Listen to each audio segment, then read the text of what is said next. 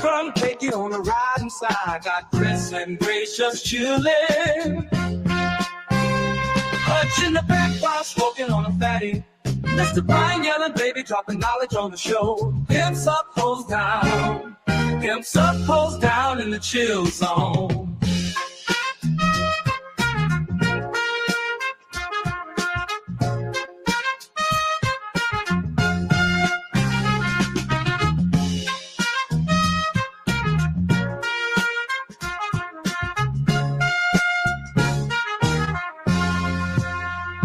Pimps up, hoes down in the chill zone.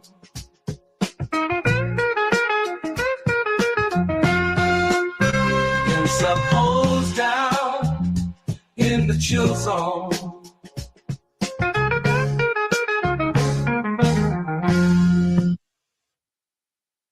What up, y'all? What up, y'all? Good to see you. Starting off a little slow, but that's fine. You know, these things get a little crazy.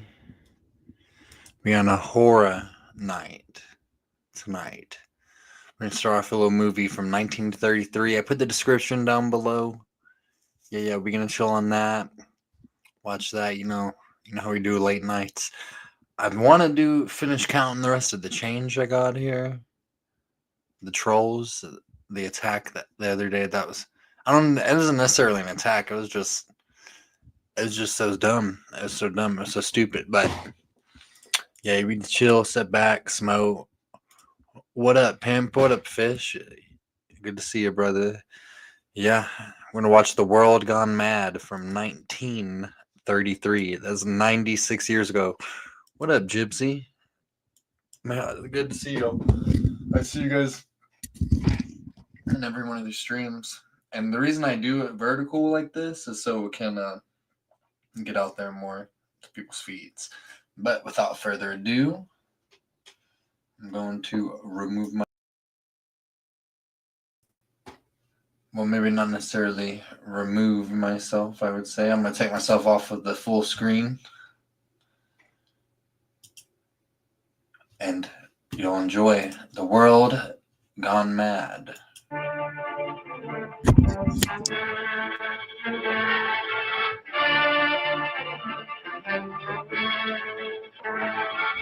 This is in public domain, might I add.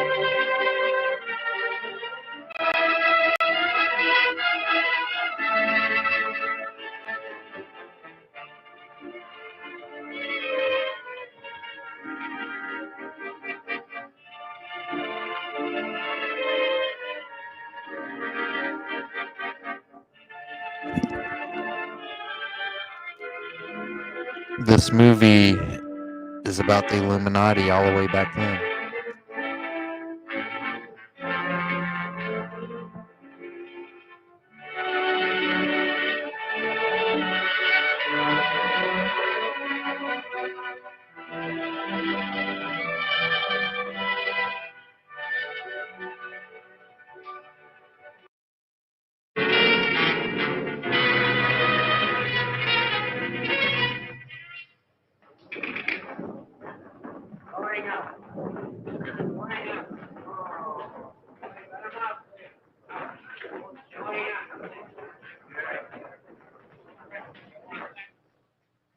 Only the bottles aren't quite so fancy. Period, paragraph.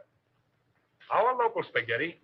Can you imagine spaghetti in bottles, Miss Sarconi? It's better than the stuff we've been getting from that other outfit. Come on. So the deal is off. Period. Yeah? Oh, Graham Gaines, eh? Show him in.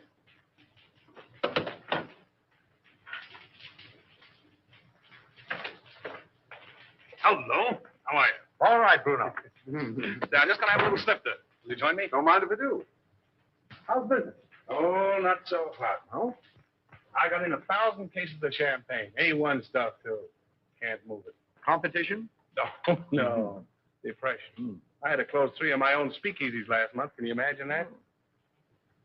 How are you with the district attorney? Oh, all right. His men raid my joints once in a while, and I open up again, but that's his job, so why squawk? That's too bad. Oh, it's too bad. Oh, I thought you and the DA might be fighting. Do you want us to fight? Well, I could make it worth your while. Fight to the finish? To the finish. Oh. Well, that's a risky job. But it could be done. Mm-hmm. Be pretty expensive. For instance. By the time I split down the line for a job like that, I'd be taking the short end. I don't know, say 20 grand? Yeah, I guess I could handle it for that. Now, isn't that strange? That happens to be just the amount I have in my pocket. Now, ain't that odd?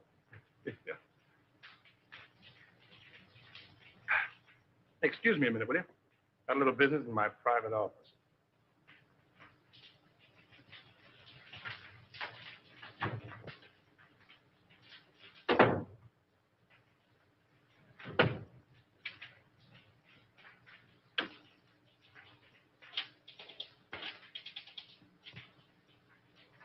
Sure, Bruno. It's okay for 10 grand.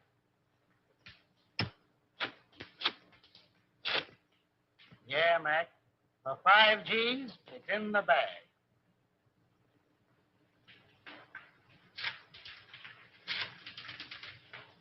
$2 grand's the price, Nick. Yeah. All right.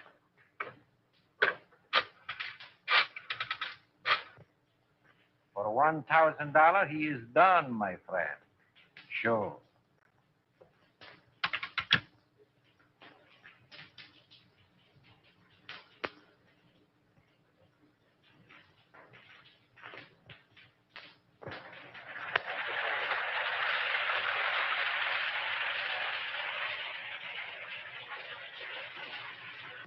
Why hold out on me?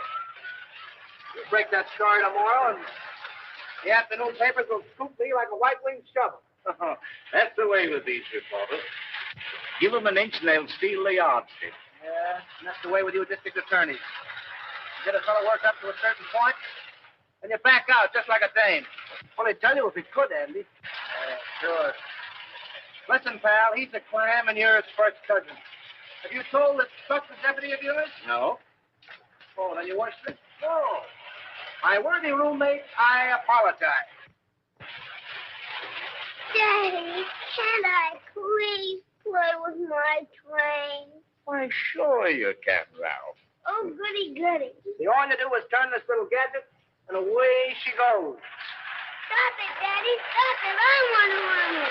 All right, Sonny Buck, all right. Here we are. Now, wait a minute. There you are. You know, if I don't get on the front page pretty soon, I'm going to fall out on my pants. Break down. Give me a lead, will you? I think I've uncovered another investment looting. Another one? Who's going to take the rap this time?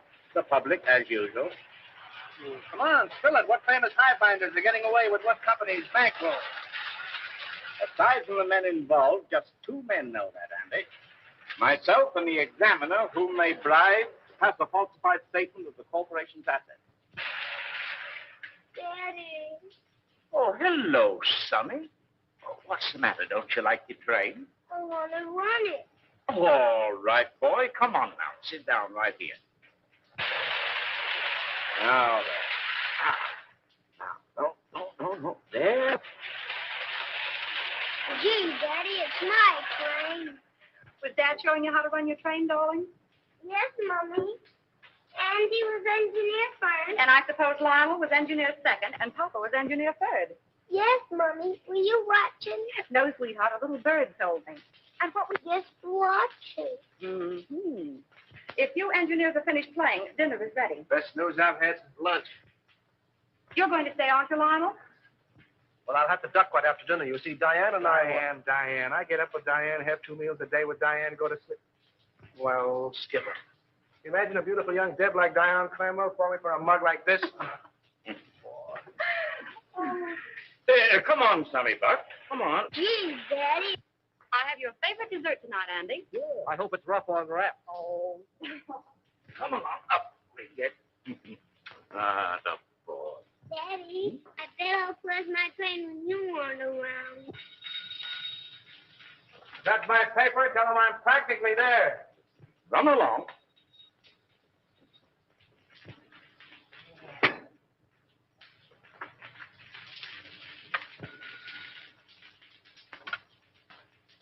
Hello. This is Avery Henderson speaking. Who? Miss Lamont? No, I can't say I recognize the name. Oh, in connection with Mr. Kemp. I'm Harley Kemp's sweetheart, Mr. Henderson. He's told me you found out about that statement he passed for Suburban Utilities. Oh, you can't send him to jail, Mr. Henderson. You can't. I'm a clerk at Suburban Utilities in the bond department. Yes, Nana Lamont. I have evidence which proves there are others involved besides Harley. I'll give it to you if you'll just give him a chance. Oh, please, Mr. Henderson, be a good sport about it, won't you? Can I see you this evening, Miss Lamont?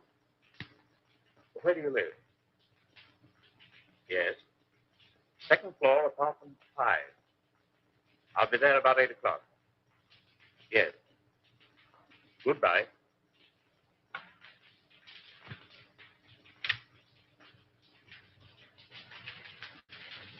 And when Andy Kendall gets you, the train went around and around and around. Gee, it was full of my daddy to bring me a train. Wasn't it, Mama? It certainly was. You and Daddy are going to have lots of fun, especially Daddy. I'll have to hurry, dear. You don't have to go back to the office. I'm afraid I must. That call completes the chain in the corporation looting I mentioned. Me without a lead. Take a crumb and be satisfied.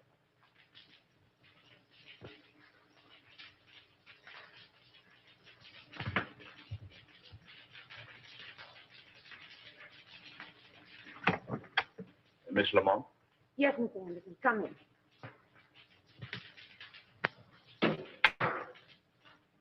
Oh, Mr. Henderson, you won't arrest Harley, will you? Well, that depends. You said something about papers. May I see them? If I give them to you, what about Harley? If they contain the information I want, I'll let him turn state's evidence. You're a regular guy, aren't you?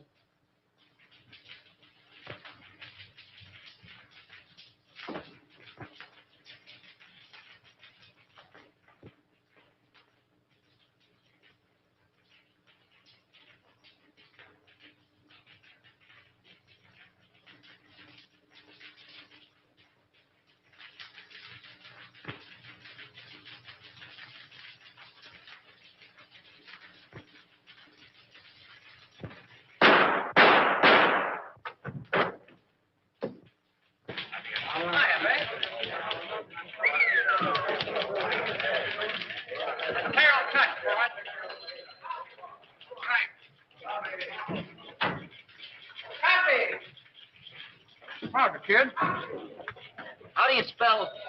Go ahead, you speak first. Yeah, I just got here. Well, if he calls again, you tell him to go. Oh, Andy. I couldn't tell him that. How do you spell? Yes, Susan. Yeah, I know. I was supposed to take you to dinner, but I got tied up. Yeah. I couldn't get to a telephone. What? Another girl? Oh, me? Oh, no. Hey, how do you spell? Aileen called this afternoon. No, but somebody did. Bertha? No. Betty? No. Beatrice? Yeah, that was it, Beatrice. Okay, if Beatrice ever calls, I'm always in. Don't forget that, Palsy. Now, how do you spell Poughkeepsie? Unravel that again, will you? Poughkeepsie. Oh, Poughkeepsie. Poughkeepsie. P-O. Take it Yonkers and let it ride, will you? Jack, come on up, Chief. Come on, Buck, and learn how. Ready for an extra. Hold it, Harry. With you in a minute. Why the hell don't you answer your phone? Avery Henderson's been murdered. Say. Here. Composing room. Gunshot. Left chest. Heart, probably. Whiskey on breath. Sounds like Gordon. Not bad. Well, that's all. Let's give the order of removal. Yes.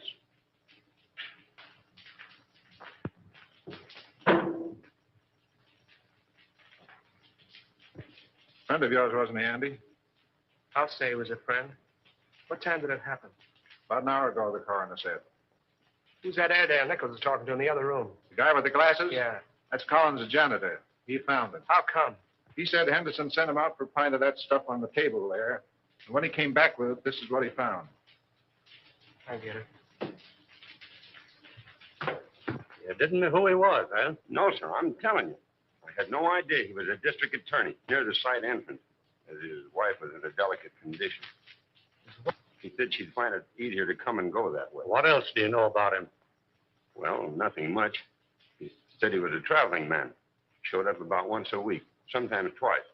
What did his wife look like? I'll ask the question, For Carrol. God's sake, Nichols, give me a break. What did she look like? Well, she was about 24, with reddish hair. She had a temper, too. I heard them fighting 2 or 3 times, and once I thought I had to call the police.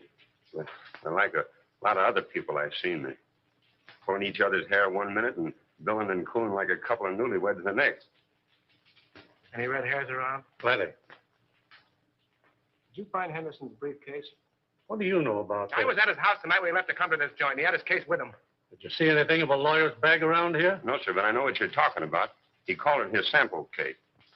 Attorney murdered in Love Nest. Buy your papers, folks. District attorney murdered in Love Nest. Extra papers, folks. Yes. Good. Yeah. Come on, better get out there to Evelyn.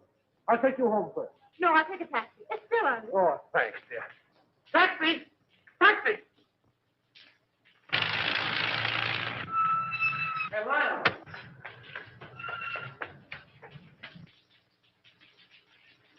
I wonder if she knows. No, the office tried to get her, but there wasn't any answer. Well, the kid must have taken the receiver off the hook. Yeah, I guess so. Did you ring? Yeah. She's probably getting dressed. Henderson wasn't like that, Andy. You're telling me? Somebody framed this and did a whole proof job. Oh, it's rotten. It's worse than that. I think that's her now. Sandy and Lionel. Where's Avery?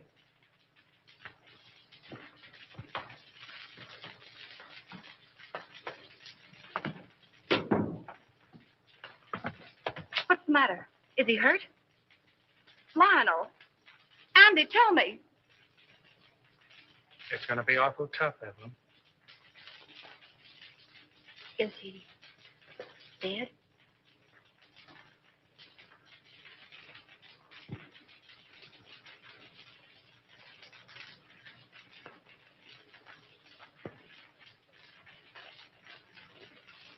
How did it happen?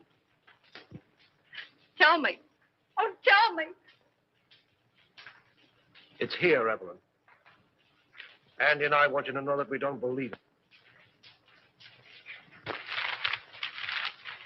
It's a lie.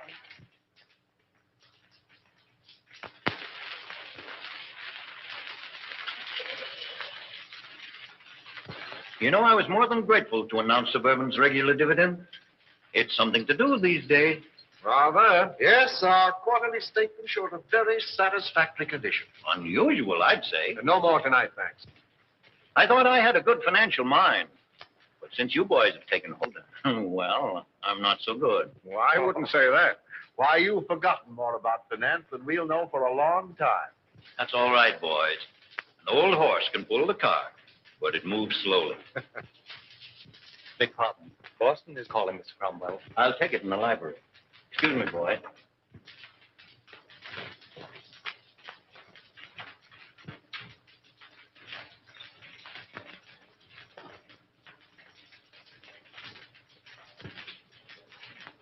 What's the matter with you? Oh, just one of those days. I feel shaky, uncomfortable. Now's no time to get a case of nerves. I'm a thief, and I don't like the feeling. Oh, quit singing the blues. Here. There's nothing to worry about. But if that probe of suburban utilities had gone through, we'd have had plenty. But it didn't go through. There'll be another district attorney. Well, that's something to worry about later. Too much to hope for that he'll have a gun shooting mistress. Oh, anything might happen to a man who holds that office. Are you sure this fellow Kemp is safe? Ah, there you go, worrying about Kemp again. If he talks. He's absolutely under control. Henderson was the only other person who knew, and thanks to a stroke of, well, we might say, fate, he's out of the picture. I can't get it out of my mind, Gaines. We're crooks. You talk as if you're just finding that out. If Suburban's true condition ever comes out, the Cromwell Investment Corporation and every subsidiary it controls will collapse. Our investors... You're thinking of your own skin and the years you'll spend in prison if it does blow up. I'm thinking about the public, too. The thousands of people... Oh, the public be damned. If you must worry, worry about yourself.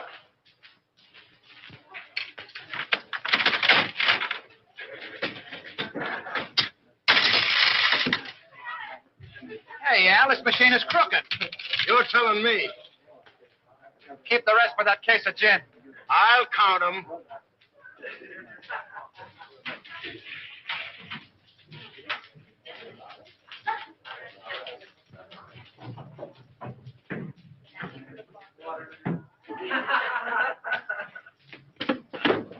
Hey, slow down. You're going through a village. What happened?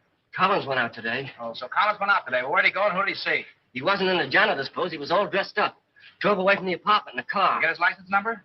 Gee, I forgot. And you want to be my assistant. Well, go on. He went to the Golden Peacock. Did you go in? No, I waited until I came out. Who came out? Collins and a foreign-looking fella. Tall or short? Tall. That's Chris Bruno. What else? Well, I lost him in the traffic. But I waited all day till they came back with another foreigner. Tall or short? Short. Fancy clothes? Yes. Spats? Yes. Gloves? Yes. Walk with a limp? Yes. You're a liar, he didn't. Well, maybe he didn't limp. Then what? They came out in about an hour. Who came out? Collins and the short guy. You trailed him? Yes. But you lost him in traffic. No. But you saw where they went? Yes. No, wait, don't I? Where'd they go? Collins left the short guy at this address.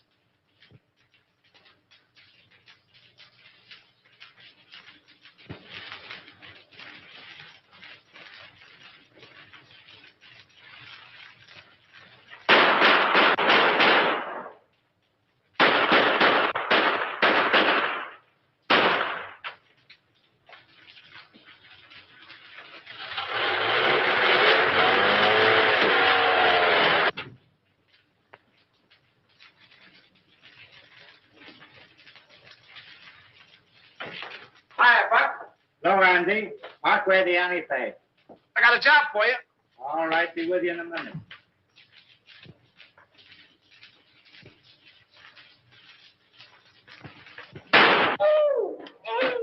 Hey, what the? Blanks can't hurt you, sweetheart. Oh, no. Say, who's your friend? The forgotten man. Yeah? Looks as though he's been shot. If I hadn't known what he's got in him, I wouldn't be here. Where'd you be? Well, not where you think. You see this? Looks like a bullet. Amazing, Watson. Amazing. You know what this is I got here? Police microphotograph of a bullet. Right again, Watson, right again. I'll tell you what I want you to do. All clowning aside, Buck. Make me a photographic enlargement of this bullet to that size so I can compare them. Okay, what's the big idea? Learning how to be a detective and attending the lesson. Meaning it's none of my business? How about the forgotten man? Forget him! Good evening, Mason. Good evening, sir. Did Father leave? No, Miss Cromwell. He and the gentleman are still in the living room. Oh, thank you. Come on, dear. All right. Be a very good policy to follow. Hello, everybody. Hello. No, come in. Well, you remember Mr. Osborne and Mr. Gaines, don't you? Oh, yes, of course. Glad to see you again, Hugh. You ought to remember me. I trimmed you in the TAC tournament. That's right, you did. Well, I'll have to take you on again one of these days. Anytime you say. Oh, Dad, we have the most wonderful news. Yes? Tell him, Lionel. Well, you see. Oh, now, don't be so modest. With a shy embarrassment that won the instant admiration of his spellbound listeners, our new district attorney. My boy, congratulations. Splendid, Houston. I'm glad to hear it. Congratulations. When? The governor's appointment arrived tonight. Oh, I'm so proud. So am I. Oh, by the way, Lyle, any further developments in the Henderson affair? Unfortunately, no. Oh, that was a shame.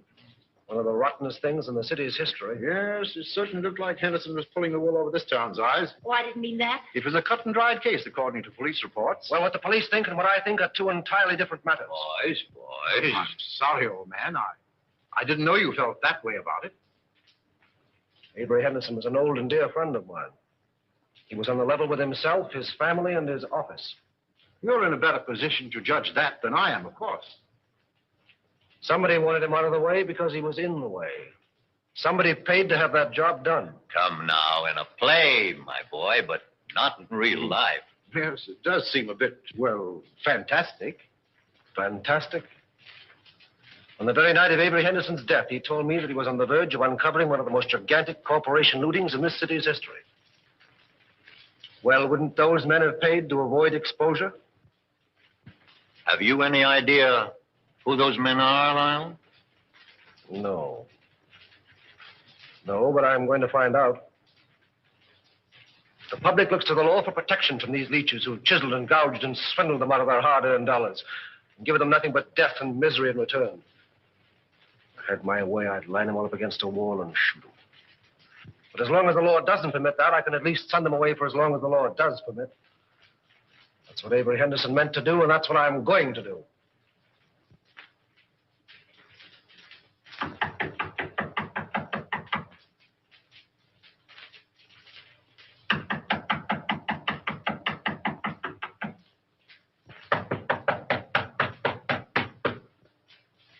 Who's there?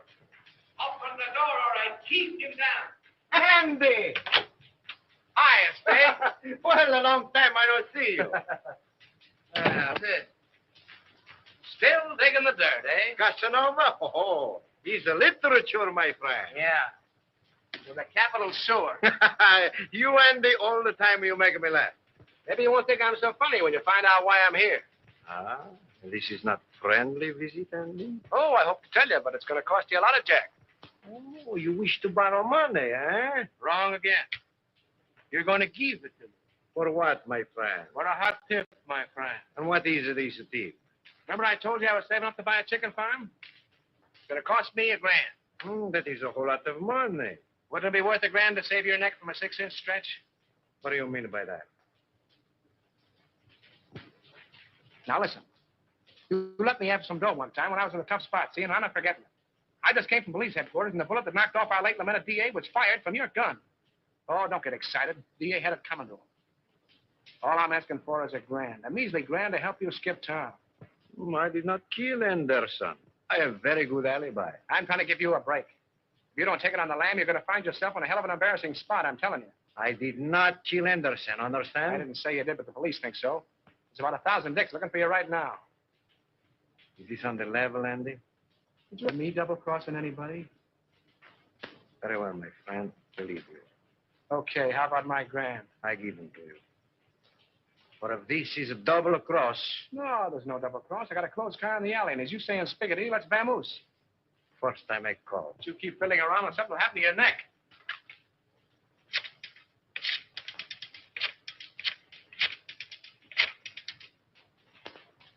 Hello. No?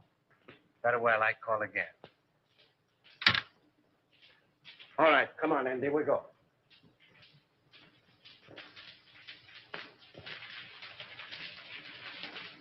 You see me, all right. Hiya, DA. Respect the dignity of my office, will you? That's what I'm doing. Well, I see the police are still trying to search shade of a red-headed femme. Well, they seem pretty well sold on the idea. Yeah, can you imagine? Well, I thought of that frame-up. Certainly thought of everything. Practically airtight. Even do a lot of phony fingerprints. Say, what's the penalty for kidnapping? Oh. That's light, isn't it? Well, what do you think? Approximately. Let's see. I'm 34. 99.34. Let's see. 9, 4 is 13. 1 to carry. 9, 3 is 12. And 1 is 13. 13. 13. Good Lord, today is the 13th. What are you mumbling about? If I had the wing. Mr. Houston's 47th Assistant Deputy speaking. Mrs. Henderson here. Oh, yeah, sure. Send her right in. Evelyn.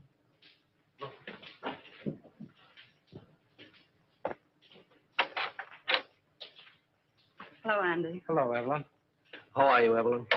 All right, Lionel, thank you. Won't you sit down, dear? No, thanks. I can only stay a moment. How's Ralph? Oh, he went back to school yesterday. I heard Avery speak of a Mr. Kemp in connection with something on which he was working. Mr. Kemp's name is on this piece of paper. I thought it might be important. Thank you, Evelyn. There aren't any new developments about... Not yet. But there will be. We'll clear it up. I'll say we will. I hope you do. Soon.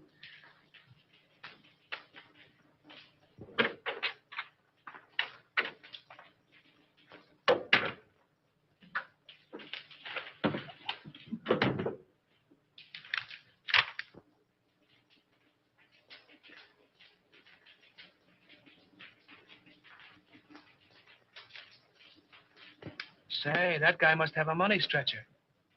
Spending $34,600 on a $4,800 income is something I couldn't do myself.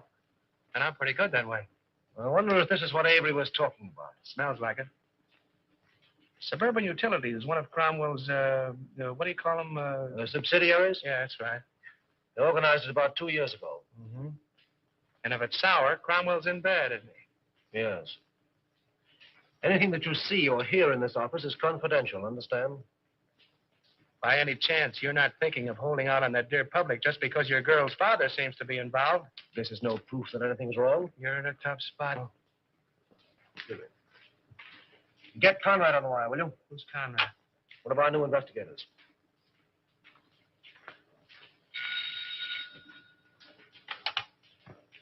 Hello. Oh, yes, Conrad. Say, have Harley Kemp in my office in the morning, will you? I want to talk to him. No. Just make it casual. Yeah, thanks. If there's anything to this hunch, and you played it right, you could collect a bankroll. Yes. What? Oh, nothing. Just skip it.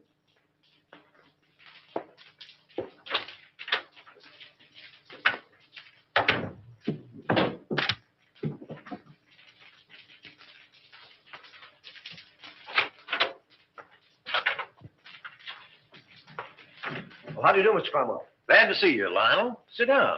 Thank you. You caught me just in time. Gaines and I are slipping away for golf. Well, then I'll take as little of your time as possible. No, I didn't mean that. Come along with us. No, not today, thank you. Oh, hello, Mr. Houston. Well, hello, Mr. Gaines. How are you? Fine. Join us. We'll get Osborne and make it a foursome. Do. Glad to have you. Some other time, thanks. Well, what can we do for you? Well, I stumbled into something which I think you gentlemen should know about. What's that? You know Harley Kemp? Kemp. Oh, he was the examiner on Suburban Statement last month. Oh, yes. So what about him? Well, have a look at this, will you? Oh, what is it? A memo found in Avery Henderson's paper. Appears to be a list of personal expenditures. That's what it is. Means there was a doubt in Henderson's mind as to the accuracy of Suburban's last statement. Ridiculous. Preposterous. Well, Suburban's one of our strongest companies. I don't doubt that. But Kemp was under suspicion, and this makes it necessary for me to question him, which I'm doing tomorrow. And the state examiners undoubtedly will ask for a recheck. Immediately. As they most logically should, of course. Have Bledsoe, Homer, and Creel come in at once. I'll instruct our auditors to lend every possible assistance. That's right, Gaines. Suburban's books will be available tomorrow. It's too bad to place a doubt in the minds of our investors in these troubled times. But thank God our assets are sound. The best in the country. Why, we could pay 100% this minute. Gentlemen, this is Mr. Houston, the district attorney. How are you doing, Gentlemen, Mr. Houston? A question has arisen in connection with Suburban's last statement. You will cooperate with Mr. Houston to the fullest extent in establishing the fact that that doubt is without foundation. That's all. You make it very easy for me. With a clear conscience, my boy, I'm glad to say that I can. Goodbye. Goodbye. So long, Mr. Houston. Goodbye, Mr. Gaines. See you again. Right. I'll be with you in 15 minutes.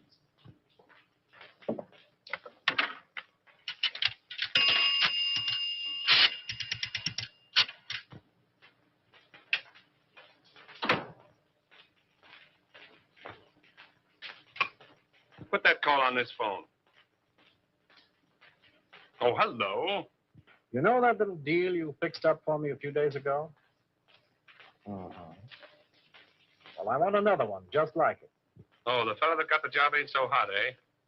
Well, that's too bad. Sure, you're right about that. I can have the boys see him any time you say. Tonight? That's all right. By the way, did you see those pictures in the paper this morning? No, not that one. The one where the truck crashed into the car. Horrible, wasn't it? Those gyp racketeers won't stop at anything. Yeah. They are a lot of careless drivers. Say, when you come up tomorrow, bring those steel engravings, will you? I'll take 30 this time. No, 30. Goodbye. Give me the private line. We love each other. How long will it last? You are like a burning flame to me. Will you always be the same? Hiya, Chris. Hello, Andy. How's the exporting and importing business? Fine. Help yourself. I did. Meet Miss Kazmarek. Miss Fenora, you know the boy. Oh, yeah, girls. You still got the same phone numbers? West 4271. North 3155. Sounds like a bridge game. But I got them. Hey, I'll buy that book from you. You want the bicycle, too? So the work of a lifetime, can you imagine?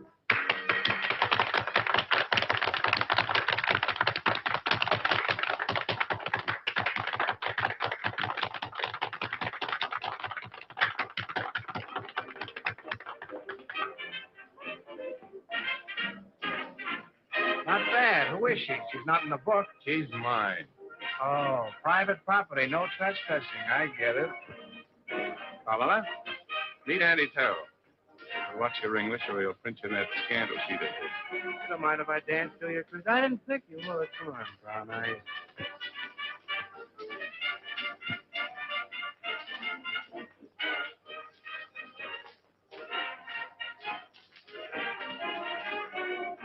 I got something to tell you, baby. I can say yes or no right where we are. The proposition comes later. I got a message for you from the Spig. Raymond? Sure, Raymond. Where is he? Why didn't he phone me today? That's what I'm trying to tell you. Come on, let's get out of here. Okay, baby.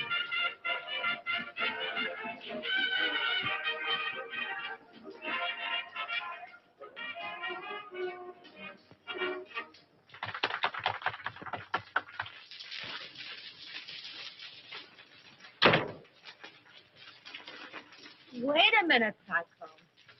You said something about Raymond. Lady, you make me forget everything, even my mom. Yes, but what about Raymond? We took it on the land, which is a swell reason for you and me to get better acquainted.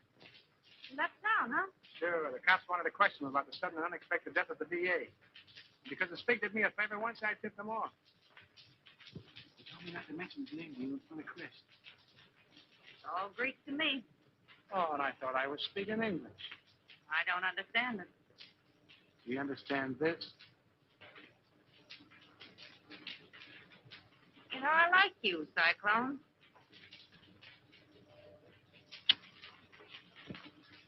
Oh, I don't know what it is, baby, but I certainly have got that something.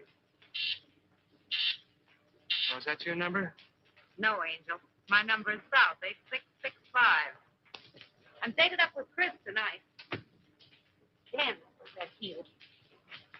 Give me those shoes, will you, Cyclone? Sure, baby.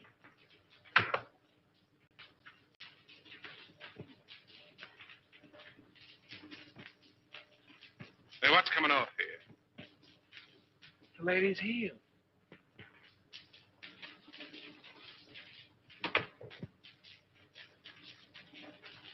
Oh, don't be like that, Chris.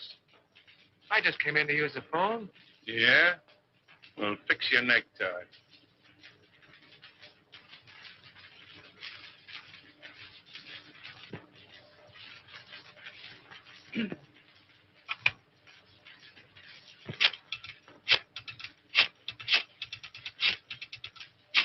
Don't try two-timing me, sweetheart. You do love me, don't you, Chris? You're damn right I do. Then pull in your horn. Hello, Susie. Give me the desk.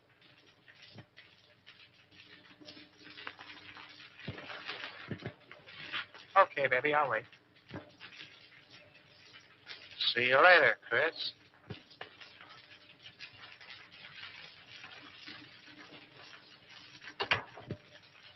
Well, you got a call from me? Find out who it is. Who's calling, please? Will you repeat it, please? It sounds just like you're saying Olson. That's what I'm saying. Olson. Sure, from the old sailor's home. Well, just a minute, Mr. Olson. I'll see if Mrs. Carrol is in. Yeah?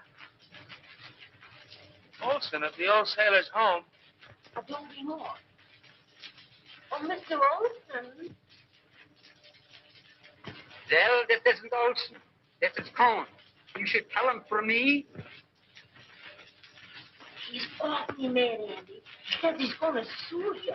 Well, tell him to sue in one hand and think in the other and see which gets full quickest.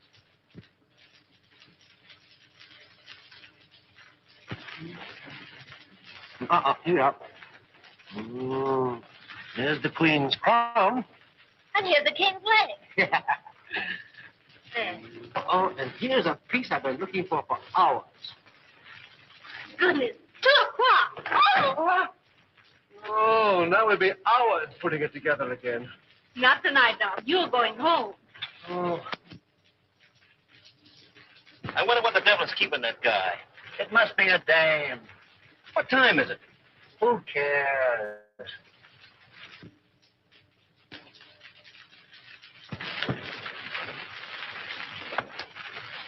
Good night. Good night, dear.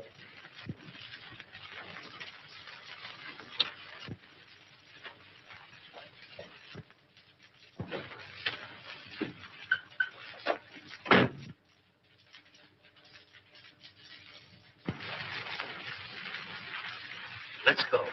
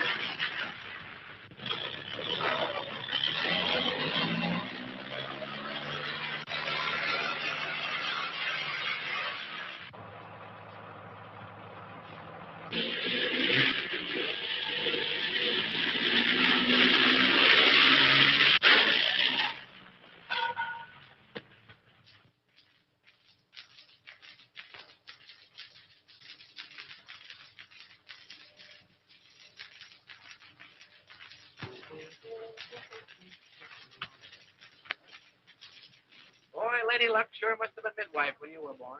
Yeah. It was a pretty narrow escape. Thanks.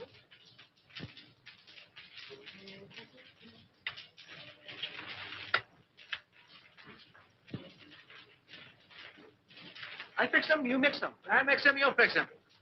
Sometimes you're very funny. All right, Alpha Gamma, run along and buy your spinach. You want spinach? I get them. You know, if Alpha Beta Gamma had another brain, he'd be half-witted. If that car of yours had been a cow, we'd have hamburgers.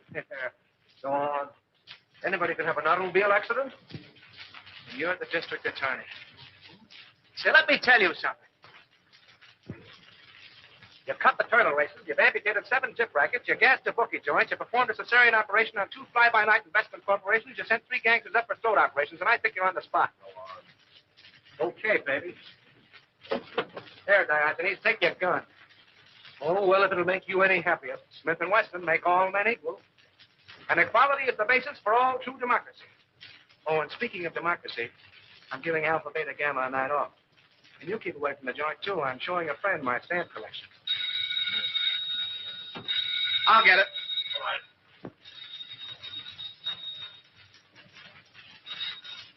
right. Yeah? Who? Oh, all right. Conrad. Oh. One T1. Thanks. Hello. Yeah. What? When? Oh. Murder, suicide, or childbirth? Suicide. Harley Kemp just blew his brains out. That's the guy who went to quiz in that suburban statement, isn't he? Yeah. All tied together, doesn't it? Meaning what? Henderson knew about suburban. He's dead, isn't he? Kemp knew about suburban. He's dead. 1 and 1 make 2, and you'll make 3. They're after you. Talking like an idiot. And you're acting like one. Those 2 guys were rubbed out because they knew too much. Have you said anything to that outfit? Yes, I did. The Cromwell.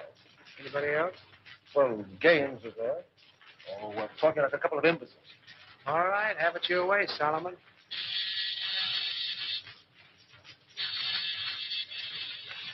Alpha Delta. It's on for spinach. Yes, and he went for spinach. Well, he'll eat it.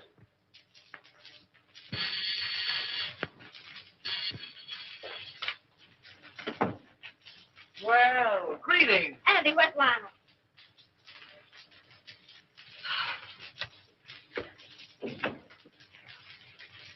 Are you all right, dear? My boy, you should have let us know. There's nothing to worry about. When I saw in the paper you'd been in a smash up. Love conquers all. Will you join me in a cup of java, Mr. Cromwell? Oh, Di, if you love him, keep him off the streets after dark. What does he mean by that? Oh, don't pay any attention to him, darling. He's always like that until he's had his coffee. Oh, it's good to see you.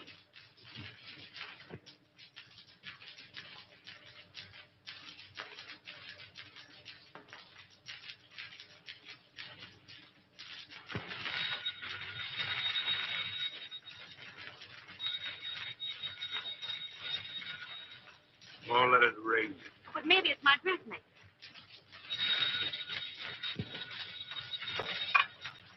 Hello? Hello. Why, Mrs. Dawkinson, I was just thinking of you. Oh, yes. This is Miss Dawkinson. Regards from all the little Dawkinson. What's the matter? Has Daddy confronted my nephew listening in? Yes. The gown was cut too low in the front. Oh, the gown was cut too low in front.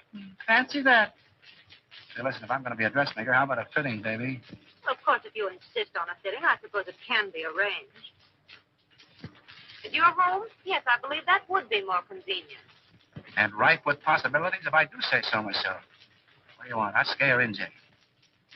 Oh, yes, the lighter color would be more effective. Okay, NJ. My yellow is able to pick you up at 7 bells, so you better be on time, baby. Those taxi meters haven't recognized the freshen. I'll be fitting you.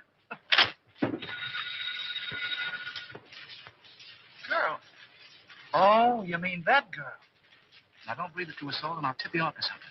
That was Special Agent number 5 on case 23. Okay, America. Okay, America. I don't believe it.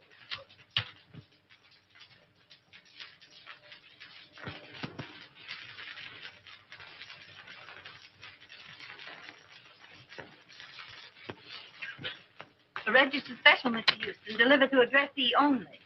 Well, it must be important. Sign here, please.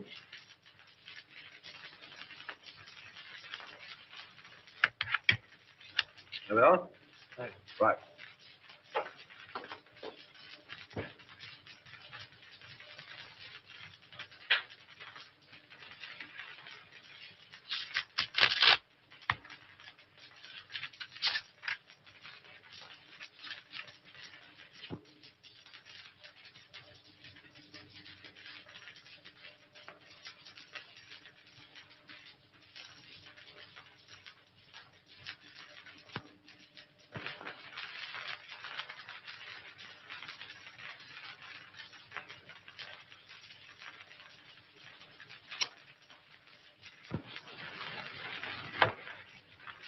I can't imagine what's keeping Lionel. We're half an hour late right now. He'll be along, sweetheart. District attorneys don't punch time clocks. Good evening, Mr. Houston. Good evening, Mason. Never mind. I'm not staying. Oh, there he is now.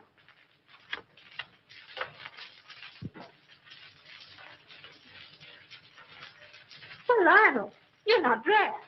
We're supposed to go to the Green Wall Dinner. Darling, something of the utmost importance has come up. I must talk with your father. Why, of course.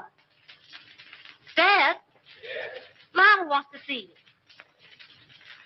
I'll phone him we can't make it. Thank you, darling. Then after you talk to Dad, we'll hurry up. Good evening, Lyle. Good evening. Oh, what's this? Aren't you going? Oh, no. I'd like to talk with you. Certainly, my boy. I'll phone. Thank you.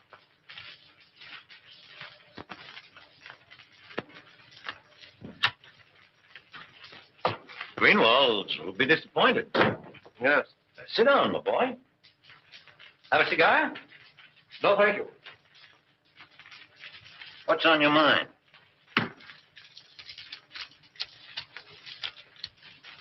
An hour ago, I received a letter from a dead man. Dead man? Holly Kemp. Oh, speak up. What is it? The letter concerns you. Me? The Cromwell Corporation. In what way? You don't know? What the devil are you driving at? Kemp's letter accuses you. Accuses me of what? This is no time to hide behind evasions. Then don't you. Kemp's confession says that your company has been systematically looted for the past 2 years. It's a damned lie. And suspected that Holly Kemp confessed it. You accuse me of robbing my own company? You signed papers, okay reports, past statements. Could the condition have existed unless you were a party to it? Why, Oh, you're crazy. The truth now would make it a great deal easier for both of us. You? The investigation will take a day to get underway. You have 24 hours in which to cover the shortage. Not that I'm trying to save you, I'm not. But I'm thinking of the people that you fleeced and robbed, the thousands who lose everything, every penny they have in the world. Get out of my house. Get out! Why, Dad. Lionel. This idiot accuses me of being a thief. He has the nerve to stand there and tell me that I've robbed my own company. Lionel, are you mad? It's the truth. You accuse my father of being a thief. This is a copy of the letter which proves it. You take that man's word against my father's. Well, how was I to... Please leave.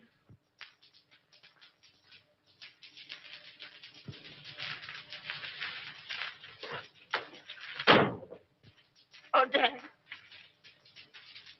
Never mind, sweetheart.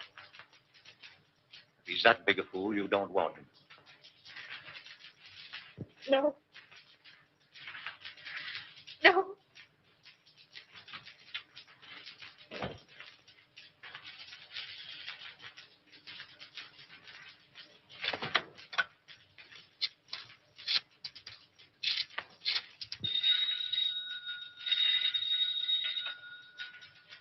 Hello? Anderson, let me speak to Mr. Gaines. How soon do you expect him? Well, tell him I want to see him.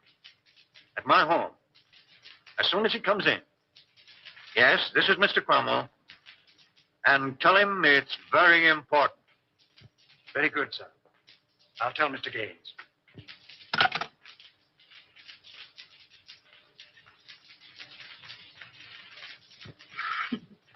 You need a haircut, Cyclone. Sure. I'm saving up to get one just for you, baby. Oh, yeah? Yeah. Hey, give me that snipe. What do you want to do? Set that joint on fire. Hey. Okay, baby. Okay. How long you been working with a spade? What you want to know for? Oh, I don't know. I just thought if he had a first mortgage on you, I didn't want to chisel in. Not much you don't. Whoopee! Calm down, will you, Angel? I want to sing. What are you trying to do? Compromise me? Oh, you're cute, Cyclone. You don't know the half of it. That a threat or a promise? That's a promise, Brown Eyes. And the tail word is as good as a tail bond. Wouldn't it be funny if Raymond walks in here now? Yeah. I'm laughing myself to death. That's ticklish. So you're gonna quit? All right, Cyclone. Say, what would you do if this pig was stepping out on you? I'd go boom, boom, boom, and somebody fall down. No, I don't want to set any funerals, but he's sure two-timing you, baby. Is that right? But a redhead, too. Is that right? That's right. Is that right? I wouldn't kid you. That's right. Who is this, Ethel? No, I don't know. I thought maybe you knew. How should I know? You sort of helped this big out on that job, didn't you? What job? Oh, you know. Sure, I know. You sure pulled it an 8. What? What? What? No, you need another drink, baby. She was his girl, but she done him wrong. Hey, gag yourself on that one.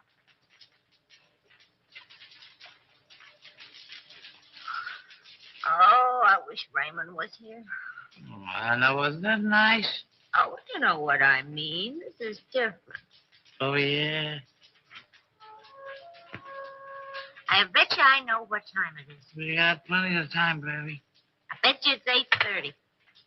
It's 8:30, 2:15. Christy, the serial talker was coming. Sure, it's a shame the way Bruno takes advantage of the spake. You and he take all the chances, and Bruno gets all the dough. Oh, I don't know.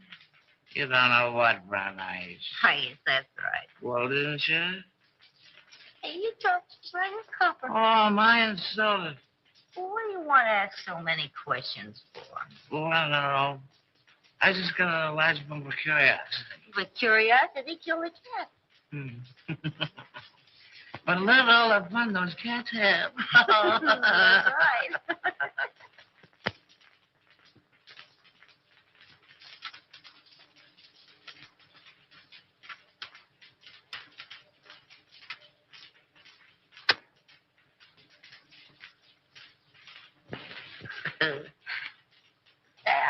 I lost my earring. Turn on the light. I'll find it for you. Hey, what are you doing? I'm finding your earring. Well, you look somewhere else. Okay, baby. Okay. Well, why don't you turn the light? Oh, we don't need any lights, baby. Turn on a light. Hello, Andy. Well, I thought I had you tied up. I do tweaks. So We have time for a little kiss. a little one, no. Well, if I'm not 7 different kinds of a sap, 57. You're not mad at me, are you, sucker? Oh, no. Come home at once, daughter. Always forgiven. Here come Christy. Hello, Chris. How are you, Carrol?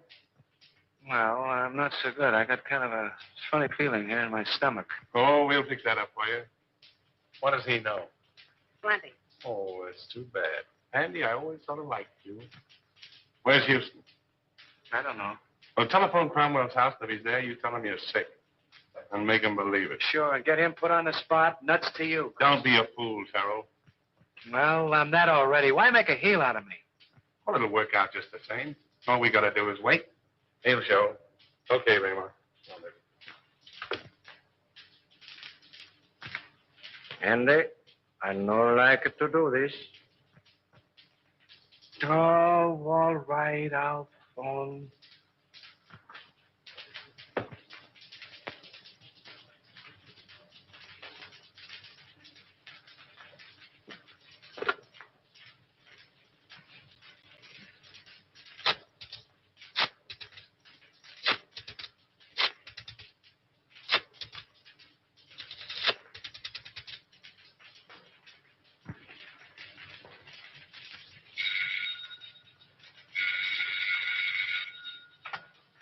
Hello, Gaines? What? No, Houston is not here. Well, now what? Call his office, a private wire.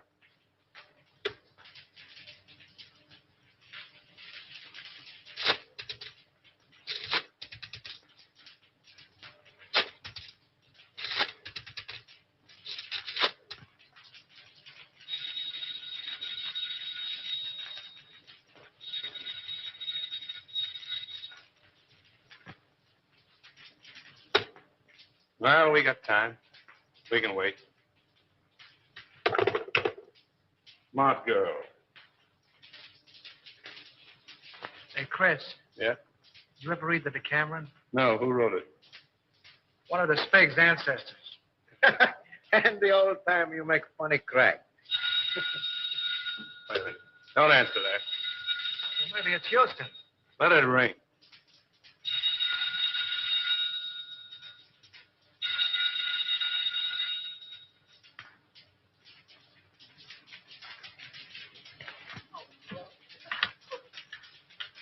He doesn't answer, Mr. Blair. Well, keep trying until you do get him.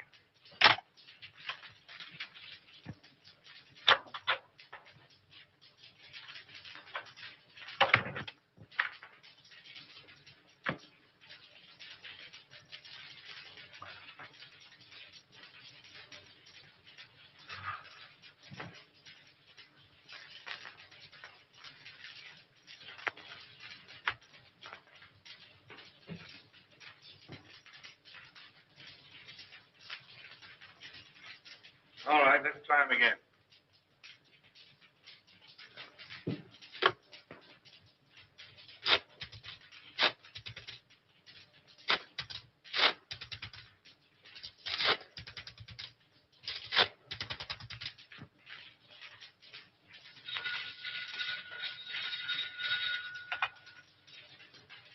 Hello. Yeah, it's me. I'm home. I don't know. I'm sick as a fool. Yeah, I got a... No, on the level. I'm not drunk. I'm sick. I came home about 6:30 and I went right to bed with the hot water bottle. What the devil are you talking about? You're in some speakeasy drunk. I'm home, I tell you. And I'm sick. Tell him to call you back and see. If you don't believe me, call me back.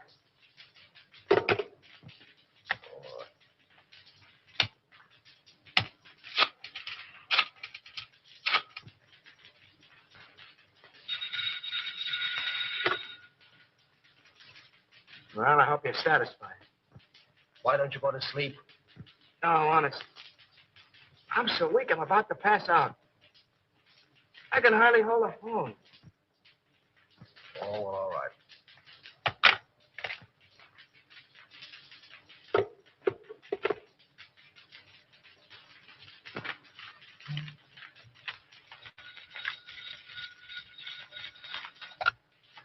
Hello. Oh, Mr. Houston, this is Miss Gibbons. Can you tell me where Andy is? Well, yes, he's home. I just talked to him. Oh, but Mr. Houston, he isn't home. Because I've been ringing there every few minutes for, well, nearly half an hour.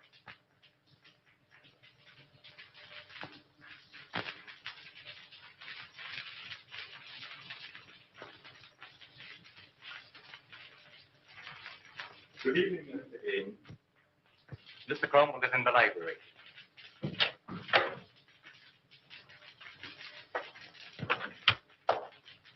That's right. What's happened?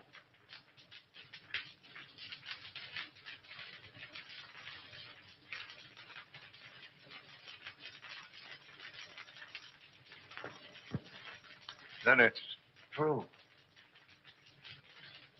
How bad is it? Beyond hope of saving. There's nothing left. Nothing of any value. But our stocks, our securities, millions.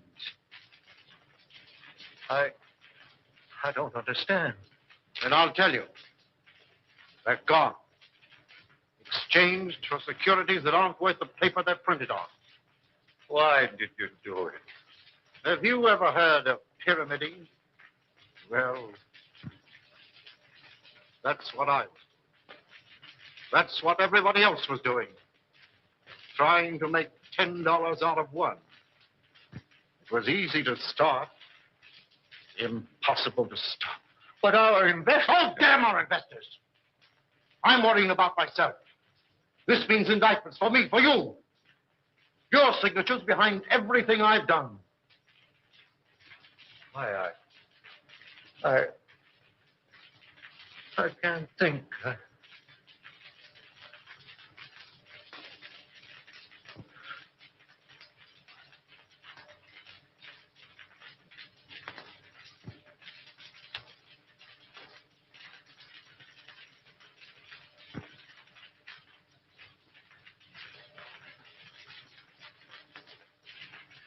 James? Yes? I don't want to go to prison. Well, neither do I. There's a way out for both of us. Over $1 million in gold arrived today. That foreign shipment. Are you certain? I signed for it. We can get it tonight. Leave the country on your yacht. Well, that's good sense. Come on. Oh, I must leave a note for Diane. Hurry up. I'll get your hat and coat.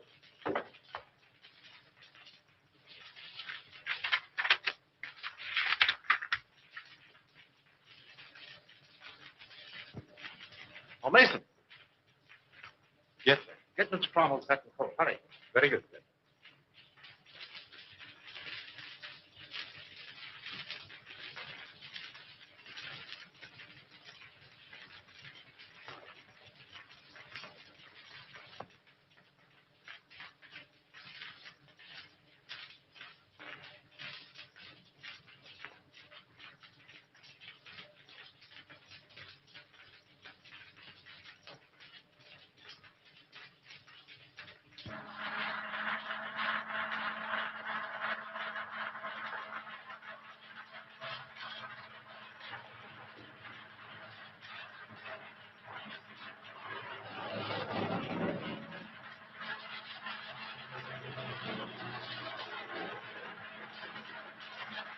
Be careful.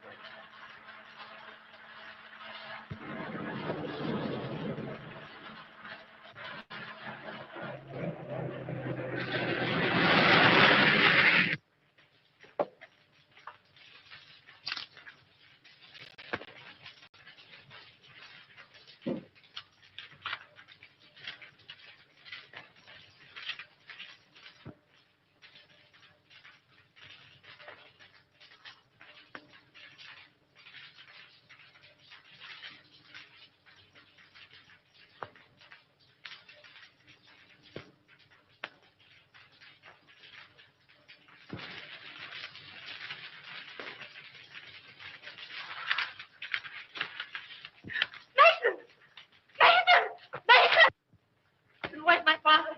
You and Mr. Gaines left some time ago. Didn't say where they were going. No, miss.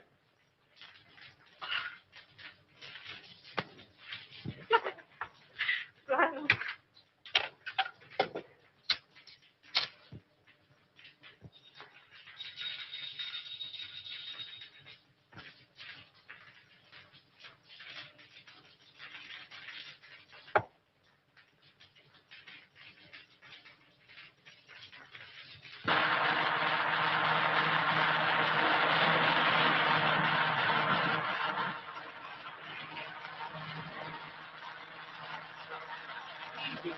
You're driving like a mess.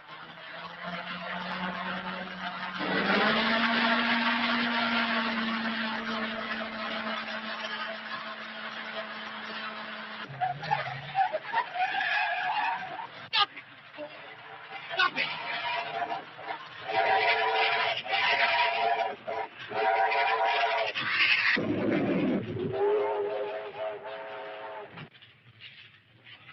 Wow! Somebody's trying to kill us! Get me out of here! One more!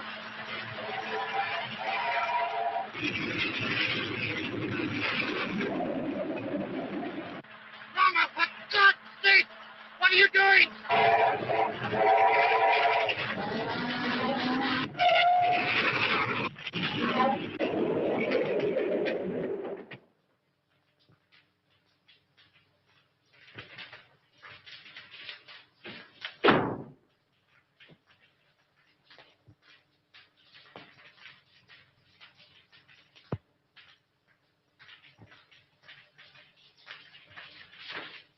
Andy! Hello, Houston. Well, what's it all about, Bruno? Little surprise party. A ride in the night air will brace you boys up. Untie him.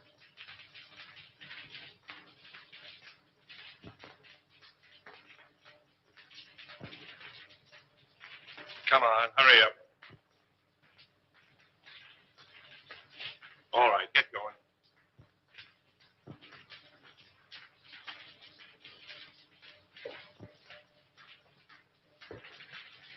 Drop that gun, Salvador. Raymond!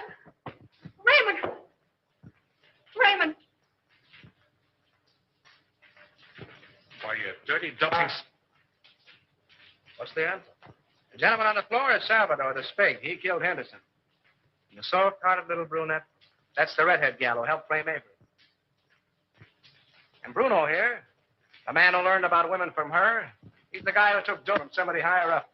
Say, Nichols, don't forget to pick up Collins, that janitor. Nice work, Nichols. Take him in.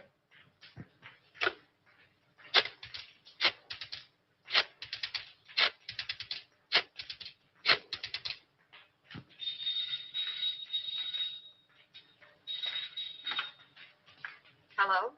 Hello, Evelyn. Listen, I'm doping up a headline for the morning edition. Yeah. I want to read it to you if you're okay. All set? Avery Henderson exonerated. District attorney, victim of frame-up. Oh, there's lots more to it, but that's all you want to know. Oh, Andy.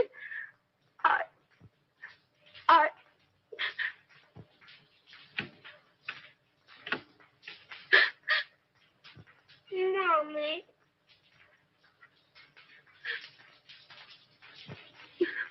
What you crying for? Oh, I'm so happy.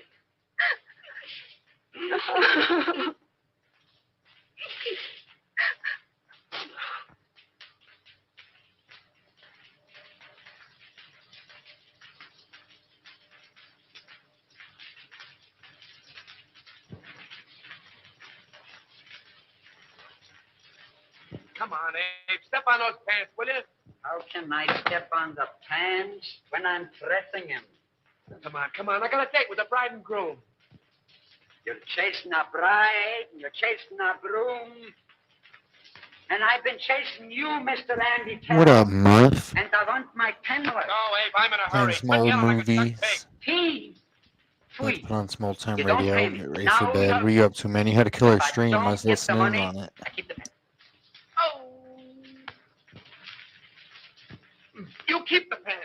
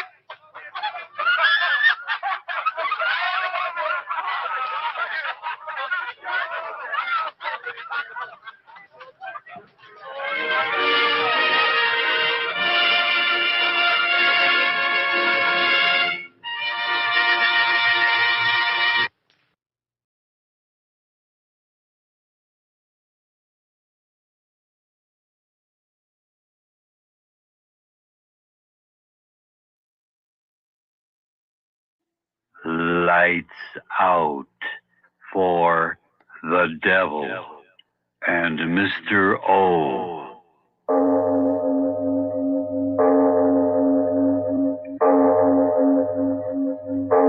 It is later than you think.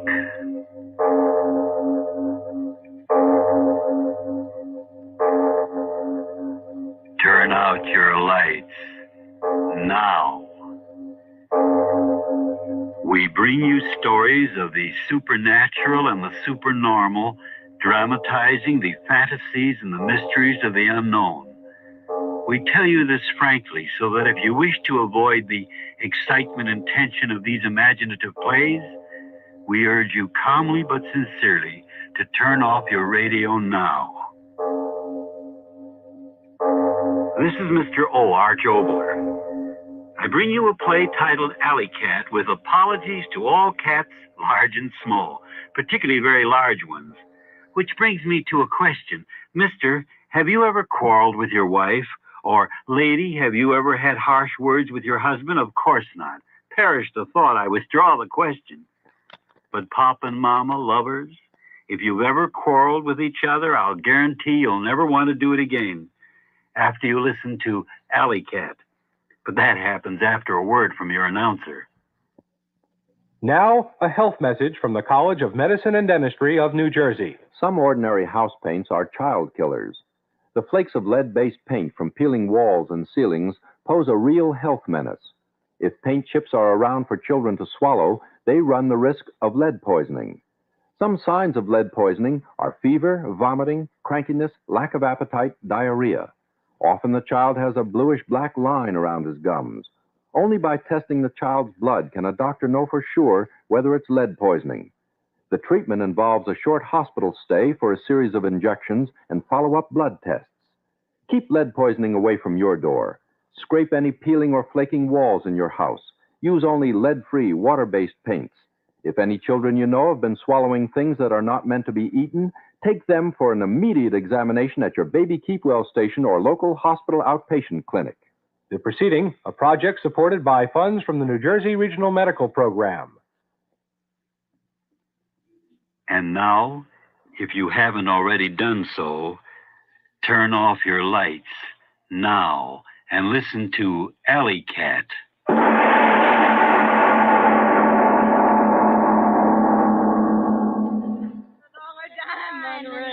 I got that art on mine. I don't know the rest of the words. Hey, girls, cut it. Put it out, will Hey, you? woman with all Linda, for the love of... Cut it out, will you? The old man will be standing here in a minute. Yeah, so what? Give me my drink, Queenie. Oh, baby, do I feel swell. Hey, look what time it is. Come on, Queenie. We better blow out of here. Yeah. No, don't go. I don't want to be alone. What do you mean alone? Your husband's here, ain't he? Ah, that guy. What does he know about having fun? Work. Makes me sicker. I've never been sick before. That's pretty good, huh, Kenny? Yeah. Come on, stick around. Let's have some more fun. St. Louis woman with all a diamond ring. For heaven's sake, Linda. Well, speak of the devil. Hiya, Johnny boy. Come on in. The water's fine. Only it ain't water. Linda, for heaven's sake, I'm trying to work. Ah, go away. You're spoiling my party.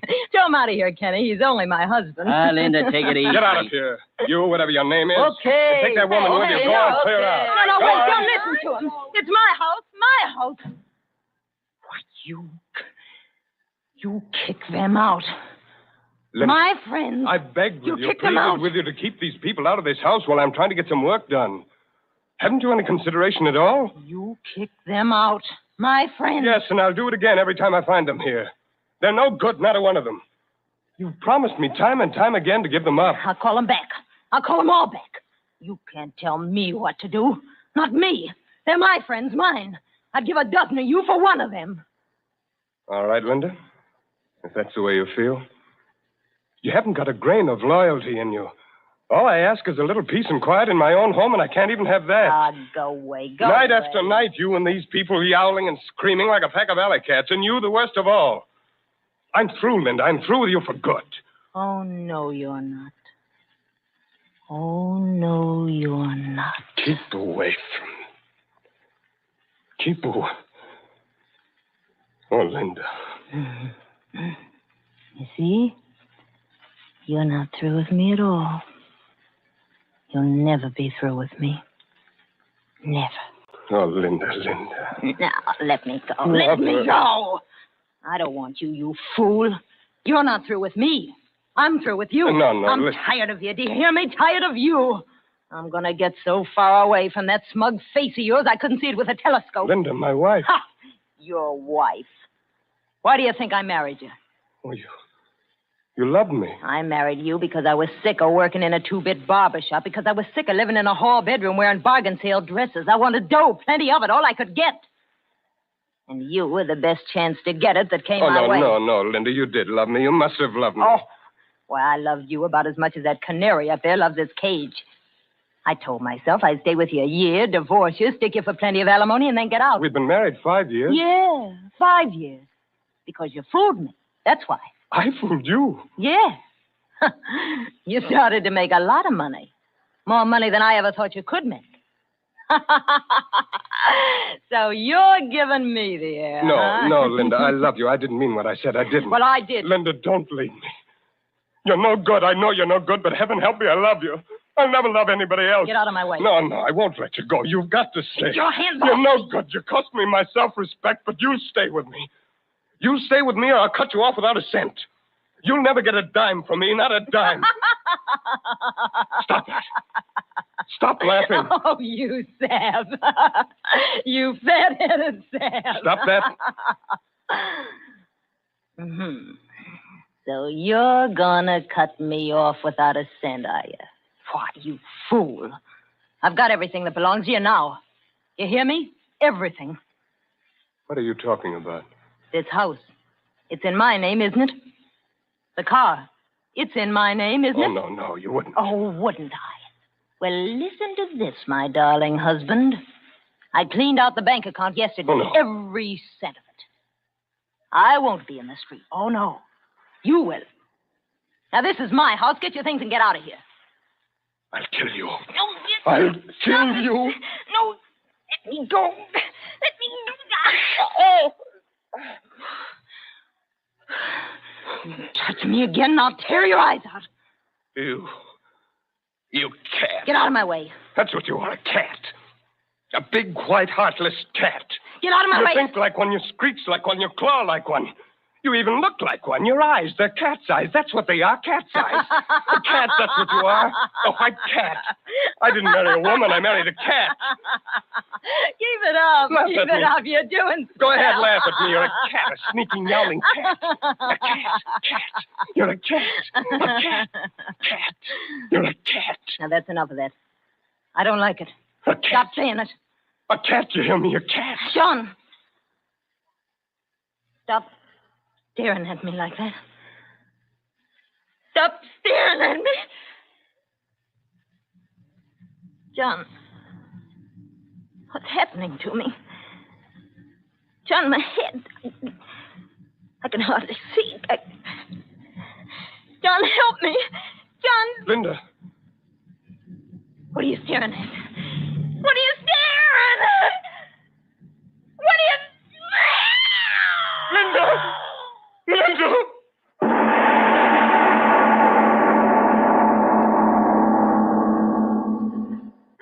Now, John, you've got to control yourself.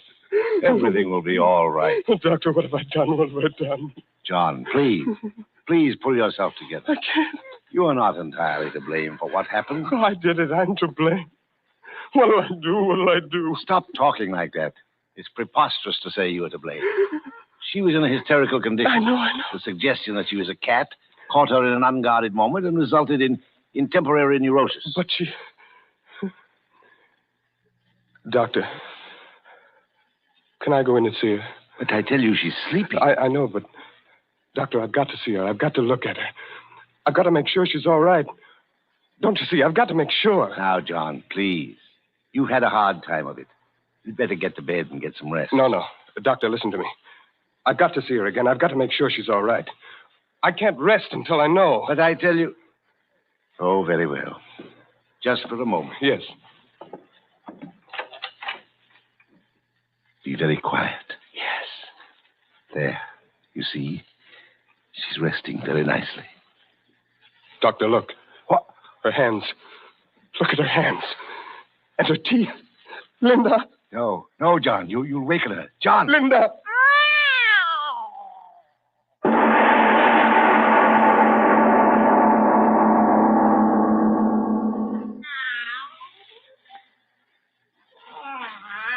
Oh, Doctor, listen to her. Steady, John. I can't stand it, I tell you. Doctor, what is it? What's happening to her? I don't know, John. I don't know. Oh, listen to her. What'll I do? Fingers into claws. Teeth into fangs. It can't be happening. But it is. And yet I've seen it with my own eyes. You've got to do something, Doctor. You've got to. You're my friend. You've got to help me. But what? In the name of all that's rational, what? Well, think. There must be something you can do. A drug, something. Oh, John, I don't know what to say. I can't think. I'll call in someone else. Yes, that's it. I'll inform the authorities. They'll take care of everything. No. Wait, Doctor, wait. What's the matter? What is it? You're going to inform the authorities? Yes, of course. Don't you see, my boy, it's the simplest way out of this. Way out? Of course. For you and for me. What do you mean? This horrible thing that's happened to Linda, it goes beyond just you and me. It goes beyond the normal into the supernatural. The world should know about it. No, Science. stop. You mean you're going to let everyone know what's happened to Linda? Of course I am. But you can't do that. She's my wife. Do you hear me? My wife. No. Now don't get excited again, John. Listen sensibly. We owe it to science. Science? Who cares about science? She's Linda. She's my wife. And I cursed her to God, and I turned her into a yowling beast. It's my shame, mine. And you're not going to tell anyone else about it. No one. It's my duty, John. I must inform the authorities. No. Keep away from that phone. Keep away, I say. I'm sorry, John. I must call. Oh. John. My friend.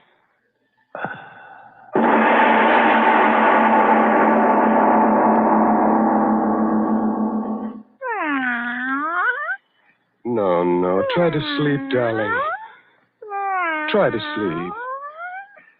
Yes, I know, darling, but it's almost morning. You must rest. Sleep, Linda, sleep, my darling.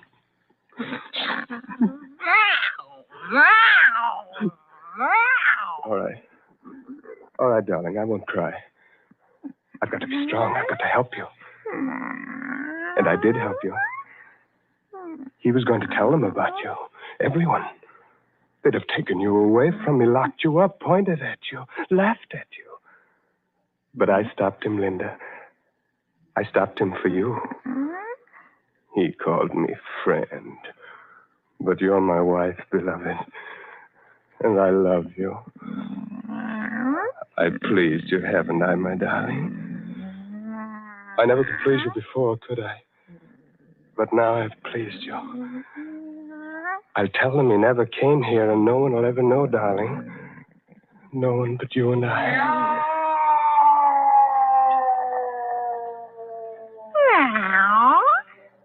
What is it, darling? What's the matter? Why are you getting up? What is it? Why go to the window? What do you want out there? Oh, if I could only understand you. If I could only know what you're trying to say to me.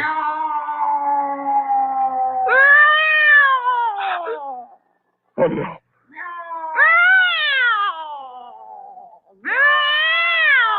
Linda, stop.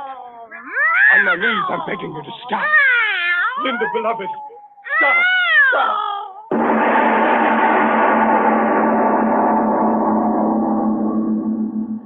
Ladies and gentlemen, we leave our The Devil in Mr. O's Story Alley Cat to take a normal breath and a word from your announcer. The following announcement is from the Office of Consumer Protection of the state of New Jersey. Over the past several years, a company named Vigilant Protective Systems sold burglar alarms and fire alarms to approximately 1,000 residents of Newark, Jersey City, and Patterson. Now the Office of Consumer Protection has filed suit against the Vigilant Protective Systems and has reached a tentative agreement with that company that provides for substantial refunds of money and to many residents of New Jersey who purchased alarms. But the Office of Consumer Protection doesn't know who these residents are. Therefore, if you are a New Jersey resident, and if you have purchased an alarm system from the Vigilant Protective Systems anytime during the past several years, please call the New Jersey Office of Consumer Protection at 201-648-4016 or 201-648-2812. It could mean money returned to you. That's New Jersey buyers of alarms from Vigilant Protective Systems. Call 201-648-4016 or 201-648-2812. And now back to our The Devil in Mr. O's story of Alley Cat.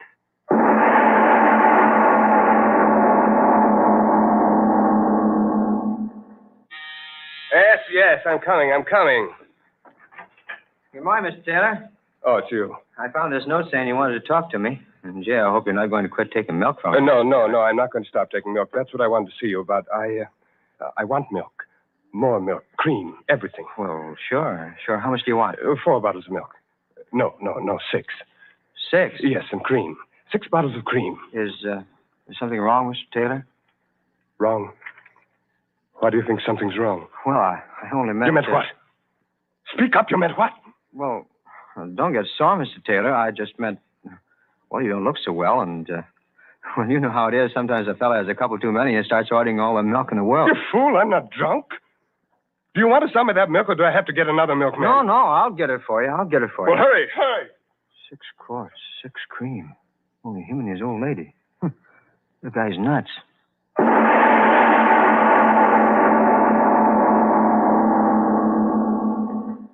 Well, good morning, Mr. Taylor. Early again this morning, ain't you? Morning. My first customer every morning for the last 3 days. I was saying to my wife this morning... Yes, Mr. Heinrich. Some other time. I'm in a hurry. My order, please. Sure, but you didn't give me an order yet. How about a nice broiling steak? No, nothing like that. But broiling No, steak... stop it. I'm in a hurry, I tell you. All right. You don't have to get so excited, Mr. Taylor. Now, if you'll tell me what you want, I'll get it for you. Oh, well, I don't know exactly. A couple of pounds of fresh liver. Yes, that's it, fresh liver. What? Again? You heard me? Oh, sure, I heard you, but look here, for 3 days now, ever since your wife went away, you eat nothing but liver. Are you going to fill my order? Sure, I'll fill your order. Nice and fresh, huh? So, 2 pounds, yeah. There we are. Say, you'd think you was raising cats or something. What? Why do you say that? Well, you buy liver every day. Oh, this morning I caught a couple of mice in a trap. Maybe you'd like to take them along for the cat tour. Don't say that! Don't say that! Mr. Taylor, the liver... Forgot. Man's crazy. What did I say that was wrong?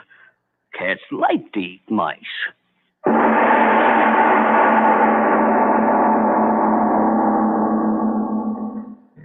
Oh, my Linda. My dearest Linda. Close to me. Oh, so close to me. Oh, my darling, my darling. It's better this way. You can't leave me now. I'll have you with me always. I'll keep you here. Yes. Just you and I. I won't answer it. They'll go away.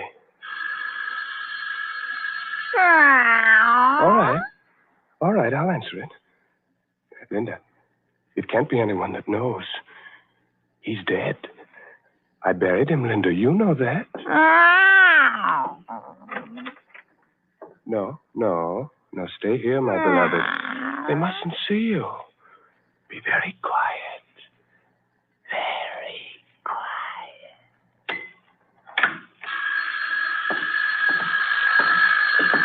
Yes, I'm coming.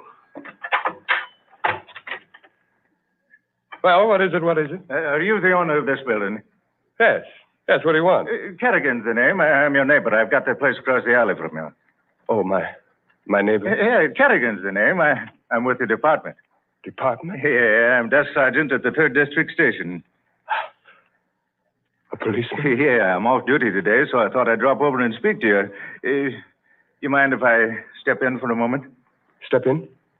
Oh, no, not at all. Thank you.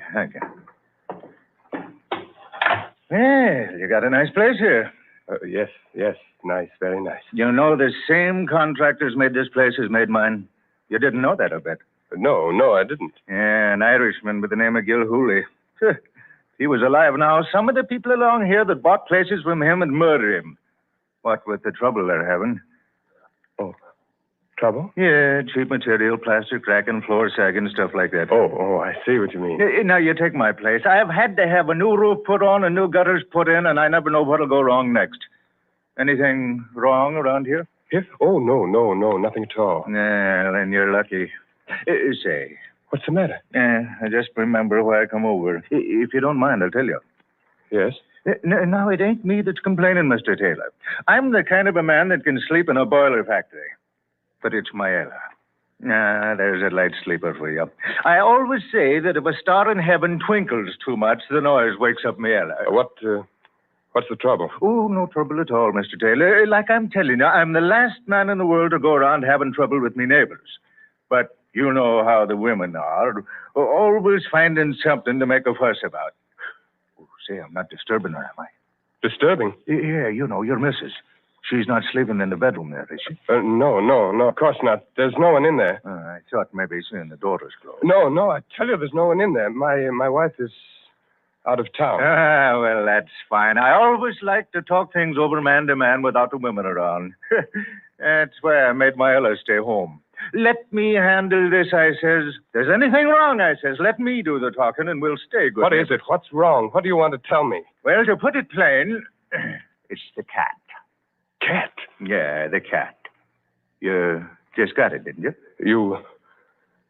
You had a cat? Yeah, it started a few nights ago. No, it ain't disturbed me none, like I says, but my Ella. Well, you see, our bedroom window faces right on the alley, and by golly, she hears every meow that animal makes. You're wrong. Huh? I have no cat. But my Ella heard... I heard it, too, for that matter. I have no cat. But I'm telling you, it came from this house. And I tell you, I have no cat. Isn't that sufficient? Well, now, seeing as you put it so plain, I'll be speaking up plain myself. I'm telling you, I heard a cat yowling last night, and the night before, and the night before that. And as sure as me name's Thomas Kerrigan, it came right from this house. Now, what do you say to that? Get out. Now, wait a second, me bucko. Get on your high horse. Get out. Get out of my house. You sure are making a lot of noise about nothing, young fella. But it's your house, and if that's the kind of a neighbor you want to be, I guess I can... What are you standing there for? Get out. Get out. Just a minute. Take it easy. No cat, eh? Well, what was that I just heard? Nothing at all. You've got no right to be coming... You may not be a liar, but you sure are something close to it. If that ain't a cat in that bedroom there, then I ain't never heard a cat. Get out! Get out of here! Oh, no, I won't. Listen to that cat. If that ain't creating a public nuisance, I'd like to know what it is. It's none of your business. Get out of here. This is my house. Get out of here. Stop pulling at me, bucko. I may be off duty, but I'm still an officer of the law, and I'm telling you, that cat in there is violating the city ordinance. Now, if you don't make it shut up and disturbing me, Ella, I will. Stay away from that door. Stay away from that door. Hey, listen to it. That ain't no cat you got in there. Yes, I lied. It is a cat. It's just a cat. But I'll make it be quiet. But go away. Now, wait a minute. Take it easy. If it's just a cat, what are you getting so excited about? Just look at her. No. Look at her. Your eyes blazing. What's going on here? I think I'll have a look. No. Stay away. Oh, no. Get away. Take it away. I told you to go. My gun. I'll get my gun. My gun.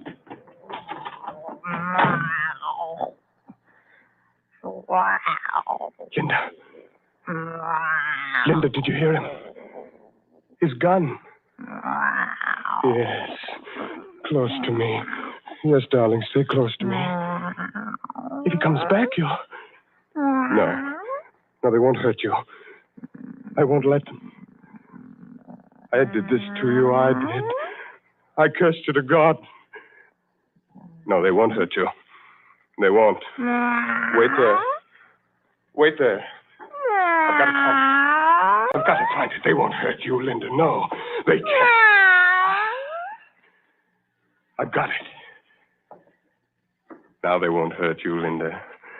I swear it. They won't ever hurt you. No, don't look at my hand. No, why shouldn't you look at it? Yes. There's a gun in my hand. But not to hurt you, darling. It's just to help you. I swear it. To help you. Yes, so close to me. I must do it quickly. No, don't try to pull away. No, Linda, stay here. I must hold you. I must. You'll be back in a moment. I mustn't miss. Linda, my darling.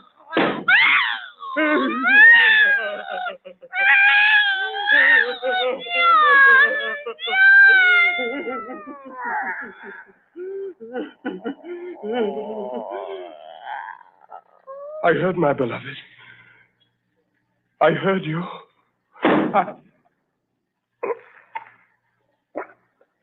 Wait for me, my beloved.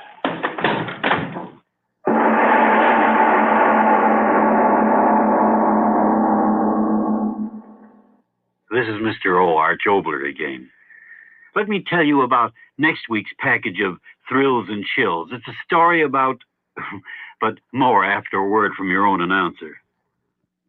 See? See the leaf? Right here in my hand. Oh, yes. Isn't that a new leaf? Yes, it is a new leaf. Here, I'm going to turn over a new leaf. Get it? Leaf? New? What does that mean, to turn over a new leaf? Well, in serious, Mm-hmm. means that you're going to have a little change. From what to what? From bad to good. Oh, really? Yeah. Well, suppose somebody was crying. They could switch from tears to a smile. Suppose they were lonely.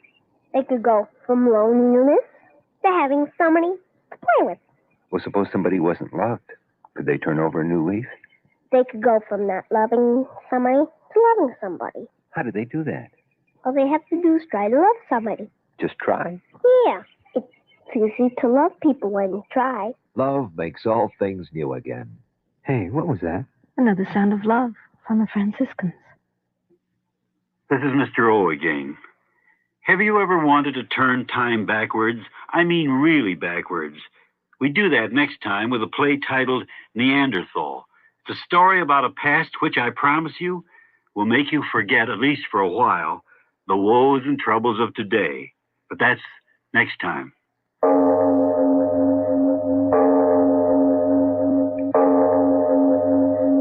It is later than you think.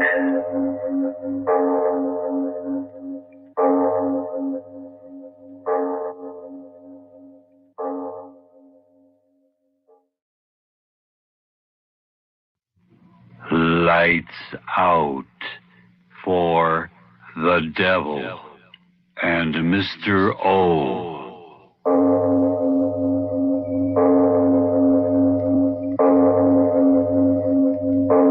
It is later than you think.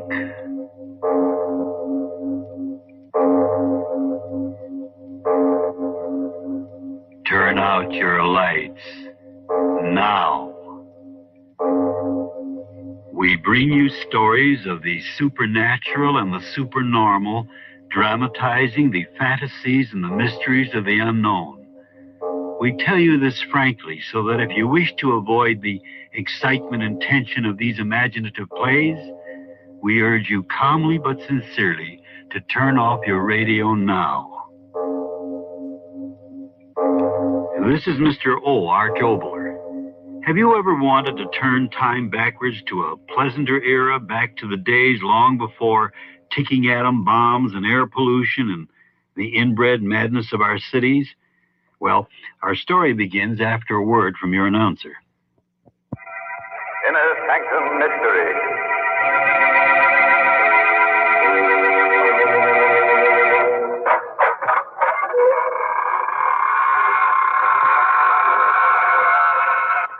Hello, this is your host, welcoming you through the squeaking door. Not for a half hour of terror, but to tell you about Radio Nostalgia Magazine. Radio Nostalgia Magazine is a must for old-time radio fans. It's the magazine with many photos and stories of old-time radio and its stars. Our current issue features a 16-page article on The Shadow. All subscribers will get a free Captain Midnight decoder badge, a Captain Midnight Flight Patrol membership, and a Flight Commander certificate from the Secret Squadron. To get your copy, send $1.50 in check or money order to Radio Nostalgia, Box 8007R, Union City, New Jersey, 07087. That's Radio Nostalgia, Box 8007R, Union City, New Jersey, zip 07087. Send now and get a free 8x10 photo of the Lone Ranger in Tonto, boys and girls. Well, this is Mr. O again. You know, the wonder of radio is that it all takes place in the theater of your own mind. All I can do as the playwright and director is to write the words and indicate the sound effects and get actors to speak, and then it all comes to life in your very own mind. Now picture this in your mind. We're in the Dordogne region in France. Beside a road shimmering in the heat of the midday sun stands a large, dusty limousine. The lid to the engine is open, and a begrimed little Frenchman tinkers with the mechanism. Within the car sits an Englishwoman, Kay Stanton by name. And next to her is Jim Brent, an American, a member of our own State Department's diplomatic corps. By the way, if you haven't turned out your lights yet, turn them out now and listen to Neanderthal.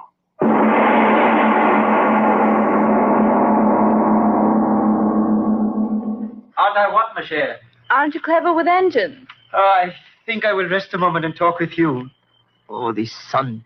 It is doing its best to fry the little brains I have left. Poor dear. Come on, get in. Jeffrey was worried about your ability to fix the engine. Ah, most comfortable. You should try working with your hands, my dear Jeffrey. It gives one a most exquisite appreciation of the comforts of upholstered seats. Sorry I'm such a dud at machinery. Now, Jeffrey, don't be so stuffy. Claude's much too primeval in his ways to be subtle. He thought you ought to help fix the engine. He'd be shouting the fact at the top of his voice. Not at the top, my dear, but perhaps in the middle register. Oui, Kay, as usual, you are right. I lack all knowledge of the diplomatic art. If I do not like what a man is doing, I'm forced to say so abruptly and completely. What an advantage you men of the diplomatic service have over we other poor mortals, my dear Jeffrey. Sorry, but I'm much too warm at the moment to think you're very funny. Oh, you too. The minute you get together, the great battle of words begins. Aggressiveness versus diplomacy. The financier versus the diplomat. As the Americans say, bury the hatchet, my friend. I'm afraid Monsieur Wallis will never appreciate my virtues. He likes men who sit around green tables and talk.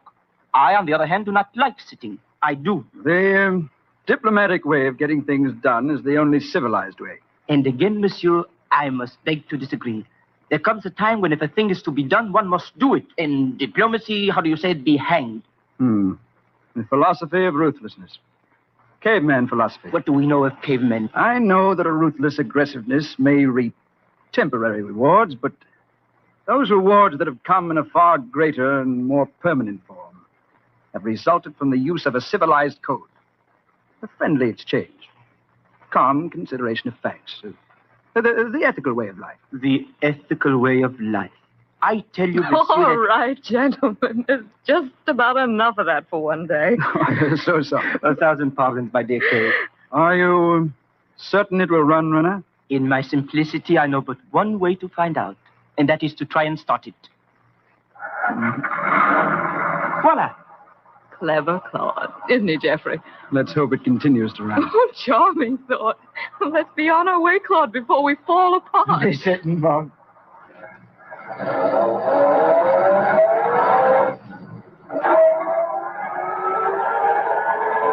We're very late, Claude, so speed's the word. Right. The sooner we get out of this country, the better I like it. Why do you say that? Oh, I don't like this place. It gives me the chills. With the sun doing its best to parboil us, what are you talking about? I'm not talking of temperatures. I'm talking of atmosphere. These forests and hills. Whenever I travel through here, I feel as if I were passing through a place old beyond decay. But that is amazing. What do you mean? Because what you say of this country we are passing through, you speak profound truth. Truth? We are at Le Moustier. Le Moustier? Oui. Does that mean nothing to you? Oh, nothing. Not to me either. Le Moustier, the Mysterian period, the dawn of mankind, the Neanderthal man. You mean here? Oui, here. In this country which you say is old beyond decay, were found Neanderthaloid skeletons, what you call cavemen, men from the dawn of man's antiquity. Claude, are you serious? Some of the finest specimens of Neanderthaloid skeletons have been discovered in the caves right in this region. Really? It is unfortunate we are in such a hurry, or we could stop, perhaps, and see a few of the caves where the excavation have been made by the anthropologists. We haven't time for that sort of thing. I said as much. Claude. So I was saying, the anthropologists have found the most wonderful remains of this early species of man, who are said to be the source of the horrible ogres in our fairy tales. What are you talking about? Silly nonsense. Yes, Claude. How could anyone possibly know after 50,000 years what this Neanderthal caveman looked like? But that is simple. From the peculiarities of the skeletons that have been found, it is simple to reconstruct the physical appearance of the race. Really? I remember hearing the hands and feet were very large, the thigh bones curved so that the men walked like apes. Teeth and jaws were large, enormous brow ridges resulting in a fierce, horrible expression. How nice. On and on. They were men and not men. Horrible characters. Kay, would you mind telling your erudite friend to step on the accelerator? We've got to be at Monet within 2 hours. We'll never get there at the pace he's driving. And Kay, would you tell your impatient compatriot that I drive as fast and in the matter that pleases me alone? Would you tell him that? Claude, look out, the road's blocked. Don't swing your wheel, you fool! The kind dear, something is wrong. I can't... The cliff! Hey!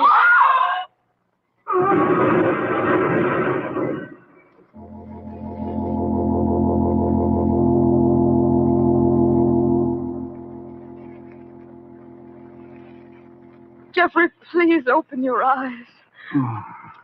Jeffrey, please open your eyes. I'm so frightened. I don't know what... Kay, Oh, thank God you're all right. you're all right. Oh, yes, I'm all right, but Claude, I don't know where he is. The cliff. We went over. We were thrown clear, I guess. The car's over there. I see it all broken up. But Claude, I can't see him. Here, help me up. Oh, what is it, Jeffrey? Oh, my arm. It's broken, I guess. Oh, Jeffrey. Oh, I'll be all right. Lucky to be alive. I don't understand going over that horrible cliff. And Claude, Back here, in the brush. So come ahead. Well, what's the matter? Are you hurt? My knee. Kay, are you all right? Oh, yes, Claire. All right, stay where you are.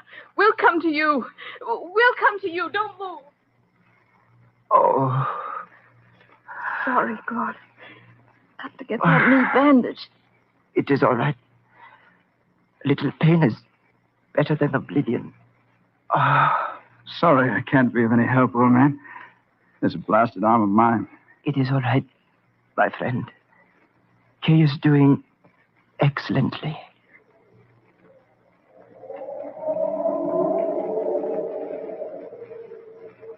How cold it is. That wind. Freezing. But how could that be? In the middle of July. Claude. Jeffrey. What is this? The car goes over a cliff. We don't die. A warm, sunny day, and now suddenly it's like winter. What is this? Tell me, what is this? Steady. There must be some logical explanation. I know this country, like you say, like the back of my hand. There is never such cold winds here in July. I tell you... Oh, Claude, you shouldn't try to get help. I'm all right. Oh, we've got to get help somehow. No. All I want now is a cigarette. I haven't any. Oh, there's some in the side pocket of the car. I'll get them. No, Jeffrey, I'll get them. But you can't go through the bushes with that arm of yours. I'm all right.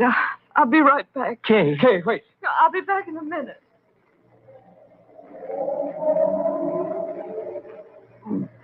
This infernal knee. Better sit quietly. Quietly. It is not in my nature to be quiet. A stick. Get me a stick. I'm not going to lie here the rest of my life. Get me a stick for a crutch and Wait a minute. But I tell you... Wait, I tell you. There's someone coming. Kay? No, the other direction. But I do not see. There, over there to the right. There, don't you see? The bushes are being pushed back. Yes, I see. Some peasant will give us assistance. Now everything will be all right. Of course. Ah, there we are. He's in the clearing. Now he... Oh. Who is that? Oh, no. God. Who? Am I mad? This cannot be. He's looking at me. God. Yes. But who? Who? You do not understand? Understand what? Talk up. Did you not see him as I saw him? The short, hairy, twisted body, the head thrust forward, the neck bent like an ape, those enormous brow ridges, the broad, flat nose. You did not recognize. Well. Once, in your own British Museum, I saw a reproduction of a man like that. Huh? But never did I think that I would see him in life. I tell you, speak. Who was he? Who? A man of the caves. A Neanderthal. Are you insane? Why, the race is extinct 50,000 years. I tell you only what I saw, what I know. And I tell you you're mad. But you saw as I did. No. The thick, hairy body, the short, ape-like limb, that misshapen face like something out of a nightmare. Yes, a nightmare of 50,000 years ago. A caveman comes out of the past. No, stop talking like that. It can't be, I tell you, it can't be. He's some madman wandering these forests, that's all. Why, cavemen died here 50,000 years ago. The past doesn't come back, I tell you it doesn't. Why? Claude. Eh? Kay. Oh. Kay. Kay. Kay. Kay, where are you? Kay, where are you? Kay, answer. Kay.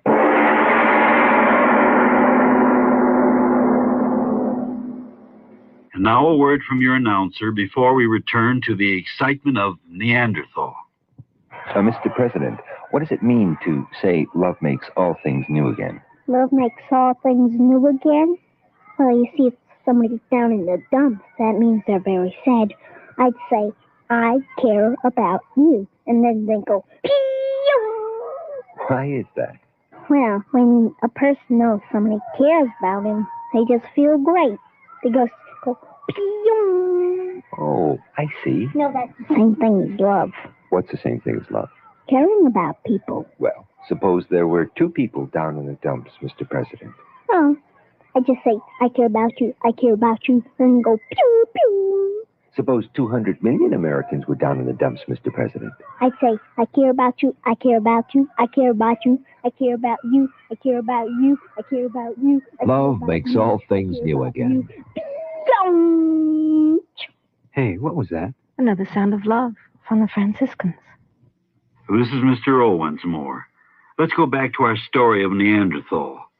An auto wreck somewhere in France, and out of the past has come a man of the caves, a creature supposedly extinct for 50,000 years. The Frenchman Claude believes that this has happened, but the American Jim Brent does not. Now the two men are searching for the third member of their party, the Englishwoman who has suddenly disappeared. We give you again Neanderthal.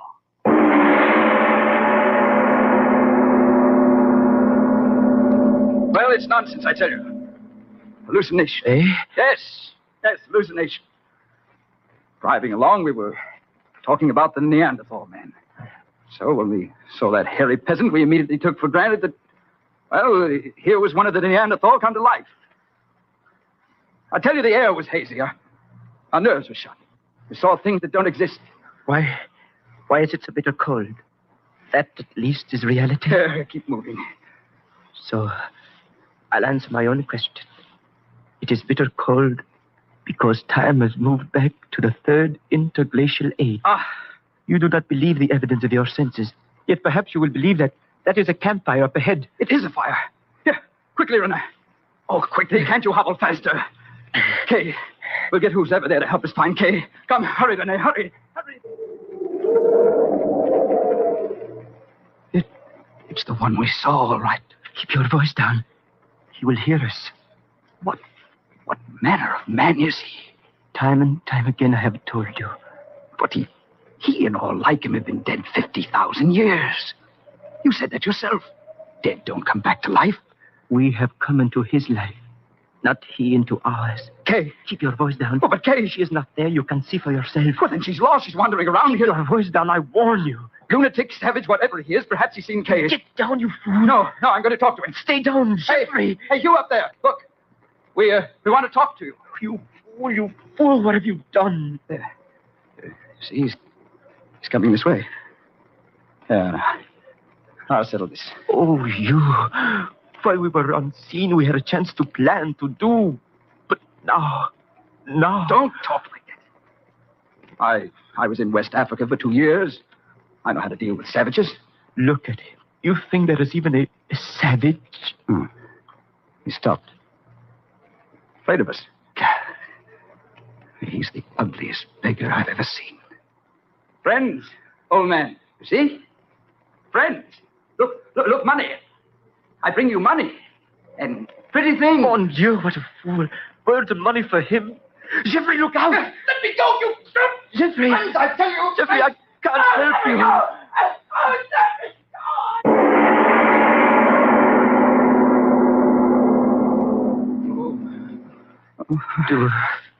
Do not try to hold back your tears, my friend. That devil. I never realized before what pain the human mind could endure. But why did he do this to me? Why? Do you ask the wolf why it kills? Oh, killing would be one thing, but... Once I saw a gypsy break the wings of a wild bird. Oh, Renee. Oh. I never thought that the time would come in my life when I couldn't reason something out. But this is beyond reason. Thrown into a cave like a side of beef to wait. To wait for what? What? Oh, I only... Wait. What? Someone is coming. I heard. I hear nothing. Listen. A woman. Kay. Catherine, is that you? Kay, answer. Oh, Jeffrey. Claude. Oh, Kay, you. Oh, Catherine, are you all right? Kay, where were you? No, you. Are both of you all right? We're all right. We don't matter. Are you all right? You're dark in here. Are you all right? Tell me. Catherine, you. It is you that matters. What? No, listen. There's so little time. Eh? What? He's busy building up a fire. There's a chance if we run quickly. Run quickly? Yes, come. We're not at liberty to go, my dear. Why? A matter of broken bones. Oh, no. That is the way it is. Tell me what happened. Jeffrey, you. Claude, you. Tell me what happened to us. That old...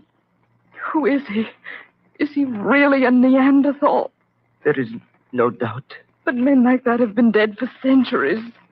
How did it happen? Why are we here? When the automobile went over the cliff, we went into another dimension of time. What? I don't understand. And I, too, understand little. But can it be that events in time are static things, that everything which occurs remains in existence as life moves on further along the corridor of time? Then you mean when the automobile went over the cliff, in some way we went back into time instead of forward? No, that's impossible. Things exist when they exist, not afterwards. No, there's a factual explanation to all this. Factual? Is not the pain of our bones fact enough? Is not... Wait! What is it? A chant of some sort. Why is he... What is he saying? What? The beginning of worship. A chant to the rising sun. What is happening to us? Only a few hours ago. So happy, the three of us. On our way to a party. Parties. Another age. We've got to do something. Strange. What? Only a few hours ago, I was the doer. And you, Jeffrey, the calm, poised diplomat of the green table. Stop talking nonsense. Listen. He's coming in here. For us? We've got to do something. Do you hear me? Do something. I won't die. I can't die. Do you hear me? Do something. I won't die like this. I can't. Jeffrey.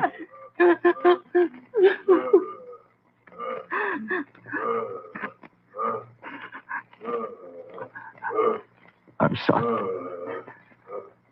I never could endure pain. We understand, Jeffrey. Try not to think, dear. All my life, I've known what to say.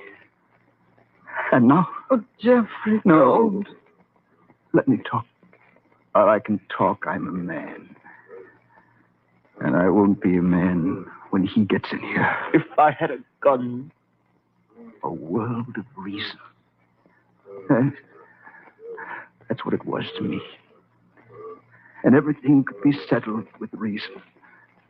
In a world of reason. If I had a gun. Everything could be straightened out at the conference table. Yes. That's what I thought. All my life it would be that way. All my life. But you see, that was because I'd never met force in all my life. If I had a gun. But you can't reason with unreason, can you?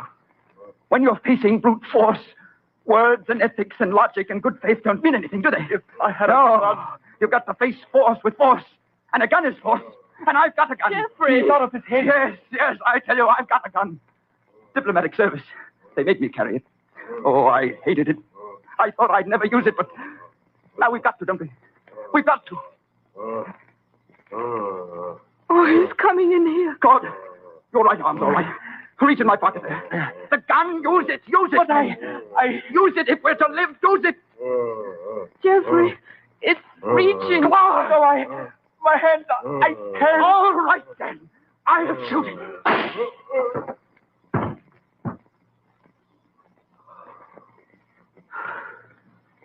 So, it's morning. Now, We go on living. Something may happen to return us to where we belong. I don't think so. Nor I.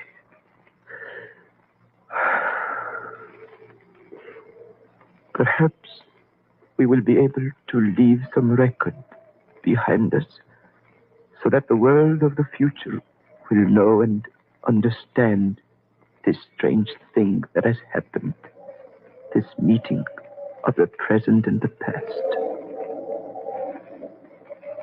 Jeffrey, don't just stare.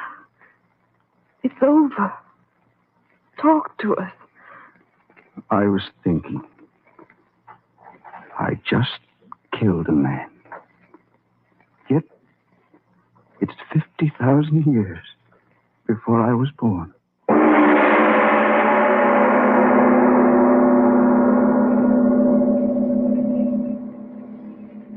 Ladies and gentlemen, you have just heard a fantasy, just a story about a long time ago world where brute and unreasoning force were the order of the day and men were afraid until they found deep courage within themselves.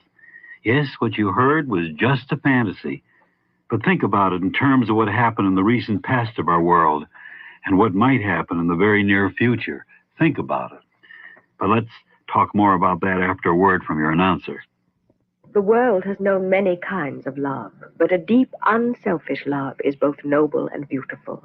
This is Claire Bloom speaking for the March of Dimes. All of us know life must sometimes hold suffering and pain, but the one who loves endures.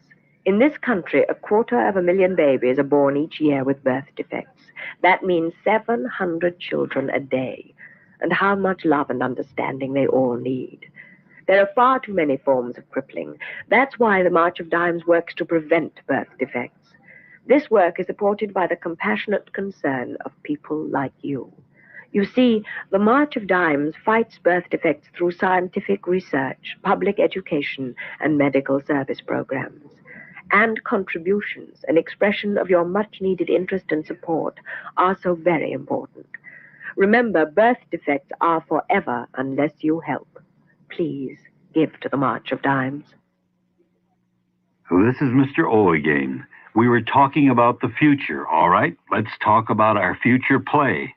Of all the stories out of my writing past, the one that many people ask me about is the very strange story titled The Revolt of the Worms. Yes, worms. Those little night crawlers on your lawn, those strange, slimy creatures of the dark who plowed under the land long before mankind ever invented the plow. So, next week I bring you The Revolt of the Worms, and I challenge you to listen.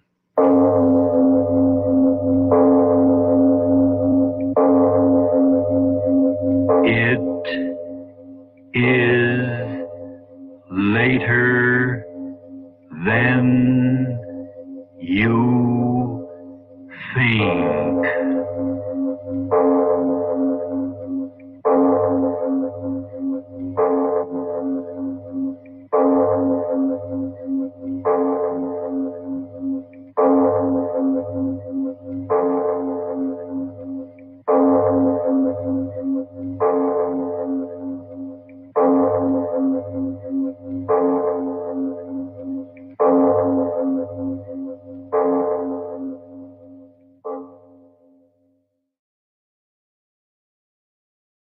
Lights out for the devil and Mr. O.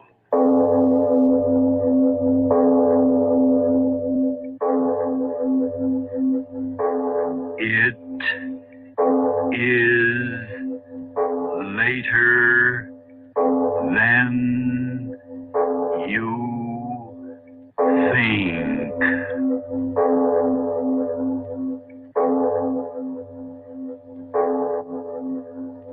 Turn out your lights now. We bring you stories of the supernatural and the supernormal, dramatizing the fantasies and the mysteries of the unknown.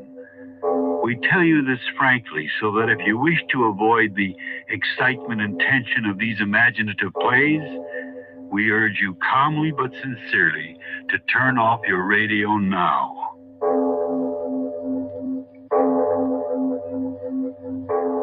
This is Mr. O. Arch Obler. Tell me, what is your attitude about worms? Yes, worms, those strange, slimy little creatures who come out in the dark and till your garden and sometimes die an unfortunate death on a fishhook. You really don't have any opinion about them? Well, perhaps you will after you hear my play, Revolt of the Worms. The action begins after a short message. Inner Sanctum Mystery.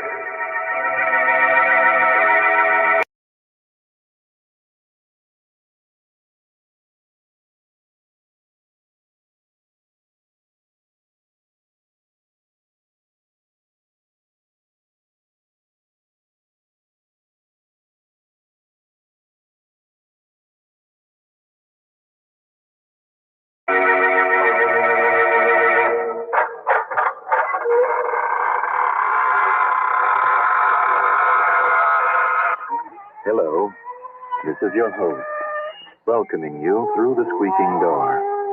Not for a half hour of terror, but to tell you about Radio Nostalgia Magazine.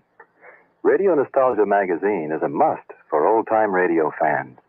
It's the magazine with many photos and stories of old-time radio and its stars. Our current issue features a 16-page article on The Shadow. All subscribers will get a free Captain Midnight decoder badge, a Captain Midnight Flight Patrol membership, and a Flight Commander certificate from the Secret Squadron.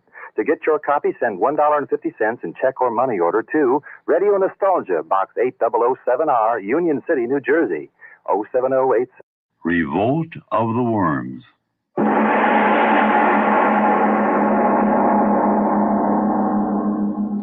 All I can do is sit and think and wait. Wait for the floors to lift and the walls to crash. Facts. Think of facts.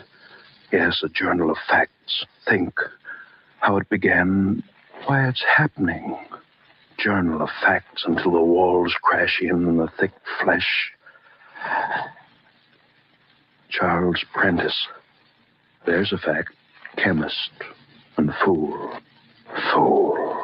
Run away. Run away. Run away. Run away. Run away from reality. War. War. War. Run away. You mean we're going to live in this godforsaken place, Charles? Yes, Claire, I remember. You did say that. And I said, Of course we're going to live here. It's ideal for my work. But we're so far away from everything, Charles. So far away from what? Your friends, my friends? All right, Charles. Whatever you say, Charles. you never disagreed with me, did you, Claire? Why, it's so quiet up here, it's almost as if we are out of this world. Yes, I remember. Young Jackson. You did say that. I like working with you, sir. Why, up here, it's almost as if we were out of this world. Out of the world. I wanted to be out of the world. Hide. Until it's over. Yes, why not? Why not? What are you going all the way up there for, Prentice? To do my work, of course. But who cares about propagating new varieties of roses at a time like this? The times have nothing to do with it. I'll do what I please. I'll do what I please. But, Prentice, to leave suddenly like this, it doesn't make sense. Roses are fine in normal times, but a chemist of your ability, in times like these, certainly there's more productive work that you could do. I'm not interested in your opinions. I'll do what I please. You hear me? Do what I please. Do what I please. Yes, sir. Everything's ready, sir. Greenhouse. All ready for you, sir. 1 week ago, Wednesday. Does the wind always blow up here, Charles? Eh? I said the wind. Does it always blow like that? Why? Frightening. Mighty less frightening than the things that are happening back in the city. I suppose so. I know so. Where's that boy? Jackson. Yes, sir. The phosphates, are they ready yet?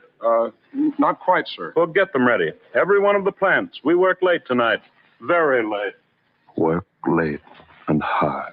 That was the answer to everything. Chemist of your ability. In times like these, there certainly must be more important work than propagating roses that you could do. A chemist of your ability. In times like these, there certainly must be more important No, work. wouldn't think of that, I told myself. Wouldn't think of that. Roses. Yes, develop the greatest rose in the world. That would be my answer to them. While they bombed and burned, I'd develop the largest rose the world had ever known. And when the world settled down again, I'd come back and bring the rose to them, and they wouldn't care if I had run away. My plan. Why did it go wrong? Claire, why did it go wrong? Claire. Oh. Dead. You're dead. They killed you. Dead as I'll be dead. If I could only think, why did it go wrong? Well, I put the solution that's left over, Mr. Prentice. Yes, I do remember.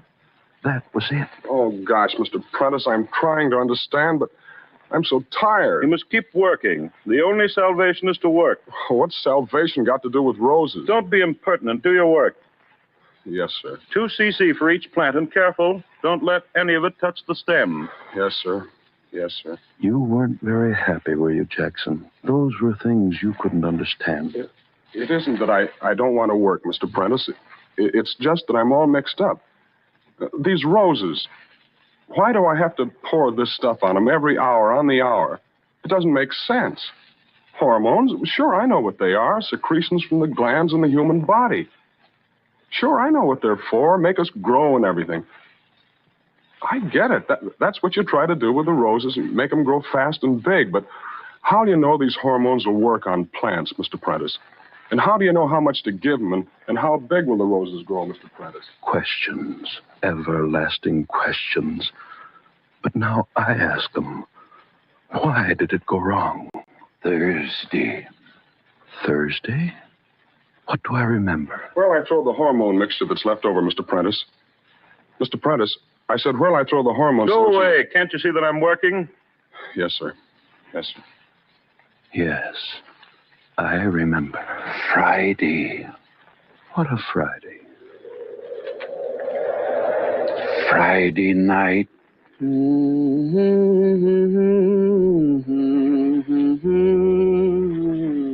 Claire? Yes? Is that you? Yes, Charles. What are you doing walking out here in the dark? It's a lovely night. Romantic at your age. I just like the night. You women, come back to the house. All right. Crazy, walking around in the dark. What's the matter with you? Can't you walk? If I hadn't caught you... It's slippery. What are you talking about? It's all slippery around here. Don't talk foolishness. But it is. By George, you're right. What? Stand still. I'll light a match. I had some... Yes. Now, we'll see what... Charles. Stop grabbing. What? Worms. What? Well, can't you see? Just ordinary earthworms. Night crawlers. We just walked over a few of them. Oh, you women with your fears and your squeamishness. Walked on a few worms and you make more noise and more fuzz. Yes, I remember.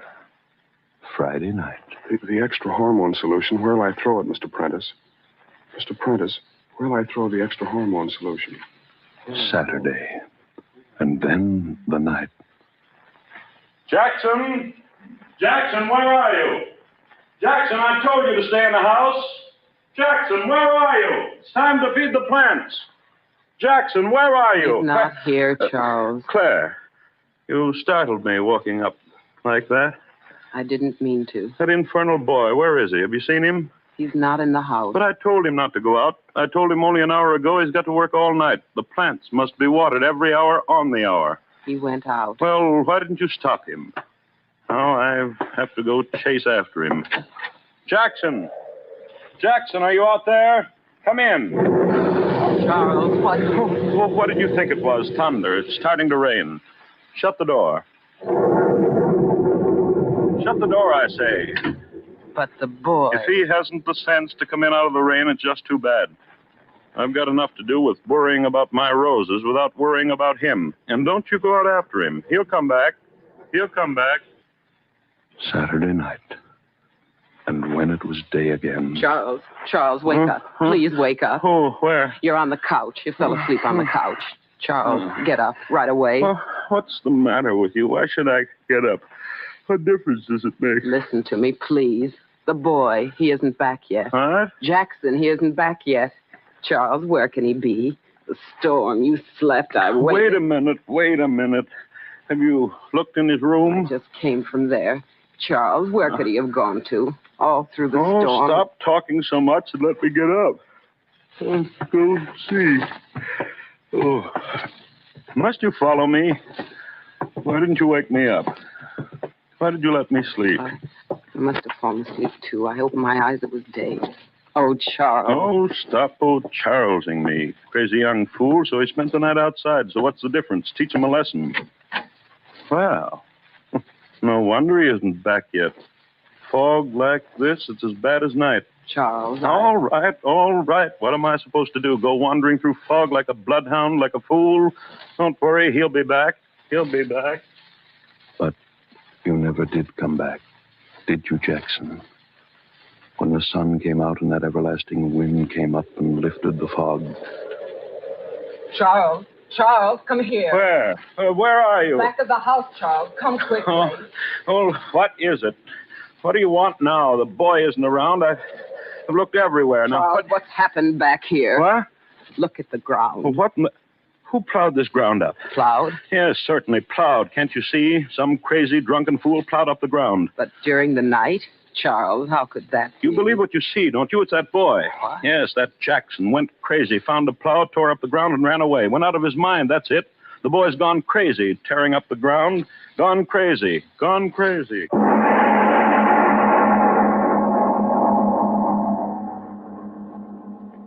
Friends, we leave our The Devil and Mr. O story of Revolt of the Worms to take a deep breath and a word from your station.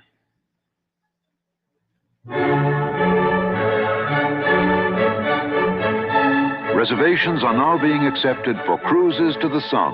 Remarkable cruises on a ship longer than 4 city blocks with a crew of over 900. She's Queen Elizabeth II, the greatest ship in the world. Cruise with her this winter to the sun of islands like Curaçao and St. Thomas and Martinique.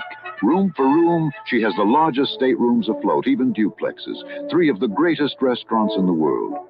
There's more to see and do aboard Queen Elizabeth II than on many of the islands she visits. There are precious few ways in the world to get as much for your money. Cruise with her from New York to the Caribbean Sea. Cruising aboard Queen Elizabeth II. We wrote the book on it, and it's yours free. For your free copy and reservations, call your travel agent or Cunard at area code 212-297-6100. Queen Elizabeth II is a British registry. And now back to our The Devil and Mr. O story of Revolt of the Worms.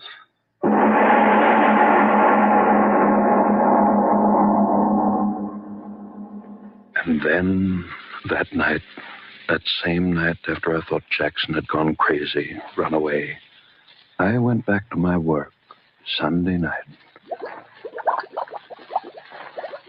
Charles, can I speak to you? Charles, please stop your work and talk to me. Haven't you lived with me enough years to know I don't like to be interrupted when I'm working? But I'm frightened. Are you? Really? Charles, stop it. Are you out of your mind? Yes, maybe I am. What did you say? Maybe I am crazy. All right, maybe I am. That's the only way I could have lived with you all these years. What? Endured your selfishness, your unbelievable selfishness. Well. Everything's for you. For 20 years, everything for you. Now that's your enough. work, your pleasures, what you think, what you want, everything for you, nothing for anyone else. Will you the shut gentle up? little Mr. Brent is the scientist, the good husband who never lifts his voice. Mother in heaven, I'd rather be married to a fool with a heart in him than you. Well, You haven't got a heart. You never had a heart. It's you, and no one else, and that boy can be dead out there and you don't care, and I can be dead and you don't care as long as you're safe and doing what you want to do. Will you go away and let me go on with my work? Charles, I'm frightened. That boy. Now there are noises. I'm asking you for the last time to go away and let me do my work. But listen to me. You've been out here all night. I've been in the back of the house alone, and I've been listening, and I didn't want to come in here, but I had to. Charles, things I said, I meant them. For years, I've meant them. All right, that doesn't matter. But I tell you this, there's something outside the house. Find out what it is, Charles. 20 years ago, I thought you were an irrational woman. I thought I'd trained you out of that irrationality. I was wrong. I'll humor you just this once, but never again. Where are these noises? At the back of the house. The lantern handed to me. Yes. Thank you.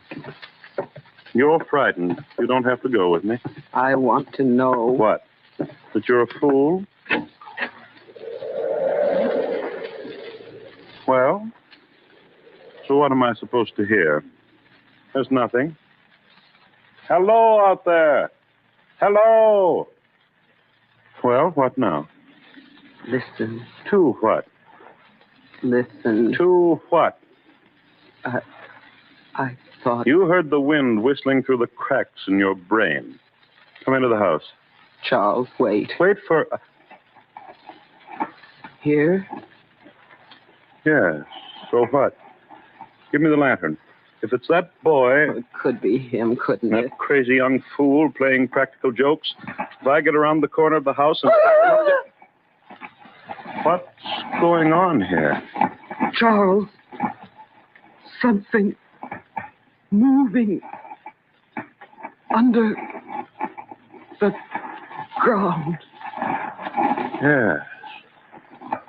So dark. Can't quite make out. Charles, what is it? I don't know. Animal of some sort? Take me back to the house. Oh, go yourself. Moon will come out of the clouds. See what this is. Give me the lantern, Charles. No, I want to see. The house is back there. Turn around and go back to it. Go ahead. All right. All right. Yes. It is something burrowing. Infernal moon come out, I'd see there. Coming out. Now I'll see what... Holes. Holes in the ground all over. What are they? Bomb craters? But that isn't possible. No. Animal burrows. But what animal could make a hole 4 feet across? What animal? Claire! Where are you? Claire! So dark, I can't see you. Claire! Where are you? Claire! Claire! Where are you? Claire! Yes, Claire. Claire! I ran through the night looking for you. The echo of my voice is still in my ears. Looking for you, and the moon was under the clouds, and I couldn't see, and I couldn't find you. And then I did. You had fallen into one of those craters, into one of those holes in the ground. I couldn't see you, but I could hear you. But which one of the holes? They were all over, ground pockmarked with them. I ran around in the dark. I could hear you, but couldn't find you. And then the moon, it was out again. Oh, blast the moon. Why did it come out? If it hadn't come out, I wouldn't have seen. And my head... Stop it, stop it, stop it, Claire, stop it. I can still hear you. I can still see you. Your body down in that hole. As I ran toward you, suddenly I saw that something else was coming toward you. Something that glistened, wet in the moonlight. Something long and slimy. A great twisting snake. Yet not a snake. Not a snake.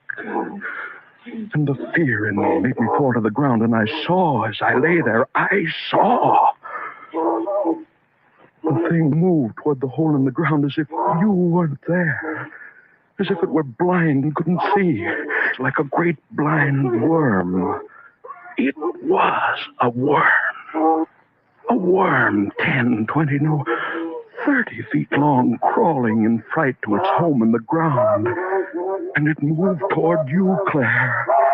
Covered you. Crushed you.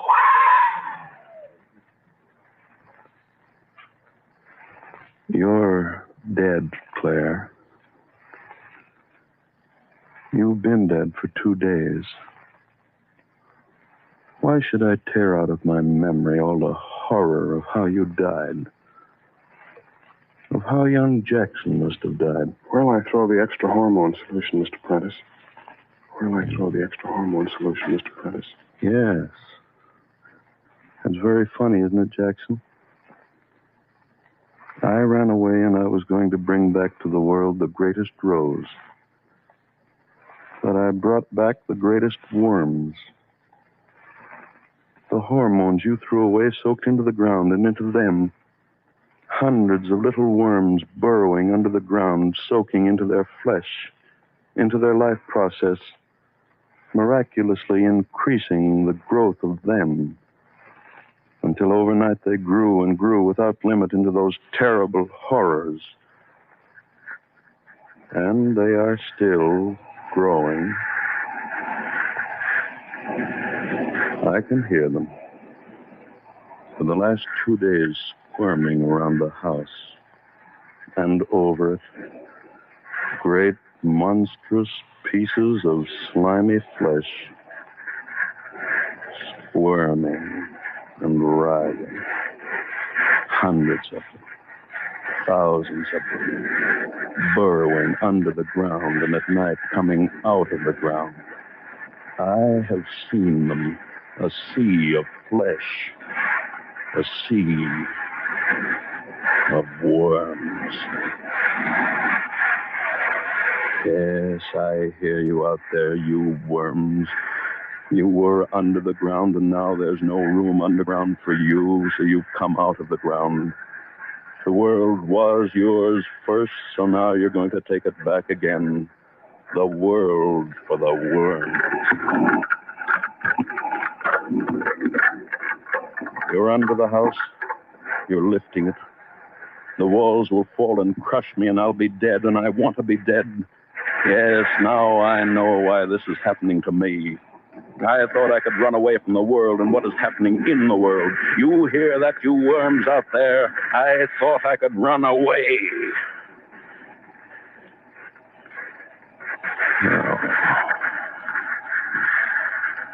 Oh, I'm very tired. Just sit here and wait for them. I know how I'll die. The walls falling, crushing. Oh! Window. Something behind me. Oh! A worm at the window. Head looking in. He's crawling in. And another following. And another.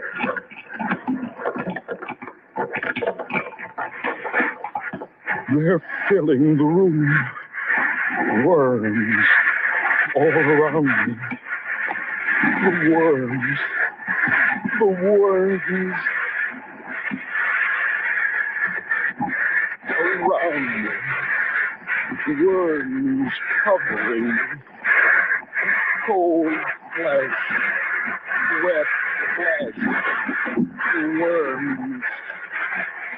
The worms. Covering me. The worms.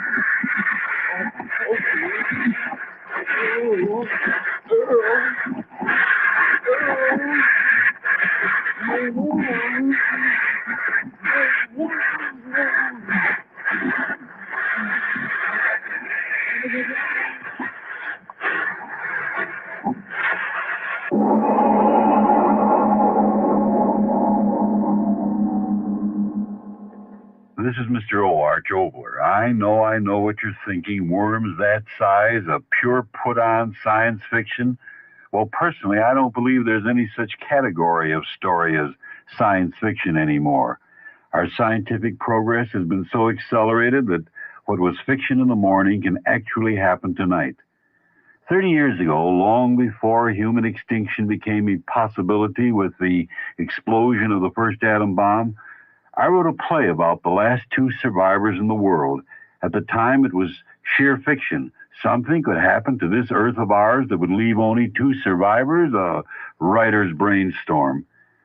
Yet who among us does not know cold reality, the red buttons east and west that could trigger off a global nightmare? I wrote another play a handful of decades ago that was equally an impossibility. It concerned the very laughable idea that a spaceship was returning from the moon after the first successful landing on that ball of cheese. Yet there are few among us today who haven't witnessed that first giant step on the lunar cinders and the very fantastic return voyage in triumph. Fantasy, fiction, fact, it's all interlaced into tomorrow. And speaking of the future, let me tell you about our next story. Its title is Where Are You? And we'll talk about that after your station has a word. Dr. Campbell Moses, medical director of the American Heart Association, talks about a serious health problem in America today. Thousands of Americans die unnecessarily each year from heart attack because they don't know the symptoms and delay getting medical care. What are the symptoms? They vary, but they often start with a squeezing pain in the center of the chest behind the breastbone. The pain radiating to the shoulder, arm, neck, or jaw. It's often accompanied by sweating and occasionally by nausea, vomiting, and shortness of breath. If this happens to you, don't delay. Call your doctor and carefully describe your symptoms. If you can't reach your doctor, get to a hospital emergency room as quickly as possible. Remember that frequently the symptoms of heart attack subside completely and then recur. In heart attack, minutes count, so act promptly. Helping you to feel better and live better longer is just one of the services of your heart association. just one of the reasons you should give to your heart fund. This is Mr. O again. First, to those who have inquired, yes, I've written a book. Its title is House on Fire. Its publisher, Bartholomew House. Now about our next play. It's all about a boy and a girl on a honeymoon. But even in our permissive times, I promise you the strangest honeymoon since that custom began. So next time, the play, Where Are You?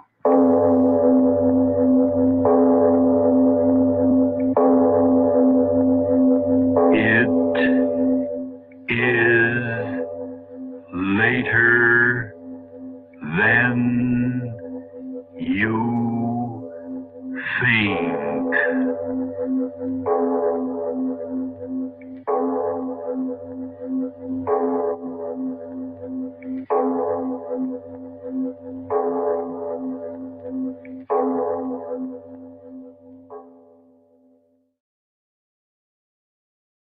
Lights out for the devil and Mr. O.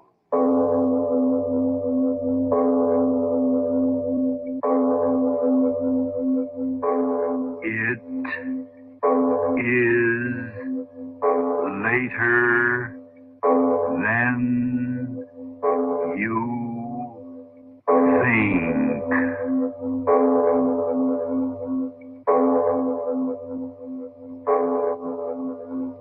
Turn out your lights now.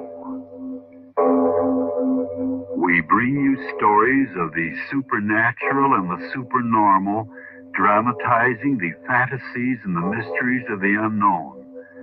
We tell you this frankly so that if you wish to avoid the excitement and tension of these imaginative plays, we urge you calmly but sincerely to turn off your radio now.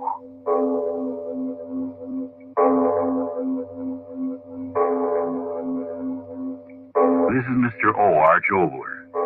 Once upon a long time ago in New York City, on top of the Empire State Building, I met a pair of very young and very much in love honeymooners. I remember those two when I wrote this play you are about to hear.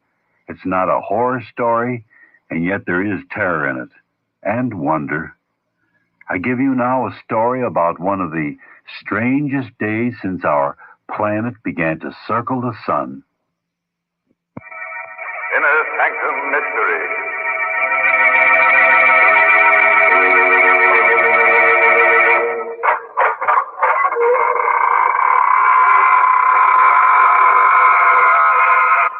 Hello, this is your host, welcoming you through the squeaking door. Not for a half hour of terror, but to tell you about Radio Nostalgia Magazine. Radio Nostalgia Magazine is a must for old-time radio fans. It's the magazine with many photos and stories of old-time radio and its stars. Our current issue features a 16-page article on The Shadow. All subscribers will get a free Captain Midnight decoder badge, a Captain Midnight Flight Patrol membership, and a Flight Commander certificate from the Secret Squadron. To get your copy, send $1.50 in check or money order to Radio Nostalgia, Box 8007R, Union City, New Jersey, 07087. That's Radio Nostalgia, Box 8007R, Union City, New Jersey, zip 07087. Send now and get a free 8x10 photo of the Lone Ranger and Tonto, boys and girls. And now, if you haven't already done so, turn off your lights now and listen to Where Are You?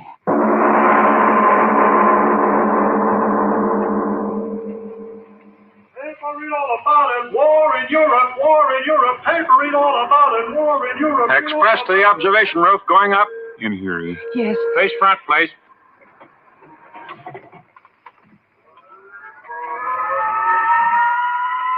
Eve, forget all about what's happening outside, newspapers and things.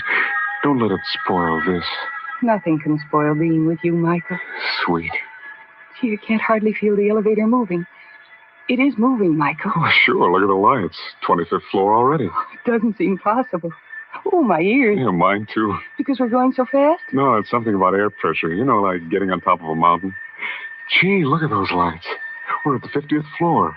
At least they say so. Oh, it's so scary. Wonderful. Just think, 102 floors up in the air. Not on this elevator, mister. Huh? You'll have to change at the 80th, then at the 86th again. Oh, thanks. Look, the 70th floor already. Of course, this is one of the longest elevator shafts in the world. Yeah, I should think it is. I heard there's an extra paper out that the war is going to... Please. Huh? If you don't mind, we don't want to talk about those things. Oh, yeah. I don't blame you. Well, as far as we go. Where do we... Next elevator right over there, sir. Thanks. Better hold on to my arm, Eve. Yes. Why does everyone have to talk about the war all the time, Michael? It's just the way it is, I guess. On up. Come ahead, Eve. Watch your step, please. I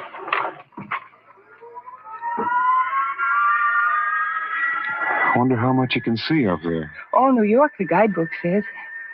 Far as we go. You mean this is where we... 86th floor, mister. Take the elevator right over there for the observation room. Oh, thanks. Come on, Eve. Oh, but Michael, we no sooner got in than we got out. 6 floors higher. At least he says so. I guess this is the place where we get the... Go on up. Come on, Eve. We'll never get closer to heaven. Observation roof, next stop. 102nd floor. I used to think that I was getting up high when I climbed the apple tree.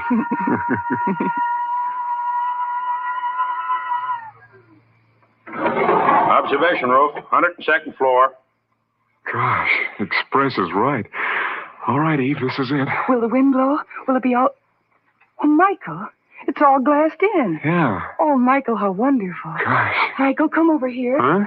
Look, the ocean out there. I can see the Statue of Liberty. Oh, it's wonderful. And you didn't want to come up here. It's like the world right under it. Not scared a bit, are you? Oh, why should I be? It's just wonderful.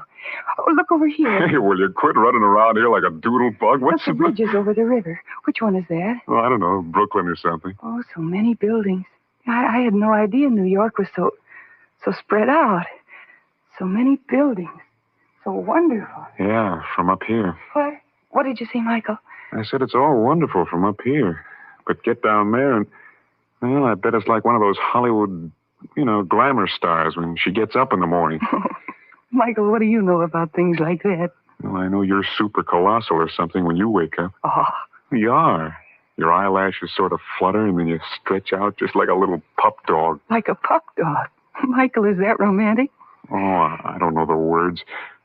I just know that I'm gladder every minute that you married me. You married me. Now, don't argue with your husband. Husband? Eve, lips are so soft. Yours aren't. Glad no one else is up here.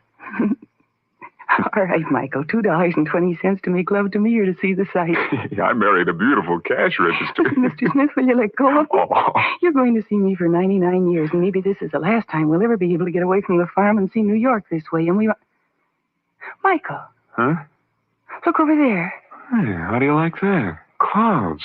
Where did they come from? Well, the usual place clouds come from, I suppose. But so quickly. Well, we're up plenty high. Look at them. They're coming right at us. It's a strong wind, I guess. Oh, Michael, this is so exciting. Up in the clouds. Made to order for you and me. Uh-oh, rain. Oh, there goes the rest of our day. Sure a good thing they got this place glassed in. Oh. Eve, it's only lightning. Oh, no. Oh, you've been in thunderstorms before. Michael. Eve, what is it? The clouds. They're fighting. Huh? Look at them. Fighting each other. Well, is that any reason to be afraid? Gosh, thunderclouds always sort of boil around. Like armies. Fighting. Eve, what kind of talk is that?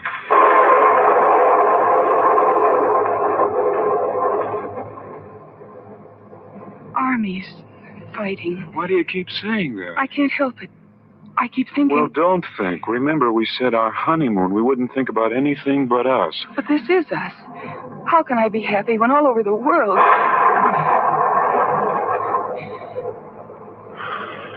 All right. I will talk about it. I'll talk about it once and for all, and then you and I won't have to talk about it anymore. Gosh, I don't know anything about those things the newspapers are always talking about.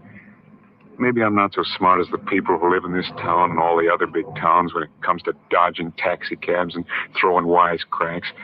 But I know this. I don't want to own everything I can get my hands on.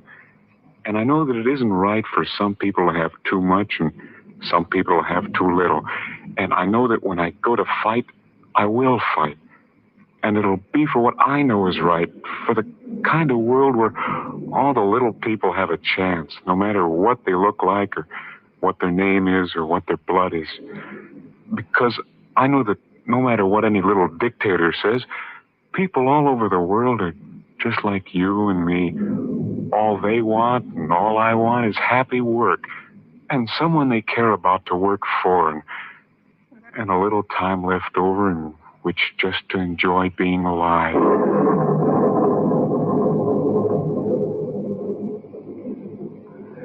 I love you, Michael. Let's go down. No, just a minute more. Storm's breaking. Yeah, I guess it is. First time in my life I ever talked like that. You're very good, Michael. I'm not bright, but good. Michael, look. Look at what? You just can't see anything down there. Yeah, air's full of mist, that's why. See things, and yet you don't see them. Let's go, huh? All right. Hold on to my arm. If it's still raining when we get down, we'll take a taxi back to the hotel. All right. I guess this is the button I pressed to get the elevator up here. Well, that ought to bring them up. Gosh, thunderstorms and everything. It's been some experience, hasn't it? Yes. Yeah, I sure jumped out of my skin when you screamed. I mean, when you saw those thunderclouds. I didn't scream, Michael. Well, you certainly did, kind of. I sure don't know much about women, I guess. I mean, you were afraid of the clouds, and then you weren't afraid of the thunder and lightning. Clouds were horrible. Oh. Hey, what's the matter with that elevator? Ring again. Well, that's all I've been doing. Something must be wrong with it. The button. Yeah, no answer. That's plain enough. Oh, don't be so impatient. Oh, we certainly can't walk down. They'll come up for us. Gosh, my thumb's getting sore punching this thing. Something sure is out of order. Maybe we had better walk down. 102 floors? No, I mean just to the next landing where we can get the next elevator. See, stairway. Huh. Okay, I guess there's nothing else to do about it. Come on. Don't walk so fast, dear. Oh, what a life. Oh, it isn't so bad walking downstairs. You're swell. Here, take my arm. Down we go, Mrs. Smith. You know, elevators are all right, but me, I'll take the good old-fashioned horse. Crazy.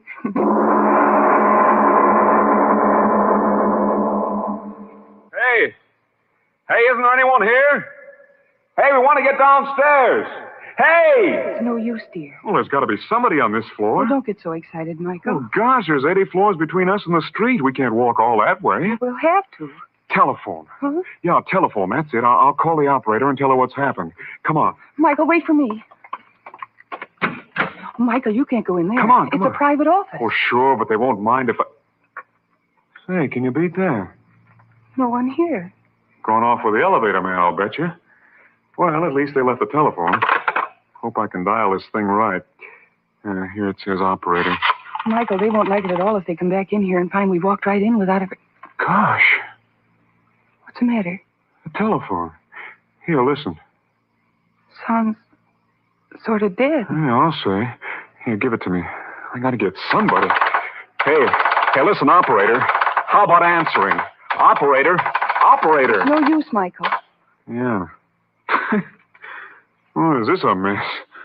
Have to walk down, I guess. Where is everyone in this building? Gosh, you'd... Michael, maybe there's been a fire. Fire? Yeah, maybe... Michael, quick, let's get to the stairway and get out of here. Quick, Michael.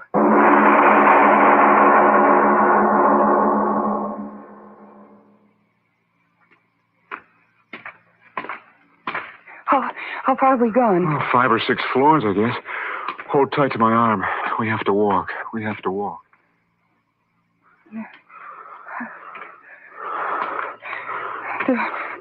The whole building can't be empty, Michael. I tried every office on that floor, I tell you. There was no one. No one. Oh, gosh, this is the scariest thing.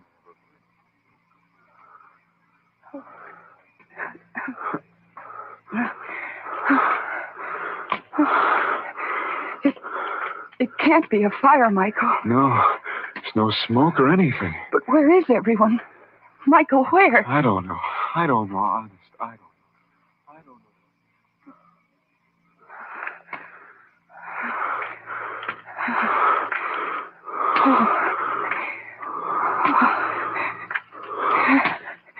But, Michael... Honey, I'm as tired trying to figure it out as I am walking down the whole blasted 102 floors. Floor after floor, offices all fixed up as if people were working in them and no one there. I give up, I tell you. Michael, the war. Huh? I mean the war news.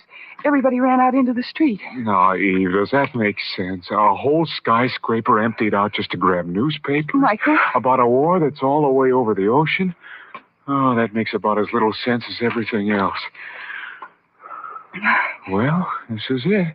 Are we? So help me, the main floor. All out. Oh, gosh, my legs. No, Michael, don't sit down. Hurry. Hurry away. Out of here in the street. Don't you want to know what's happened? Well, yeah, sure. Oh, that door says to the street. Let's go. Get away from me, Michael. Sure glad to get out of this place. Come on, out we go. Yes. Michael. Gosh. Oh, Michael. It's all right, dear. It's all right. Michael, what's happened? Not a person in the streets. There were so many. Yeah. Michael, listen. I don't hear anything. Listen. The wind. Yes, that's it. That's it, only the wind. Michael, don't you remember? Ever since we got to New York, all day yesterday, all night, all morning, the noise, Michael. Don't you remember the noise? Yes. And now nothing but the wind. What's happened? Why is it so quiet now? Where are the people? Michael, tell me.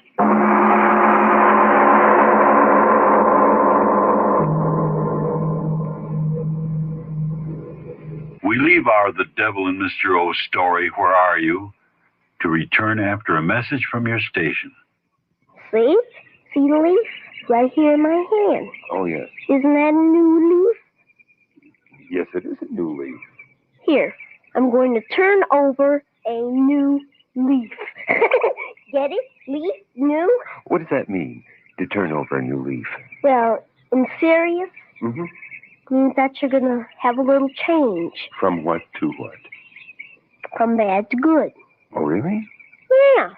Well, suppose somebody was crying. They could switch from tears to a smile. Suppose they were lonely. They could go from loneliness to having somebody to play with. Well, suppose somebody wasn't loved. Could they turn over a new leaf? They could go from not loving somebody to loving somebody. How do they do that? All they have to do is try to love somebody. Just try? Yeah. It's easy to love people when you try. Love makes all things new again. Hey, what was that? Another sound of love from the Franciscans.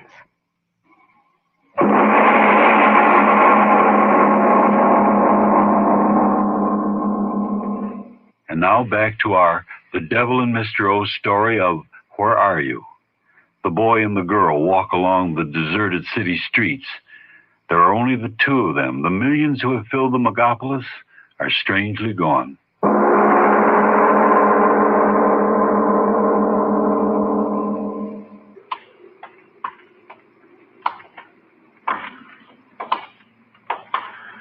Do you want to rest? No. Just keep walking. All right. If we'd only meet one. Michael, if we'd only meet one person. Eve, someone. Stop it. Of course we'll meet someone. We've got to. There's millions of people in this town. Millions, I tell you. Not a living thing. Horse, dog, There's an explanation, I tell you. There's an explanation for everything. Everyone's gone somewhere, that's all. Gone somewhere. Where have they gone, Michael? Careful, automobile. Standing still. Like all the rest. Crazy people leave their cars standing right in the middle of the street. But they'll come back. They got to. Millions of people, I tell you. People, where are you? People! Hey, somebody, come out, blast you! Come out, people! No. People, can't you No, hear me? please, I'm Michael, talking stop. to you. You're frightened. People, where are you? Empty streets. People, Stop can't yelling you at come them, out? Michael. People, where are you? Stop. People. Oh, Eve. Hold me. What's happened to us? What? No, I gotta stop asking questions. I gotta keep going. I gotta find someone. They'll tell us. Eve. What? Tremble. What is it, Eve? Michael, I just thought Thought what? all these empty streets. Michael, listen to me. What if there is no one else? Huh? What if you and I are the only ones left?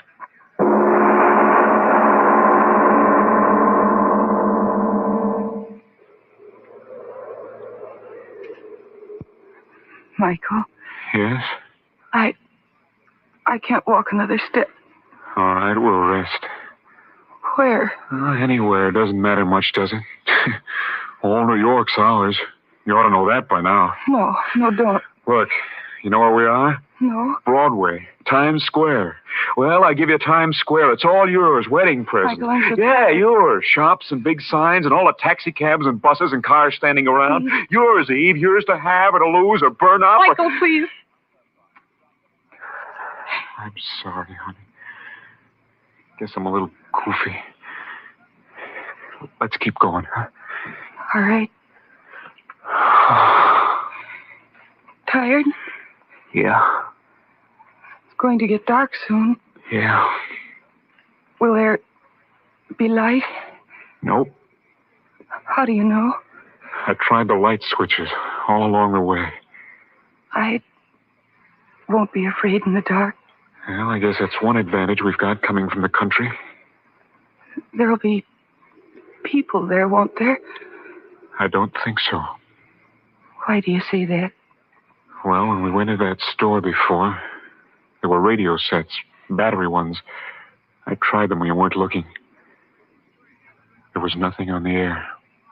What does that mean? It means what you said before. Maybe it's true. We're the only... Yeah. Somehow I'm not as frightened as I was. Me neither. My head, I'm just all mixed up, that's all. They left the doors open and the automobiles right in the middle of the street, and everything's just as if they stopped right in the middle of what they were doing. But why? Why? That word's got me dizzy, chasing around in my head. Michael. Millions of people. Where have they disappeared to? If we only had some idea, any idea. Michael. What's the matter? Why? That newspaper. Right at your feet. Huh? Pick it up. The headline.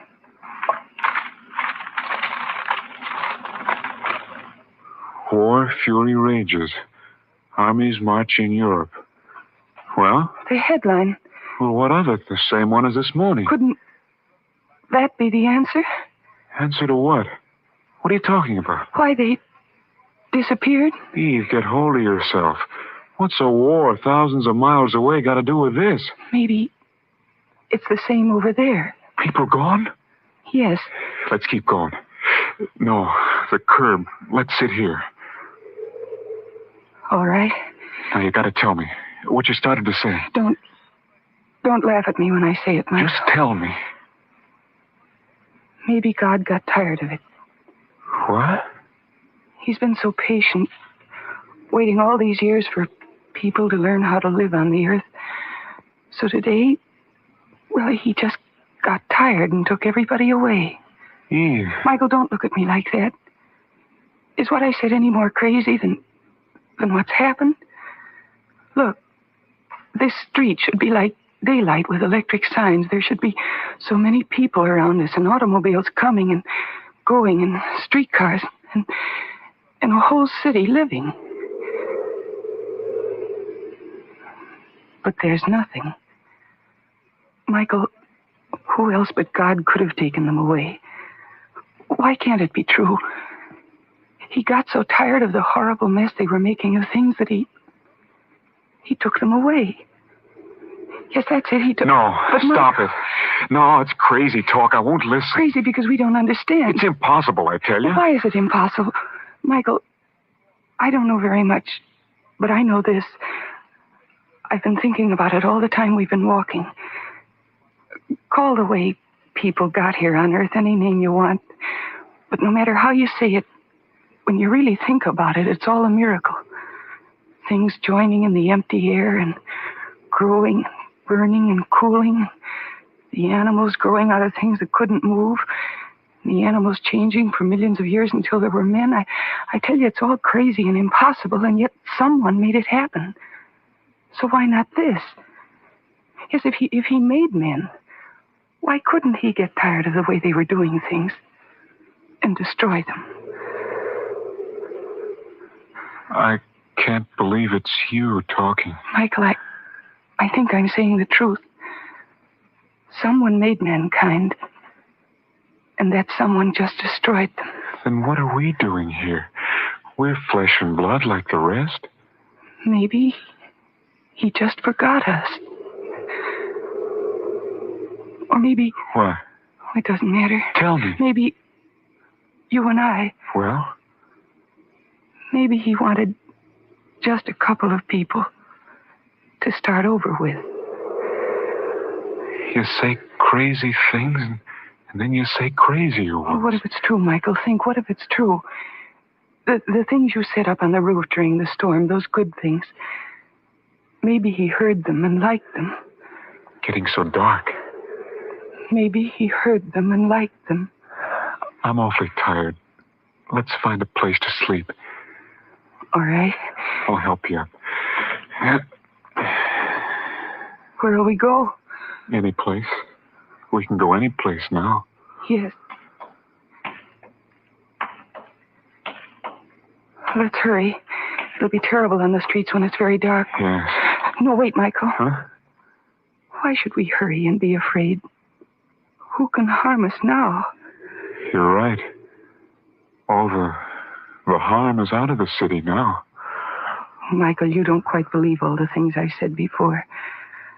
But tomorrow when the sun is shining again and we really know that this happened and isn't kind of a dream, you'll believe then, won't you, Michael? Maybe. You're thinking something. Tell me what. Well, if what you think did happen, maybe he left a few more people like us at different places on the earth. I mean, plain ordinary people to join together and make a new world. We'll have to help run things. Michael, yes. But Eve, we don't know anything about running a world, you and I. We're just you and me. How can we do better than they did? The millions of them. Maybe by remembering something they sort of forgot. What? It's just to do unto others as they should do unto you.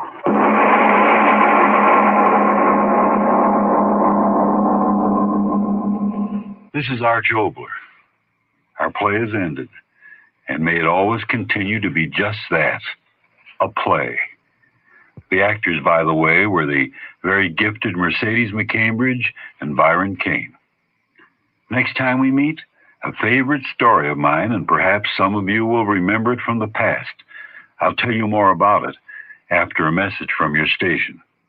The world has known many kinds of love, but a deep, unselfish love is both noble and beautiful. This is Claire Bloom speaking for the March of Dimes. All of us know life must sometimes hold suffering and pain, but the one who loves endures. In this country, 250,000 babies are born each year with birth defects. That means 700 children a day, and how much love and understanding they all need. There are far too many forms of crippling. That's why the March of Dimes works to prevent birth defects. This work is supported by the compassionate concern of people like you. You see, the March of Dimes fights birth defects through scientific research, public education, and medical service programs. and contributions, an expression of your much-needed interest and support, are so very important. Remember, birth defects are forever unless you help.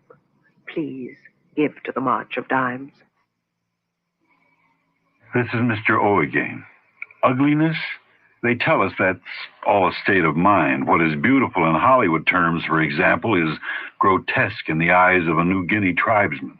What is lovely in the eyes of an Australian bushman would cause snickers on an Atlantic City boardwalk. Ugliness, beauty.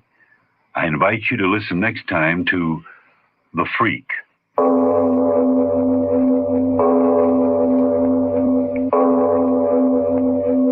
It is later than you think.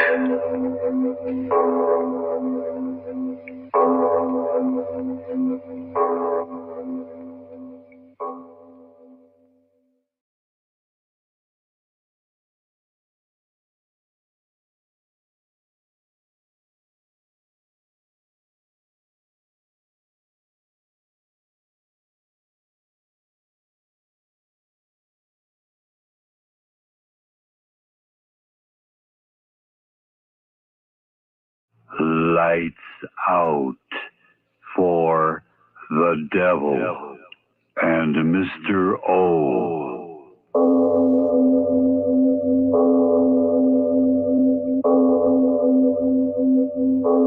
It is later than you think.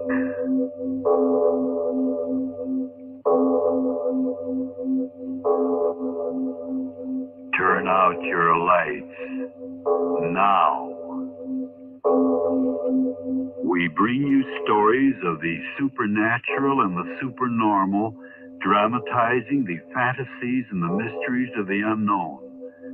We tell you this frankly so that if you wish to avoid the excitement and tension of these imaginative plays, we urge you calmly but sincerely to turn off your radio now.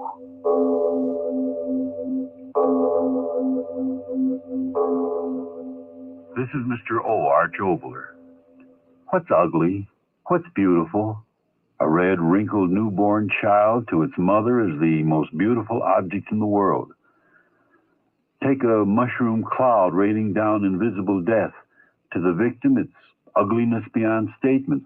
Yet to the scientist, that bright flash of atomic fission might represent ultimate beauty. What is ugly? What is beauty? Think about it as you listen to Mr. Freak after a message from your station. Inner Sanctum Mystery.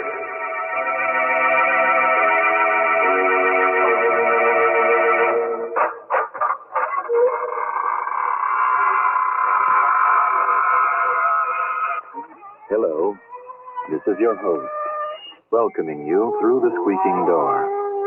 Not for a half hour of terror, but to tell you about Radio Nostalgia Magazine. Radio Nostalgia Magazine is a must for old-time radio fans.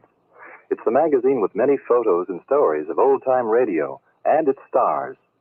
Our current issue features a 16-page article on The Shadow. All subscribers will get a free Captain Midnight decoder badge, a Captain Midnight Flight Patrol membership, and a Flight Commander certificate from the Secret Squadron.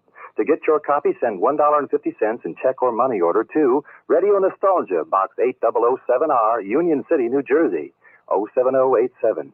That's Radio Nostalgia, Box 8007R, Union City, New Jersey, zip 07087. Send now and get a free 8x10 photo of the Lone Ranger in Tonto, boys and girls. And now, if you haven't already done so, turn off your lights now and listen to Mr. Freak.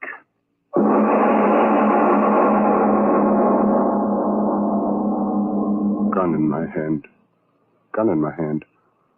In all my life, I've never had a gun in my hand. Smooth gun, hard gun, cold in my hand. Bullet won't be cold. Warm bullet, hot bullet, burning hot as the blood. No, can't think of that. Turn the muzzle up and press the trigger. trigger cold against my finger. Cold as death, but life is colder. Rhythm to that. Poet dies with final rhythm. Poet dies who never wrote a poem. Headline for the tabloids. Poet dies with final rhythm. Ugliest man in the world, a suicide. Poet dies with final rhythm. Ugliest man in the world, a suicide. Poet dies in final rhythm. Ugliest man in the world, a suicide. Poet dies in final rhythm. Ugliest man in the world, a suicide. Poet dies in final rhythm. No, stop. Stop. Ugliest man in the world. All right. I'll think the thing for the last time, tear the words around in my head over and over the way they've torn for 30 years. Ugliest man in the world, ugliest man in the world, ugliest man in the world. Press the trigger and stop it. Press the trigger. No. No, I can't. I've got to wait. Think it all out clearly for the first time in my life. How it started. Why it's ending this way. Think it all out clearly from the very start. Then press the trigger. School today, Paul. There's a start. First day of school. How old was I? 9 or 10. She kept me home, away from others. I didn't know why until that day she said, School today, Paul. I said, All right, Mother. Row on row of children looking up at me, staring up at me, gaping up at me. And then one of them started laughing. Another laughing. Another and another. Laughing. I stood there, a little boy, looking down at their twisting mouths, my ears filled with the sound of them making fun of me. I knew, but why? Why? Ugliest boy in the world. Ugliest boy in the world. That's why you kept me away from children, Mother. Kept me away until you didn't dare to any longer. Oh, Mother. Mother, before you let others see me, why didn't you close your hands around my neck, put a knife in my heart, drown me, bury me, put me away where eyes couldn't see me, laughter couldn't reach me? But you didn't. So this was my boyhood. Tears without end. A boyhood of tears. A boyhood of tears. Took me out of school, kept me away from all the others. What good was it? I knew. There wasn't a mirror in the house. Not a mirror. I didn't dare. You didn't dare. Not a mirror. Until that day you died. Alone. So quiet in the house. I sat down. So quiet. And then suddenly, as if the clock were talking to me. Yes, I remember. Look at yourself. Look at yourself. Look at... Yes. Look at myself. A mirror. I had to find a mirror. Surely Mother kept one mirror somewhere. Drawer after drawer. A mirror. Surely there was a mirror. A mirror. Yes, there was one, wrapped and hidden where she thought I'd never find it. Tore the paper off. I kept my eyes shut until the glass was clear, and then I looked. Oh! My face. Can I bear the memory of my face? Can I think of it even now? Gun in my hand. Yes, I will. What did I see? What is my face? A brow? No brow. A thing that sloped away sharply, quickly, like a peaked roof half fallen in. Nose, a thick wad of ugly flesh protruding out between two close-set eyes. My eyes. Oh, my eyes, Mother of God, my eyes. Two tiny red-rimmed, green-flecked globes that stood far out beyond the lids and twinkled like a fat, round pig's. My eyes, that was why they laughed at me, my eyes. Ugliest man in the world. Yes, I was that. No longer boy. Ugliest man in the world. Not even tears could help me now. The world outside. At last I had to go out into it. Make a living. Get a job. Get out! Circus sideshow! Circus sideshow! Sideshow! Sideshow! Sideshow! Sideshow! Step up, ladies and gentlemen. Step up, the one and only, ladies and gentlemen. Step right up. Wasn't bad there. The ugliest man. That's No. what I said. Come on, ladies and gentlemen. That's what I said. The ugliest man in the world, and only a dime. A very small part of $1. That's it. Step closer, closer, closer. I didn't mind after a while. Faces looking up at me again, staring, whispering, getting their dimes worth. Spieler talking, faces staring, whispers, snickers. I didn't mind. Why should I? I could get away from them. Yes, stand there in the noise and laughter and leave them far behind. Leave the smell of them and the noise of them and the twisting faces of them. Shut my eyes and leave them quickly, quickly.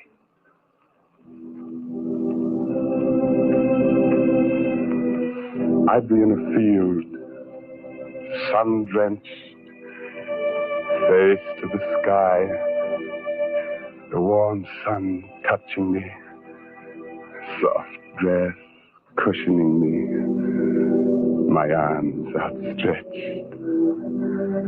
All around me such peace and loveliness. I'd lie there so happy.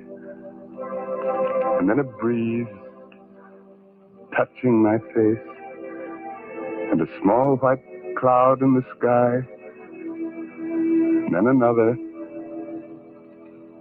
and all at once the clouds were like a woman's face, looking down at me. A woman.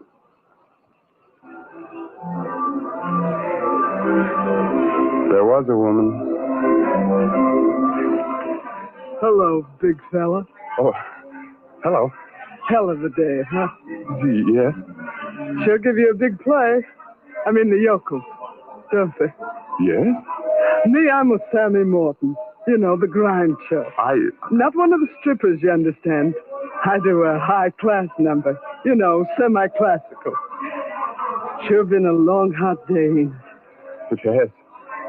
Nice walking out in the dark. I mean, the air's kind of different and on the midway. Yeah, nice in the dark.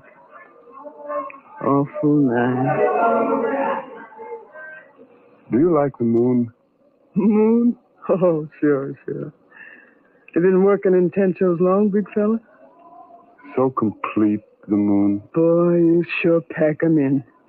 I'd tell you sell more pictures than anybody in the show. Dimes sure add up, don't they? Your face. Did you ever look down from the clouds? You mean have I ever been high? Boy, I'm high now. I like the dark, big fella. There was a woman. Talking. They were talking. Yeah, sure, Sam. What do you take me for, a chump? Well, what do you think? His face makes me sick just to look at him, but he's got a pocket full of dough. So last week I got a telegram from Mama. Poor Mama and the mortgage. And yesterday, while he was looking at me up in the clouds, I got another handful of bucks, and maybe in a couple of weeks I could... You. All right, so you heard. So what?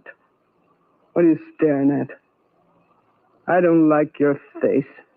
You heard me? I don't like your face. I gave you... You gave me a couple of laughs.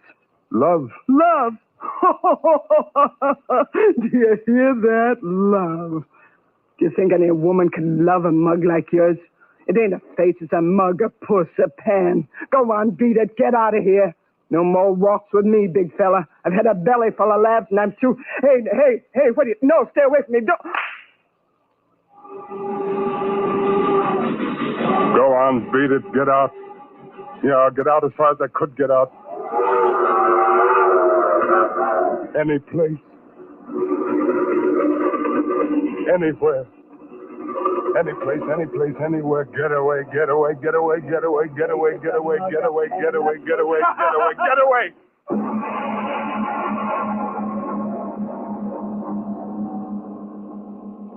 Now we leave the devil and Mr. O's story of Mr. Freak for just a moment. So, Mr. President, what does it mean to say love makes all things new again? Love makes all things new again? Well, you see, it's somebody's down in the dumps, that means they're very sad. I'd say, I care about you. And then they go, pew! Why is that? Well, when a person knows somebody cares about him, they just feel great. They go pew! Oh, I see. No, that's the same thing as love. What's the same thing as love? Caring about people. Well, suppose there were two people down in the dumps, Mr. President.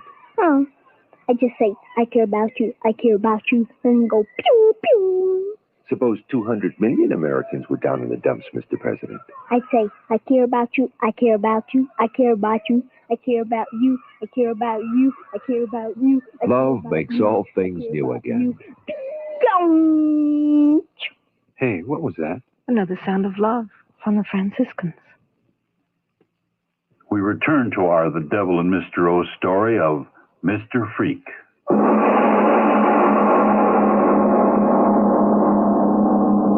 Yard got away. Good and far away. Fields, grain, a farm. They didn't care what kind of a face. Just work hard. Work. Hour after hour. Sweat salt on my lips. Work. Keep working. And I couldn't think. It was good. I couldn't think. But I'm thinking now. Gun in my hand. Stop that thinking. Gun in my hand. No. Got to think out my life. Think it out clearly. Think of that day. She waved at me.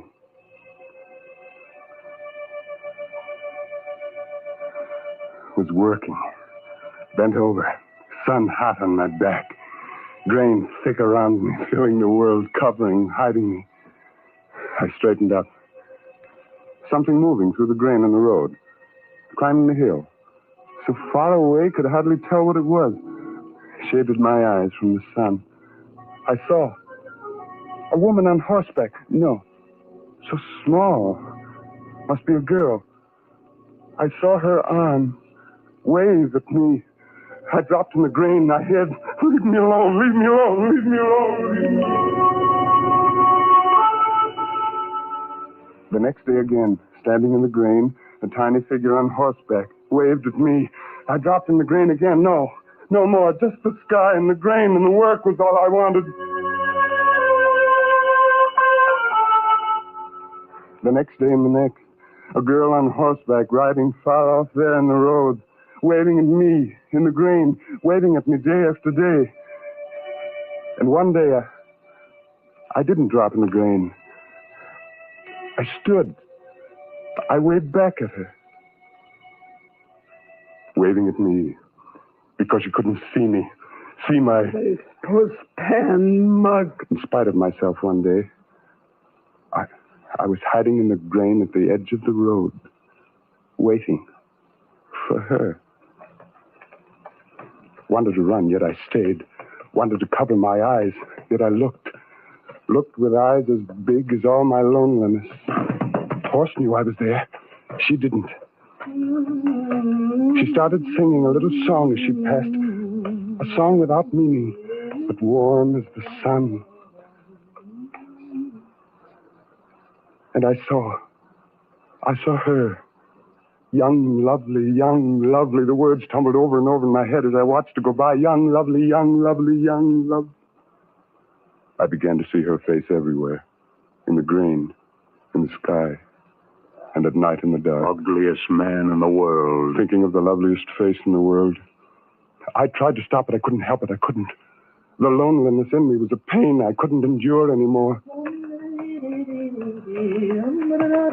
Again and again, I hid in the grain and watched her go by me. Just a quick moment. And then she was gone. And I was left in loneliness again. If she couldn't see my face. Yes, if she were blind. I read a book like that somewhere. Woman never saw the man she loved. If she couldn't see me, only know me as I am, my voice, my thoughts, my dreams, ambitions. If she couldn't see dangerous daydreams that brought me to a gun in my hand. But I was lonely. I had nothing.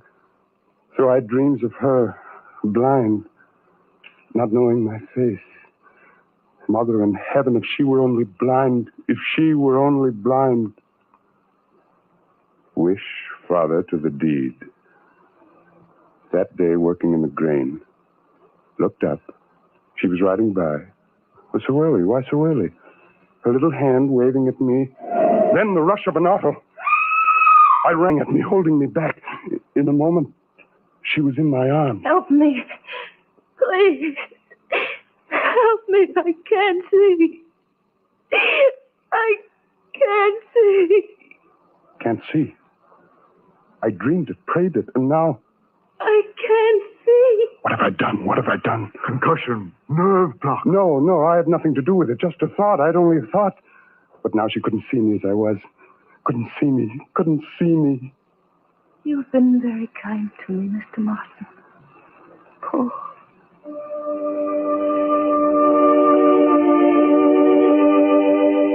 Music.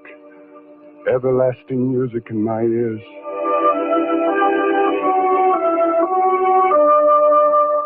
Come here every day, won't you?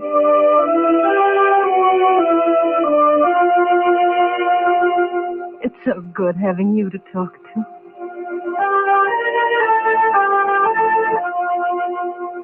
You've made these wonderful days, Paul.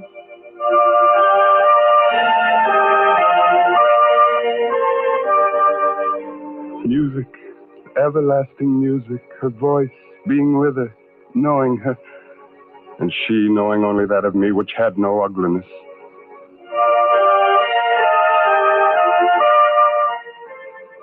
You've such a good mind, Paul. The best I've ever known. I needed a mind like yours.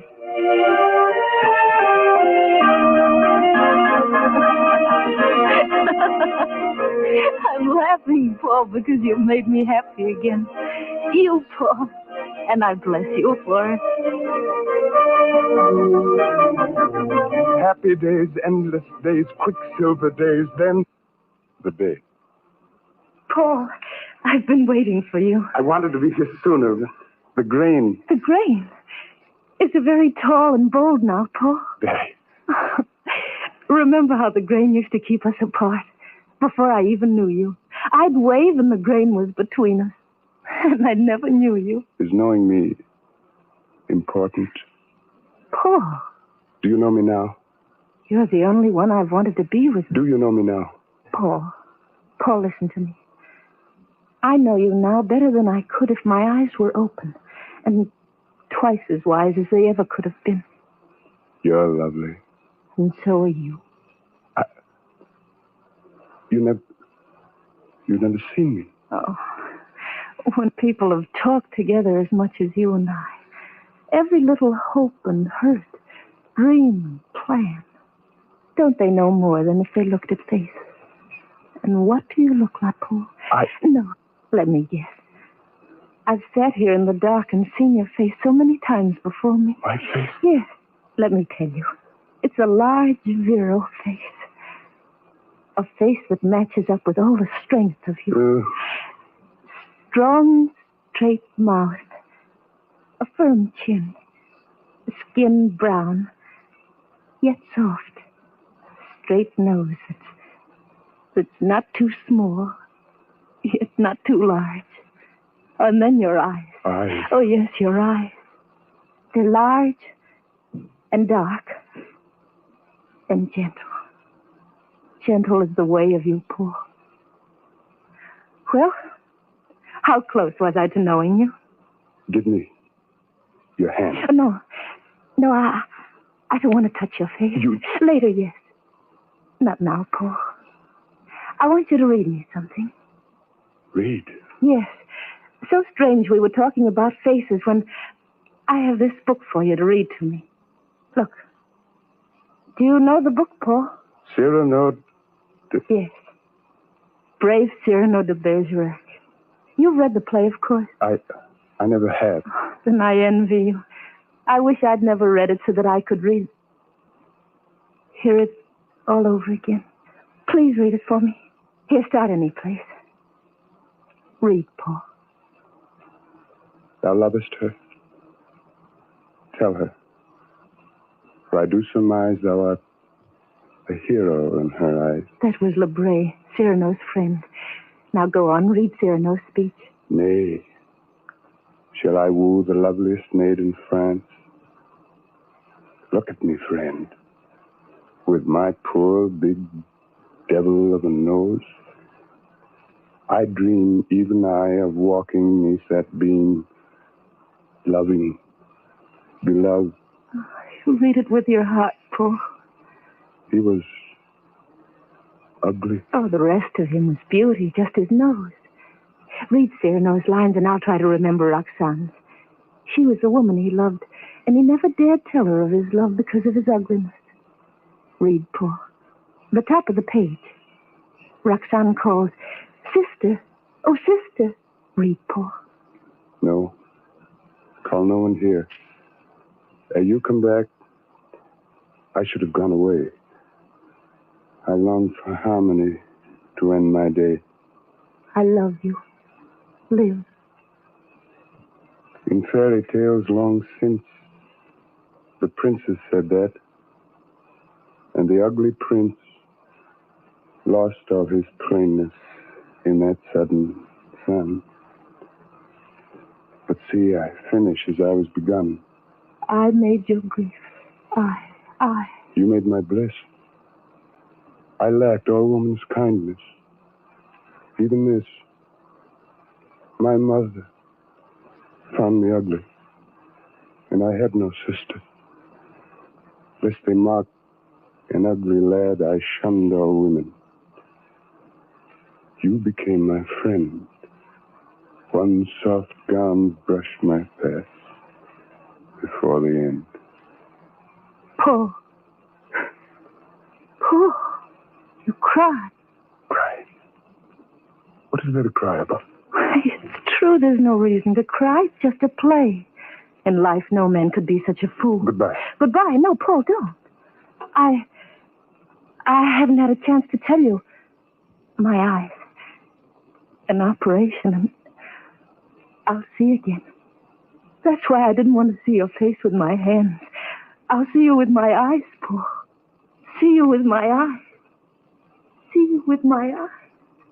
See again, see again. See what? A face to laugh at. Ugliest man in the world. A face to jeer at. Put the hand in the mud. A face to shout at, but not to love, not to love. Never will I, so long as I am master, let beauty so divine meet such disaster. Ugliness, mark, affection, Cyrano. Read you 1,000 times because she read you. The author gave you a paper nose, but my ugliness is flesh and blood. Flesh and blood to see, to hate. She'll never see me, never, never. Lift the muzzle. Press the trigger. Trigger cold against my finger, cold as death. But life is colder. Thoughts in my mind like a whirling circle. Ugliest man in the world. Ugliest man. Press the trigger, press the trigger, press the trigger. Paul. Who is it? Paul. Paul, where's the light? You see. It's been weeks. I've been searching. Where's the light, Paul? Forget me. So dark. In your hand. Oh, Paul. I wasted too much time thinking. Oh, my dear. Forget me, I tell you. You knew me in the dark. Well, now it's light for you, and I'm not meant for the light. Forget me. I want to know you. In the light, your ugliness. Yes, Paul. I've known. First when you cried with Cyrano. Then I asked the others, and they told me. But you don't know. My face, a thing. A thing apart as my blindness was apart from me. I love you. You love? Love you. Yes, I love you. You don't know. But I will know. Turn on the light, Paul. I'm not afraid. Turn on the light. I love you. Live. For me. In fairy tales, long since, the princess said that, and the ugly prince lost all his plainness in that sudden sun.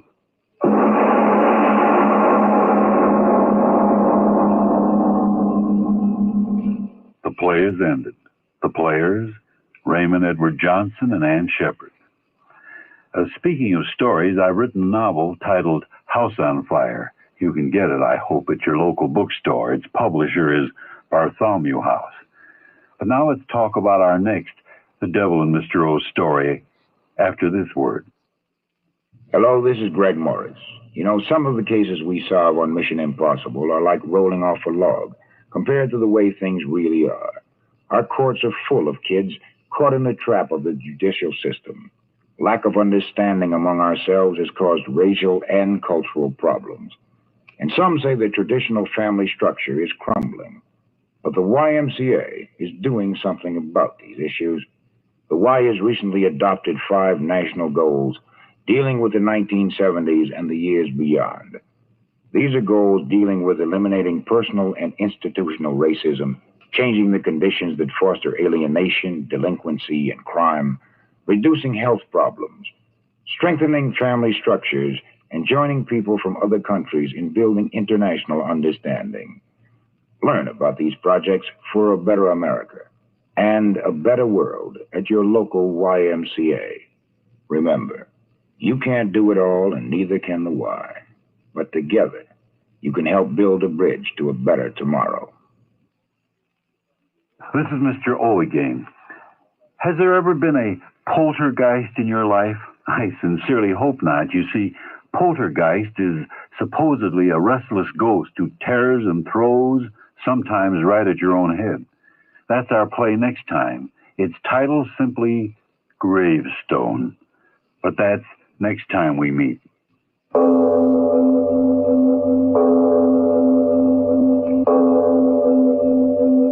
It is later than you think.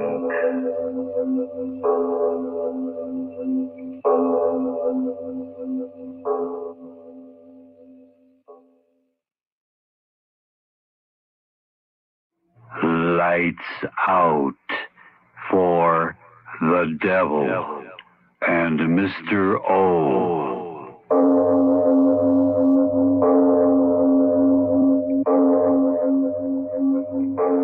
It is later than you think.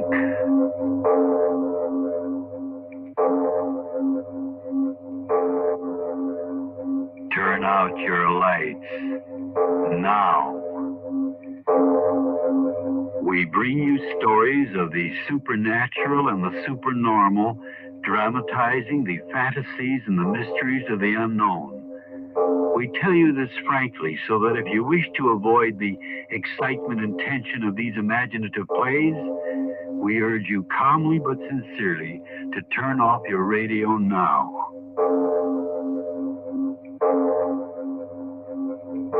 This is Mr. O, Arch Obler. Our play today is titled Gravestone. Need I say more? We bring it to you after a message from your station. Inner Sanctum Mystery.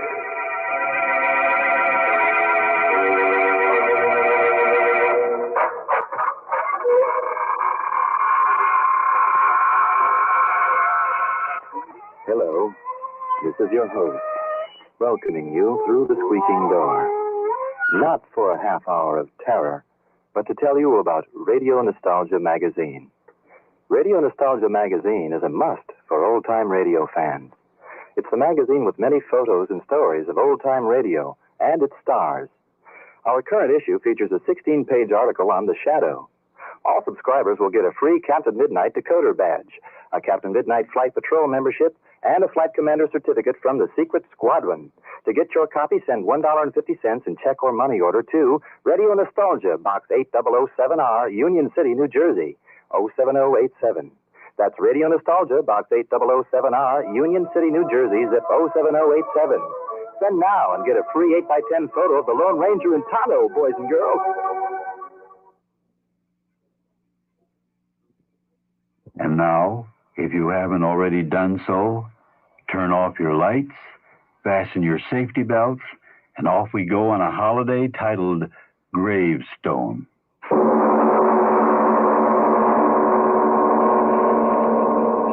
Jingle bells, jingle all the way. Oh, what fun it is to ride in a one-horse open sleigh. Hey, that was swell. Now let's go to town. St. Louis woman with her diamond ring, kicking that man around. No, stop that, Kay. What's the matter? Am I scaring the horse? Oh, it seems like a sacrilege singing a song like that out here. This beautiful, clean snow and blue sky. Well, what's wrong with a hot song to keep us warm? If you think the St. Louis blues is going to dirty up the snow, you ought to hear Frankie and Johnny the way I sing it. Oh, stop it, Kay. You're not funny at all.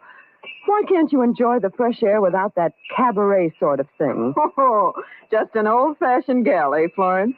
How about you, Edna? Don't you like my songs either?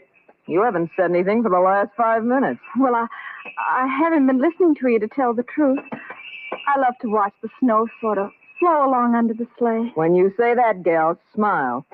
Gosh, did you ever see more snow in your life? The man at the hotel said it had been snowing on and off up here for 2 weeks. I think coming out here to the country's the best thing we three have done since we started rooming together.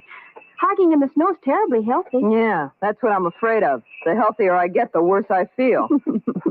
Crazy idiot. She does say the funniest things, doesn't she? I always say that Kay ought to... Whoa! Hallelujah, we're here. Is this as far as we go, driver? That's right, miss. Can't go no further down this road account of the drift. Oh, my goodness. The drifts are too deep for a horse. How can we walk through them? I second the motion. Well, you young ladies don't have to worry none so long as you keep going down the valley over there. Snow ain't piled up that way all the way to Ma Jenkins. Oh, well, that's marvelous. Come on, girls. Let's get started. So long. Take care of yourselves, girls. Come on, Edna. Goodbye, Miss Carrol. Well, listen to the snow talking at us. It's very dry snow. Our feet rub particles of it together, and the friction makes a sound. It's kind of scary, isn't it? Why? Well, I don't know. It's just as if the snow was sort of trying to talk to us. I mean, as if it was angry at our trespassing. Hey, don't tell me we're trespassing.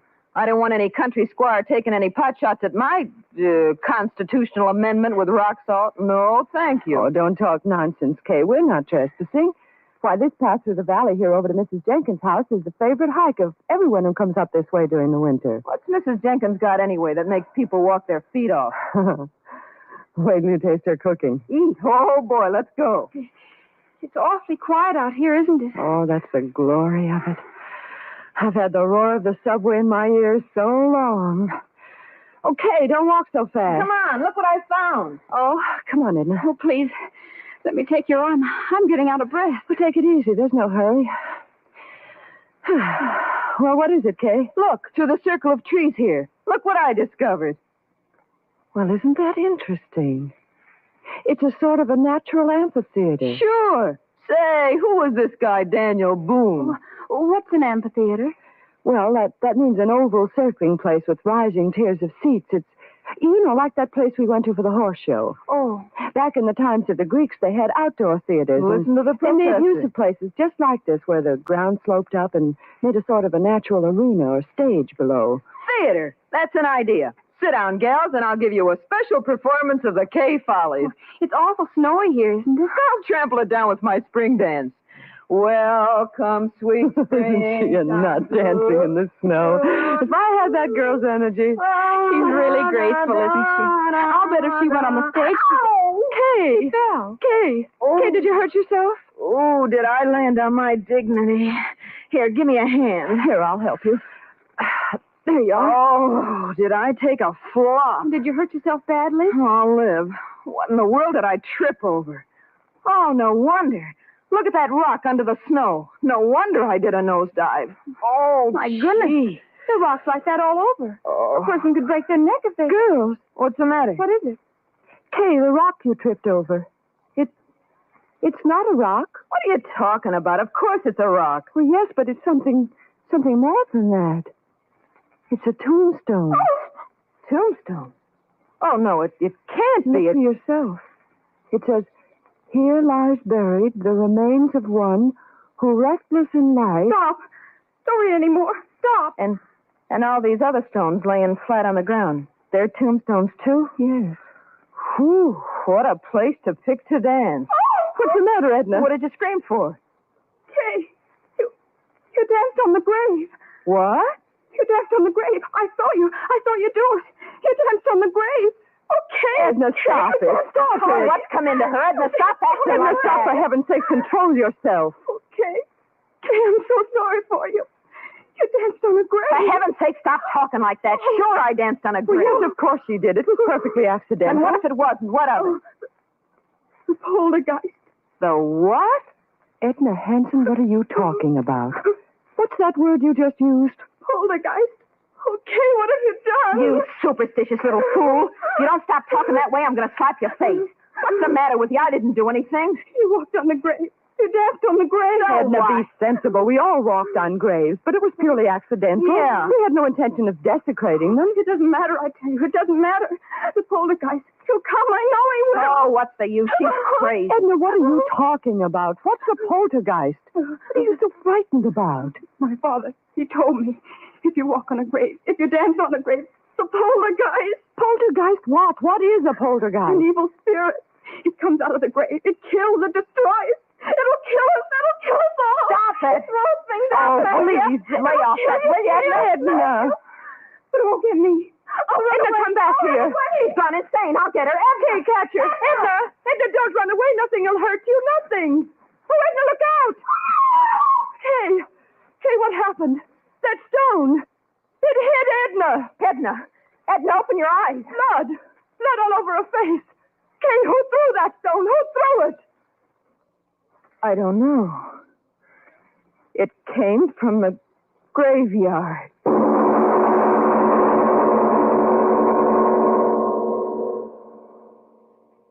Let's take a moment before we go on with our The Devil and Mr. O's story of Gravestone and listen to a message.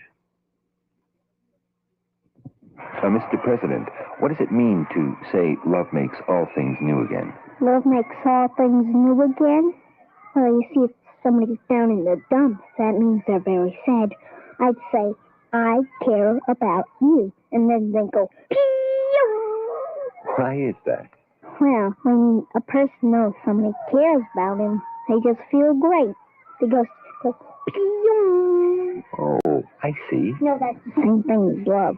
What's the same thing as love? Caring about people. Well, suppose there were two people down in the dumps, Mr. President. Oh, I just say, I care about you, and then go pew, pew. Suppose 200 million Americans were down in the dumps, Mr. President. I'd say, I care about you, I care about you, I care about you, I care about you, I care about you, I care about you. Love makes all things new again. Hey, what was that? Another sound of love from the Franciscans. We return you to The Devil and Mr. O's story of Gravestone.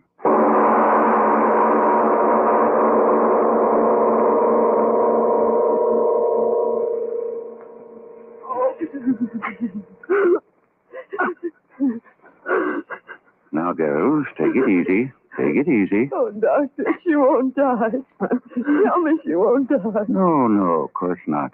And you're sure that her skull isn't fractured? Oh, absolutely not. Maybe a little concussion, that's all.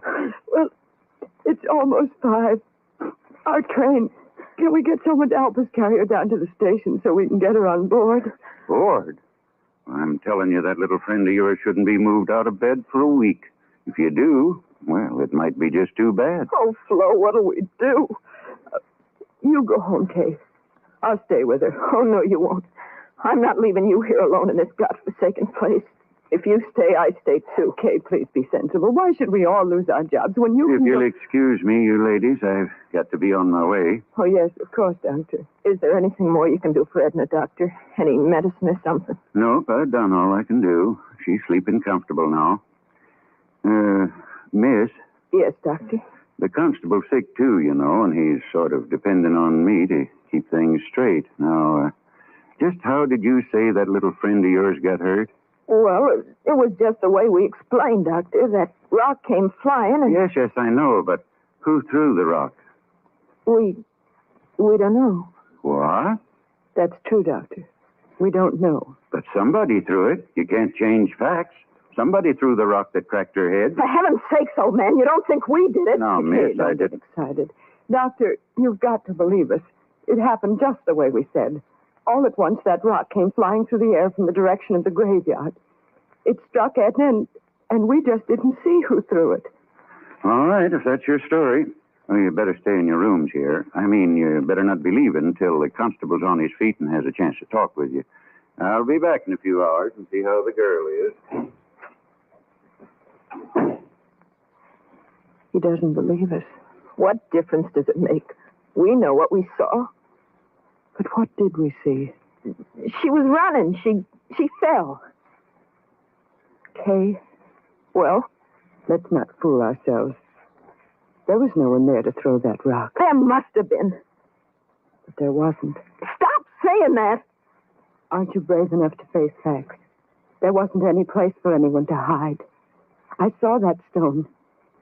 It seemed to come down out of the air. So slowly. Florence, if you don't stop talking like that... You remember what Edna said? It throws things. Stop looking at me like that. You're giving me the jitters. She said the poltergeist throws things. Spirit of evil. Florence, Rob, have you gone crazy, too? Why should we laugh at things like that? What right have we got to laugh? How do we know there aren't powers we can't see or understand? Powers of evil that revenge and insult just like an evil man. Kay, how do we know? What are you talking like that for? What are you trying to scare me for? You're supposed to be the most intelligent one of us all. You with your college degrees. Sure, I danced on the grave, but the dead are dead and they can't revenge a thing.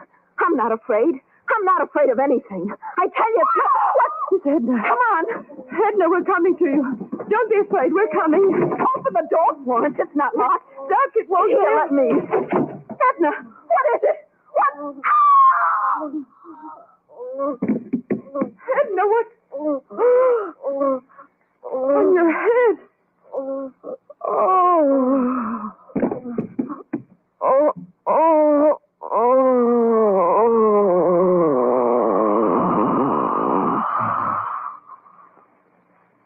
Hey, what's going on here? I run a decent place, and I don't want you...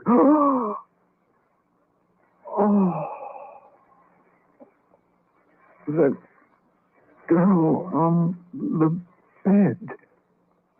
Her head.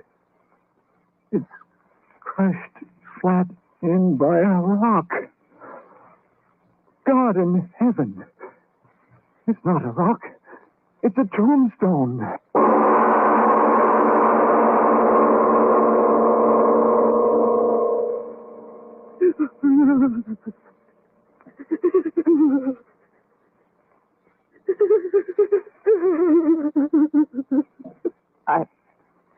I wish I could cry, but I haven't got any more tears.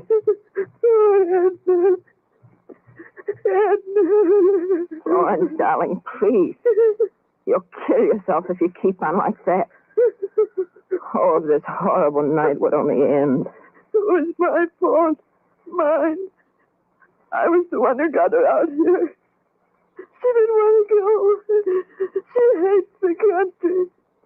But I made her come. I made her. No, you're not the one to blame. I am. I danced on the grave. But it was so good. So sweet. Oh, why should it have to be Edna? Why? You're right. It wasn't right for it to be her, was it? No. I did it, not her. I did it. I danced on the grave. I danced on the grave. You can't deny what you see with your own eyes. But I tell you, Doc, nobody could have carried that tombstone up the steps without me seeing him, could they? But there it is, ain't it? Yeah, there it is. Either somebody's playing a terrible joke or... You don't have to say it, Doc. I know. That's just the trouble. You don't know, and I don't know, and nobody knows. Yeah.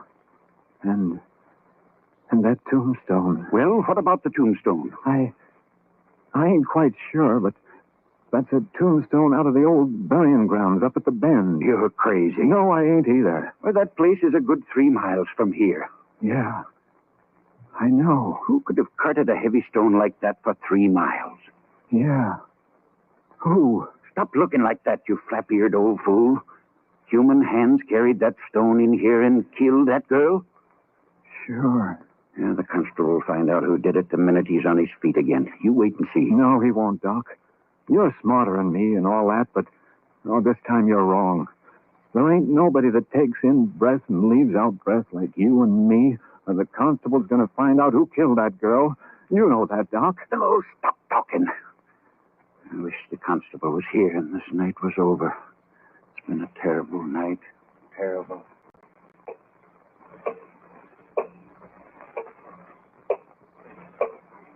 Terrible clock. Ticking. Ticking. Yeah, I know. I've been sitting here listening to it. I can't stand it anymore. I'll stop it. Why bother with it? Come on to bed, Kay. Please. I know you're sitting there. It won't help her. Yeah. Nothing can help her. But maybe I can help you. Me? It was my fault. Mine. I was the reason it happened. It killed her, and it'll kill you and me, too, unless I stop. No, don't say that. It's true. But why should you be hurt? I'm to blame, not you. Listen, Flo. I'll go out there. There? Out there, the graveyard. What?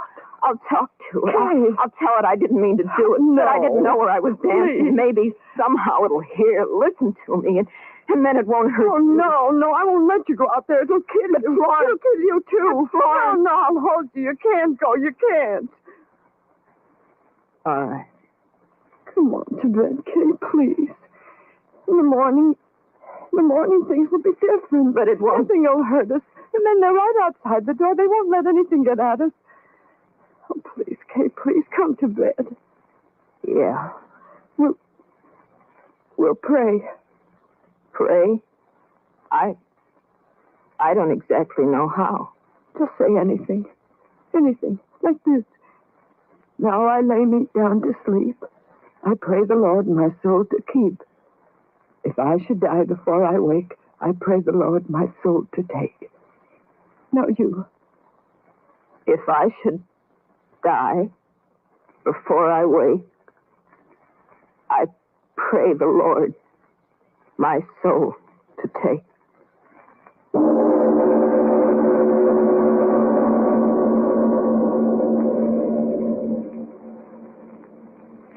Kay, are you asleep? I can't sleep anymore. Kay, tomorrow, when it gets light and everything, do you think people will believe us? You think so, Kay? I'm not quite sure what happened. I always used to be so sure about things. And now Kay? Kay, where are you? Kay, where?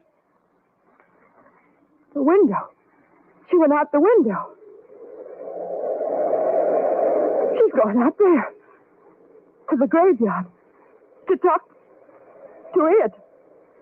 Okay, why did you go? Why did you go?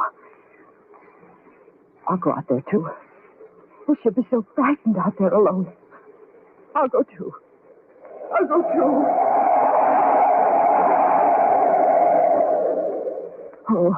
so cold. My hands. Snow so sharp. Cutting my legs. Oh, why did you go out there, Kay? Why did you? I've got to find you. Wind. Oh, why doesn't the wind stop? Slow blows our winter wind. Though I'm not so unkind.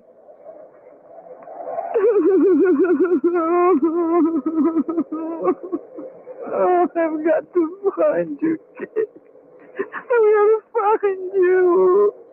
It's snowing. I love snow. And I didn't like snow. Where are you, kid? Where are you? I've lost my way. I've lost the road. Where are you, Kay? Kay, where are you?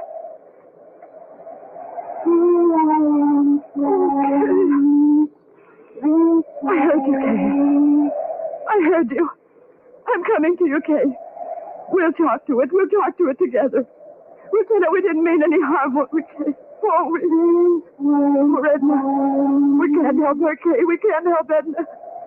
But I'm coming to help you, Kay. I'm coming. I'm coming.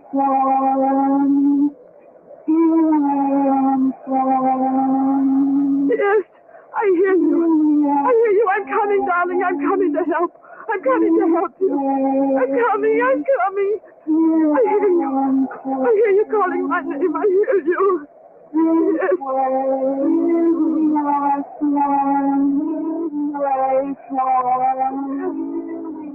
Yes, I hear you. I hear you. Where are you? Where are you? No!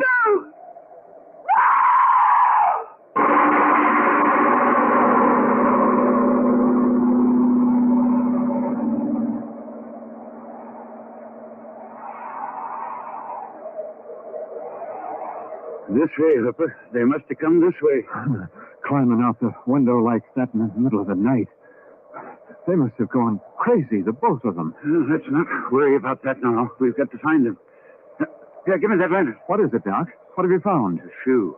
One of the girl's shoes. My gosh, stuck in the snow. We're going the right way. Come on, move fast. We've got to get to them. Doc, look at this. What is it?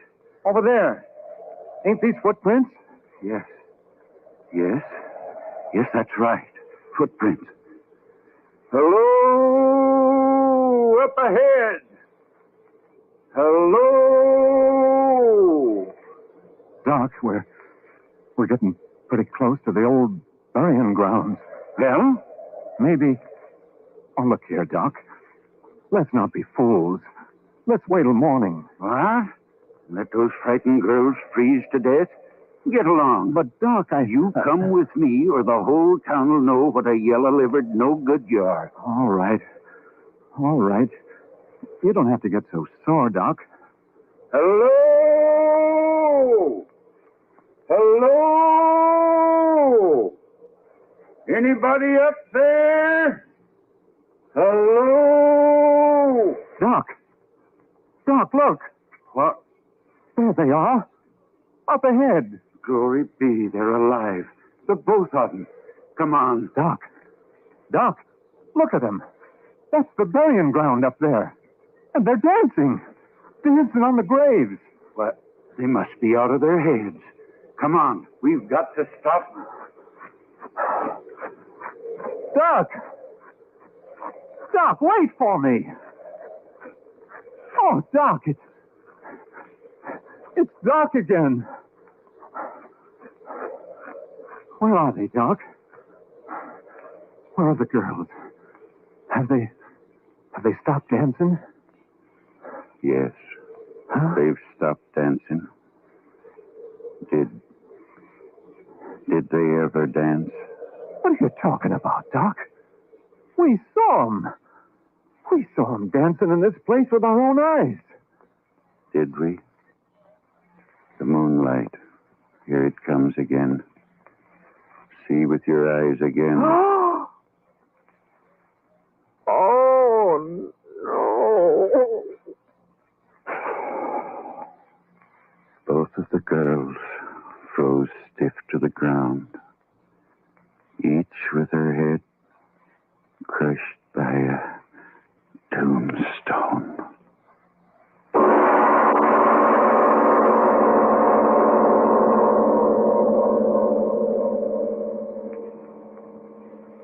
This is Mr. O. Arch Obler. Can such things happen? Well, mischievous, revengeful spirits doing all that sort of thing? In Africa once, I saw a native chief's home where rocks and pans and everything else were flying through the air, and no one was in the room. No one. I, too, have only questions, no answers, except about our next story, after a short message from your station.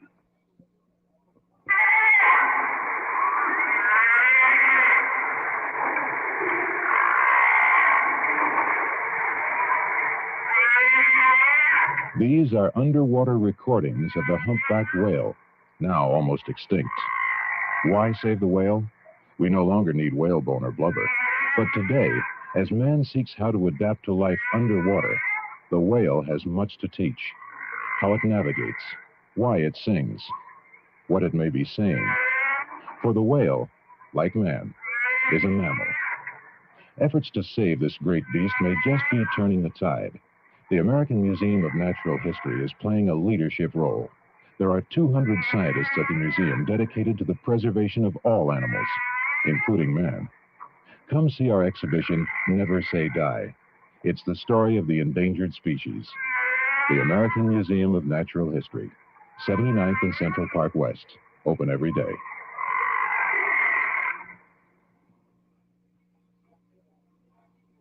This is Mr. O again. Our next play in the series is titled Ancestor, and it's a ghost story, pure and simple.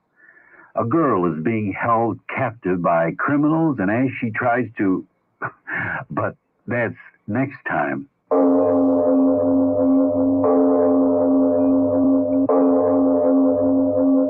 It is later than you think.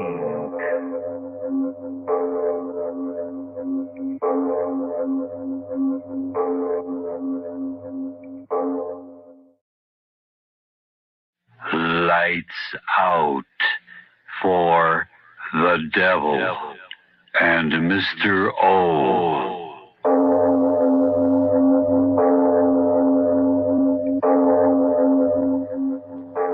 It is later than you think.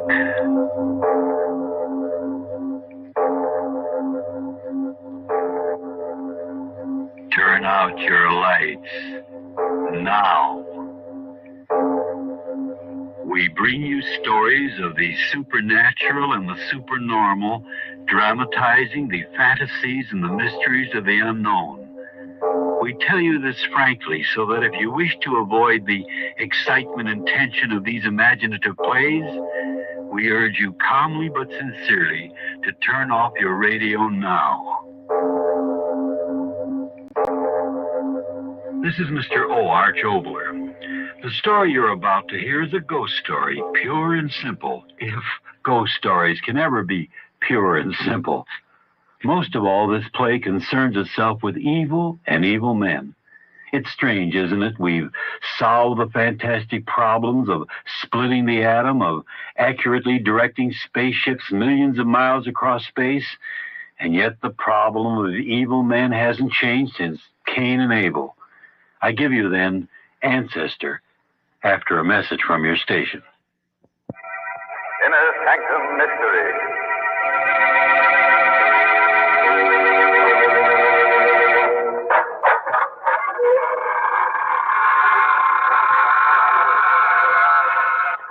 Hello, this is your host, welcoming you through the squeaking door. Not for a half hour of terror, but to tell you about Radio Nostalgia Magazine.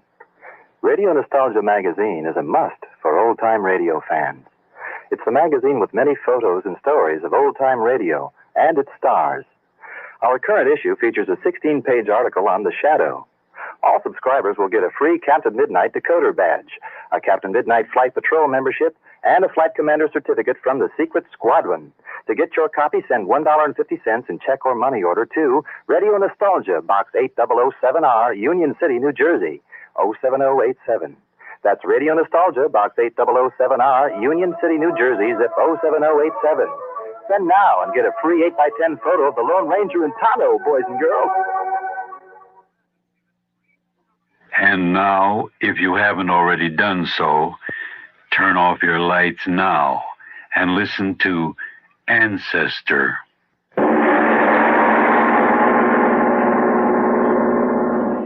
You know, Al, I kind of wish I had a book. Huh? What do you say? I said I wish I had a book.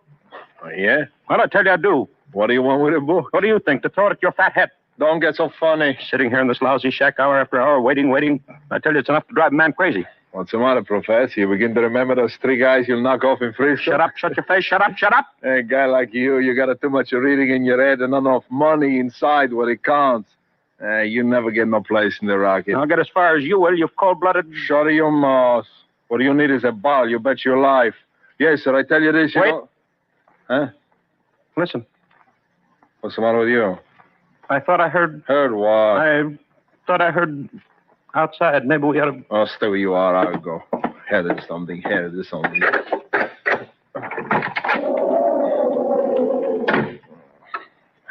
Nobody there. I thought I heard... You hear nothing, see nothing.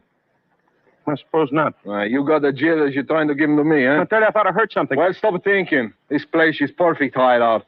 Nobody know about it but you and me and Duke. Duke? When the devil's he? Don't worry, Duke will get here. But will he? What do you mean, will he? That's a lot of dough, $50,000.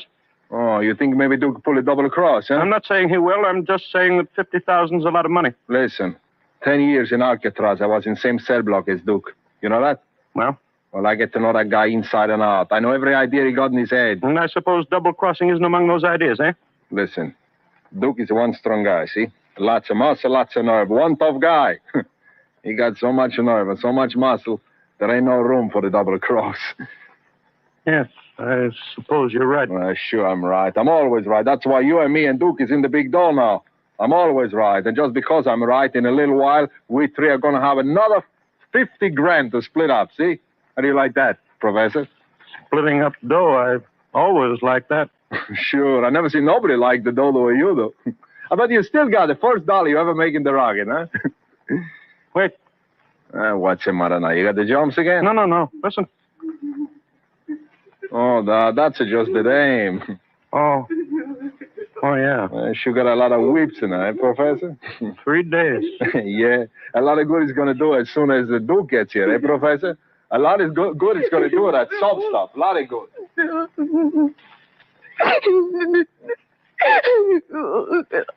I gotta stop crying. I gotta. My eyes, day after day. How many days has it been? It's so dark in here. If I could only have a little light, just a little. I gotta stop crying. I gotta think. What's the use of thinking? They'll kill me. They'll kill me. I know they will if they'd only listen to me. I don't want to die. I don't want to die.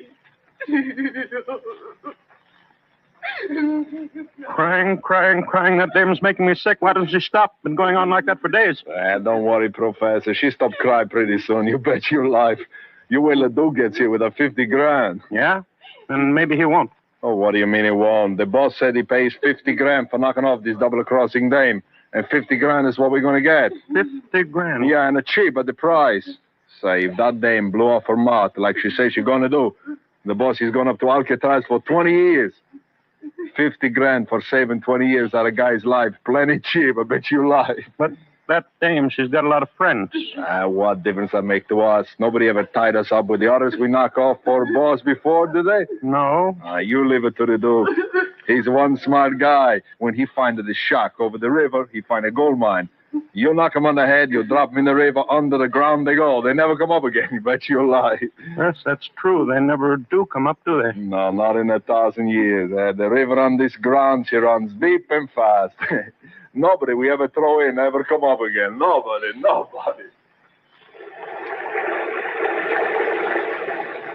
When I press my ear against the wall, I can hear the water running. Like it was a river under the ground. There used to be a river near the house when I was a little girl. I used to play near the water.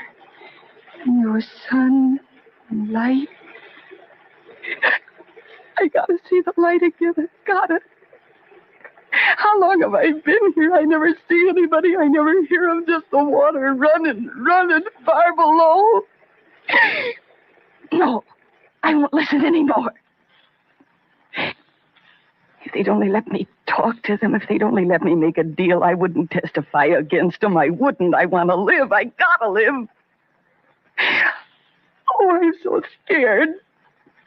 I can't be scared. If I start being scared, I'll go on getting more and more scared. I'll begin to see things in the dark. The dark is full of awful things. No, I mustn't think of it. I'll go crazy thinking. I mustn't be scared. I mustn't be scared. Okay, Professor. A 4 for you, And one for me. Read 'em and weep. 2 pair, kings up, huh? You bet. Wait a minute, hands off the cash, pal. Huh? Read these cards and weep. Son of a gun, 3 queens. Thank you. He draw 4 cards, he gets 3 queens. Hey, you got a luck. Have I? Sure. Meeting up with me and Duke. Duke, where in the devil is he? Oh, you start that again. I tell you, Duke, get here. 1 o'clock. That's 3 more hours. Yeah, but what if he doesn't get here? I told you before, the dame goes in the river, we scrum out of here. But Duke said not to touch her until he got here. Yeah, but me, I ain't taking no chances waiting around there anymore. Only time dames they don't talk is when they're under the ground or under the river. Yeah. 3 hours from now, if the Duke come back with the boss's door or not, in the river that dame goes, and that's that.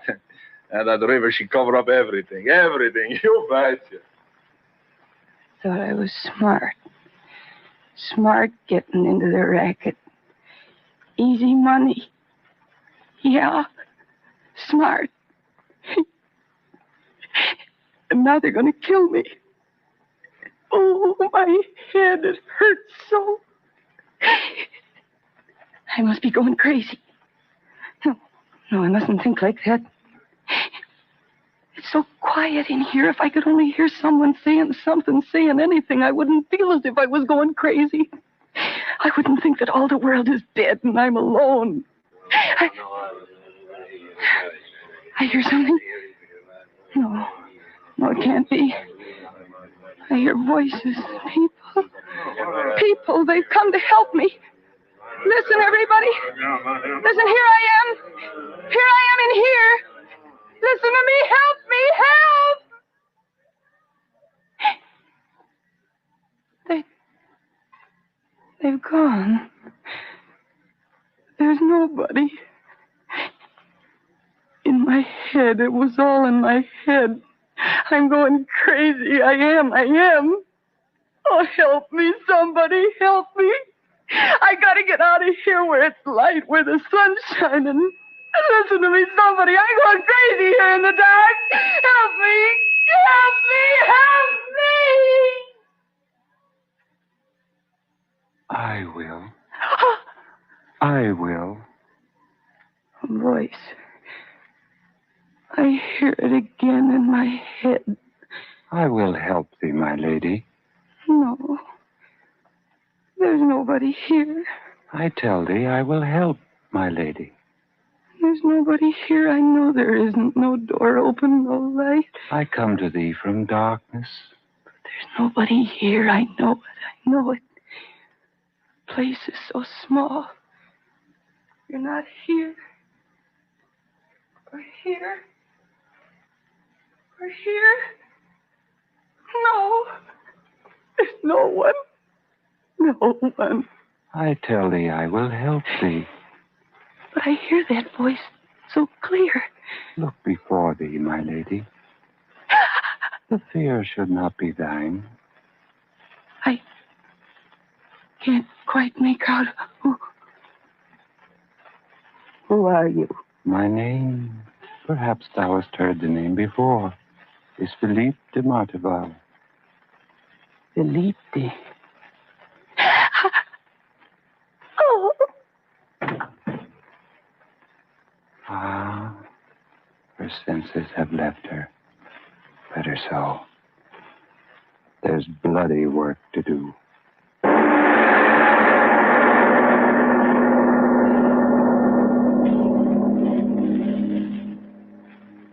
We leave our The Devil and Mr. O's story of ancestor for a short message. This land is your land. This land is my land. From California to the New York Island, from the Redwood Forest to the ocean water. This land was made for you and me. America, the greatest nation on earth. But as our country continues to grow, it must face the problems of expansion, such as the now ominous shortages of fuel and energy. There are ways you can help conserve these vital resources, both at home and on the job. Reduce thermostat settings by 2 or 3 degrees. Shut off lights and heat in rooms not in use. And reduce the consumption of electricity in late afternoon or evening. Remember, in conserving fuel and energy, you help yourself and your community. This land was made for you and me. This public service message is presented by the President's Office of Emergency Preparedness and the Office of Consumer Affairs. And now, back to our The Devil and Mr. O story of Ancestor.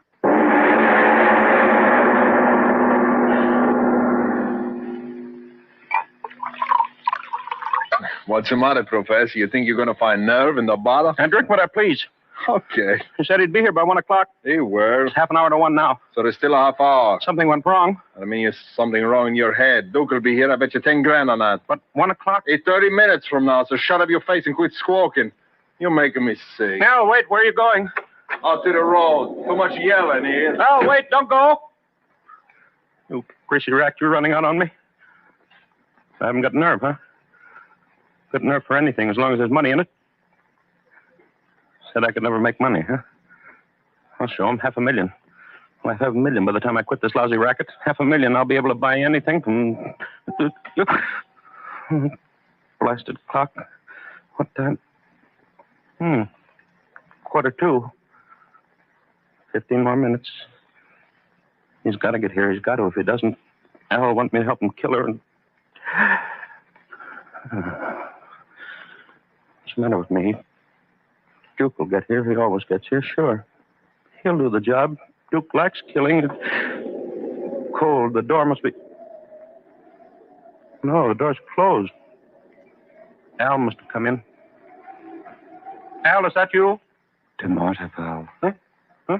DeMarteval. Who said that? I see no one. I am here. You're where? The coldness at thy side. Oh, that bottle. I've had too much yet. That's it. Too much. Weak. Aye, worm-like thing. And voice, I do hear it. Blasted bottle. What voice is in my head, will you? Not mine, not mine, not mine. Pray to thy God. Huh? I did hear. I heard. Pray to thy God. There is someone here. I can't see you, but you are here, aren't you? I came back in her agony. I hear you, and yet you aren't here. Oh, what's wrong with me? Things are what they are. There's no one who can talk without being. Use your eyes to see. Huh? What? Oh. Yes. Yes, I see you. You've been hiding my eyes. Yes, I see you. Tell me, what do you want? Who are you? How did you get in here? Out of the darkness, through her agony. Darkness? Agony? What are you talking about? Oh, my eyes, I could hardly see you. Blurred. I'm weary of you. Weary of me? What's that?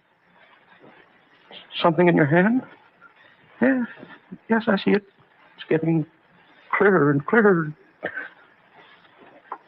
Oh. How can it be? A bow. A bow? What are you going to do with it? I fit the arrow. No, don't draw it back. Stop pointing that thing at me, the arrow. It might... Oh! Done. The worm no longer squirms.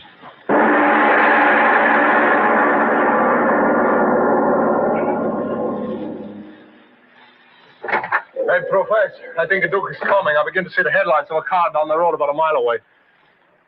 Hey, Professor, what's the matter? You don't... Oh, he ain't here, eh, Professor? In the other room, I bet, hiding under the bed. Well, I think I'll go in and not so what's the use? What? When?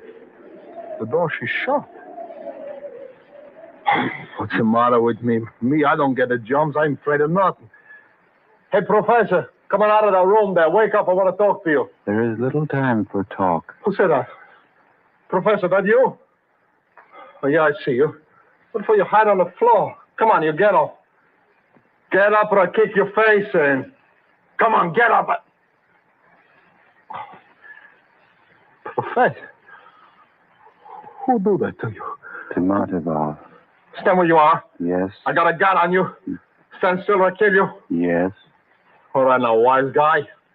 I'm going to find out what you look like. Come on in closer to the light. No. Listen, smart guy. I don't know how you get in here. I don't know what your racket is. You listen to me. My name is Alcelotti. Maybe you heard that name before, huh? No. No, yes. Talk of words. Who are you? What are you doing here? Come on across to the line. I grow weary. You grow what? What are you talking about? Come on close to the light, I tell you. And now keep your hands up. Up, I tell you. What do you think you're doing? Keep them up, I tell you. You're crazy. I got a gun on you. I'll blow you full of holes. What's the thing you got in your hand? Drop it, I tell you. Drop it. Okay.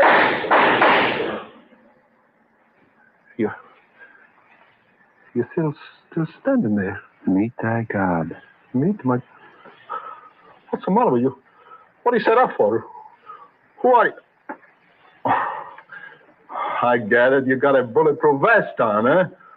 Okay, wise guy, you ain't got no vest on your head. I'm gonna blow... No, wait. What you doing? Wait a minute. Put down that...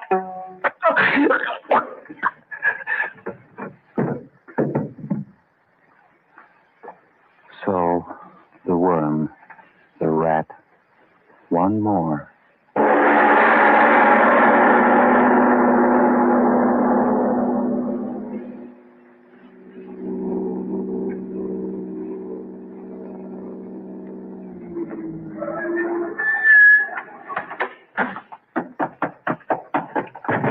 Now, Professor, open up in there. Stuke, open up.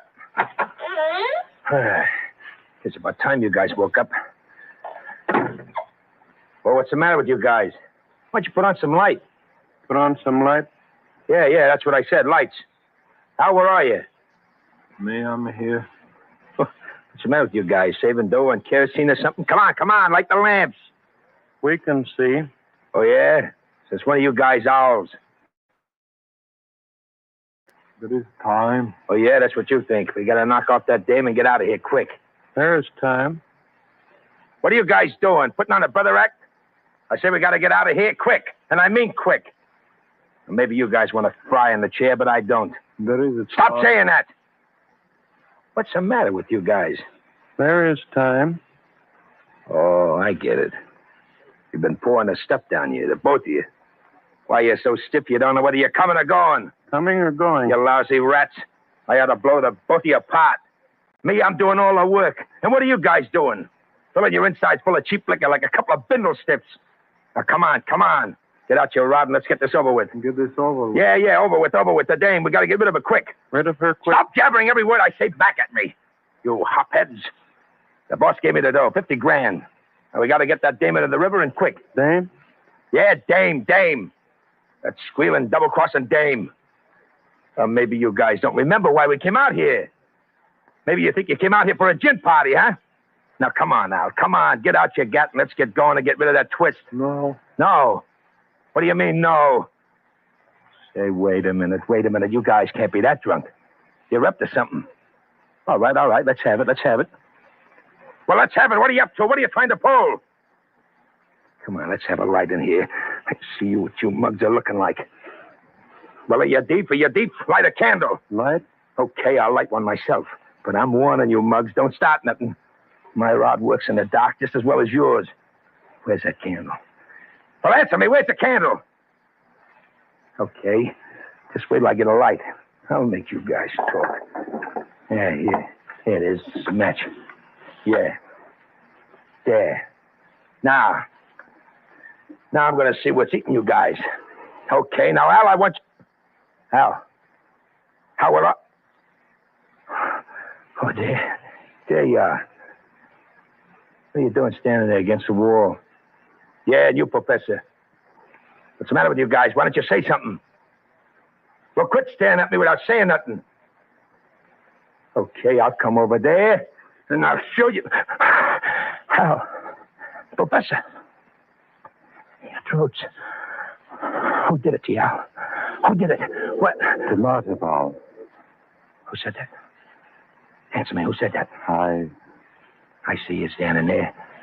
I see you. You did this to Al and the Professor. You did it. Why? Why did you do it? No, stand where you are. I got a gat on you.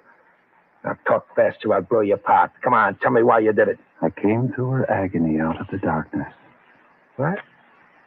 What'd you say? When you die, I return. I die? You expect to knock me off, too, huh? Stay where you are. Stay where you are, I tell you. There. That'll stop you. You're going to kill me, too, huh? Well, why don't you do it now?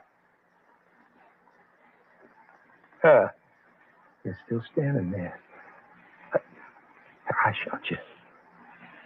You're dead. Like they're dead. But they talked to me when I came in before. And they must have been dead then. How could they have... No, stay back, I tell you. You're dead. And they're dead. And the dead don't talk. Don't move. What are you pointing at me? What are you going to do with that thing? Don't point it at me. I ain't done nothing. I ain't...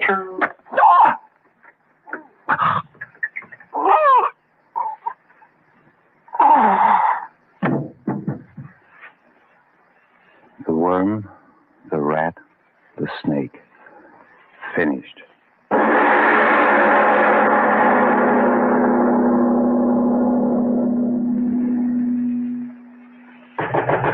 up in there. Come on, Juke, Al, whoever else is in there. You haven't got a chance.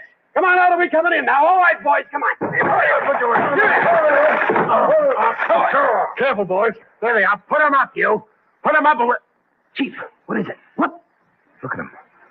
Ooh. Dead. All three of them. And each with an arrow through his throat.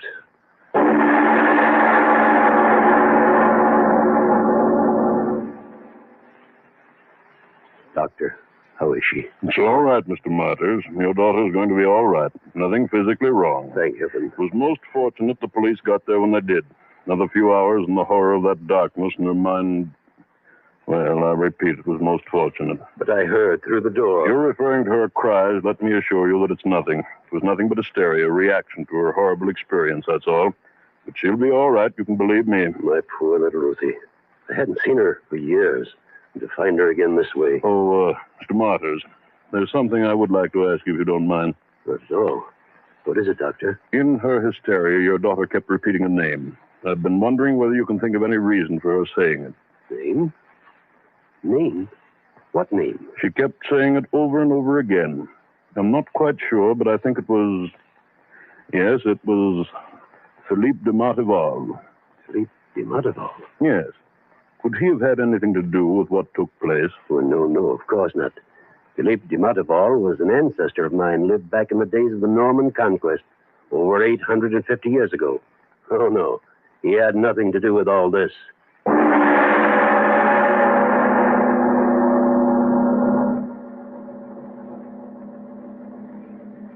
This is Mr. O again. Question, do I believe in ghosts? Well, I'll tell you what I believe in. Nothing in nature is lost. You burn a match and it's not destroyed. It's simply transformed into another form. The human spirit on death, the consciousness, all else, what becomes of them? The Orthodox religions have one answer, the non-believer another, but no matter what you believe, remember this. Nothing in the universe is ever truly destroyed, just transformed into another form. Could that form, under unusual circumstances, be what we term a ghost? I don't know. But I do know about our next week's story after a short message. Mr. President, what does it mean to say love makes all things new again? Love makes all things new again? Well, you see, if somebody's down in the dumps, that means they're very sad. I'd say, I care about you. And then they go, pew! Why is that? Well, when a person knows somebody cares about him, they just feel great. They go pew! Oh, I see. No, that's the same thing as love. What's the same thing as love? Caring about people. Well, suppose there were two people down in the dumps, Mr. President. Oh, I just say, I care about you, and go pew, pew. Suppose 200 million Americans were down in the dumps, Mr. President. I'd say, I care about you, I care about you, I care about you, I care about you, I care about you, I care about you. Love makes all things new again. Hey, what was that? Another sound of love from the Franciscans. This is Arch Over again. Were you ever a boy or Girl Scout on a nature study trip? That's what our play is about next time, only our people aren't children. They're a very special breed of very special human adults. But that's next time in Nature Study.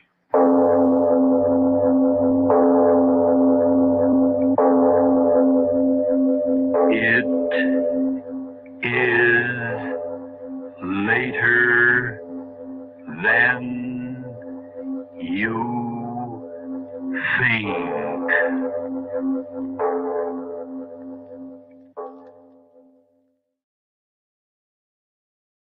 Lights out for the devil and Mr. O.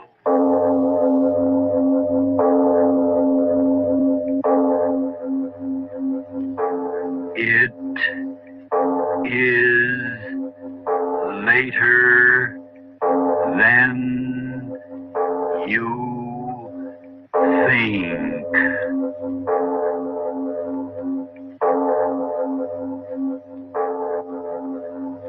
Turn out your lights now. We bring you stories of the supernatural and the supernormal, dramatizing the fantasies and the mysteries of the unknown. We tell you this frankly so that if you wish to avoid the excitement and tension of these imaginative plays, we urge you calmly but sincerely to turn off your radio now. This is Mr. O. Arch Obler. Nature Study is the title of our story, Nature Study. That's a charming pastime, the wonders of nature in all its infinite variety. But the most varied and fantastic subject of all, I think, is the nature of man and woman, the saint in them, the devil in them. We begin after a short message. Inner Sanctum Mystery.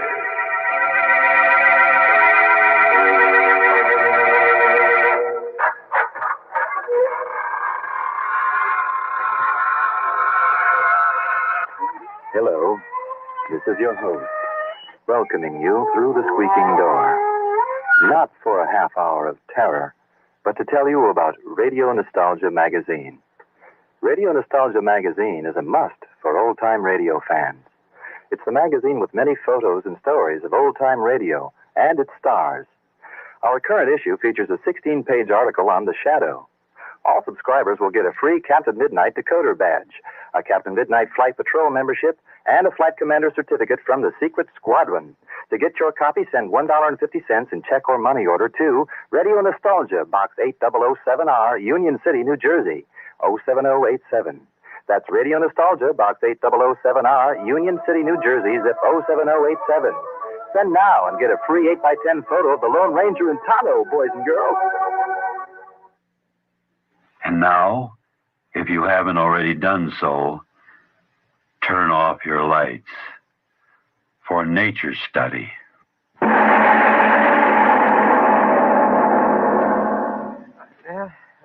Go. There we are. There we are where? Look about you. Oh, my goodness, it is beautiful, isn't it? I did not know this is where we were going. It's like a canyon, isn't it? It is a canyon. A cleft in the rocks few people in this part of the country know about. Well, I'm sitting down to rest my poor No, Miss Guard, we must go on. Oh, no. Oh, where are we going? Come now, come. On all our other Sunday nature study trips, I've never had such rebellion. Because we've never walked so far before. That's right. Where is this you are taking us today, Mr. Arnold? To Canada? My dear friends and neighbors, we're exactly 15 miles from home. You could think we're out of this world. Yes. Even in the midst of the city's turmoil, one can find nature's true isolation. Well, where do we go from here? There's a little path down through the canyon. There we will find lichens of many varieties. Oh, my goodness, what's that? My dear. I know. They are like little ferns in the rocks. Excellent, Mr. Cabanne, excellent. Oh, I remember from last week. You will note these scratches on the face of the rock here. Oh. Who did it? Not who. What? The glacier. What's the matter, Miss Guard? You seem displeased. All I want to say is this. Do you mean to say we came all this way by subway and streetcar and bus just to see some old rock scratches? Well, there isn't any place in the state that has a finer record of glacial action. How do you like that? I thought I was going to see flowers and then just scratches and rocks. Well, Miss Guard, Mr. Arno, he's a smart man. He knows Well, then that... maybe he knows I want to go home. My feet are tired. This is all there is to see. I'm starting back now. Oh, come on, Miss Wilkins. Let's get out of here. Find some real excitement. Well, I don't know. After all, Mr. Arno took all the time and trouble. What's that? Something up there. It's the rocks. Look out.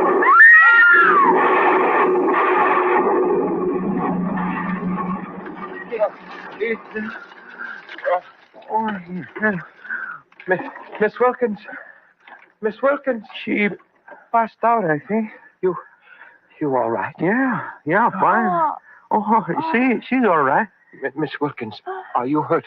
Are you... All right. Oh, sure. She just fainted. And no wonder all those rocks falling down. It's a miracle we weren't hurt.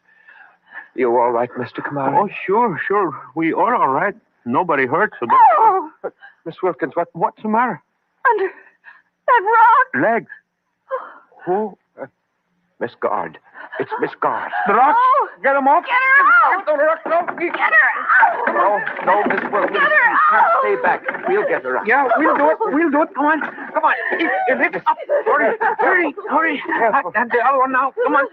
Easy. Now, a little more. There. One more rock. You hear that, Miss Wilkins? One more rock. Oh, she's dead. I know she's dead. I can't move. Lift more, Mr. Arno. Yes. Oh, poor girl. Oh, Miss Guard. No, wait. Look. Miss Wilkins, be quiet. Miss Guard, she's still alive. Alive? But how can... Shh. She's trying to talk. Yes, Miss Guard, I'm here. I'm listening. Yes, what is it? I don't know. I'm sorry, I can't understand you, Miss Guard. What are you trying to tell us? Yes, what, Miss Guard, what? I can't die without telling. Telling what? My husband didn't die. Heart failure. I killed him. Poison. I killed Miss Guard. Miss Guard! She's dead?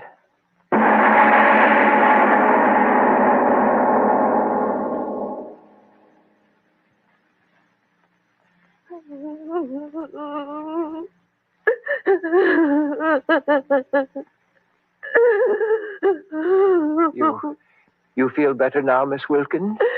I'm all right. Oh, don't try to get up. Just rest. A few minutes more or less won't make any difference. Now. Mr. Arno. Yes, Mr. Cabanne. I have been sitting here. I have been trying to figure it out in my head. Why is it? Well, there must have been a fissure in the rocks. The action of frost and rain loosened them, and perhaps the vibration of our voices. No, I'm thinking, why should it hurt her, not us? Well, I guess that's what you'd call fate. Do you think... Did she really kill her husband, like she said? Well, I don't know. I don't know anything about her except she was a neighbor. Yes. And she lived in our building for a whole year already. I really don't know about her. I know. You, Miss Wilkins? Tell us, please. She told me. She used to sing in a nightclub. So? Really? One morning she wasn't feeling good. She came down to my apartment. I guess she felt like talking. She told me she used to work in this nightclub, and then she married this rich fellow, lots older than she was, lots of money, and she married him, and she didn't like him very much, and all of a sudden he died. Oh. Did she tell you that there was anything unusual about his death? No. She just said all of a sudden he died. Like poison? Oh, what are we sitting here for? Let's get out of here. quick, let's get out of here. Yes, Mr. Arno, why do you sit there? Lead us the way out. Mr. Arno, what's the matter with you? Why do you sit there looking at us? I didn't want to say anything before. Say what? Say what? I went over there, the only way out of the canyon. The rocks have blocked it off. Oh. I'm very much afraid we can't get out.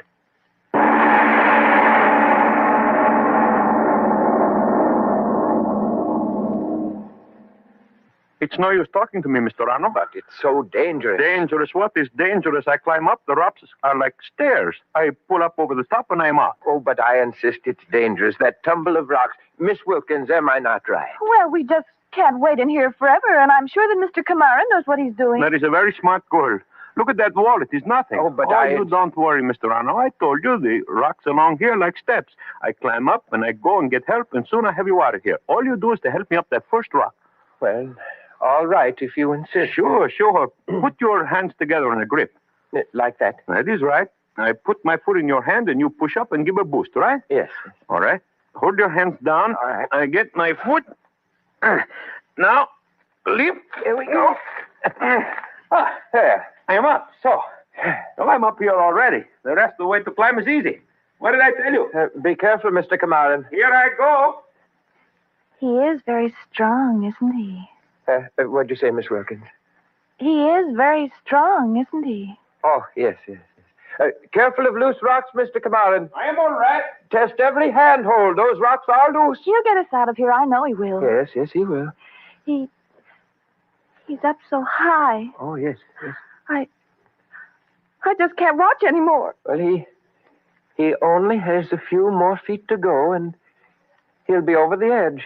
You're doing very well, Mr. Cabanne. Sure, I told you. Joe Cabanne, he always does. Mr. Cabanne, what's the matter with him? I don't know. He suddenly stopped talking, isn't moving. Mr. Cabanne, what is the matter? Mr. Cabanne. My arm cramp. I can't hold. Cramp in his arm. Hold on, Mr. Cabanne. I'll try to get up to you. Don't let go. I'll try to... Let go!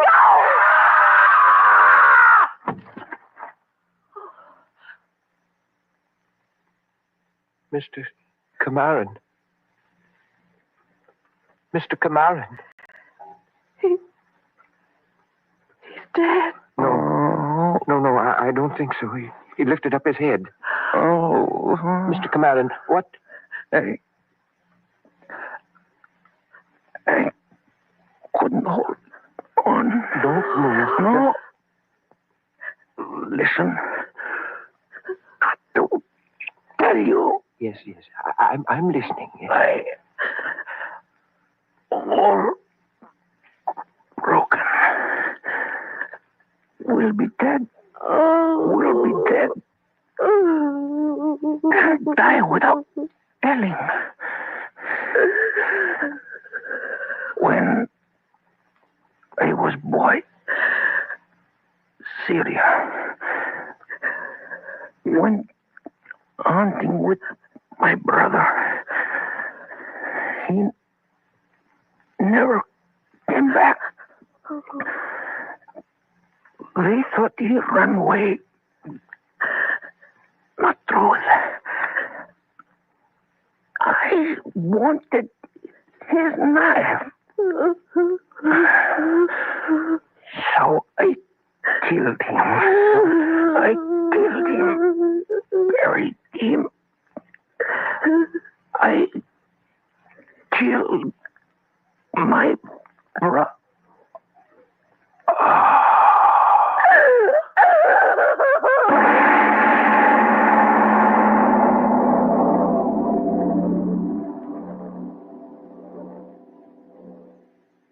We leave our The Devil in Mr. O's story for just a moment.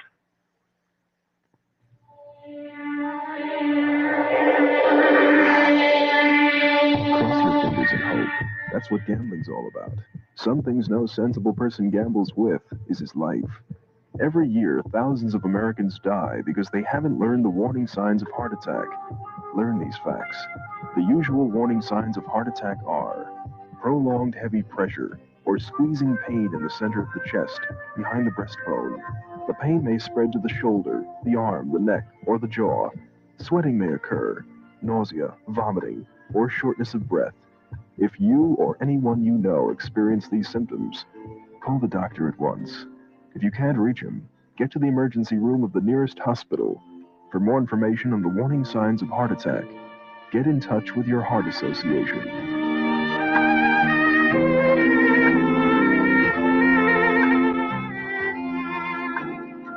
A public service announcement from the Essex County Heart Association and WVNJ. We return to the story of nature study.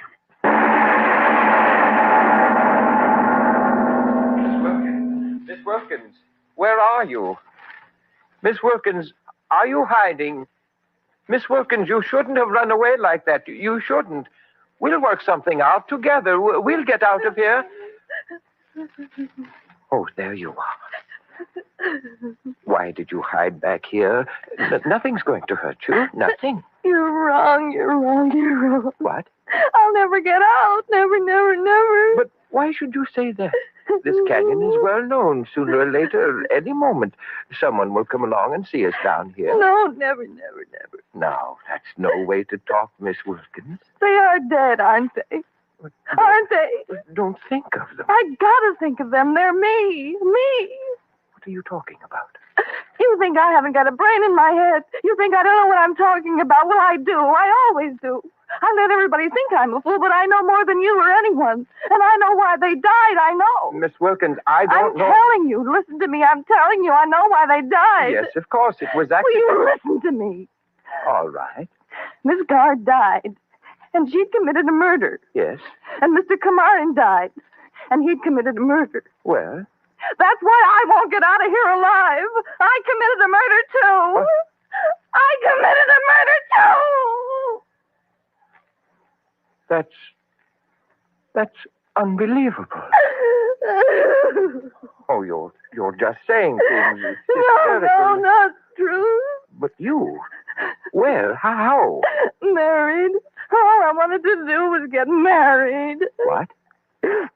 Mary Jane Ellis. We'd gone to school together. The same room in college, the same room when we came here to go to work. Always together. My best friend. Everyone said my best friend up till Joe. I met him first, then she met him. She said she didn't like him, but I knew she did. She did. At the party, I came into the room. His arms had been around her. I knew they had. He couldn't fool me. She couldn't fool me. It was her fault, not his. My best friend. Joe was for me, not for her. He was thinking about her. He kept on thinking about her. Pretty, all right. She was pretty, but he was for me, for me. At night, I'd lie there thinking if she was dead. If she was dead. She had to be dead. She had to be dead. Miss Wilkins, for 5 years, I've known you for 5 years. What you're saying isn't true. I know it isn't. Your mind, all that's happened, you couldn't really... Shut up, blast you, shut up! All right, Miss Wilkins. You listen to me. I killed her. I killed her with poison. And I'm going to die the way they did. And there's nothing anyone can do about it. You're out of your mind. No, I know exactly what I'm saying and doing. Do you know how long I've waited for this moment, Mr. Arno? 5 years. 5 years. Every night for 5 years. Every time I was alone in the dark, I've been waiting for this moment. I don't have to wait anymore. Why not? Because it's here. Who? It's here in the canyon. Waiting to kill me. There's no one here but you and me. They knew. Now I know. Well, I tell you, there's no one in this canyon but the two of us. And their bodies. What? What's over there? Huh? Oh, nothing but the shadow of a rock on the canyon wall. It's not a shadow, Mr. Arno. What are you talking about? It's not a shadow, Mr. Arno. I see it plainly. It is a shadow. It's not a shadow, Mr. Arno. Why do you keep saying that? It's coming closer. Well, the sun is getting lower in the sky. If it touches me, I'll die. Don't say that. The way they died. Stop talking nonsense. Get you out of here. Someone will come along. Up there. Is there anyone up there? We're down in the canyon. Get us out of here. Now, you just sit there and relax until someone... Miss Wilkins. Miss Wilkins. Dead? Bottle?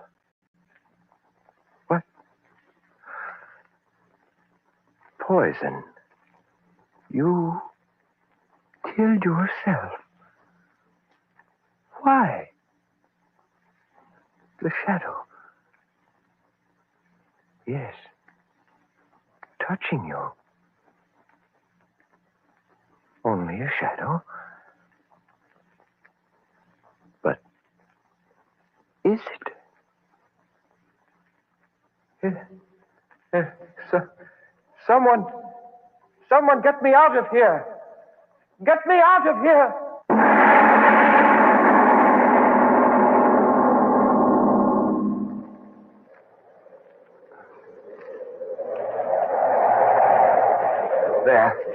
There we are.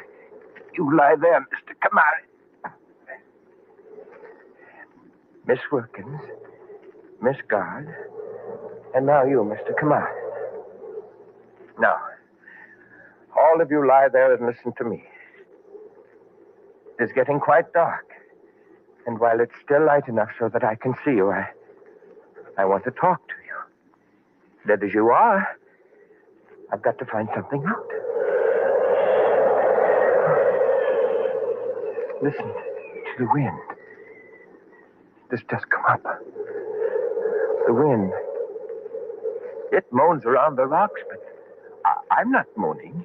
You hear that, Miss Wilkins? I'm not. I'm just talking to you reasonably. It's been so many hours, and yet you hear I'm talking reasonably. Please understand, my friends. I didn't mean for this to happen. I took you to Hidden Canyon to show you the lichens and the glacial action on the rocks. I didn't want you to die. And that's what I've got to talk to you about. Dead as you are. Why did you die? It was all quite accidental. Wasn't it, Miss Guard? Answer me, Miss Guard. The rocks that crushed you, all quite accidental. It wasn't because you had committed a murder, was it? All quite accidental. Wasn't it, Miss Guard? Wasn't it, Miss Guard? How strangely my voice echoes between the rock walls. I will talk to you, Mr. Cabanne. You climbed up the rocks. A cramp in your arm. You couldn't hold on any longer. You fell. That was all accidental, wasn't it? Wasn't it?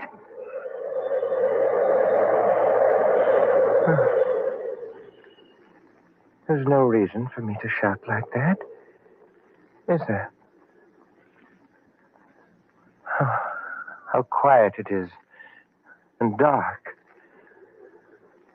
For years, I've never been in the dark. At night, all the lights on in my house. I even sleep with the light on in the room. Never been in the dark for years. I'm in the dark at last. Alone. The three of you are dead. And so I'm alone. Who? Oh, a bird. An owl. Yes, of course, an owl. Miss Wilkins, you shouldn't have taken that poison. You should have stayed alive to talk to me. As long as there's someone to talk to, but when there's no one but the dead. That's a frightening thing. And I don't like the dark. And now I'm in the dark, alone. That's a frightening thing, yes. Oh. Your faces. Why do I see your faces? Oh. It's the moonlight. How quickly the moon lighting your faces. Yes. I don't think I'm going to look at you. I'm going to sit here all through the night, my eyes closed. Yes. I will. I will.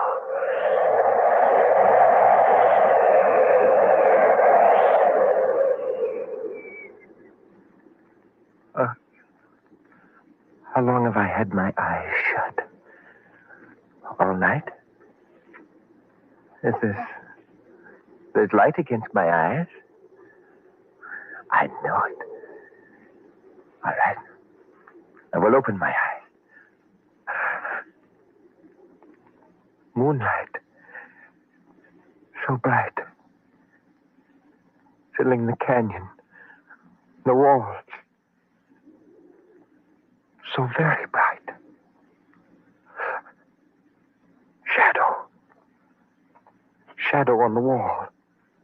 What? Moving along the wall. Shadow of what? Miss Wilkins. You said a shadow, Miss Wilkins. You're smiling. Mr. Cabanne, you too. Miss Guard. All of you smiling.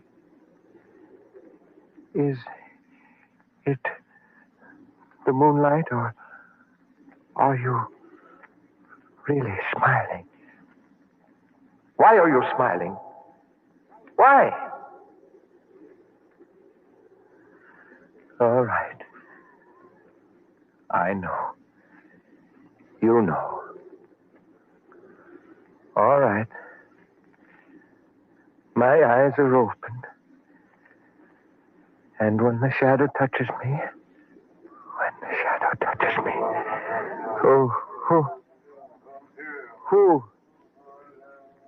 who's it?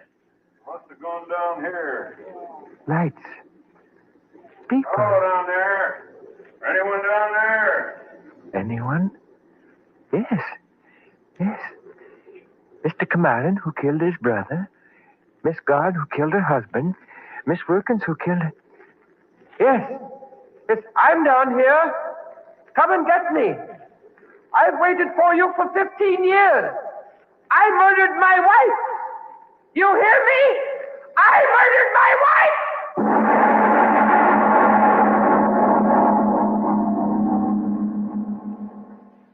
This is Mr. O.R. Obler. I want to tell you about our next killer after a very short message. See? See the leaf? Right here in my hand. Oh, yes. Isn't that a new leaf?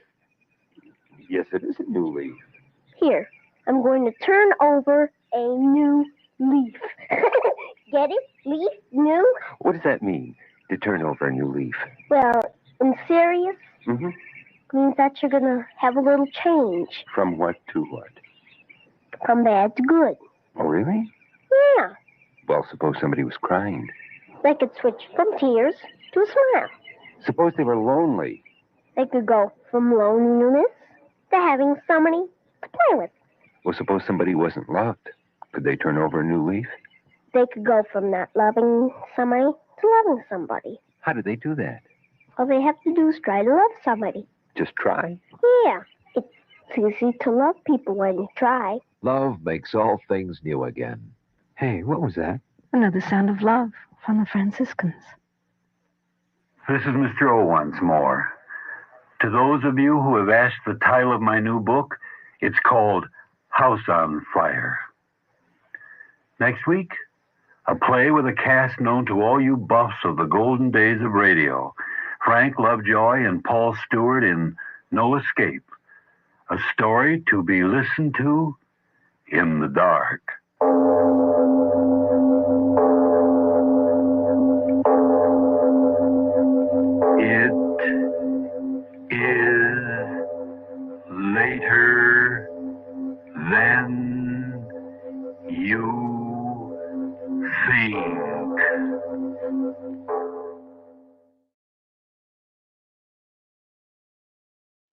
Lights out for the devil and Mr. O.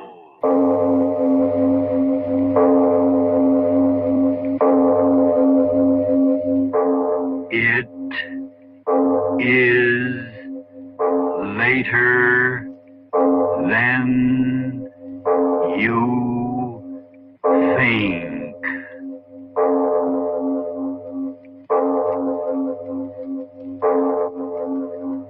Turn out your lights now. We bring you stories of the supernatural and the supernormal, dramatizing the fantasies and the mysteries of the unknown. We tell you this frankly so that if you wish to avoid the excitement and tension of these imaginative plays, we urge you calmly but sincerely to turn off your radio now. This is Mr. O. Arch Obler. The world, as you know, is full of small people trying to be large and large people trying to be humble. You've met them at school, at work, in public office, or handing out licenses at City Hall. Well, I bring you a play now titled, by a coincidence, Big Mr. Little. And whether you're king of the hill at the moment or at the bottom of the hill trying to scramble up, I think you'll remember Big Mr. Little. But that happens after a word from your announcer. Inner Sanctum Mystery.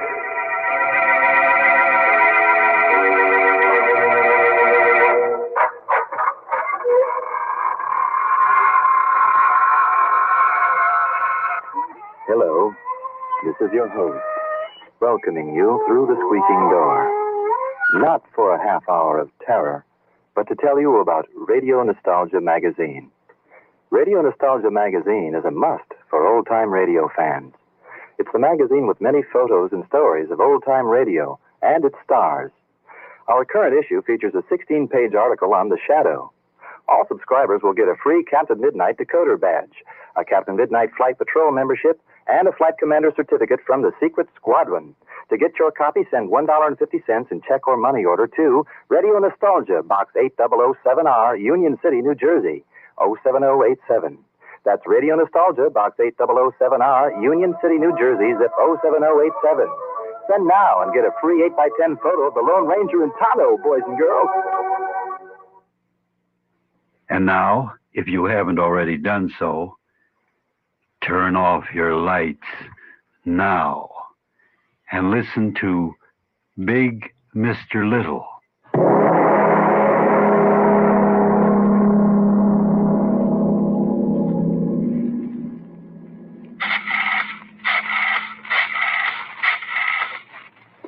Hello, Police Department. My name is Charles Krager, Dr. Charles Krager. I live at 872 West Street, apartment 2B. I want you to come and get me. I've just killed a man. J. Drogan. Did you hear me? I said, come and get me. I just killed a man. His name was...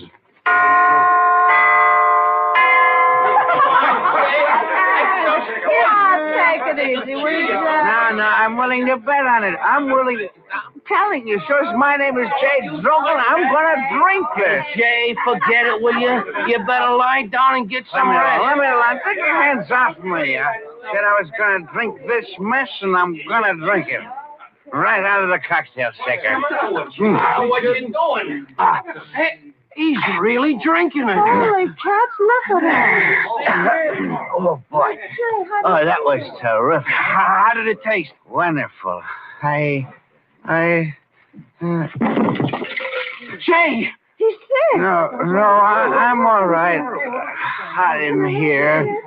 Window open. The windows. Who broke all the windows?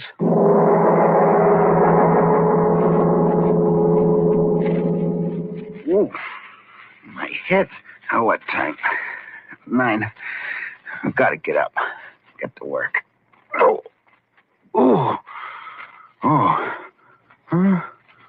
All dressed. bed in my clothes. Put me to bed. Oh, it doesn't matter. Oh, all right. All right. Hello, Jay Drogan speaking. Who? Oh, yeah. Hello, Fred. Sure, I'm coming down to the office. Party? All right, a man gotta have some fun once in a while, can't he? I gotta wash up, All right, I'll be down there. Goodbye. Son of a... Where's my hat? Well, what? Windows broken. Some party. Tell superintendent get windows fixed. Wonder what... Oh, well. Better get to the office. Good thing building has an elevator. Couldn't walk downstairs. Good morning there, Mr. Drogan. Oh, hello, Mr. Jensen. What the devil's the matter with this elevator? I've been punching this button for 5 minutes. Well, it takes time for it to come down when it's up on the top floor. Takes The time devil for... with the time. It's always going wrong, that elevator. I wish that blasted thing would fall through the basement. Hey, it's falling.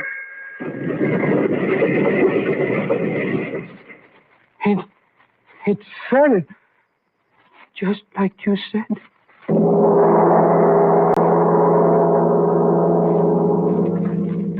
Oh, then, Drogan, sit down. Sit down. Thank you, Doctor. It was good of you to see me without an appointment. Well, you seem to be in quite a state. What is it? It's my head. You injured it? No, I don't think so. You see, I had a little party at my house last night. Oh, my head. Well, never mind. Well, this certainly is the morning after the night before. Over to the window and let me look at you. Yes, Doctor. It's my head, Doctor. Every sound... It's just the morning after. But every sound... That blasted airplane up there, it's so loud in my head, Doctor. No, don't get excited. Why does that infernal pilot have to fly so low? Blast you up there, why don't you crack up? Look. He's falling.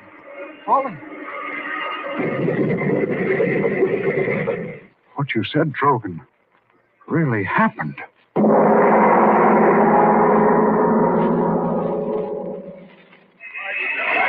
Step back now. Get away. All right, Drogan, we better be moving on. Yeah, you come back to my office, and I'll give you a sedative, and you lie down and rest a little while, and then you'll be all right. Yeah. Coincidences. That's nothing. Oh, that's all it was. Nothing more. Oh, watch out, man. Watch out where you're walking. It's okay. Now we can cross. Hey, you! How do you like that guy? Blasted cabs, they think they own the street. If I had my way, I'd smash them all out. Stop!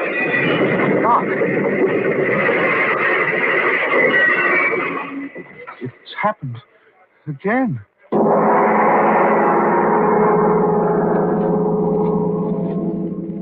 Drink this. No, I tell you, drink this. I don't want to. It isn't what you want to do. It's a sedative. Now, drink it. Putting me to sleep for a little while is no help. Last night. Think about last night. Perhaps you, drank something out of the ordinary. Well, why do you look at me like that? I did. What? That drink, I just remembered. Tell me. But that couldn't be it. Tell me. Well, we got to kidding about who could mix the most unusual drinks, and I was feeling high, and I mixed one. Well, what was in the drink? I don't know. Well, you must know. If I knew what was in the drink, perhaps some chemical... Oh, wait a minute. Where do you think you're going? To the office. Well, what? Fred, my business. I've got to... No. You're completely out of your head. You're a menace, a walking danger. Don't you realize that you can't go out of here until we figured this out, some way to stop it? If you don't, every time you say a negative thought, it'll happen and someone will die. Do you want that? What's the matter with you? Why should you laugh? Stop it.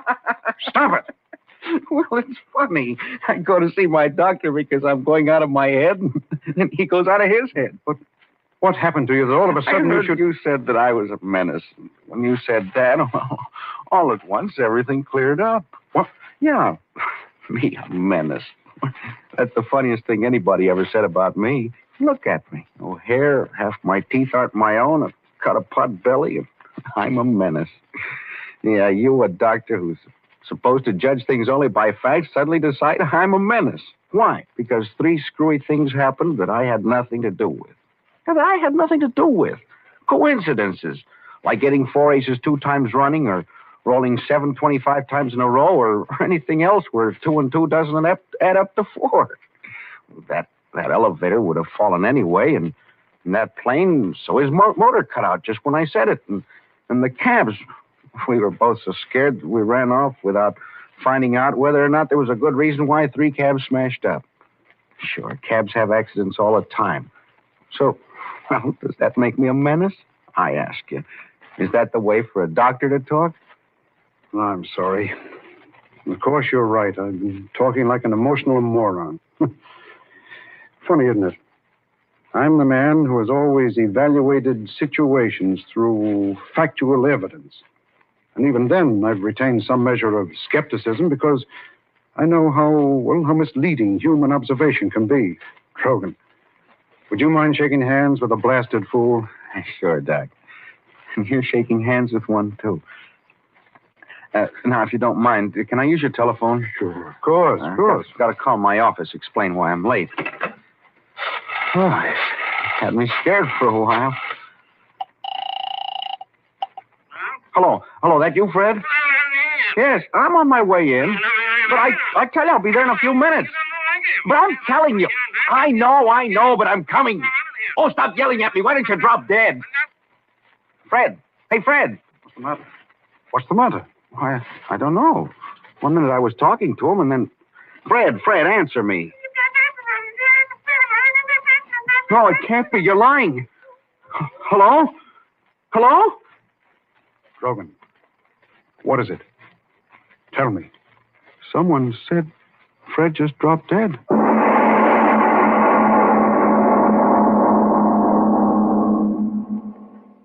We leave our The Devil and Mr. O story of Big Mr. Little to take a deep breath and a word from your station. Can you use $10,000 cash?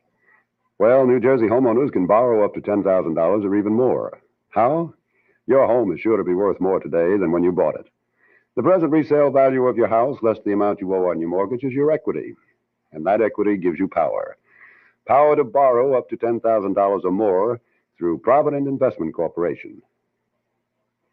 You can use the money for a business investment, consolidation of debts, home improvements, purchase of a car, new furniture, college expenses, or even a wonderful vacation trip. And payments can be stretched out over many years, small enough to fit your budget. So if you are a New Jersey homeowner, call 488-3030 anytime, day or night. That's 488-3030.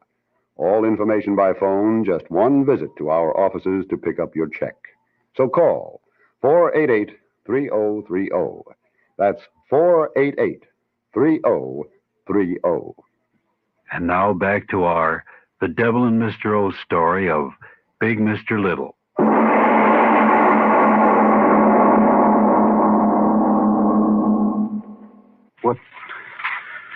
What time is it, Doctor? 1. I can't just sit here. No, you're my responsibility. I've got to think something out. I just can't keep on not thinking anything. Great Godfrey. What? What's the matter with me? You can perform miracles. I'm convinced of that. All right. Then why in the name of common sense can't you perform positive miracles instead of negative ones? I don't understand. Listen to me. It's simple. It's so simple that neither one of us thought of it. Just as you can kill people and cause accidents, why can't you do good? Good? Heal the sick, give eyes to the blind. But when it comes to killing, kill the ones who should be killed. That's right. Maybe I could do that. No, wait a minute. It's all clear now. Every miracle that you performed today was a negative miracle. The falling elevator, the airplane, the taxis, your friend. Everything negative. You haven't performed a single positive miracle. Not a miracle for good instead of evil. Well, come with me. Where? Out into the street again. Come on, Drogan. We've got to find out if you can perform a good miracle just as easily as performing the other kind. And if you can, well, you'll start making history in a few minutes, Mr. Drogan.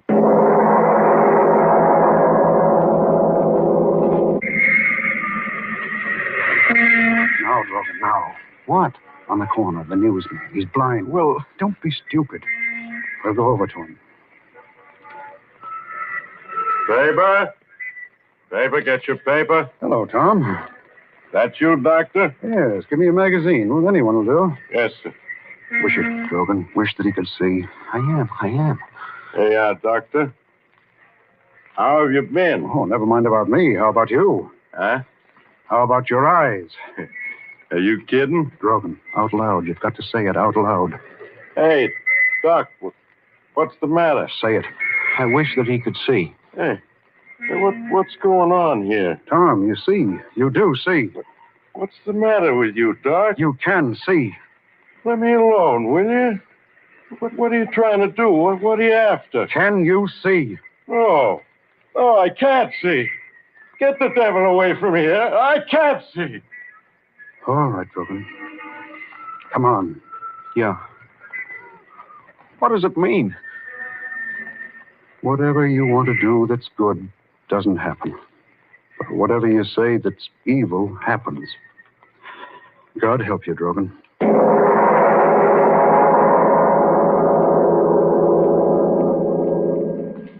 Well, I know I'll give it a disbelief. Well, have a good sleep, friend Drogan? Yeah. Why did I fall asleep? A sedative I gave you. Oh. Drogan, I want you to meet my wife. How do you do? Oh, well, it's a pleasure, Mrs. Krieger. Yeah. Let me give you a hand. No. I'm all right. Yeah, of course. Drogan, I've told the entire story to my wife. She's clear-headed about this. I'll let her tell you what she thinks. Go ahead, Anne. Mr. Drogan, Charles thinks you're a menace to humanity. I don't think so. I think the danger to others is not through you, but through somebody else. You don't know what I mean. Well, that's understandable. I mean, you wouldn't willfully hurt anyone. But what if someone forced you to? What if your ability to perform miracles... Evil miracles? Yes, evil miracles, was discovered by some criminal? He would force you to do what he wanted, at no risk to himself, because since the criminal was performing an evil act, you couldn't hurt him. In other words, Drogan, someone could use you for criminal purposes. Yes, blackmail the world because you thought he could kill anyone in the world. You haven't said anything, Mr. Drogan. You do understand? Yes, I understand. What do you expect me to do about it? We don't expect you to do anything. The responsibility is beyond you or us. Whatever happens is up to the proper authorities. Authorities? My wife means that what we must do is to tell the authorities of what happened. It's a wonderful idea. Drogan, I'm proud of you. A wonderful idea. Yes, of course, but why do you keep on saying that? You gave me a wonderful idea. But that's not important now. We've got to go to the authorities. All of us. No. Why should you say no? I'm not going anywhere. Neither are you. What? Charles, why should he say... Wait. What's the matter? Nothing. I'm not going anyplace, or are you? What do you mean? Sit down. What the devil for? Sit down. No, I don't see what... Doctor, I'll let you talk. Now let me. Well, in my own way, I figured out the world a long time ago. And that's why I was satisfied. Now, you see, it's like this. Some people are born with more than other people. One man has more brains, so he's an Einstein. Another fellow's born with good looks, so he's a movie star like that Taylor fella. Another has muscles that work better, so he's a Joe Louis. Another one's got more energy, so he's an Edison. Most people are born with just enough brains and muscles to get along in a plain, ordinary life, like me. I knew that. So I was satisfied. Then this happened to me. All at once, all I've got to do is say something, and then it happens. Not good things, we found that out, but whatever I say that's wrong happens. I can do what anybody else in the world would like to do, we can't do. No Army or Navy or Air Force. I can say that somebody should die or that something should burn or break or fall, and it happens. You know, at first it was the same for me as for you, Doctor. I couldn't believe it was really so. Then while I was lying here, I heard you and your wife talking, and I began to figure things out. And you both gave me the real idea. Dempsey and Joe Louis and Tunney and those fellas who had better muscles made themselves millions. So did Edison and Ford and Chrysler and the rest of them who had brains. Now, I had something. Why shouldn't I get paid off, too? Paid off? That's right. How? You said it before. What? I think you call it blackmail. Charles. The way you both look at me, you'd think I'd said something you hadn't said before yourself. Anybody that's any good to the world, I can kill. All right. People get paid off in this world for not letting other people starve, so I'll get paid off for not making people die. That's a pretty bad joke. Joke? No. Of course you're joking. No. You don't mean that. Sit down, Doctor. Doctor, I said for you to sit down. Don't you order me around. Now stop this nonsense and... Oh. I brought you some tea, Mrs. Krager. Yes, thank you, Frederick. Just put the tray Wait down. a minute. Take that tray out of here. Go ahead. Take it out. But I take orders only from Mrs. Krager. Is that so? Well, why don't you die? He's dead, isn't he, Doctor? Yes. So you see, it isn't nonsense. You devil, you. Well, up to now, it's always been plain Sam. I never thought that you... That's just it. You should never underestimate a little man, now should you? Charles, do you hear me? Call the police. He hears you, but he won't do anything about it, will you? Charles, don't just sit there. This man is a murderer. He killed Doctor, Frederick. your wife is talking a little too much, isn't she? There, won't you please Doctor, do you hear me? I suggest you tell your wife to shut her mouth. Charles! Or maybe you'd like me to say something to her, the words I said about the servant. Suppose I said, Mrs. Krager, I wish you... Stop! Will you please do something And about stop it. Stop. You hear me? Stop. Now, you'll be all right, dear. It'll be all right. Of course it will, as long as we're sensible about this. Now then, what is my plan? Oh, very simply this. You and your wife are going to help me get everything in the world that I want. Yes, everything. What I tell you to do, you will do. Letters.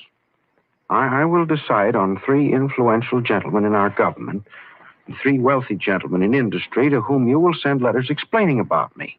Now, they won't believe, but at the time I tell them to, they'll die, and the newspapers will know about it. And after that, everyone will believe me, now won't they? And so as not to die, everyone will do exactly as I want, won't they? Because they won't have any choice in the matter. They send soldiers against me. I'll wish that they'll be dead, and they will be dead. And soon from Washington to London to Moscow, everyone will be doing exactly what Sam Drogan wants them to do. And that'll be wonderful, won't it? All the good people of the world doing exactly what one little man wants them to do. Well, you haven't said anything, Doctor. You understand what I'm talking about, don't you? Yes. It was inevitable. Of course, I won't want you and your wife to leave here. Now then, we'd better have this man's body removed, and then we'd better get to work. Or have you any suggestions? Do you mind if I have a drink? Drink? Not at all. Not at all. A drink started all this, didn't it? Go right ahead, Doctor. Thank you. And you, Mrs. Krager, you're quite all right now, aren't you? Yes, I'm sure you are, the way you sit there looking at me. You and your husband will do exactly as I say because you're both good people, and I'm deaf to good people, and you know that now, don't you? Yes, I'm sure my wife knows that. Your drink. Oh, yes. Oh, and quite a full one. Thank you, Doctor. I drink to your continued good health.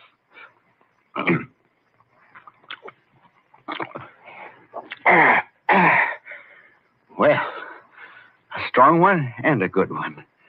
Thank you, Doctor. What? Drink? Oh, my throat. You put...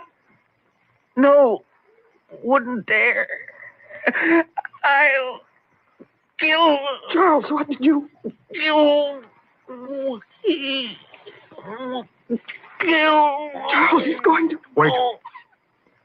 I wish you Charles! both were.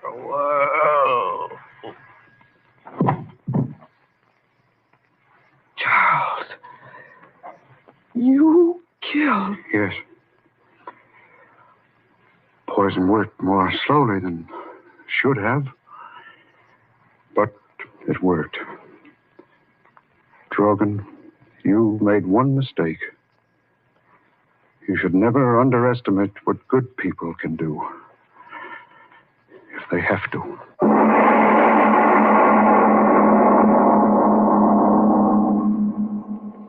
This is Mr. O, Arch Obler. Let me tell you about next week's package of thrills and chills and blood and ideas. It's a story about, but more of that after a word from your station.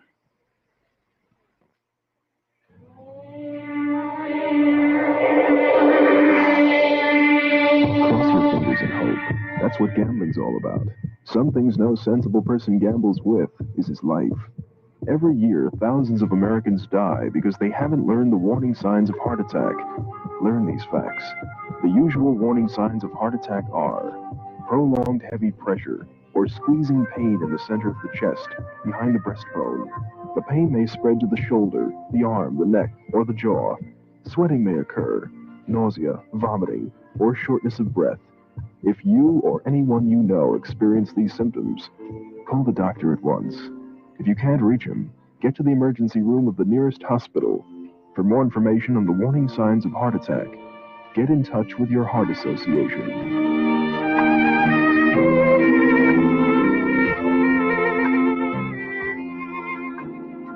A public service announcement from the Essex County Heart Association and WVNJ. This is Mr. O again. Revenge. It's a very dynamic word. When one is young, one is full of, quote, getting even, unquote. But as one grows more mature, one discovers that revenge is a very empty bubble. Unless, like the character in my next week's play, No Escape, that revenge reaches into the graveyard.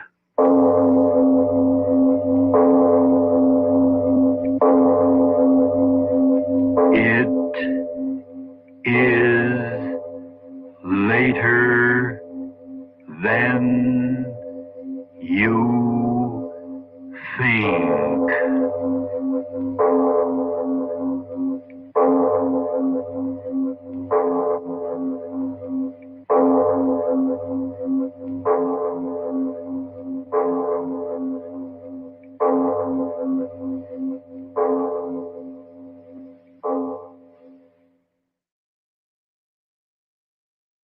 Lights out for the devil and Mr. O.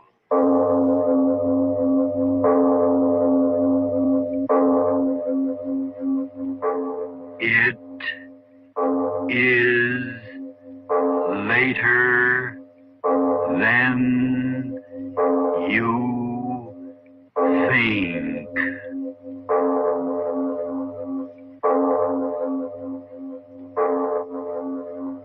Turn out your lights now. We bring you stories of the supernatural and the supernormal, dramatizing the fantasies and the mysteries of the unknown.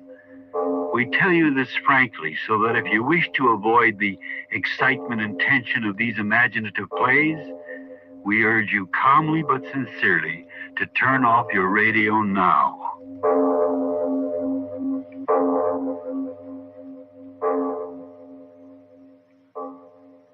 This is Mr. O. Arch Obler. Have you ever felt the inner fury of revenge, the need to get back at someone?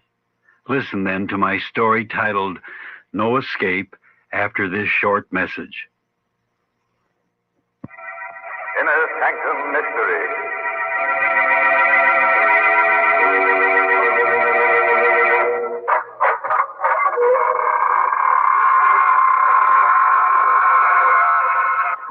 Hello. This is your host, welcoming you through the squeaking door. Not for a half hour of terror, but to tell you about Radio Nostalgia Magazine. Radio Nostalgia Magazine is a must for old-time radio fans. It's the magazine with many photos and stories of old-time radio and its stars. Our current issue features a 16-page article on The Shadow. All subscribers will get a free Captain Midnight decoder badge, a Captain Midnight Flight Patrol membership, and a Flight Commander certificate from the Secret Squadron. To get your copy, send $1.50 in check or money order to Radio Nostalgia, Box 8007R, Union City, New Jersey, 07087. That's Radio Nostalgia, Box 8007R, Union City, New Jersey, zip 07087.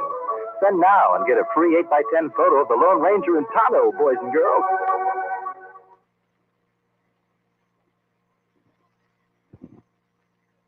This is Mr. O again. Courtroom scenes have always intrigued me. The judge on his dais, a very human being asked to play the part of God with happiness and joy, bitterness and tears. Yes, even life and death determined by the state of his very human mind, his very human nerves. Yes, even the state of his very human digestive processes. Now, there's a jury in this courtroom you're about to enter. By the way, if you haven't turned out your lights yet, please turn them out now and listen to No Escape.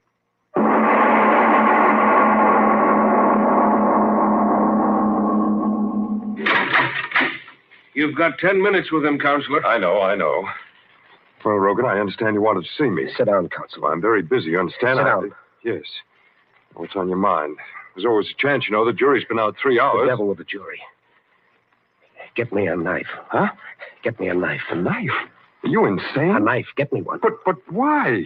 You've got a chance. My final summation. The jury might deadlock. Yes, deadlock. Shut up and listen to me. Well? When the jury comes in, he'll be there, sure. He? Mark Street. Oh, him. You still don't believe. Oh, but I do. I definitely believe that an individual by that name does exist. Exist? He killed my wife. But the evidence... He killed my wife, you hear me? He killed my wife. Yes, I know. No, you listen to me. You listen or I'll make you listen. For days you've been out there in that courtroom talking words.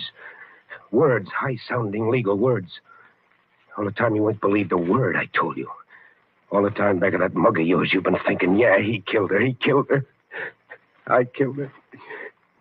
The swellest thing that ever came into a man's life. Now, Mac, I want you to Let know me get it out of me. Marie was my wife. She was helping me and loving me. Guy come along who couldn't stand her being happy. He took a look at Marie, and in that rat mind, he must have said to himself, okay, beautiful, I'm going to get you. How and when, I don't know, but someday, beautiful, someday. That's what he said. And that's what he did. What? One night he came over. Sure, he got to be my friend.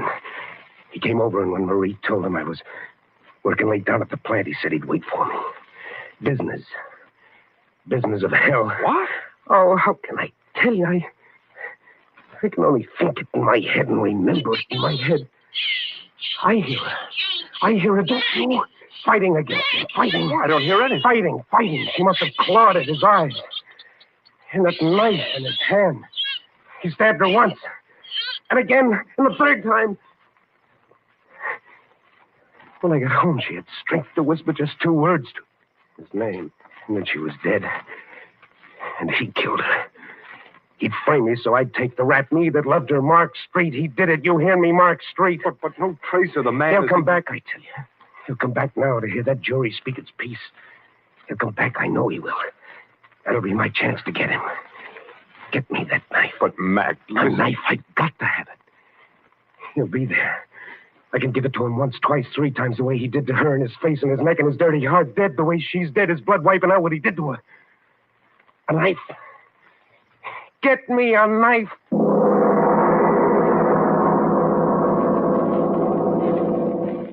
in the courtroom.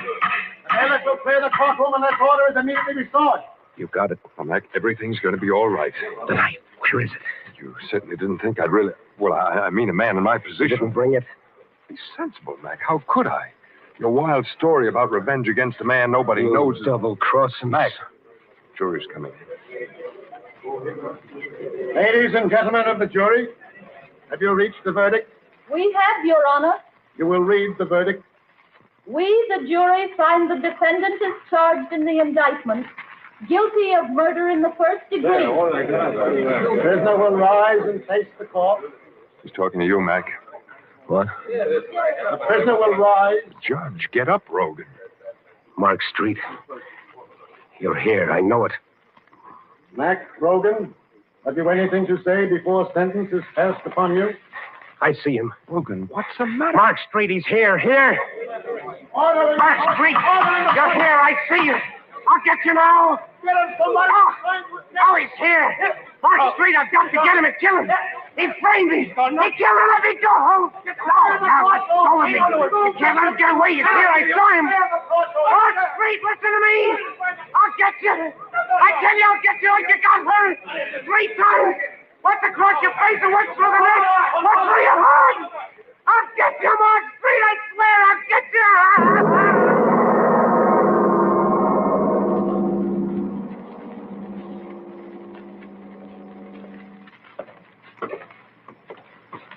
I'm asking you as a particular favor to me, Rogan, to behave yourself. Yeah. Now, every man in this cell block is a condemned man. Disturbances just make it harder for everyone concerned. I ain't gonna be with you long, Warden. There's 2 weeks yet, my boy. I'm not going out that way. Oh. Escape, eh? I'm just telling you not to count too much on springing that trap. Don't try it, Rogan. No man's ever escaped from the death house in this penitentiary. And no man ever will. Yeah. Well, this is it, Rogan. Hi, Warden. Oh, hello, Rico. Oh, guard, open the cell door. Hello, Warden. In here, Rogan. What's the matter, Warden? Your hotel getting crowded, so you got to give me a roommate? Now behave yourselves, men. I don't want any trouble. Sure, Warden. We don't make any trouble. I hope not. See you later. The warden's like a schoolteacher. Huh, Rogan? How do you know my name? Yeah, there ain't much going on around here Rico Bartelli don't know. Yeah? Yeah. What do you want to know? How do you get out of here? Well, there's 2 ways. One through that door where you just came in with the warden, and the other through that green door down there at the other end. That's a funny door. It only opens up one way. They're not going to hang me. A lot of guys say that, but they feed the worms just the same. I'm getting out of here. Yeah, it's easy just to talk. I got to get out. Why? To kill. You crazy? Well, never mind. To me, it don't make no difference just so long as you help me. I told you Rico Bartelli knows lots of things. Well, listen to this. I know a way to crack this place. You're just talking. A guy in my spot don't just talk, my friend. Me, I ain't got time for talk. Yeah? They think they're going to hang me 3 days from now. Oh. Yeah, that's why when I say something, I mean it. For you, too. If you got the guts. I'm listening. Look, every day, 4 o'clock, they'll let me and you out in the room down there that they call an exercise room. We're supposed to walk up and down and get exercise so we'll feel good when they stretch our neck. Only you and me in the exercise room for 10 minutes. No guards. They figure it's all right. Because the room ain't got nothing in it, no window. And the guard locks it up from the outside. Then how do you expect... I'm trying to tell you. In the room, there's nothing. Bare walls. Bare floor. And on the floor, there's one iron saw lead leading down to the saw that runs into this place to the river. Marie? Sure. You do like I say, and Marie will see you pretty quick. This water, how deep is it? Well, No. Doesn't make any difference. I can swim in it. Yeah, not in this water, my friend. Why not? How far is it from where we can get in the sewer to the river? Mile. I can swim a dozen miles. Not in this water. Why not? Tell me why not. Hey, you guys, pipe down. Okay, screw. We're going to sleep. Tell me, why not? Because, my friend, after the pipe that's under the exercise room goes a little way, it joins the main pipe. Well? And on the main saw, there's no room to swim. The pipe's filled to the top with water. I'll swim it anyway. And breathe what? The water? I gotta get out. Sure, you said that before. But you ain't going to get out if you don't listen to Rico. I tell you, the water in the sewer's up to the top. Maybe half or 1 inch clear air up on top. Not enough to swim, my friend. But just enough to get air If you got the right thing. What? A diving rig? No. A little piece of rubber pipe that you keep in your mouth. And you stick it up out of the water so you suck in the air while you walk through the water. That's over your head. Where do you get the rubber hose? Here. See? I got one right here. And I got another one for you. This end stuck in my mouth. This end I raise it high like this. So it sticks up out of the water and I suck up that little inch of air that's waiting up there on top. Mark Street, I'll be coming for you soon. Mark Street, what's that? All I want to know is you're going to break with me down the saw tomorrow. Man, you don't know what you're doing for me. Shut your mouth. I do it because I can't lift a heavy saw lid by myself. But with you, we'll lift it. We'll lift it. Okay. Tomorrow, 4 o'clock, we try, huh? 4 o'clock.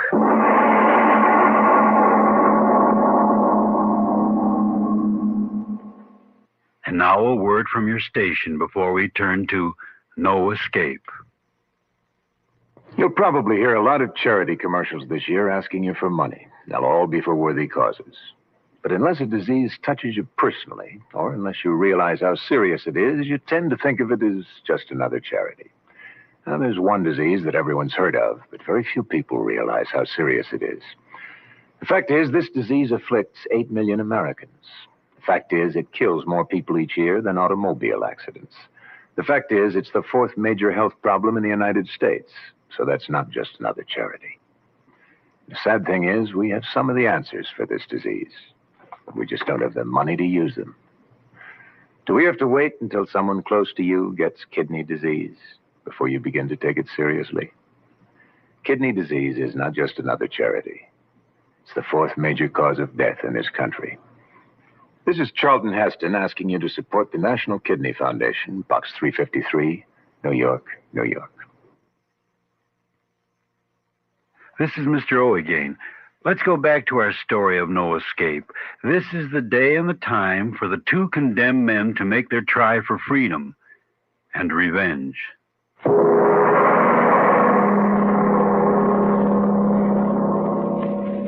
Get plenty of exercise, boys. Won't be long now. Sure, Screw. Well exercised.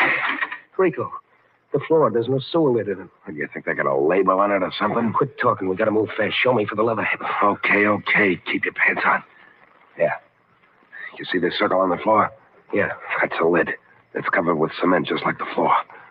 Mother in heaven, all that weight. How'll we lift it out? Keep quiet. Yeah. I got something that'll do the work. A cold chisel. I told you Rico Bartelli's a smart guy. This little piece of steel cost me plenty. But I got her and she's gonna get me right out of here. Now listen. Yeah. Look. You stick the chisel in the crack. I push up. The cover, it comes up a little bit. Then you stick your fingers underneath. Okay. Up. I got it. There. Now get your fingers under. Yeah. Okay. Now lift. Lift. My fingers. That lid, you're crushing my fingers. Don't make noise. God, don't make any noise. Fingers, mother of mercy. Quiet. My fingers, get that lid off me. I'll get it up again. Don't yell at the God of you. The guy on the roof. Get the lid up. There. I got it. Now help me. I've got it up again. Help me lift it. Yeah. Oh. There it comes. There we go. Let it down. Rub your fingers, huh? Never with my fingers. Let's go. Okay. You drop down there first. I don't know how deep the water is. Here goes. Rogan. Is it all right down there? Yeah. Come on. Okay. Now, water's not so deep. It's only up to my waist. Which way now? This way. Come on. So blasted dark. I know the way. Yeah. pigs. Faster. Lead the way, faster. I can't go too fast. Main sore is someplace along here. I might fall in. Okay. Well, yes. Thanks. Keep going. It's black. I can't see nothing. I may go wrong. Shut up. What? Shut up. The water, don't you feel? It's moving faster. Yeah, you're right. That means the main sore's up ahead. Come on. Don't get so excited. Why shouldn't I? The main pipe's ahead. Yeah, the main pipe's ahead. That means we're going right. Oh, I'm not afraid of drowning. If I can't drown, I've got to kill him first. I can't drown. Oh. Ah, doesn't matter to you. Come on. Wait a minute. Give me my piece of rubber hose first. Rubber hose? Yeah, sure, like you told me to breathe through in the main sewer. Give it to me now in case the water separates us. Give you what? What's the matter with you? Me? Tell me what's up. Sure, why not? I only got one piece of rubber hose. But, Rico, you said... What I say and what is, that's two different things. I got one. For me. And me? You help me lift up that solid. Okay, that's swell. Now, if you want to go out and knock off that guy you always talk about, okay, I ain't stopping you. Take a swim for yourself. Give me that piece of hose. You better take that swim while you're still healthy, my friend. Give me that hose. Say back from me. Give it to me. Okay, I'll give you... Oh, my arm. Old chisel tried to knife me. You did it. Hey, get out.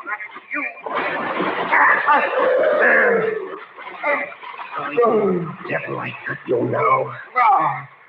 Oh, I am. Yes, your arm, Rico. Bending it to make you bend over.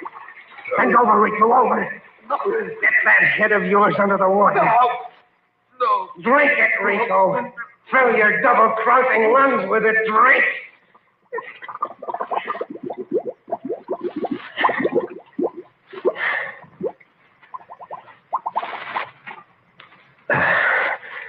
All right, Rico.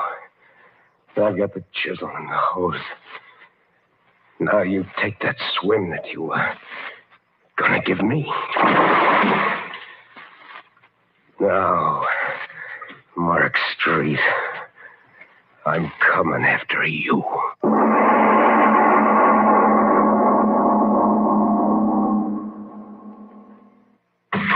Hey, now, but shut the door. We're closed, see? Might as well scram. 1 o'clock's closing hours in this town. Help me.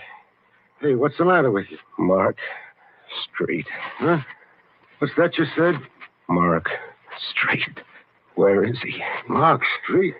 Oh, you mean that lanky chiseler that... I don't know exactly.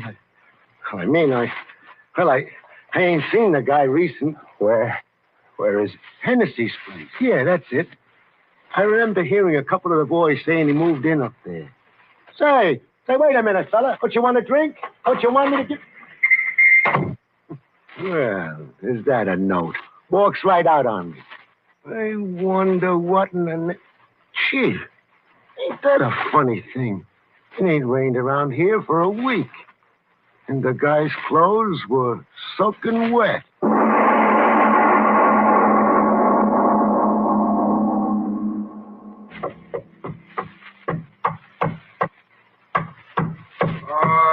All right, I'm coming. Waking a man up in the middle of the night, that's disturbing the peace. Well, what's the matter? Tell me. Tell you what? What's the matter, you drunk? What do you want? Mark Street. Mark Street? Is that what you said? They told me. He's staying here. He was staying here, you mean? He's gone? That's all right. He's gone. Tell me. Where is he now? He's down 6 feet in the Rosamond Cemetery. Mark Street. He's died last week. Good night. Mark Street died last week. No, Mark Street, you can't cheat me that way. Rosemont Cemetery said. All right, Mark Street. I'm coming out to you.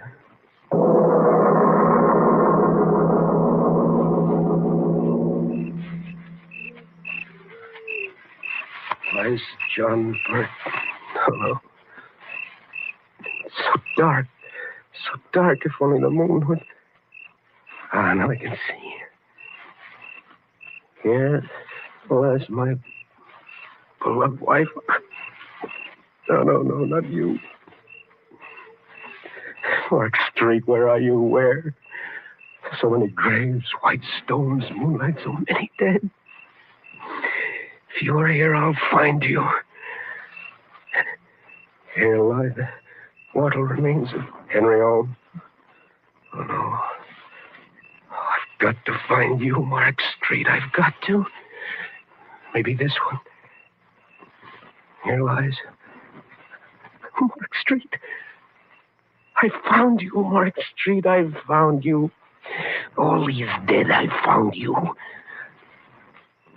But are you dead? I must know. I will know. I will know. I will know. I will know. I will know. I will know. I will know. I will. I will. I will know. I will know. I will know. The coffin. The coffin. Oh, I'm down to you at last, Mark Street. Now I'll know. Oh, they covered you well. If it is you. Yes. It is you, Mark Street. Cheated me. Oh, no. Maybe not. Maybe not. Maybe it's maybe in another world beyond this one. A world of dead. Where you are now. I'll go there.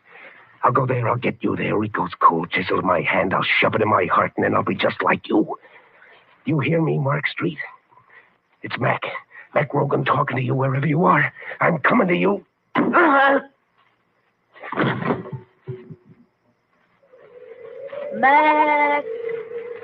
Mac Rogan.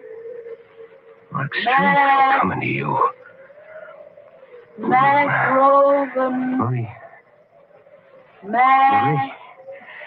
Marie, I heard. How? When? I don't know. I heard you calling me. Mac Rogan. It is you, Marie. I heard you. I can hardly see. I don't know where I am, but I heard you. You got your wish, my darling. What? Look, there in front of you. Mark Street. Mark Street at last. No, let me go. The dead can't kill the dead. Let me go. And the knife. The knife you killed her with is in my hand. The knife. At last, Mark Street, I'll give you what you gave her. No. Once in the face. No. Twice. A third time.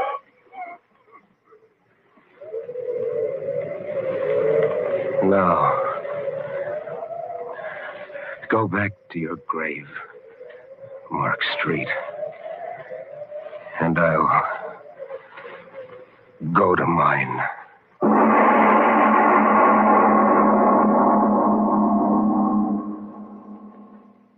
This is Mr. O. Arch Obler. Again, someone has written me asking me that question. Mr. Obler, do you believe in life after death? I'll answer that listener's question with a question.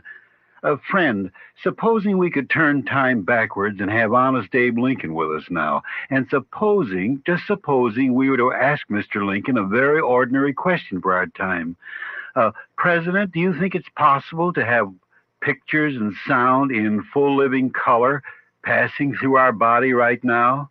Well, just as it would be very difficult for President Lincoln to even conceive of the electromagnetic waves passing through us at this very moment, so perhaps it's difficult for any of us to admit of the possibility of life existing on wavelengths beyond our own concept.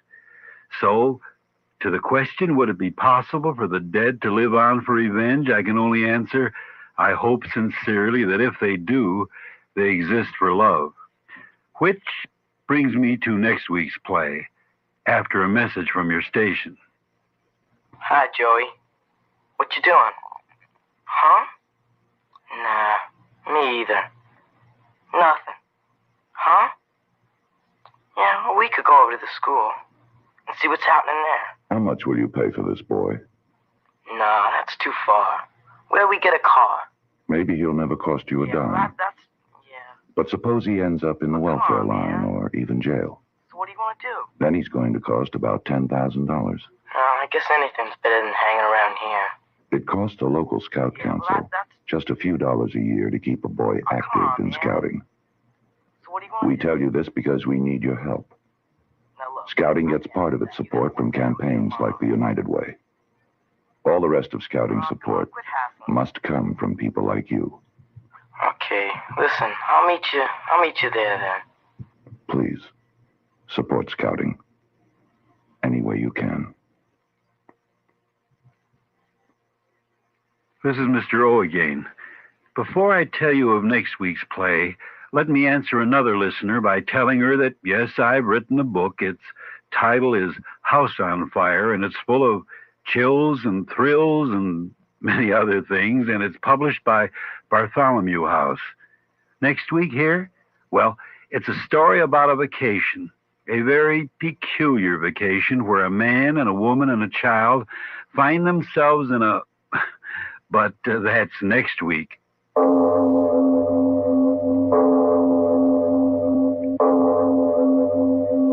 It is later than you think.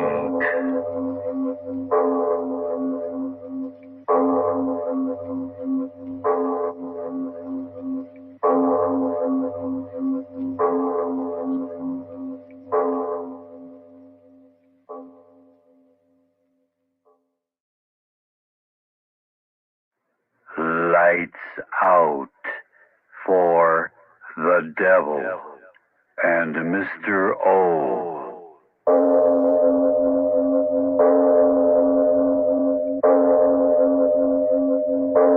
It is later than you think.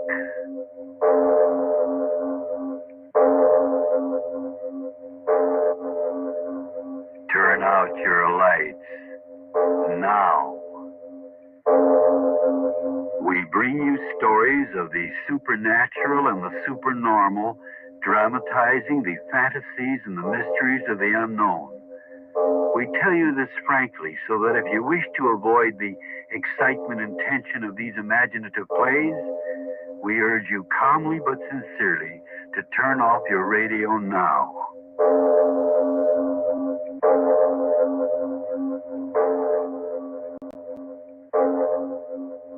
This is Mr. O. Arch Obler. Vacations is our grisly subject for today. Now, vacations can't be grisly, you say? Well, hold off your judgment until after you hear Vacation with Death, which begins after a word from your station. Inner Sanctum Mystery.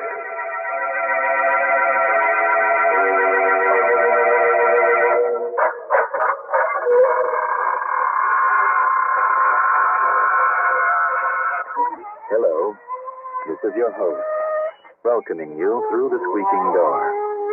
Not for a half hour of terror, but to tell you about Radio Nostalgia Magazine. Radio Nostalgia Magazine is a must for old-time radio fans. It's the magazine with many photos and stories of old-time radio and its stars. Our current issue features a 16-page article on The Shadow. All subscribers will get a free Captain Midnight decoder badge, a Captain Midnight Flight Patrol membership, and a Flight Commander certificate from the Secret Squadron. To get your copy, send $1.50 in check or money order to Radio Nostalgia, Box 8007R, Union City, New Jersey, 07087. That's Radio Nostalgia, Box 8007R, Union City, New Jersey, zip 07087. Send now and get a free 8x10 photo of the Lone Ranger in Tonto, boys and girls. this is Mr. O once more. It's amazing, isn't it, how very cautious people, you know the sort who carry umbrellas when one cloud appears in the sky, throw all of that caution to the wind when they go on a vacation. They get too close to the edge of the Grand Canyon or to the top of Yosemite Falls, or they rent a country cabin meant for nothing human with no questions asked. By the way, if you haven't turned out your lights yet, turn them out now and listen to Vacation with Death.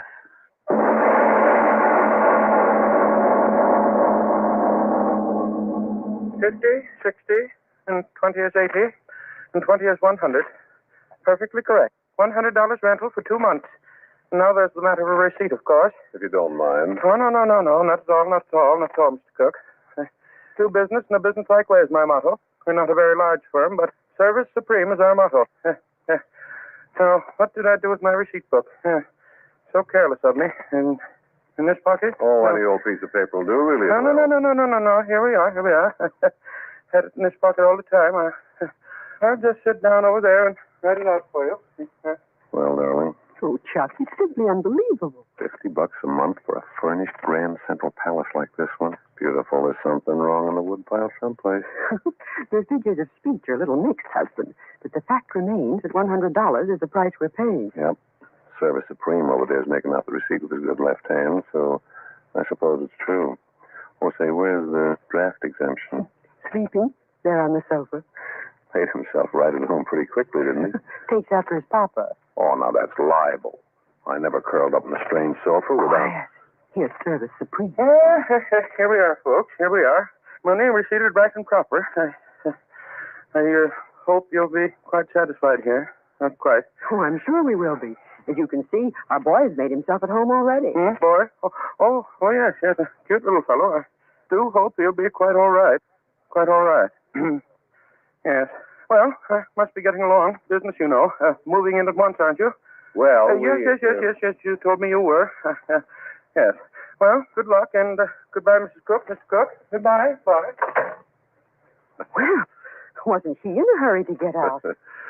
Service Supreme until the moment the rent's paid, and then it's exit extraordinary. Well, I'd better go get the things in out of the car, huh? Say, I never thought we'd spend the summer in a mid-Victorian mansion, did you, dear? Dear, I'm talking to you. Hmm? Oh, I'm sorry. Why the pensive look? What are you thinking about? That's what that man said. What man? Oh, you mean Service Supreme? Yes. Well, what pearl of wisdom did he spout? Remember when he looked at Billy sleeping there? Sure. He said, I do hope he'll be all right. Yeah, so he did. So what? The way he said it. Oh. Say, you'll have to get some help in to clean up this place. Looks like my fraternity house used to after we threw a dance. And... Chuck! What are you staring at? Oh. What are you doing here? Phew, fella, you startled us. What are you doing here? Oh, Chuck, he must be the caretaker the real estate man told us about. Oh, yeah. You answer me. Hey, Chuck, what's the matter with that man? What? Look here, old man. You don't have to throw any cat fits. We rented this place from Service Supreme. What's his name? Mr. Hawkins, that real estate man up in town. Rented? Here's the receipt. $100 for the next 2 months. 2 months? Yeah. Well, I know it isn't much, but that's all the fellow wanted, so that's all he got. Of course, with all due respect to your caretaker. Oh, you are the caretaker, aren't you? Yes, I. Oh, good. Then I can speak freely. Well, as I was saying, the rental doesn't seem like much, but after all, big as it is, this is a pretty crummy old place. Chuck! Well, it is. And that real estate fellow said there hadn't been anyone living here regularly for 20 years since those people, what's their name, all died. So I figured that the price... Reynolds. Huh? What'd you say? What do you... I don't know. Are you frightened? Reynolds, Mr. and Mrs. and Paula. Oh, Reynolds. Yeah, they're the people that lived here, aren't they? Mr. Who's real estate said something about Get out of here. What? Get out of here. Chuck. You hear me? Now, wait a minute. Get out. Wait a minute. Out. You do not belong wait now. here. We rented Get this place, out of here. No one belongs here. Why? No one. It is mine. What do you... Mine, 20 years. Now, stop waving your arms around, old man. Stop Get out. You've got to go. Stop you. All of you. You This wake place up the is dead. mine. He's making enough Mine, noise. I tell you. Now, look here, old man. Out. My house, mine. Nobody. We get that. Chuck, he's sick. Catch him. Old man. Chuck, he's not. No, just passed out, I guess. Wonder where some water is. We ought to... He's coming too. Thought he popped a valve or something the way it was blowing off. Give me a hand. We'll put him on that other sofa. Take your hands off of me. Huh? Take your hands off Oh, now, look me. here, old man. We just want to help you. Your hands off of me. Oh, Chuck, help him get up. No. I am all right. I will live longer than anybody. You will have to get out. You will have to get out. Hey, now, wait a minute, old man. Can you imagine that old duck? Running off like that. We did get a bargain. A house and entertainment by a cracked nut, all for $50 a month. But why was he so furious? Don't ask me. I'm no psychiatrist. Oh, well, let's not let the old crackpot spoil things. No. I'll slip him a few bucks in the morning. He'll be all right. Mm-hmm. Now, let's wake up that snoozing son of ours and... Chuck, look. Huh? He is awake. Why, you little rascal, you. How long have you been sitting there watching, young man? A long time. Where are we, Dad? I'll tell you, Billy. We're in a great, big, beautiful house where you and I and Father are going to have a good time for the next 2 months. Isn't that good news? Well, why don't you answer your mother, Billy? Aren't you glad we're going to be staying here in the country? Dad, Yes, son. please, let's get out of here. I'm awful scared.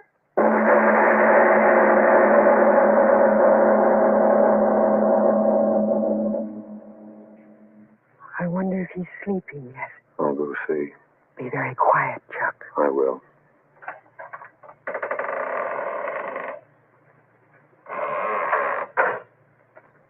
Well? Like the proverbial cherub. Chuck, keep your voice down. Oh, that air of ours is sleeping so deeply it'll take Sousa's band to wake him up. Maybe we should have let him sleep with us this one night. And have him grow up into a lily that falls over the side of his own shadow? Oh, no, Mrs. Cook. He sleeps in that room and likes it. Anyway, he's deep in sleep, so that's that. And here I go. Boy, stretching out feels good. You know, it's going to take at least 2 bands to wake me up tonight. Lock all the doors? Mm-hmm. And the windows? Yeah. Are you sure? Oh, now listen, honey. Oh, please tell me. I am telling you. This house is locked up tighter than a hoosgow. Shutters, doors, everything. And tell you, that crazy old coot decides to come back to continue his oration, he'll have to use a hacksaw to get in. I wish it was morning. Hmm? You could sort of straighten things out with him. After all, he is a caretaker. Oh, forget it. We rented the place from the accredited agents, and the old boy doesn't like it. Well, that's too bad. Let's go to sleep. But, Chuck. Oh, Anne. But I want to know. What? Why should he have gotten so excited? It's been worrying me. I don't know. Maybe because he thinks we'll mean more work. 20 years alone. Huh? What'd you say? I was just wondering why this place hadn't been rented or sold all these years. I don't know. Could it be... Huh? Nothing. Say, are you thinking of... Oh, that's nonsense. Is it? Sure. Just because a house is big and old and hasn't been lived in for a long time doesn't mean that... Oh, I tell you, that's storybook stuff. Chuck. What? Why did Billy say that he was frightened? Oh, he's just a little kid. Well, isn't it possible that young children are closer... To what? To things that aren't of this world? And Cook. I was just thinking... Well, stop thinking things like like that. All the screwy ideas to get in the middle of the night, in the middle of nowhere. Oh, come on.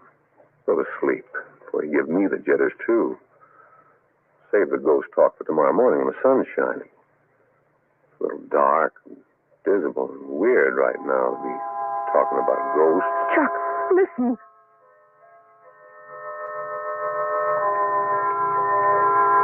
Music.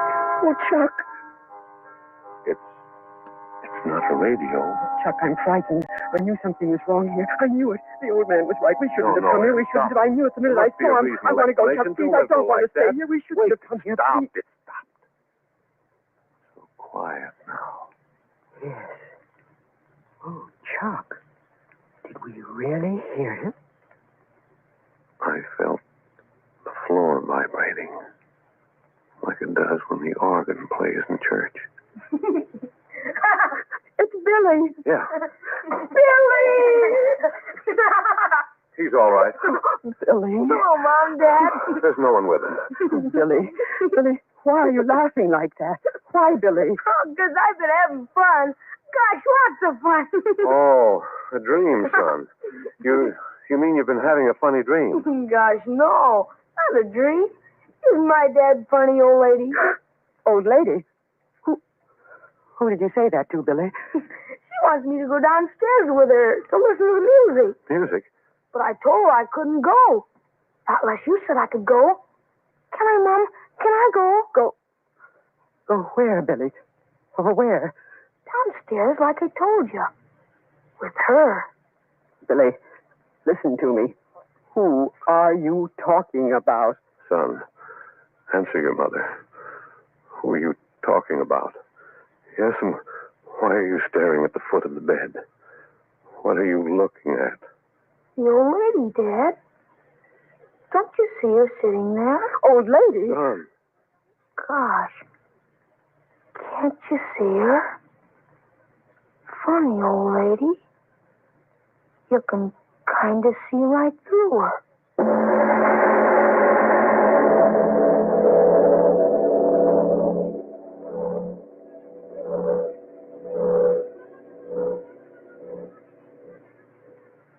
And now a word from your station before we return to Vacation with Death.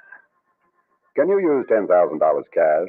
New Jersey homeowners can borrow up to $10,000 or even more. How? Your home is sure to be worth more today than when you bought it. The present resale value of your house less the amount you owe on your mortgage is your equity. That equity gives you power to borrow up to $10,000 or more through Provident Investment Corporation. You can use the money for a business investment, consolidation of debts, home improvements, purchase of a car, new furniture, college expenses, or even a wonderful vacation trip. And payments can be stretched out over many years, small enough to fit your budget. So if you are a New Jersey homeowner, call 488-3030 anytime, day or night. That's 488-3030. All information by phone, just one visit to our offices to pick up your check. So call 488-3030. That's 488-3030. And now back to our story of Vacation with Death.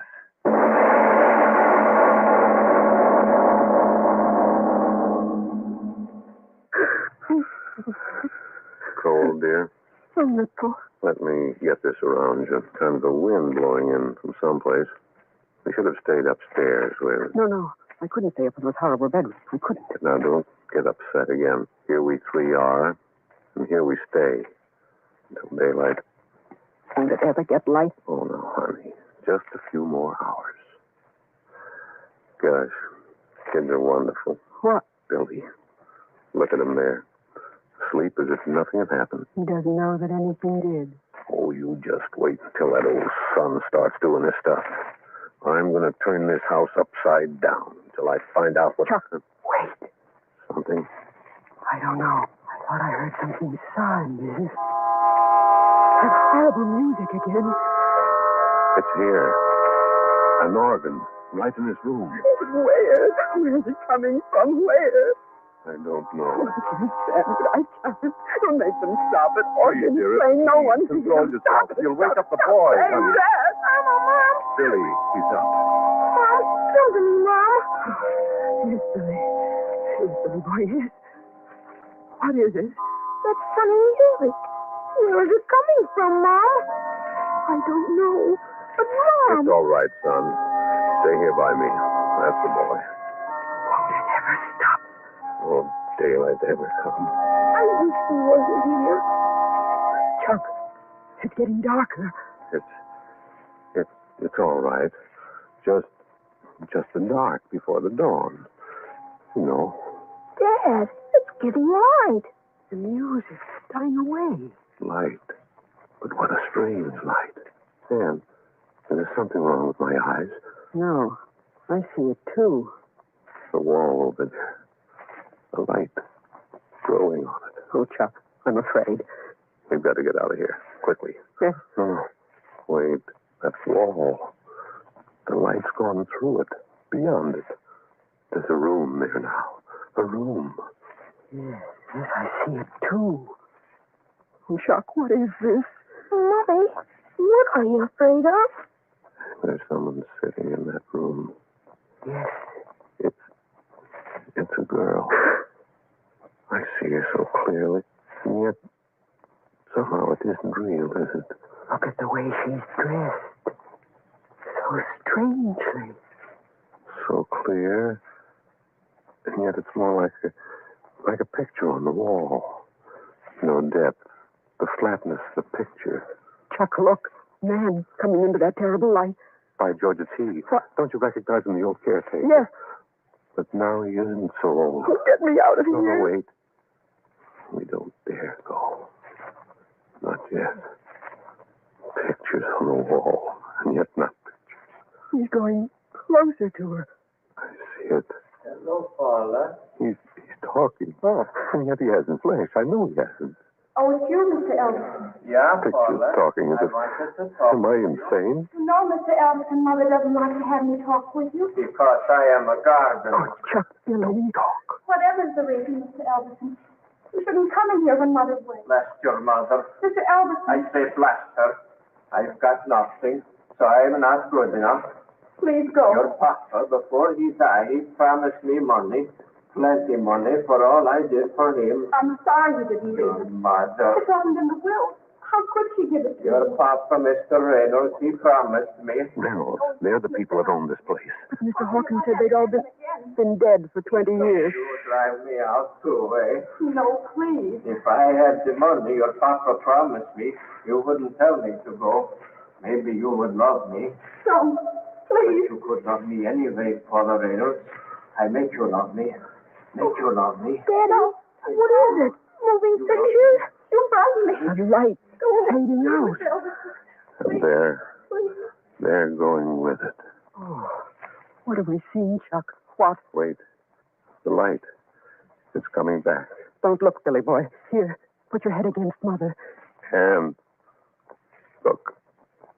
He's killed her. Oh, Chuck. Standing over her. That horrible look on his face. Chuck, another woman's coming in. The mother. He's turning toward her. Chuck, he's going to kill her, too. I can't move. I want to scream. I can't. Do something, Chuck. He's killing the mother, killing her. What can I do? I can't move. Gone. The light goes, and they go with it. But we saw him kill them both, mother and daughter. Billy didn't see. No. He buried his head against me so tightly that... Why, Chuck, What's the matter? he's asleep. Asleep. Yes, so quietly against me.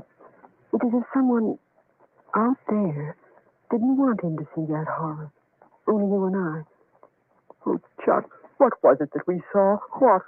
Whatever it was, we're getting out of here. Quick, give me the boy. Please. Who the... The old man, the one we just saw kill. The one you just saw, what? You killed them. How? Why, I don't quite understand. But we saw you kill them. Mother and daughter. Oh, Was it real? yes. I killed them both. Yes, I killed them. And why not? The young one gave me no love. The old one no money. He promised me, but when he died, they gave me nothing. Killed them, yes, killed them with my own hands. I killed them. Chuck, the police. Yes, No. I'm going. No police. There were no police then. There will be no police now. But murder. 2 women. They know. I know. And now you know. No one else will ever. What do you mean? You hear?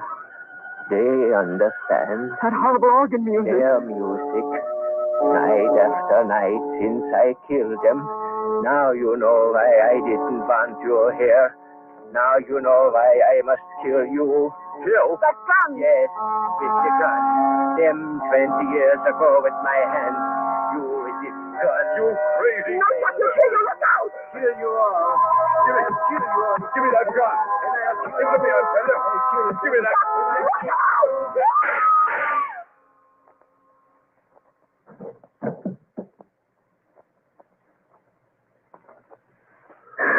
Chuck. I'm all right. Dead.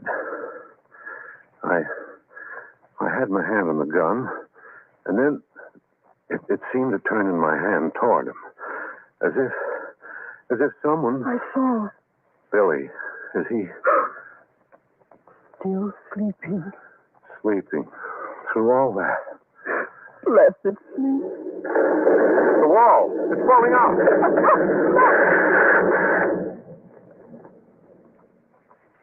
The wall. There's the organ. The organ that was playing. And women. 2 women sitting at the keyboard. No, Chuck. Don't go closer. Oh, no. Chuck, what is it? No. I was wrong, Ann. Wrong. Not women. Not anymore. 2 skeletons in dresses. Oh. I think I know now. He killed them 20 years ago. And then walled up their bodies in there with the organ. But what we saw, the music, how could it? Ann, look. They're crumbling. Bones into dust. He's dead. Now they can have peace.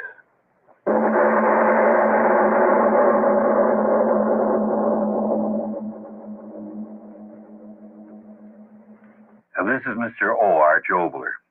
Well, friend, if you want a rational explanation for the return of the dead, don't expect it from me. I conceive the stories, I write them, I bring them to you. And if you want facts on ghosts, well, I'm just not in the mood. You see, last night as I was driving up to my ranch, I passed a graveyard and, well, no, I think I'd much rather talk about our next play with the very provocative title of The Hole, after a message from your station. Mr. President, what does it mean to say love makes all things new again? Love makes all things new again?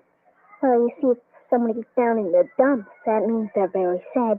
I'd say, I care about you. And then they go, Why is that? well, when a person knows somebody cares about him, they just feel great. They go Oh, I see. no, that's the same thing as love. What's the same thing as love? Caring about people. Well, suppose there were 2 people down in the dumps, Mr. President. Oh, I just say, I care about you, I care about you, and go pew, pew. Suppose 200 million Americans were down in the dumps, Mr. President. I'd say, I care about you, I care about you, I care about you, I care about you, I care about you, I care about you. I care Love about makes you, all I things care new about again. you. Dong! Hey, what was that? Another sound of love from the Franciscans. This is Mr. O again. A few years ago, one of our very large industrial companies came out with what could well be the ultimate glue. One small drop between surfaces, and you couldn't pull them apart with an elephant. I know. I've tried, and it wasn't easy to get the elephant. So after trying that glue, with my involuted mind, I began to think, what if somebody came up with the ultimate solvent, one that could dissolve anything? Of course, the problem would be that you couldn't find a bottle that would hold it if it would dissolve everything. But out of that grasshopper thinking came the play that I'm bringing you next week, The Hole, a hole without end, next week.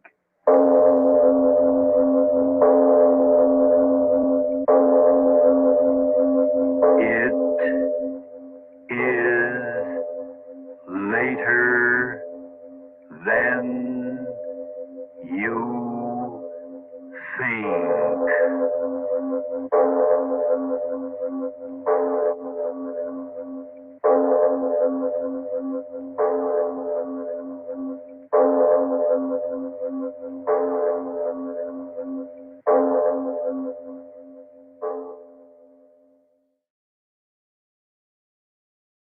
Lights out for the devil and Mr. O.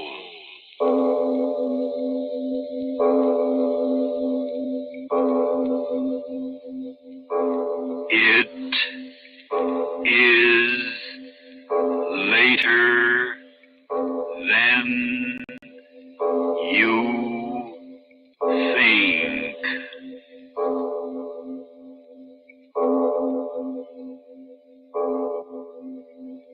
Turn out your lights now. We bring you stories of the supernatural and the supernormal, dramatizing the fantasies and the mysteries of the unknown. We tell you this frankly so that if you wish to avoid the excitement and tension of these imaginative plays, we urge you calmly but sincerely to turn off your radio now.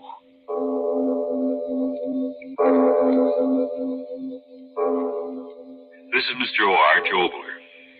We humans always think of the ultimate love, the ultimate happiness, ultimate security, ultimate peace. So, just to be fashionable, or perhaps with tongue-in-cheek, today I bring you another ultimate, and his title is The Hole. It all begins after a word from your station.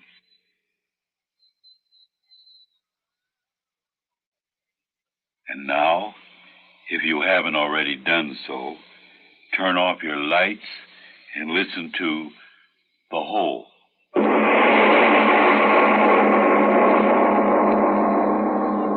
So, I says to him, I says, well, sir, I'd like to be obliging, but I really haven't got the time. And he says to me, he says, well, Mr. Jackson, after all, we're making this proposition only to a few outstanding student representatives on the campus. And we do feel that you should be interested in our proposition. Well, so, what did you say? Well, I said, mister, I can't be bothered. Just can't be bothered. And I gets in my car and off I goes. But, Bob, free clothes just for wearing them around the campus? Listen, Stan, my boy, what I don't want to be a clothes horse for any old haberdashery. My old pappy's got more money than he knows what to do with. Now, what for, I ask you? Well, I guess you got something there. Say, who are you going to take to the dance Saturday night? Haven't made up my mind. How about that new number over at the Roto House? No, thank you, brother. What's the matter? Well, did you ever take a look at her feet? No, sir. Never got below her chin. Hold it. Yeah? Ray Stewart to see you, Stan. Yeah. Send him on up. Ray Stewart. Who's he? Well, we're still short one pledge, aren't we? Oh, yeah, I know, but Ray Stewart, who is he? Oh, I met him over in chemistry. Got a mind like a textbook. Oh, but who is he? We can't pledge a man just because he's a grind. Well, we could use a few grinds around here. Exams come around, there's nothing like a few of those brainy boys to pull us through. But who is he? Where's he from? Who's his family? Who's his Hold it. Come on in, Ray. Oh, thank you. Oh, it was good of you to bother to come over tonight. It was good of you to ask me. Oh, not at all. Ray, I want you to meet the president of our house, Bob Jackson. Mr. Jackson, Mr. Stewart. I'm certainly glad to make your acquaintance. I might as well admit this is the first time I've ever been in a fraternity house. Really? Sit down, Ray. Make yourself at home. Oh, thank you. Now, tell me, Ray, Do you ever go in for any sports back in your prep days? Oh, no. I never had much time for that sort of thing. No? No, I think that sports should be put into their proper place. After all, I'm sure you agree they aren't particularly important. No? And what, might I ask, is important in your estimation, Mr. Stewart? Doing things. Being someone. What? Doing things man's never done before. Taking the elements and transmuting them into things which never existed until you thought of them. That's important. That's being almost godlike, isn't it? Mister, how you talk? Oh, sorry, I get sort of carried away. Yeah. Well, that's all right. Bob, this boy sure knows his chemistry. Huh? Oh, I really don't know so much. Say, I ought to know better. You pulled me over some tough spots in this course. I'm very glad to help you whenever I can. If I lived here, I could help you all the time. I could help you too, Mr. Jackson. If I need help, I know where to get it. Oh, I didn't mean to offend you. It's all right, Stewart. Now, tell me, you're from around Chicago way, aren't you? Oh, no, Milwaukee. Lived there for years. Nah, don't tell me I'm one of those Bruin families. Oh, no. We're not wealthy people at all. My father runs a small business. It isn't much, but we get along. Oh. I don't think money's important anyway if a person's ambitious. Do you, Mr. Jackson? Oh, no. What's money? You fellas may think this funny, but, well, I always thought it's more important what a fella does than what he has. I mean, well, I've always had the feeling that someday, somehow, I'm going to do something really important. Maybe even miraculous. Well, now, what do you expect to do? Discover the missing link? Yes, Stewart. What is this miracle you expect to perform? Well, I don't know exactly. Ever since I've been just a kid, I've been interested in chemistry, and I've had a feeling that someday I'd perform an experiment, mix certain chemicals together, and something would happen that never happened before. Now you hear that, Stan? A miracle man. Amazing, my dear Bob. Simply amazing. I know it sounds silly, but the things I dream about always seem to work out. Well, would you mind telling us the last miracle that worked out? Well, this. This? Oh, what do you mean? Well, as long as I can remember, I've always wanted to belong to a fraternity, and here I am. I mean, you invited me. Now, just a minute there, fellow. Mr. Stewart, it's been awfully nice of you to come over and visit with us, and someday we'll have you back again. But now we've got some studying to do, so if you don't mind... Oh, no, not at all. It was nice of you to invite me over. Well, good night, fellas. Good night. Good night. All the screwy crackpots. Yeah. Did you see the look in his eye when he was talking about miracles? Yeah. Well, it'll be a miracle if he ever gets back into this house again, I'll tell you that. What in the world ever made you ask him over here? Well, I didn't know. How was I to know he's a crackpot? Pledge him to our fraternity. Pledge him to the booby hatch.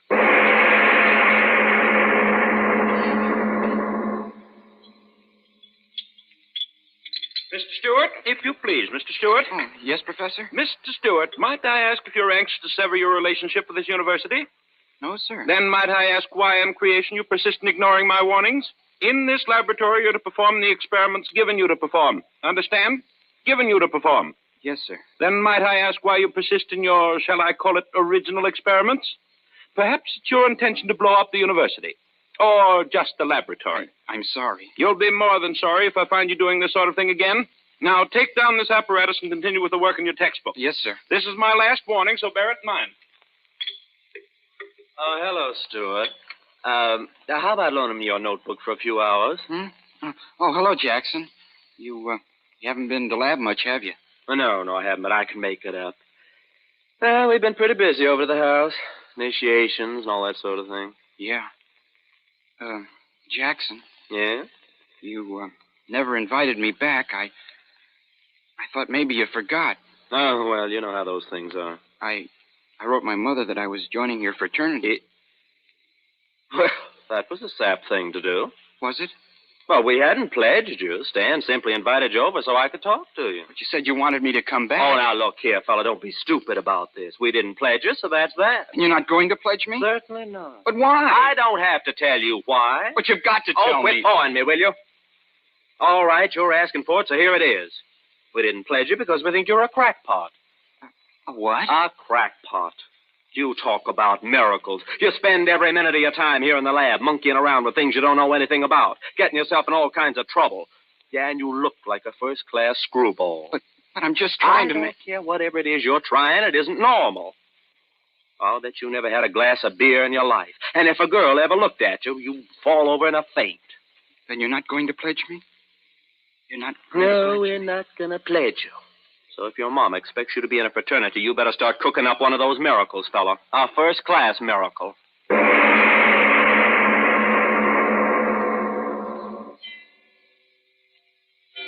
Sleep. It's so late. Sleep. Got to sleep. Not gonna pledge. That's what he said. Not gonna pledge me. Why do I keep thinking about it? If I could only sleep. Sleep. We think you're a crackpot. Oh, I better stop thinking about these things. It's not healthy to think what I'm thinking.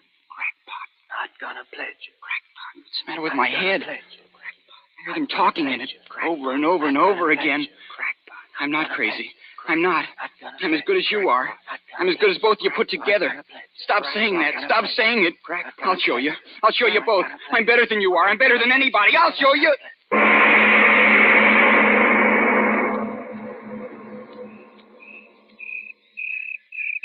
show you. I'll show you. Talk about miracles. I'll give you miracles. The lab. Gotta get into it. I'll give you miracles. Dark in there. I've got to get in. Oh, blasted door. Got to get in. Window. I'll show you. So dark in here. Got to find a lab table. Got to make a miracle. Who's there? Who's there, I say? Watchman. Come on now. Who's there? Talk up. You don't have to get so excited. I'm a student. Student, eh? Let's have a look at you. That flashlight, you're blinding me. I've got to see who you are, don't I? Yeah, I know you. Seen you on the campus. I told you I'm a student. Well, that don't give you no right to be here after hours. How'd you get in here? Oh, broke a window now, did you? Huh? I didn't break the window. But I heard the glass. So did I, and I followed the man in here. Man, what are you talking about? Give me your flashlight and I'll show you. All right. Here. Look behind you. What? No one will stop me. No one. Miracle. Gotta make one. Got to. Got to. Got to.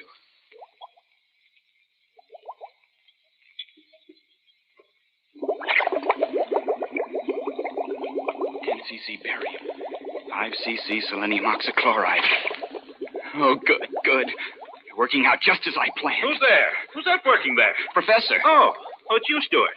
And after all my warnings. You're just in time, Professor. Yes, just in time to have you thrown out of the university. What are you doing there? What is this mess of equipment? It's my miracle. Miracle? What are you talking about? My miracle. Are you insane? Take it apart, all of it, at once. Listen to it bubbling. A beautiful sound, isn't it, Professor? Take it apart, I tell you. Empty out the retort. No, I've got to wait. Are you mad? Turn out the burners. No, all right, I'll turn them off for you. No, stay where you are. Stuart, put down that acid. I'll smash the bottle on your head if you touch anything on the table. No, don't throw it. Put the bottle of acid down, Stuart. Please. My experiment. My miracle. Bubbling and boiling and stewing. It will work, Professor. It's got to work. But what is it? I told them I'd create something that no other man has. I told them. And I will, Professor. You hear me? I will. But what? A solvent. A solvent more powerful than anything the world has ever known. What do you mean? What are you talking about? Listen to it bubble. You said solvent. Explain yourself. Yes, solvent. A solvent that will dissolve steel like a hot flame. What do you say? You heard me say it. A solvent that will dissolve steel faster than a razor cutting through paper.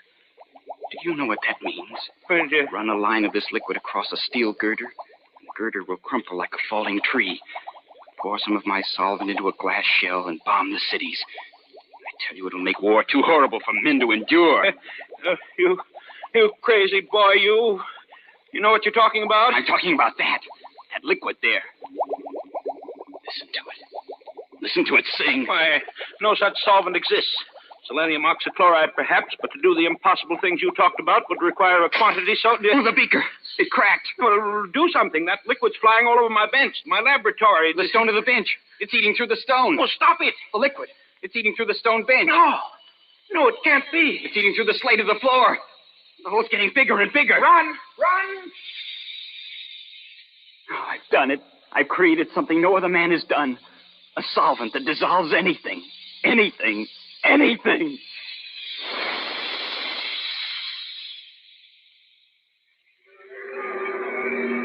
Hey, what happened? What's the matter?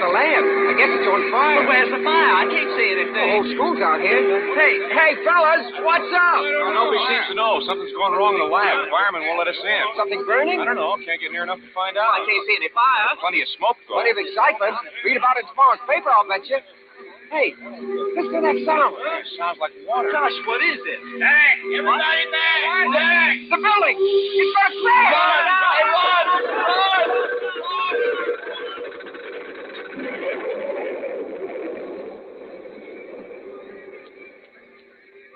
I did it.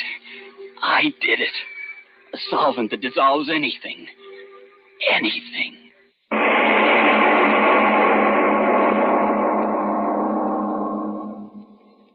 We leave our The Devil and Mr. O's story of The Hole for a welcome breath and a necessary message from your station.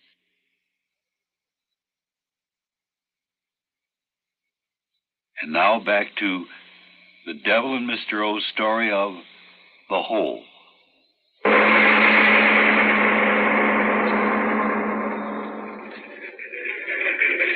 Hey, Chief, look at this. What's the matter, Murph? Somebody have sex doublets? Get a load of this, Chief. Came in over the news wires. Read it. Additional on Whitmore University. Mysterious cavity on campus growing larger hourly. More follows. Mysterious cavity. Hey, what is this, a dentist advertisement? Don't you remember, Chief? A couple hours ago, that flash about something eating a hole so big a building fell in it. This is the follow-up. The thing's getting bigger. What do you want to do about it? Forget it. What? Don't you see through a gag when it hits you in the face? Somebody's just having fun on the wires. Ha! Mysterious cavity growing bigger. Well, when it's as big as a hole in your head, that'll be news, Murph. That'll be news. Anything. It dissolves anything. And I did it. I discovered it.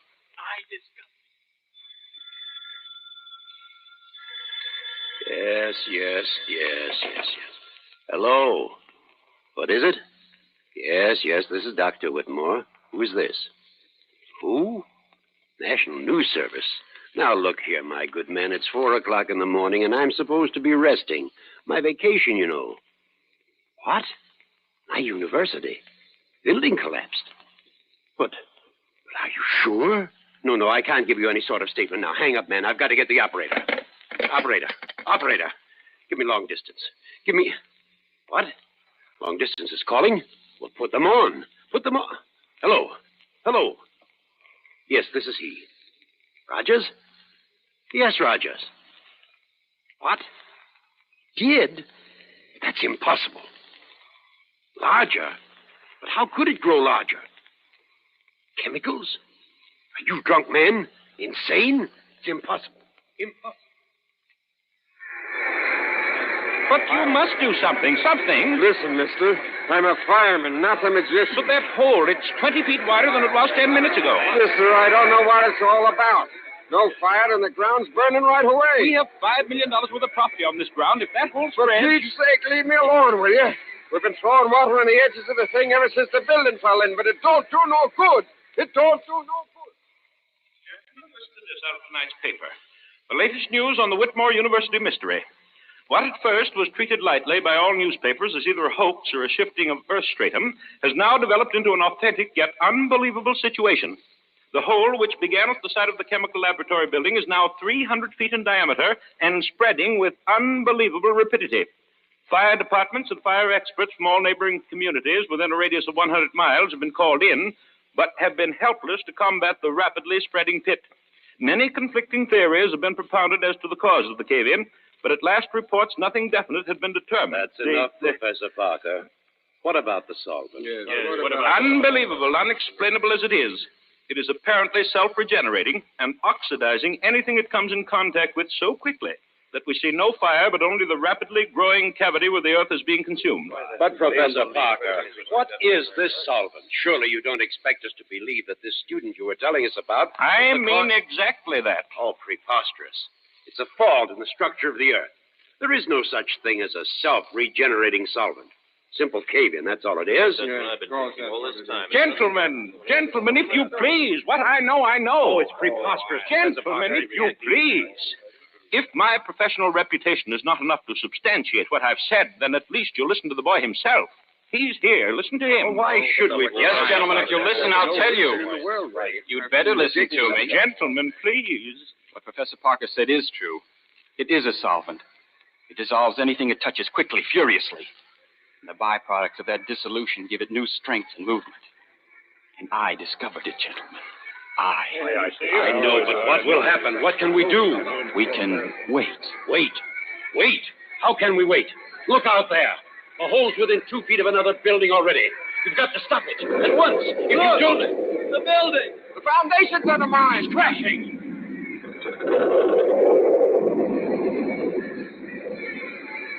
Mother in heaven. Harris Hall. Caved right in the hole. Professor Parker. You boy, listen. Which chemicals did you use? We've got to fight it with chemicals. Spread them around the edge. Neutralize this solvent. Yes, that's it. Chemicals. We'll neutralize the reaction. No, gentlemen. Listen. You may neutralize the reaction at the edges of the hole, but you forget one thing. What? What are you talking about? The solvent is eating downward at many times the rate it's eating outward. You may neutralize the reaction at the edges of the hole, but have you forgotten? It's eaten the hole 1/4 mile deep already, and it's eating into the earth faster and faster. How are you going to stop that? Faster and faster at an ever-increasing rate, this strange cancer on the surface is eating away. It is now approximately 14 hours since the phenomenon began, and already it has eaten outward a distance approximately 1 mile in diameter, with a resulting damage of over 1.5 million in property. Truly, the most astounding factor in this catastrophe is the fact that the hole is increasing in depth at an unbelievable rate. At our last reports, approximately 10 minutes ago, the pit had reached a depth of approximately 3 miles, and experts apparently refuse to predict how much further this earth cancer will go.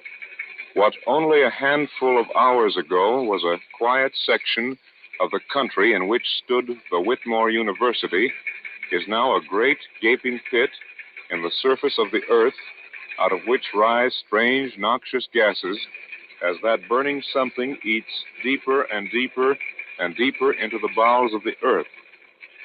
The latest sonic recordings indicate that the shaft has now reached a depth of 11 miles, 2,342 feet. I'm right on the scene and will continue to send reports as quickly as I get.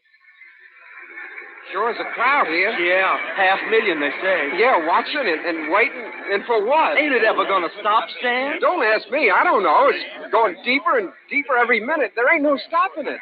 Listen to them. Scared, ain't they? Every one of them. Well, aren't you? Yeah, sure. That hole going deeper and deeper into the ground, and nobody can stop it.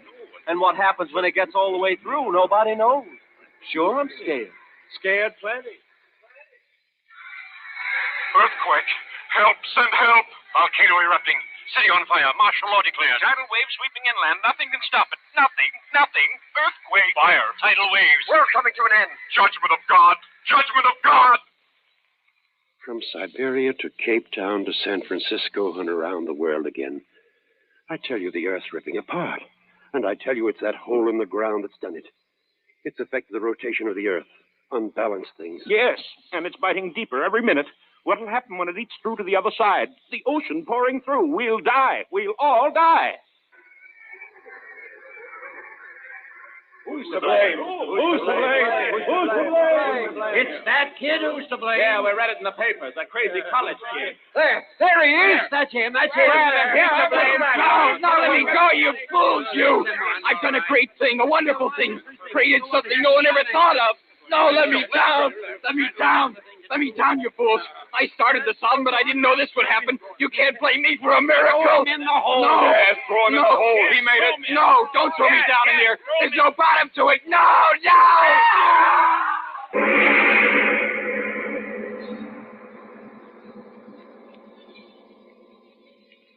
Here, put him down here on the grass.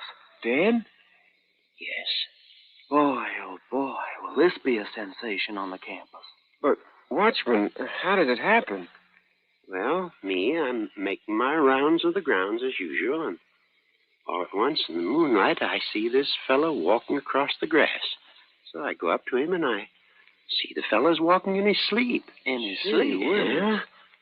Just when I starts to grab him easy like, he pulls loose, yells something about, don't throw me in, don't throw me in. And then he runs across the campus and dives head first down into the swimming pool. And it's empty. When I pull him out, he's like he is now. Busted neck. Well, but who is he? Anyone recognize him? Yeah. Yeah, I know him. Stewart's his name. Ray Stewart. Kind of a screwy little crackpot. Always talking about creating miracles with chemicals. I wonder what he thought was happening to him diving down that hole.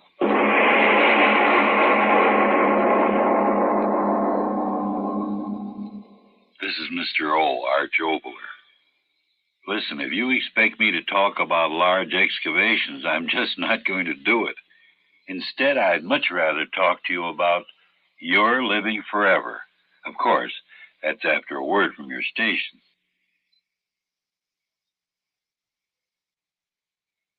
This is Mr. O again. To live forever, to never die, to know immortality, do you want that?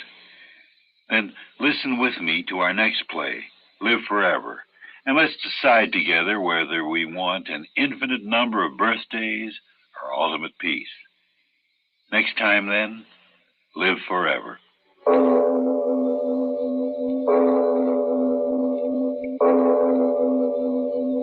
It is later than you think.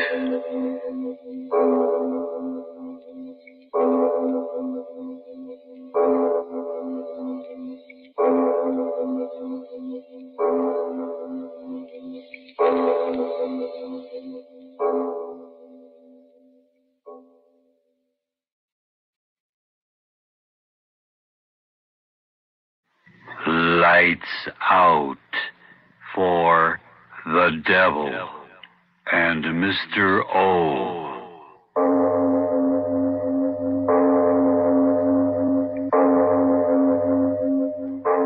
It is later than you think.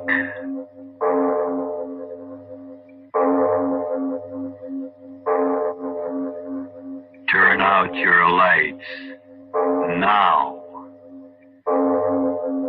We bring you stories of the supernatural and the supernormal, dramatizing the fantasies and the mysteries of the unknown.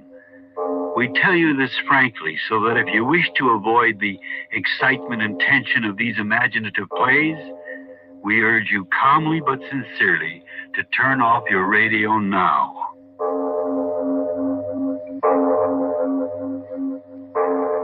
This is Mr. O, Arch Obler.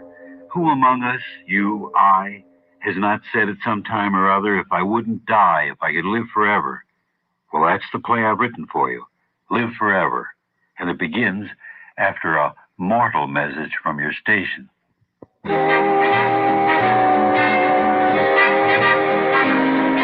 I started playing music in 26. It was a settlement house. I was very young and very small, and they gave me an E-flat clarinet. America's King of Swing, Benny Goodman, for music in our schools.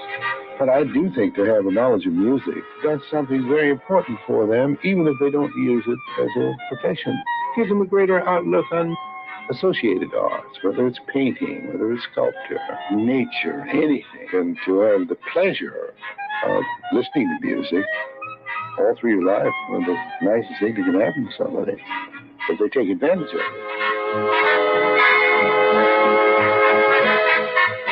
Help all our children to take advantage of music. Support music in your schools. A message from the Music Educators National Conference.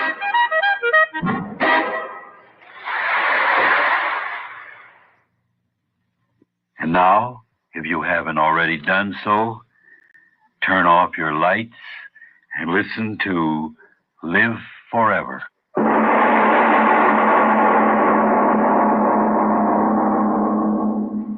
Now, don't be frightened, Joan, please, don't be.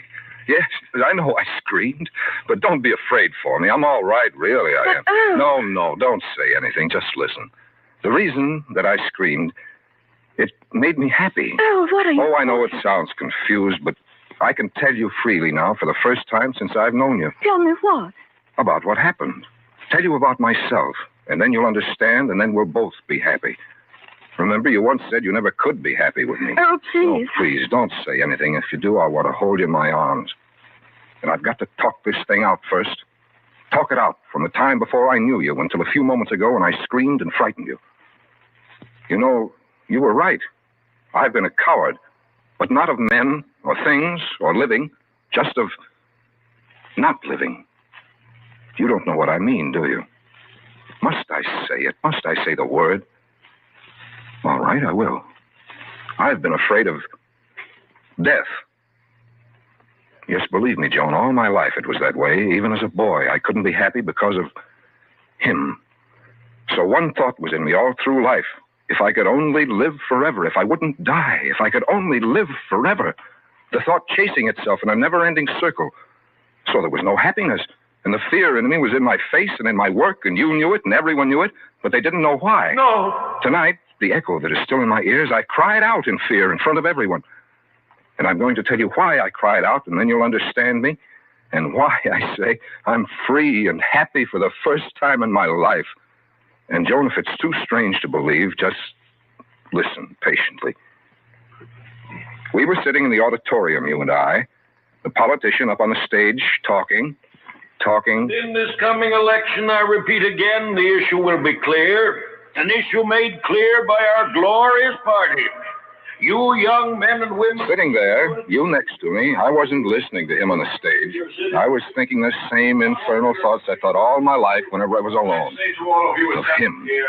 That it is a challenge to you. And then... Yes, to you. To every one of you here. A challenge that we must accept, face and challenge in turn. Speaker's voice wasn't the same. I looked up. No, not the same. The other one, an old man, this one young. Couldn't quite see his face, so dark in the hall. Had something happened to the lights? I turned toward you, said, Joan, when did the lights... I stopped. You weren't there. Believe me, not there. Another woman. Did you speak to me? She said that. I said, where's Joan? Joan? Well, she was sitting right next to me. You have her chair. Where did she... I mean, the young lady who was sitting here, where did she go? I've been here for hours. But she was here. Here, I tell you. Quiet, the speaker. The time is past for pleadings. The time is past for petitions. We are representative of youth, and youth is the time for action. So we must act. The speaker, what did he matter? I sat there, couldn't figure it out. You, Joan, where had you gone? Could I have dozed off and you slipped out and this other woman taken your place? Yet, how strange you're leaving without a word. And then, wind. Wind in the auditorium. I looked up. The sky. No roof. A single star and clouds. No roof. Sleep? No, awake. I got up to go. No, sit down. No one can leave. But my friend... You have sworn to stay. You must. I sat down. Sworn to stay? What in the world? I sat down. You know there can be no compromise. There will be no compromise. For if we compromise, we are doomed as they have always doomed us. Speaker, what did he matter? No roof on the place. Crazy. How could a roof disappear in a moment without... I said to the girl, where's the roof? What's happened to this place? Where are we? You know. No? What? Well, I'd get out of the place. I'd find you, Joan. Started to go again with the girl's hand tight on my wrist. No, don't. You swore to stay. Swore? You swore. They swore. He speaks the truth. But what? Listen. Good, then now, good friends. Let us put an end to words. This meeting of ours was destined. For 500 years, destined. What was he saying? For 500 years, destined? For what? None of us can say we have moved quickly. For in the meditation of these 500 years has come the essence of truth. A truth that burns bright in the hearts of all of us. What kind of a political speech was that? And so an end to words. In this meeting we have spoken words which none dare question. Now the time has come for action which none dare deny us. The girl leaned close and whispered. None dare deny us. Deny us? Deny what? Wanted to yell out just the way I did a few moments ago, but I couldn't. Something about the place, the speaker, people around me. I could only sit there, questions pounding in my head. Youth is action. Action is youth. We will act together and make ourselves a new world. A better world. Our world. Meeting over. Everyone getting up. The girl said, Come with me. Where? You know. I know. Crowd pressing around me. Dark, strange faces. Young, angry faces. None of my friends. My friends? Where were they? Joan, where were you? The auditorium in ruins. As she led me out, I saw that. It was madness. Yet a strangely intriguing madness, so I walked with her. Led me through a door. I could hear voices. She said, Stand here a moment. I want to talk to you. Tell me, why do you act so strangely? Don't you want to go through with it? Through with what? There, that's what I mean. You talk as if you don't know. I couldn't speak. Stood there. It's a glorious morning for all of us. We've waited 500 years, some of us, for this. 500 years? What was she? I said, 500 years? Well, perhaps not you, but I've waited 350 myself. What did you say? 350 years, and now I can't wait another moment. The thought of another empty day suffocates me. Am I insane or you? Insane? I don't know the word. Out of your head. You or I? You are a strange one. And yet you came here. Why? Well, to hear a speech? So, to hear but not to act, eh? You will. You will. All of us will. And then the moonlight from under a cloud, and then her face. I saw her face clearly for the first time. Hers was a loveliness beyond the word. 16, 17, she couldn't have been more. Freshness of the morning. And yet her eyes, old, bright, wise, so strange, her old eyes in that young face. I stood there, staring at her. I tell you this, if one of us fails, we all fail, and that can't happen. Remember that. Now come, they're waiting. Followed her. A room, quite dark. Many people in it. Quiet, please, quiet. There is little time to waste. We will now draw lots. Each of you take a paper as the box is passed. Most of the slips are blank. Only 24 are numbered. Whoever draws a numbered slip stays. The others go. Slips? Draw lots? What was this? Draw lots for what? Someone came close, held out a box. The girl said, Take a paper. I did. She did. The others did. She said, Look at the slip. I did. A number, 11. She said, Good. I, too. Held out the paper in her hand. I saw the number 12 on it. You and I. You and I. She and I, what?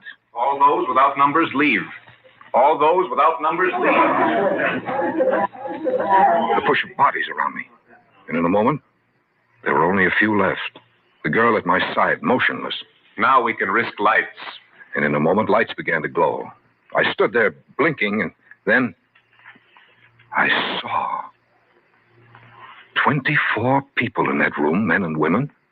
24, I counted them, and all of them looked alike. Yes, alike, I tell you, men and women. And their faces as the girls. 24 faces alike as copies of pictures strung along the wall. They, in turn, were staring at me. Who is he? A voice said. Who is he? Another said. No, I've never seen him before. Who is he? They came close around me. Not one of us. Who is he? Who is he? Not one of us. Who is he? All those faces alike, staring, talking, staring, talking. The girl spoke. I knew it was she because her hand was on my arm. Leave him alone. He is an Atavar. An Atavar. Oh, an Atavar. Atavar? What was an Atavar? I wanted to speak, but she spoke. He'll be all right. I'll see to that. But an Atavar is unpredictable. Did I tell you he'll be with me? He drew 11. I drew 12. He'll be with me. But they're undependable. You know that. Never can tell about an Atavar. But I'll take care of him. Never can tell. I'll take care of him. They stood there arguing about me, Joe. Yes, arguing about me. Whether I could, whether I would, whether I was reliable, unreliable, and always that word Atavar. Atavar? Atavar? Mad dreams or mad adventure, whatever it was, I didn't know. Their argument stopped. Apparently, the girl had won. The leader said, All right, Atavar. You'll be with her. Now, all of you listen. This Atavar is with us, and with us he'll stay until it's ended. Ended? Ended? What had begun and what would end? One question, Atavar. What is your age? My age? You want to know my age? Well, didn't you hear, Atavar? What is your age? The girl said... Tell him. My age is 25. What did you say? 25. Do not joke. Tell us your age. I told you, 25.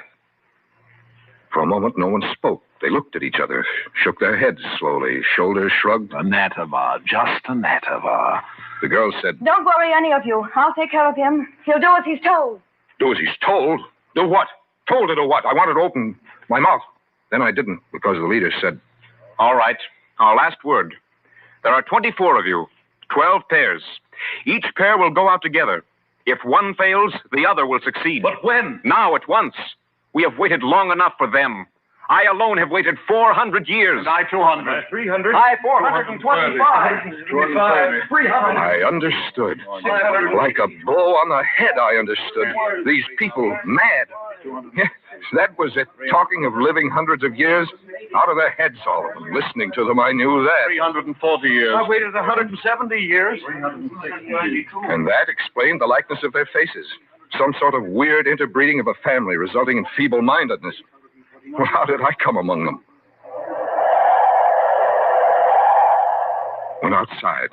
The girl with me, everyone going off in pairs. Their faces tense, angry, going off to some strange madness. The girl said, Wait here. I'll get what we need, then we'll keep our appointment. Wait here. Joan, believe me, as she went off into the darkness, leaving me there alone, I swear my head was spinning as if it were on a pivot. And as it spun, the thoughts in my head spun with it. Madness, dream, madness, dream, madness, dream, madness, dream, madness, dream, madness, dream. What was happening to me? Madness. And then a thought. Madness, dream. Had what I'd feared all my life happened at last? Had I died?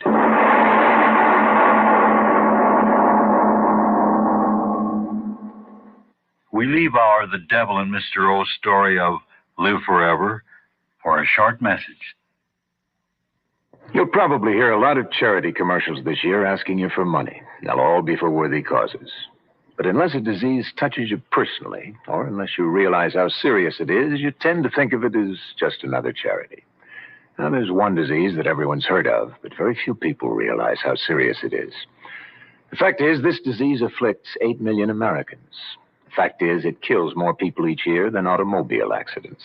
The fact is, it's the 4th major health problem in the United States, so that's not just another charity. The sad thing is, we have some of the answers for this disease. We just don't have the money to use them. Do we have to wait until someone close to you gets kidney disease before you begin to take it seriously? Kidney disease is not just another charity. It's the 4th major cause of death in this country. This is Charlton Heston asking you to support the National Kidney Foundation, Box 353, New York, New York. Now back to our The Devil and Mr. O story of Live Forever.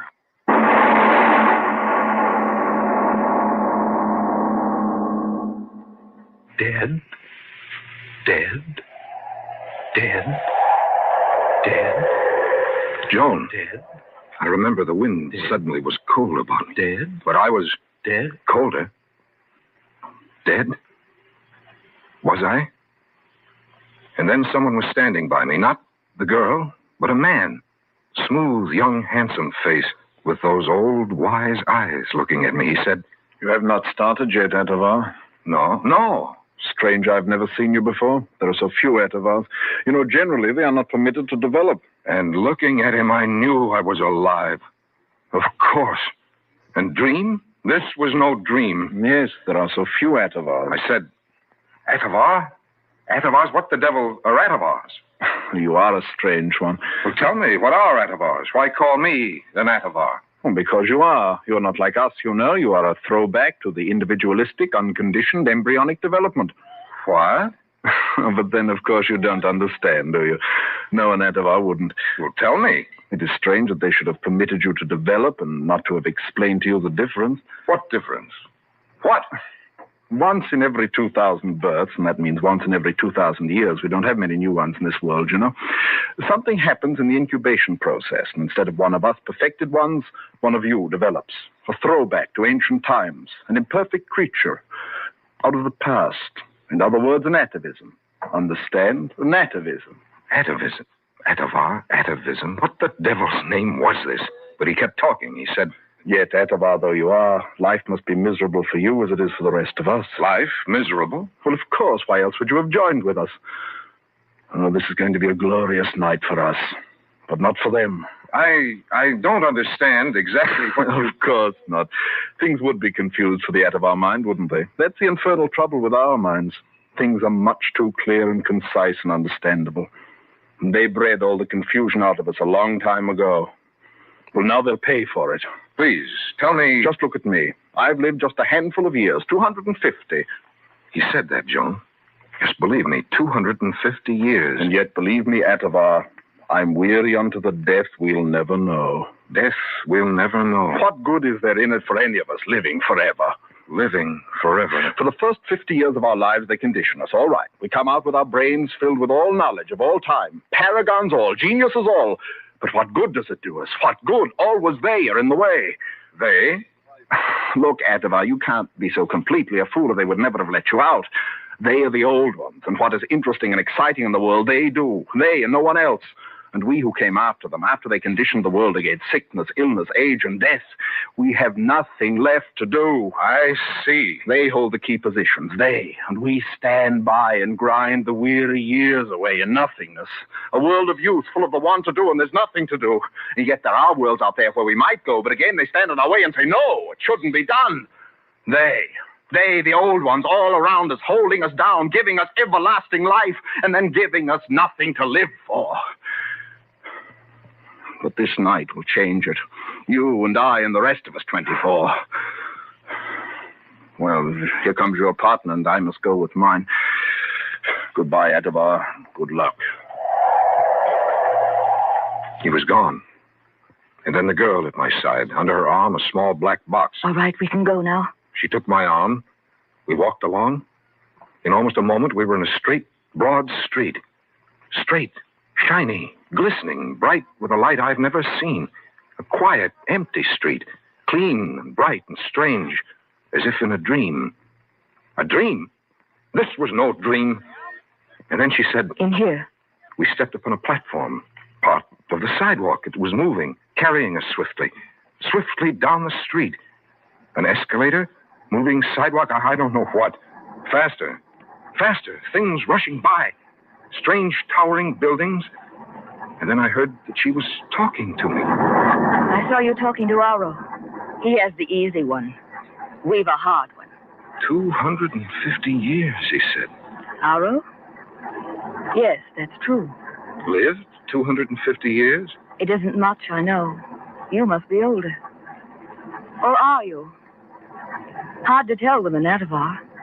How old are you? I? 400. 400 years, but not of living. What do you mean? You know. They, with all their years. Before we were born, they took the work of the world, and what is left for us?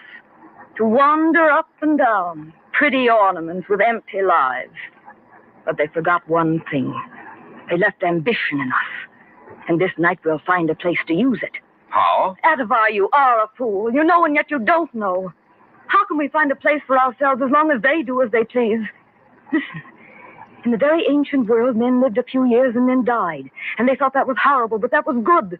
Well, when they died, there was a place for youth. Yes, one would fall in his place and a young one took his place. Sometimes he did better than the one who had gone before, so the world progressed. But now no one falls, no one dies. And so the old ones stay and stay and stay, and we, the young ones, have no place. And when we want to make a place, the old ones say no. The thing we were riding climbed higher. Higher. And still she talked. We pleaded and petitioned, and they do not listen. So tonight we act. You and I, Atavar, one of 24. Act? By turning back the time to when men died and gave the younger ones their place. What? The wrong of each man died with him when he died in that old world. And so tonight we'll see that wrongs are given their belated rest. How? You and I, Atavar, we'll do our part. Up there! She was pointing up. I looked up to where the building ended, in a cloud. She sits up there. 5,000 years she's lived every day since the day science shut out death. 5,000 years, but tonight we begin to live. Here. Into my hand, she thrust the black container. I said, "What?" You'll do it. You. In the moment we reach the spire, she'll come out all smiles and happiness. They can be happy, the old ones who have the work. Do it then, you must. What? Throw it at her and she'll be free of life, and we'll be free of life without living. You'll do it at her while you will. Throw it at her. Throw it? What? The thing in my hands? What does she mean, to free that person up there from life? In my hands. Then suddenly I realized some kind of explosive. She expected me to throw it at that person up in the tower. Me to kill. You will. You will. No. The word tore through my head, and with it tore away confusion. I knew. I understood. This was the world of the future, where science had doomed the death I feared. Men lived forever, and these young ones had no chance. And now they were out to kill and make their chance, and I was to kill for them, with them. You will. You will. You will. No. You will. Not You will. my world. Not You will. mine. You will. Go back. You will. I'm saying that. You will. There she is, the matriarch. Throw it. Throw it. I won't kill. Not I won't. Give it to me. Give me that. Give me that. No! I jumped. Falling. I was falling. Through the horrible space of that horrible future. Down and down and down. The glistening sides of the building rushing past me. Down. Twisting. Clawing at the air. Down and down. And then I remembered, in my arms, that explosive. I tried to throw it, but my hands tight around it. I couldn't unlock them. The ground coming up. I screamed. And there I was. Sitting next to you. In the hall where I'd been before. The politician up on the stage. My friends around me. You next to me, frightened at my cry. Tacked above me. So here it ends, Joan. Sitting there, I stepped ahead in time until a day when men had conquered death. And so somehow I'm not afraid of him, the one at my shoulder anymore. Because I think it's good that men should live, then die, and so end the evil in them and give their place to others. Tell me, Joan, do you agree?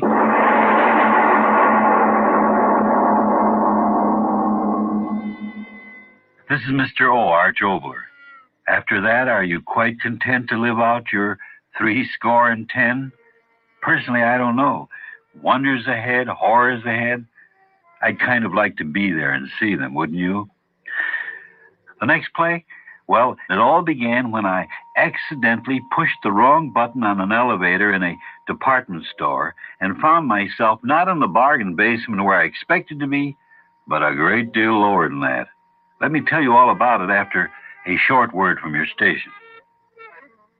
Hi, Joey. What you doing? Huh? Nah, me either. Nothing. Huh? Yeah, well, we could go over to the school and see what's happening there. How much will you pay for this boy? No, that's too far. Where'll we get a car? Maybe he'll never cost you a dime. That's... But suppose he ends up in the welfare line or even jail. So what do you want to do? Then he's going to cost about $10,000. I guess anything's better than hanging around here. It costs the local scout council just a few dollars a year to keep a boy active in scouting. So what do you want We tell you this because we need your help. Scouting gets part of its support from campaigns like the United Way. All the rest of scouting support must come from people like you. Okay, listen, I'll meet you there then. Please, support scouting any way you can. This is Mr. O once more. As I said, I pushed the wrong button on the wrong elevator in a department store and found myself in the sub-basement. Not the basement where the bargains are found, but that unknown basement where goods are delivered to you. This all happened in Chicago. As those of you who live in old Windy by the Lake may know, there's a great network under the city of underground tunnels that deliver merchandise long after the day people are asleep to the department stores. Well, I got to thinking, what would happen if, but as usual, that's next time. It's titled Going Down.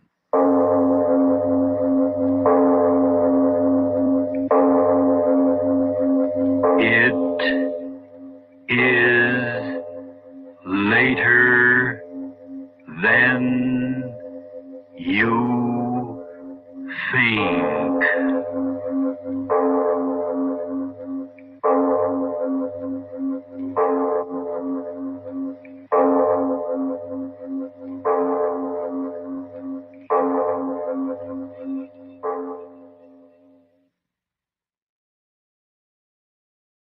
Lights out for the devil and Mr. O.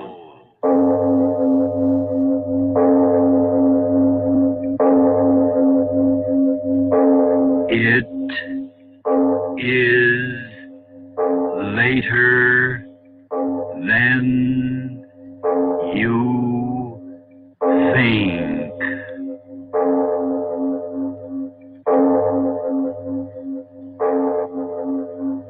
Turn out your lights now.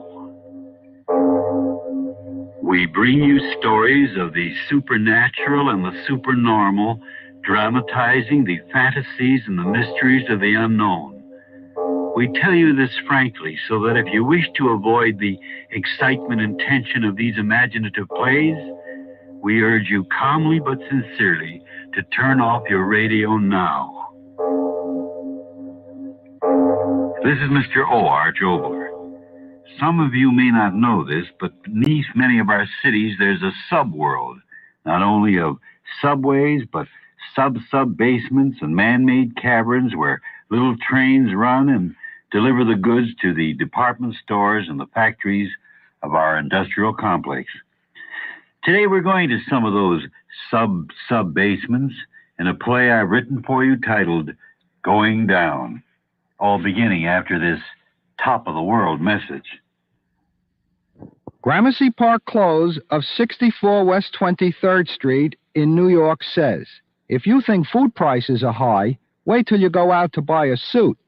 The price of wool, the devaluation, the union contract, you can get priced out of the market.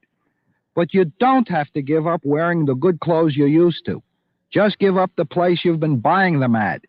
After 78 years of manufacturing men's clothing to sell wholesale, Gramercy Park will show you a new and better way to buy men's clothing. Magnificent suits, coats, sport coats, and slacks.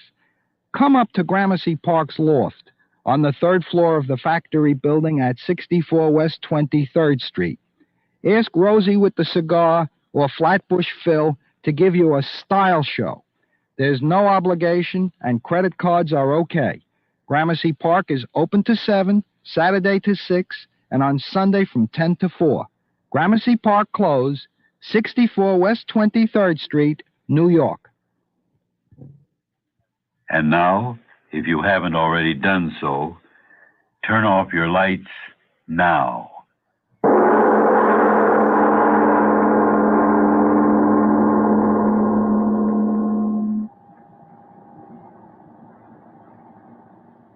But of course I can run an elevator. I was just asking. And I told you. Well, here we are.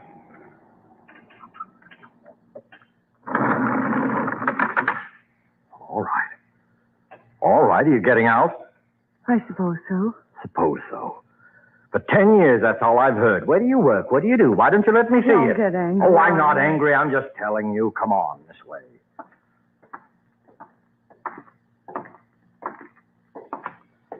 Such a big basement. You don't know the half of it. It's like a whole city down here. Person goes to a department store and doesn't know all this is underneath. Say that again. And you're in charge of everything down here? That's another fact.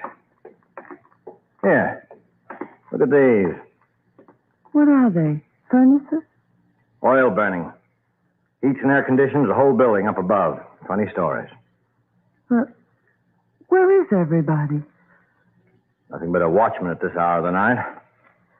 Everything's shut down. Help! What's the matter with you? Nothing. What did you do that for? Oh, I just wanted to hear my voice. It's like a big cave down here. Yelling out like that. Won't you ever grow up? Don't be angry on me. All right, come on. Yes, honey.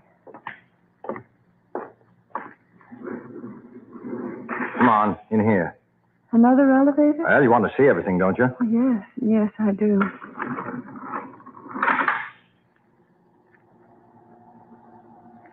Down some more? Yeah.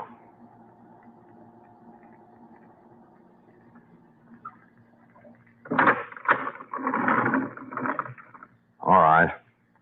Another basement. Yeah. Go ahead. Plenty of light to see behind. What's down here? Come on over here. I'll show you.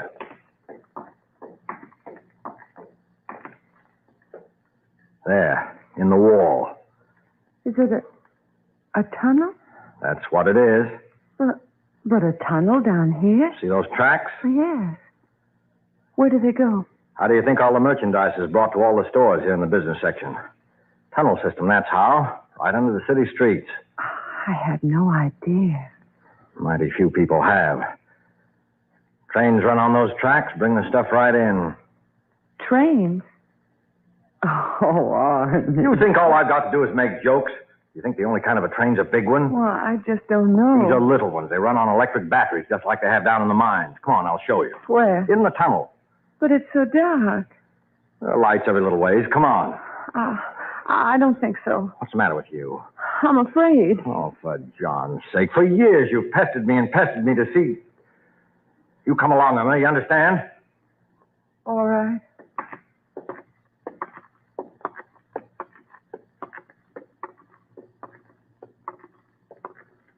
Arnie, this is far enough. Oh, for John's sake. What's the matter with you now? I don't know. Come on. There's one of the little engines parked down at the end of the tunnel. You might as well see it.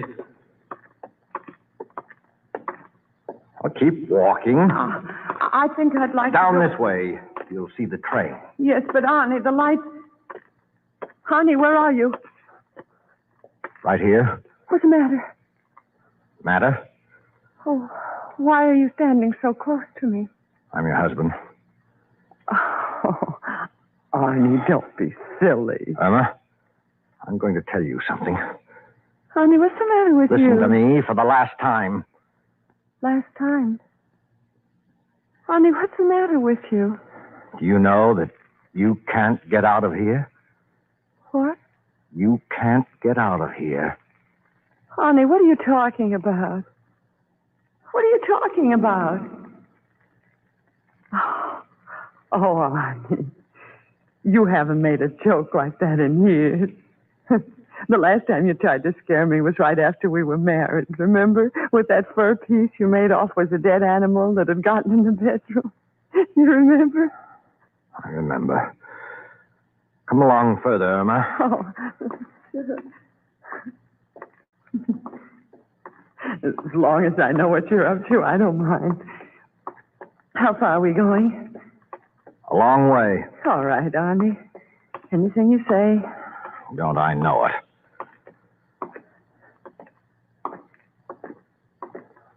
All right. All right? What? This is as far as we're going. Oh. I feel funny. I've never been under the ground so far in so long. It was very nice of you, Arnie, to take me down here. So interesting. Very nice of you. Arnie, why don't you say something? Honey, is something the matter? Arnie, really, you can't frighten me. Not now, you know. Arnie, are we waiting for someone? If we are, I think I hear him. Hear him? Well, yes, don't you? No. But I heard someone. I tell you, there's no one down here. All right. All right, if you say so, Arnie. If I say so, if I say so, if I say so. Can't you say something else but that even now? Now? Yes. Irma, I'm going... There, I heard it again. What? Are there trains running this late at night? Trains? If it's a train, you ought to get out of here. Tunnel so now, Arnie, please. Shut up. Let me listen.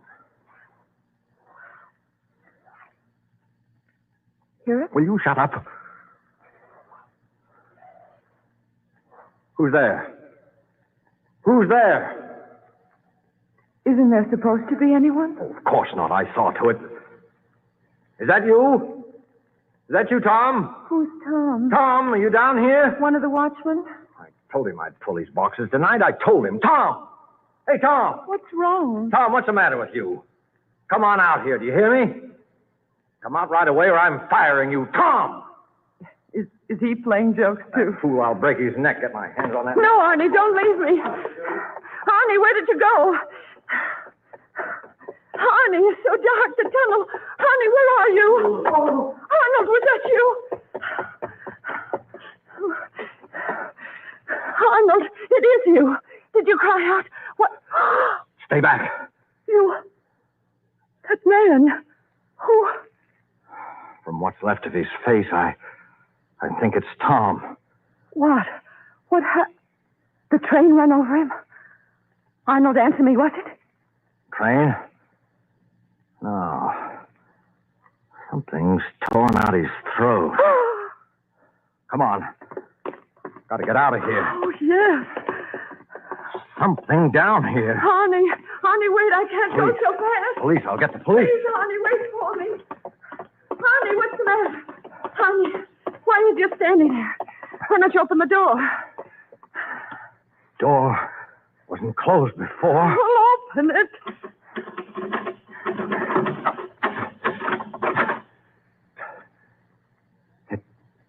It won't open. It won't open!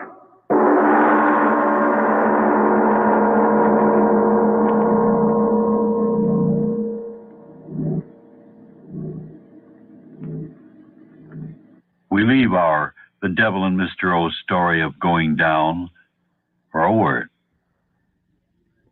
See? See the leaf? Right here in my hand. Oh, yes. Isn't that a new leaf? Yes, it is a new leaf. Here, I'm going to turn over a new leaf. Get it? Leaf? New? What does that mean, to turn over a new leaf? Well, in serious, Mm-hmm. means that you're going to have a little change. From what to what? From bad to good. Oh, really? Yeah. Well, suppose somebody was crying. They could switch from tears to a smile. Suppose they were lonely. They could go from loneliness to having somebody to play with. Well, suppose somebody wasn't loved. Could they turn over a new leaf?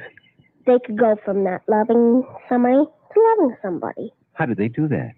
All they have to do is try to love somebody. Just try? Yeah. It's easy to love people when you try. Love makes all things new again. Hey, what was that? Another sound of love from the Franciscans. Let's go back to the Devil and Mr. O's story of going down.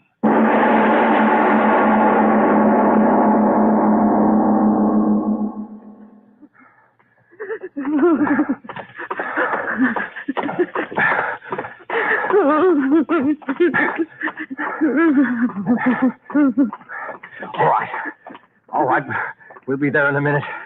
But are you sure? I tell you, it's an emergency exit. It's always kept open. Why was that door locked? Stop asking me that. I don't know. And that watchman? Stop talking, will you? I don't know anything. Honey, why did you stop talking?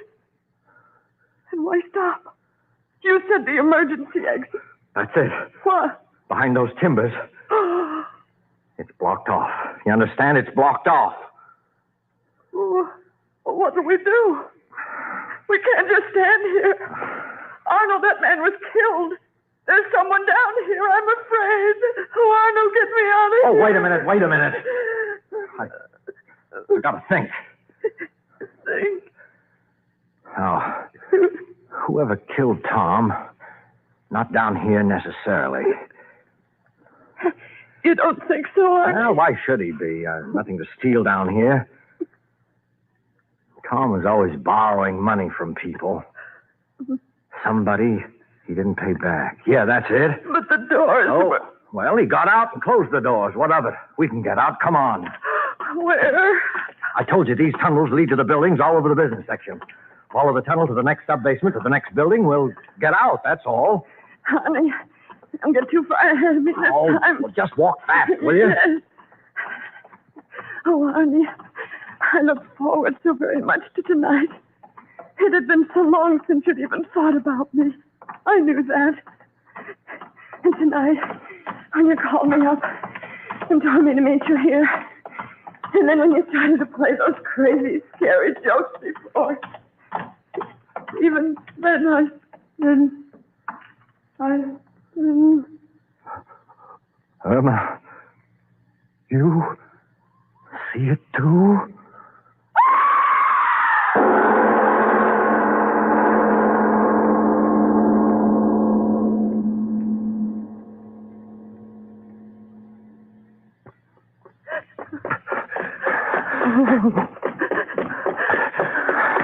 Is it after us? Don't talk, run. Oh, my side, it's hurting. Well, that's too bad. Honey, don't leave me behind. Honey, I can't run any fast.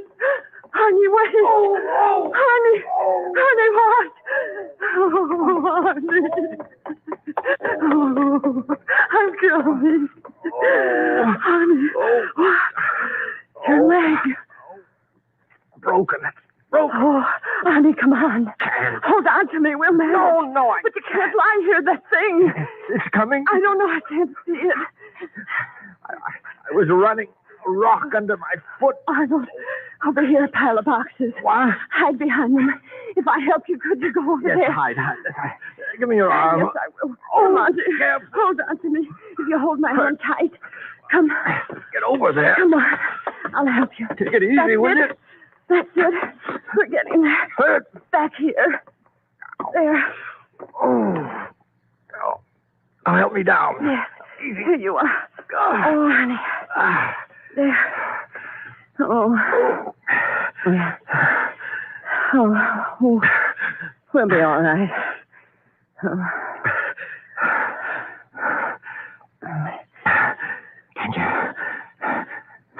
Can you see it? No. No, it's gone. Oh. Just don't think about it, honey.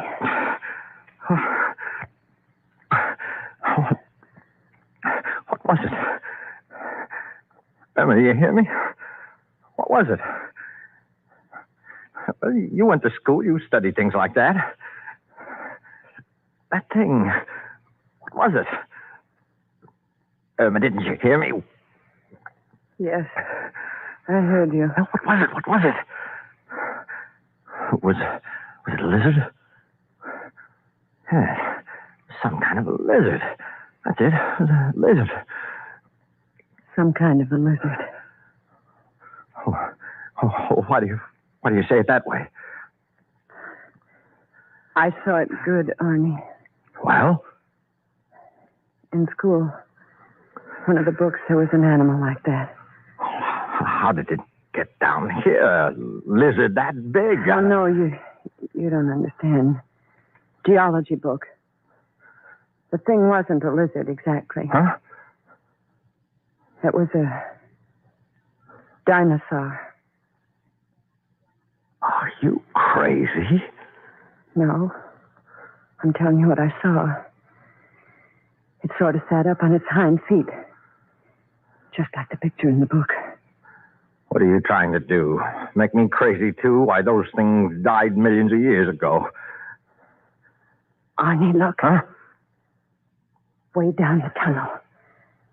By the light.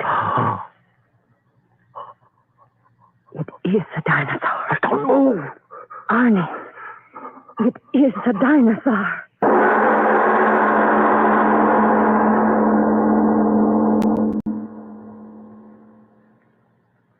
Has it gone away? I don't know. It's been so long. Just don't move. It just looked at us. Yeah. Why doesn't it come after us? Why? Maybe it didn't see us. What? Well, it was like something that had been in the dark for a long, long time. Yes. Don't move around. Oh, there's a little room back here. Oh, would you rather go out there? Oh, don't be angry with me, Ernie. Angry? Why should I be angry? Irma, you went to school. You studied those things. You called it a Dinosaur. Yeah. All these hours I've been thinking, how could a thing like that, which was supposed to have passed out of the world so many years ago, how could it be alive now? I don't know. Irma, listen, I know. This tunnel under the business district, they were putting on an extension, blasting in the rock. Maybe that thing came out from inside the earth. Maybe. You're not frightened, are you? No, Why not? because I'm with you. If it came back, what could I do for you? It's just being with you. Yeah. I keep thinking, And what? that poor watchman. Yeah, it'll really be something when it's morning and everyone finds out about it. What do you think they'll do? They'll hunt it down.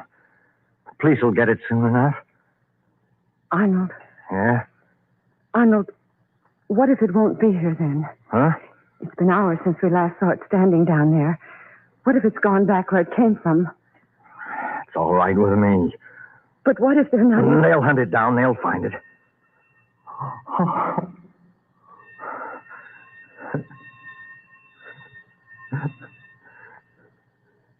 Arnold, what's that? It's all right. Everything's all right. But what was... 6 o'clock. That was the bell back in the basement. The day engineer turned off one of the sprinkler alarms. Oh. Oh, honey.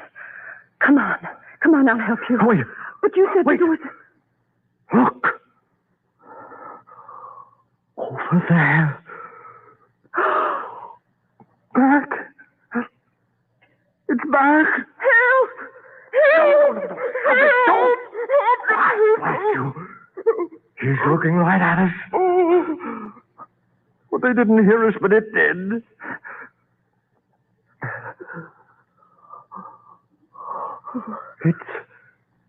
It's starting this way. Oh.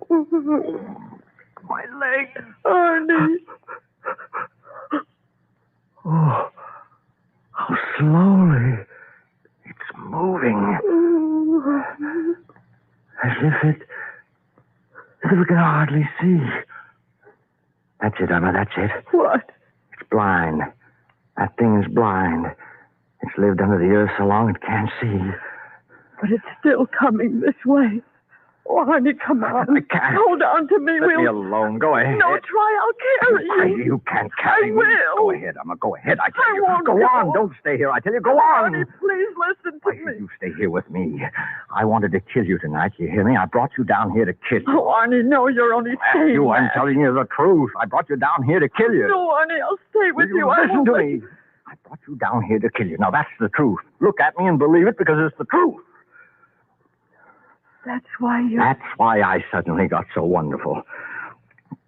I was sick and tired of you. I was sick and tired of living. And so I brought you down here to kill you and then kill myself. Arnie. Look at it out there. It's feeling its way along. Well, he'll take care of me, but you've got to get out of here, Irma. No. You've got to get out. I deserve to die, but Irma, not you. You're so blasted good. I guess that's why I got tired of you, but that's no reason for you to die. Irma, stop looking at me like that. You've got to get out. Run straight down the tunnel. Keep running and you'll get away. Irma, just don't look at me. Get going. No, Arnold. Why don't you say what you've always said to me all these years? Just as you say, Arnie, just as you say. Oh, Irma, will you get out of here? How slowly it moves. Irma. It is blind. Bless you. Look, will you listen to me? Will you go? You've got to go. They'll think I've killed you. No, they won't. They Yes, won't. they will. I left a note back home for the police. I told them I had killed you. If that thing kills you and me, they'll still think I was the one who did it. Now, do you want me to be a murderer? Do you want that? You left a note. Yes, yes. Don't you remember I turned back after you went out the door on the dining room table? Oh, Irma, Get out of here and get that note. Don't make them think I killed you, and I didn't, and I don't want to. You're such a good... You're too good for me, and I was tired, and I was crazy. Don't make me a murderer, Irma. Arnie. Goodbye. Goodbye. Yes, Irma. Yes, hurry. Run fast. Straight ahead. He won't get you, I promise. Arnie. Go.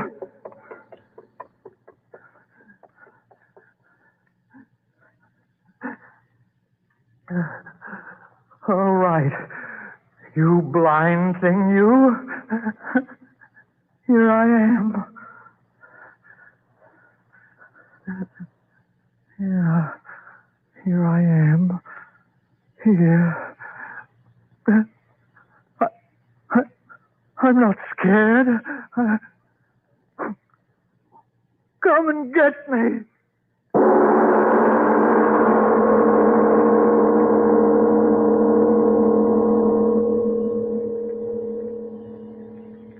This is Mr. O. Arch Obler.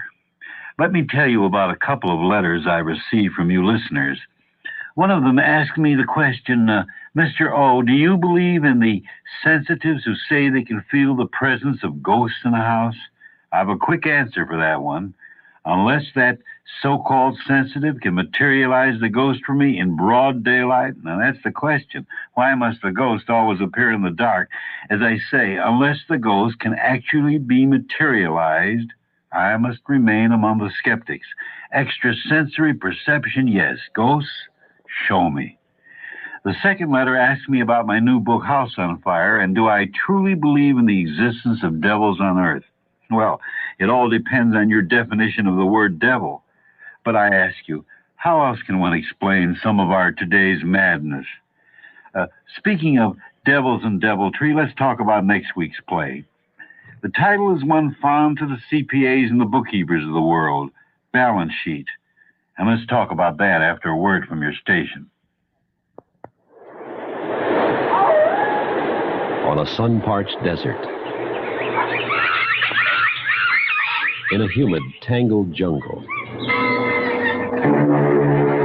beneath the stars of a tropical seaport, these are the places that Hopis are found.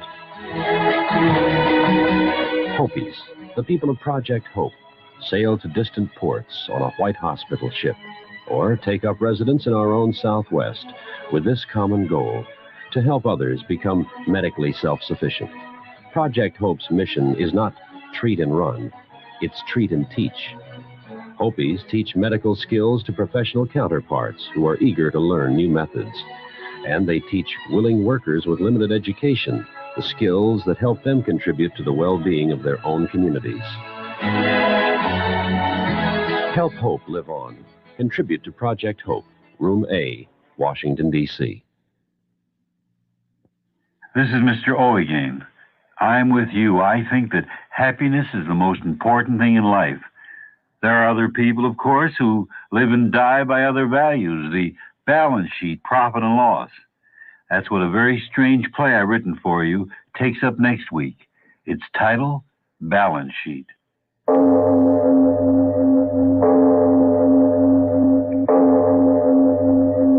It is later than you think.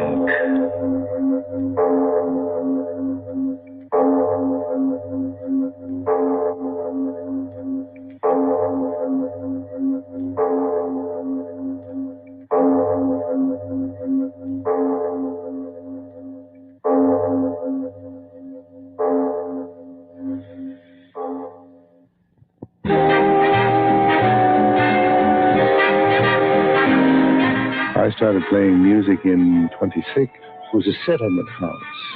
I was very young and very small, and they gave me an E-flat clarinet.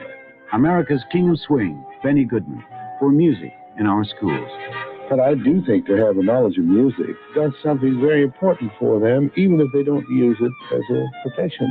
Gives them a greater outlook on associated arts, whether it's painting, whether it's sculpture, nature, anything, and to have the pleasure of listening to music all through your life, one of the nicest things you can happen to somebody.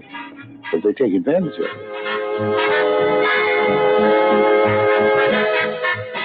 Help all our children to take advantage of music. Support music in your schools. A message from the Music Educators National Conference.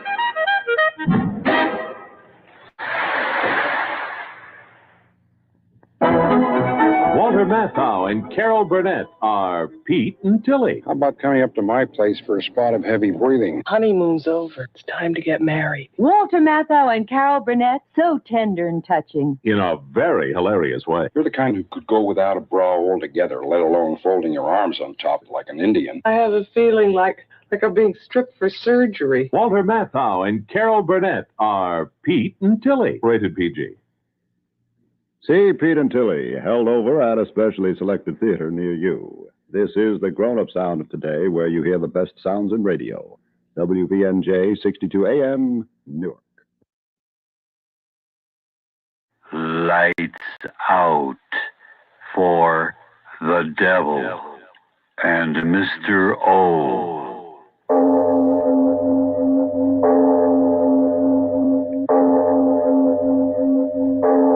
It is later than you think.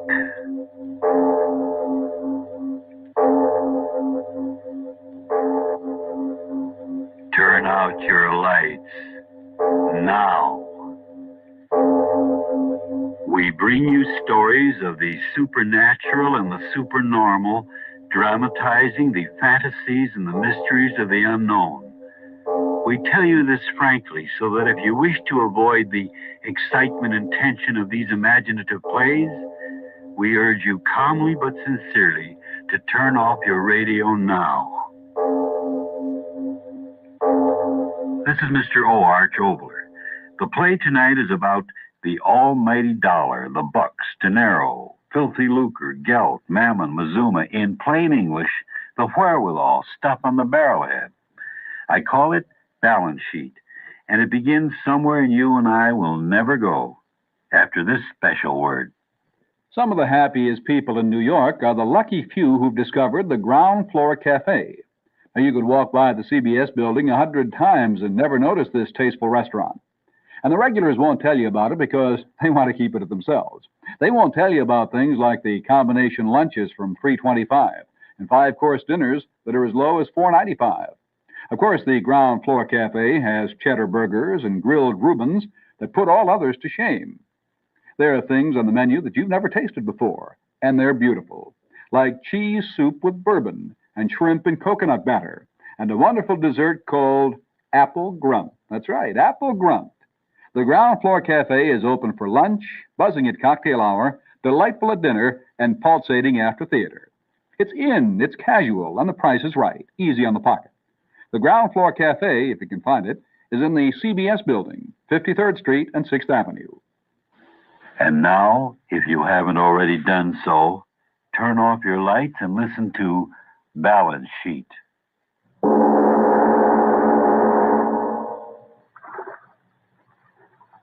It just doesn't make sense. Don't it, miss? But why must you row me there? I told you, miss, no boat can get past the reef. But surely my grandfather can afford a power boat. Last one sank 5 years ago. Then why doesn't he... Oh, what's the use of asking any more questions? I've asked, and every answer just gets me more mixed up than I was before. It's all very simple, miss. Simple?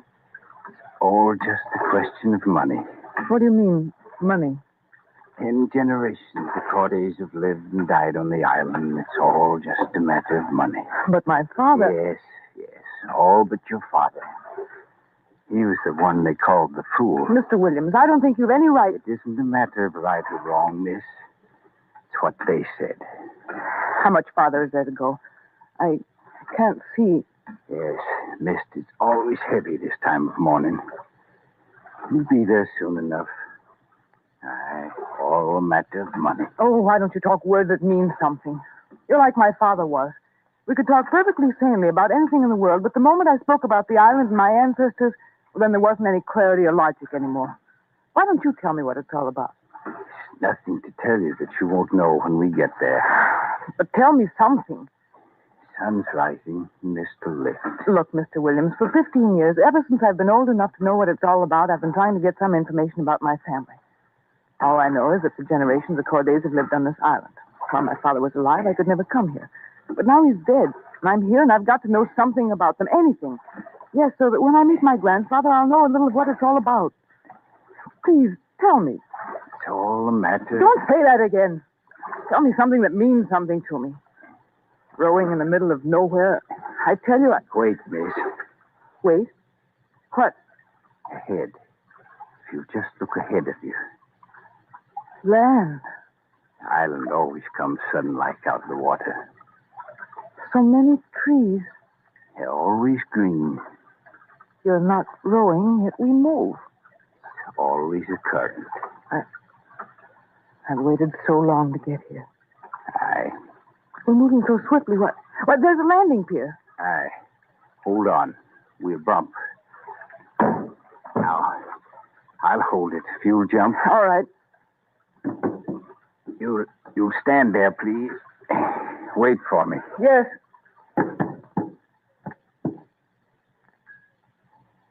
No one here. My grandfather, where is he? Are you afraid already? Afraid? Why should I? Of course I'm not. But they knew I was coming here. My grandfather, why isn't he... Through the trees. Look. You want clear answers. There's one of them. Chimneys. Smoke. Factories. Yes, they are factories, aren't they? Aye. But factories here. Stood there for 10 generations. But on an island in the middle of... Why here? It's all a matter of money. What? Tell me. 330 years ago, Pierre Corday came to this island and built them up. But why here? I'm telling you. I've been telling you all along. A matter of money. You know what money is. Well, it's been the day and the night and the sun and the moon of your family for as long as there's been one of you. Money, aye, and here was the making of it and the horror of it. But why? Let me tell you. You wanted to know. Let me tell you quick. His profits weren't big enough, Pierre Corday thought to himself. And the trouble was with the men in the factories. He decided they wanted too much. Oh, it was the men at the machines who were to blame. If he could find a place where only he'd be the boss, where there'd be no investigators and boards of arbitration, then he'd tell the men what to do, and they'd do it. And up with the profits and out with the headaches in an island. Aye, a private island. That was the answer. And this was it? Aye, it. Beyond the jurisdiction of any man but one of the name of Corday.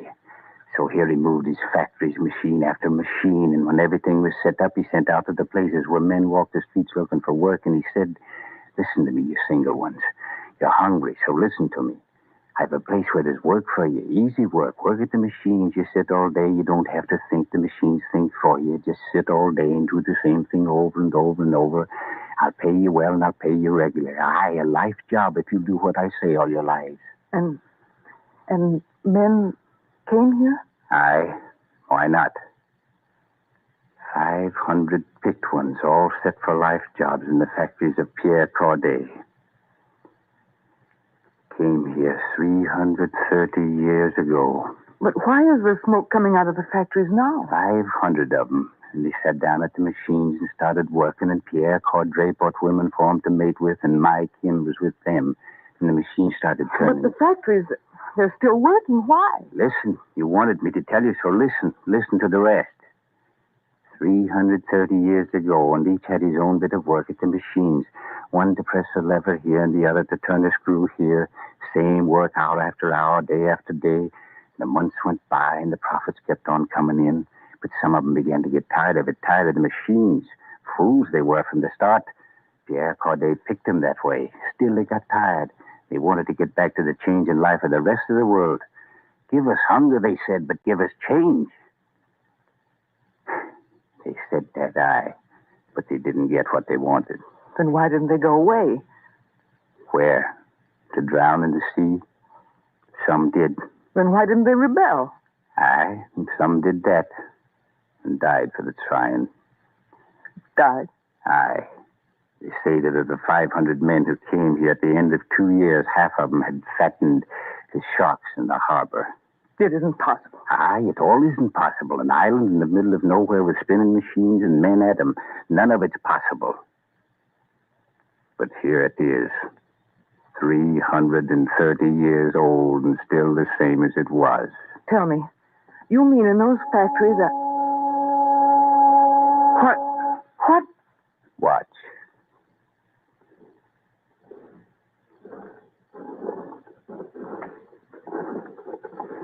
People. Marching. Who are they? 10th generation of them Pierre Corday brought and kept here. The way they walk. Heads down. Arms hanging. Men like... My grandfather. Take me to him. Take you to him? Yes, take me to my grandfather. Grandfather's dead. Dead? The island and they belong to you.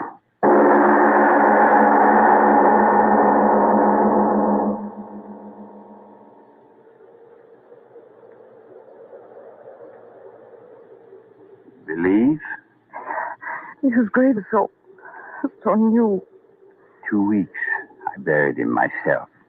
Did he send for me before he... No, it was me. You?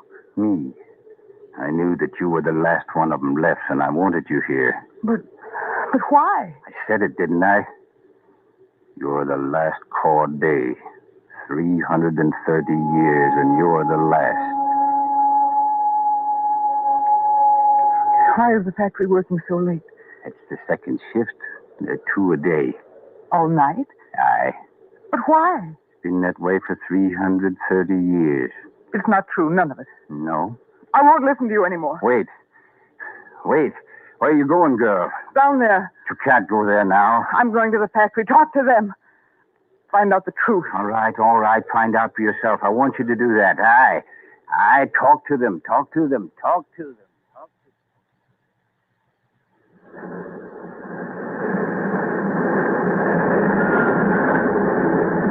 Row on row of men and women and children. Aye, why not the children? The more hands, the more production. That was the law of the Cordays, the law of the island. Their faces empty.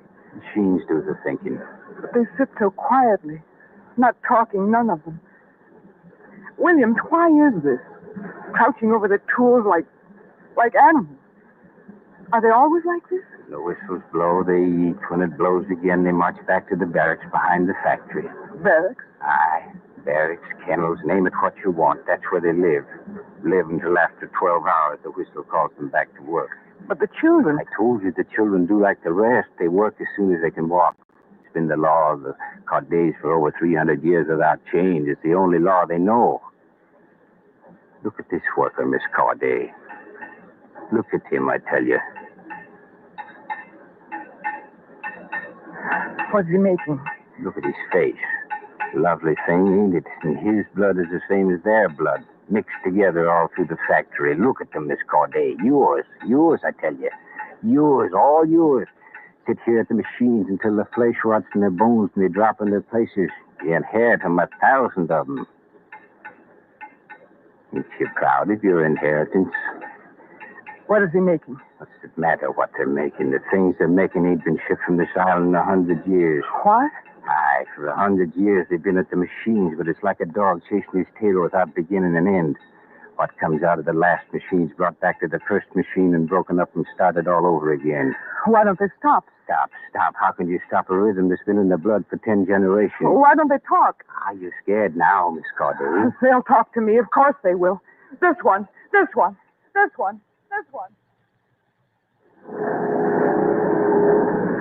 You, I beg your pardon. Would you stop work a moment and talk to me? I said, would you stop work a moment and talk to me? Williams, doesn't he hear me? He can't. Then why doesn't he even turn his head? Not him. Not any of them. I don't believe you. This woman, she'll... Lady, would you please stop work and talk to me? Scared to look at him. Lady, talk to me. I'm Dale Corday. Scared all right. I insist that you talk to me. doesn't answer. I told you, not while they work. All your family bred 'em right. Bred? Yes, like you breed dogs the way you want 'em. Yes, for 330 years, bred to sit and work and no nonsense. Never to talk up to the right, just sit and work the way they're told. You stand there looking at me and you don't believe me, do you? Well, try to get him to stop work. Try to get him to say something to you. Try to get him to act like human beings. Well, they're not human beings. They're workers. Yes, workers for the family of Corday. And what are you going to do about it?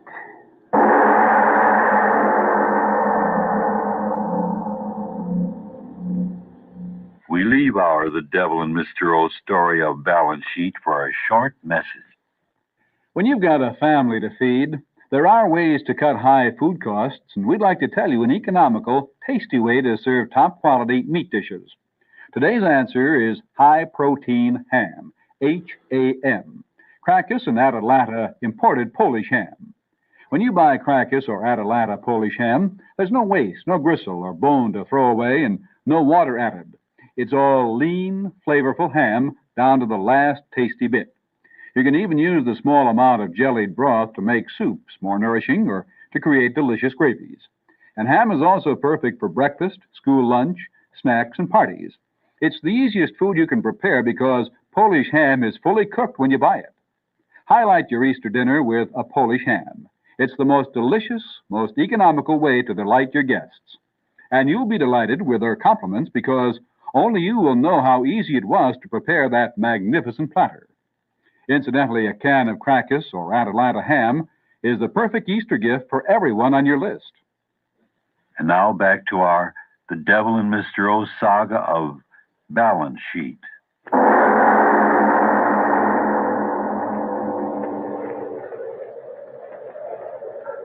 Don't be afraid of me. Who? You. I'm Dale Corday. Corday. Boss. Please don't tremble. What's your name? Joseph. Joseph what? Joseph. Do you like it here? Like work here. No complaints. Like work here. No complaints. No, stop. They taught you that very well, didn't they? Like work here. No complaints. Wouldn't you like to leave this place?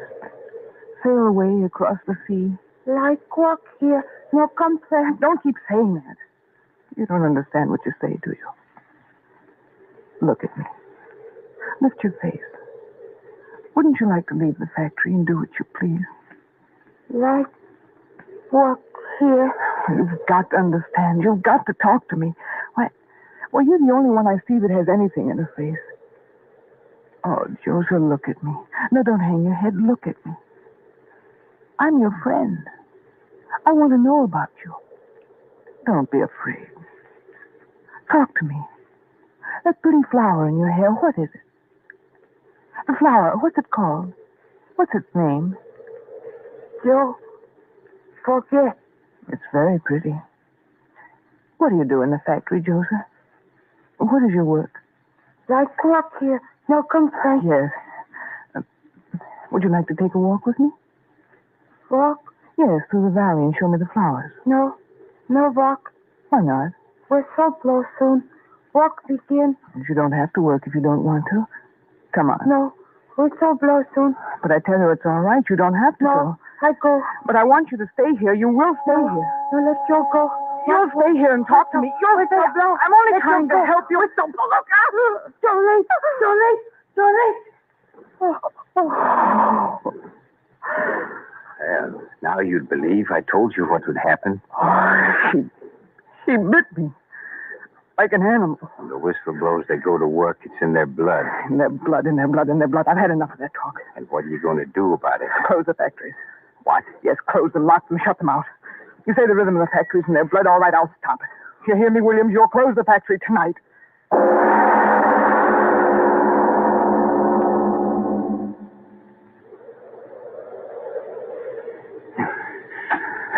Well, it's done. Good. Tomorrow you'll start me back to the mainland. I'll make arrangements to get those people off of here. Will you now? You're breathing so heavily. As soon as I locked the doors, I ran back all the way. Why? I wanted to see your face. What? I wanted to see your face after the whistle blows. Whistle? Aye, it'll blow just as always. But I told you to... And I did. I locked the factory, shut the big doors, and threw the bolts, but the whistle's at the powerhouse, and some of them are always there. Aye, the whistle will blow, and they'll march to work. But they won't get in. Aye, here they come. You'll start me to the mainland very early tomorrow, Williams. It's a long way. I know it, but it's got to be done. Too long a way. You've a sail. Tonight I'm putting an end to their marching. Tomorrow I'll...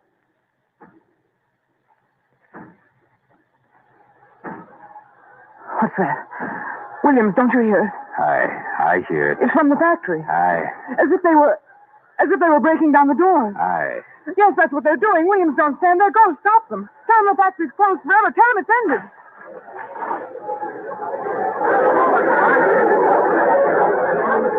Go tell them yourself. They've broken in, gone back to work.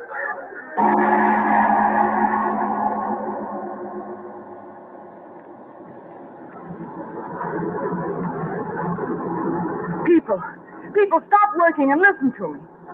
Stop working, I tell you. I've got to talk to you. I've got to tell you important things. A little while ago, you broke down the door, but that was because you didn't understand what I was trying to do. And now I want to tell you, so listen to me. My name is Corday, and this factory and island and everything on it is my inheritance. And I want to close this factory because I want to help you. Help you to begin to live like human beings. Living means books to be read full of new excitement and understanding, and wonderful music to be played and listened to, and the enjoyment of your homes and conversation and friendship. But now you're not listening to me. None of you. People, listen. Why won't you turn away from your machines? Why won't you stop them? I want to help you. Listen to me, please. Just listen to me. Listen to me. All right, then. You'll listen to this. I'm going to burn the factory down. You hear me? If that's the only way to stop you, I'm going to burn it down. Burn it! Burn it! Burn it! Burn it! Burn it! Burn it! It's a good sea this morning for sailing. Have you everything aboard? Aye. Is there only some way to communicate to the mainland without going there? There's none. What time is it? Almost 7. And we go when the tide changes? Aye. Wind's freshening.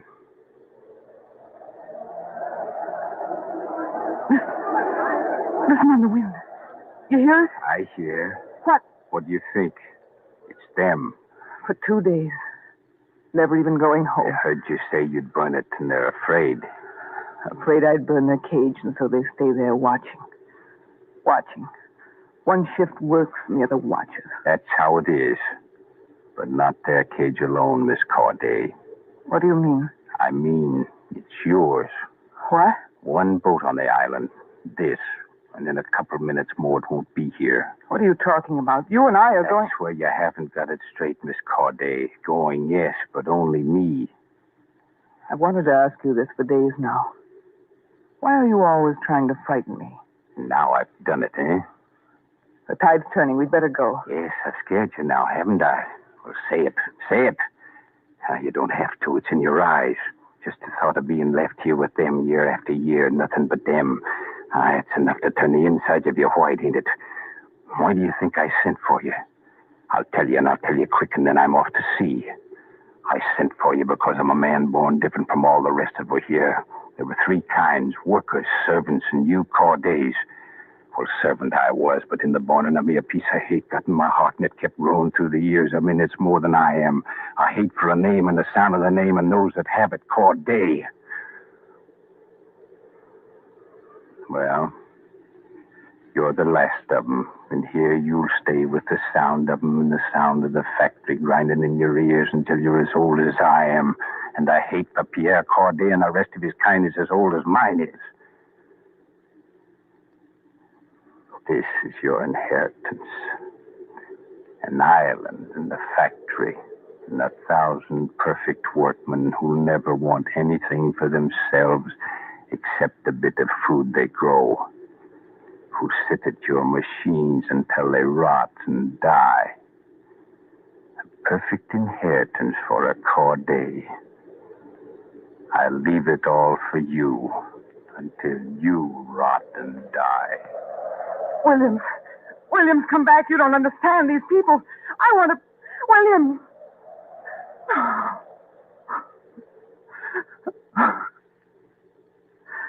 You cry. Me, Joe. Joe. Me, Dad. Dad.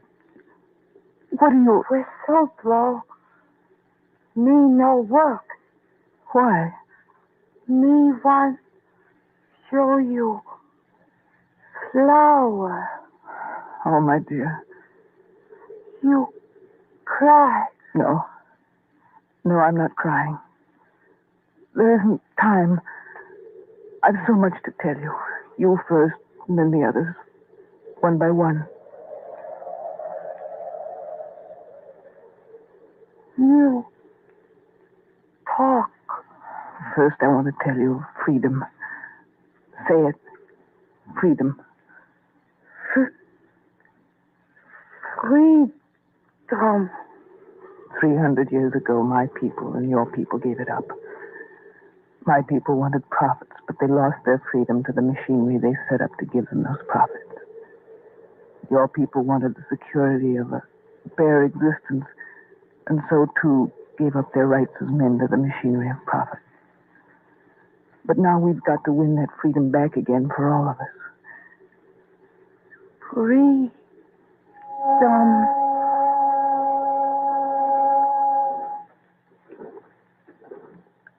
Come. We'll go to them. I've so much to try and tell them. Things that I understand now.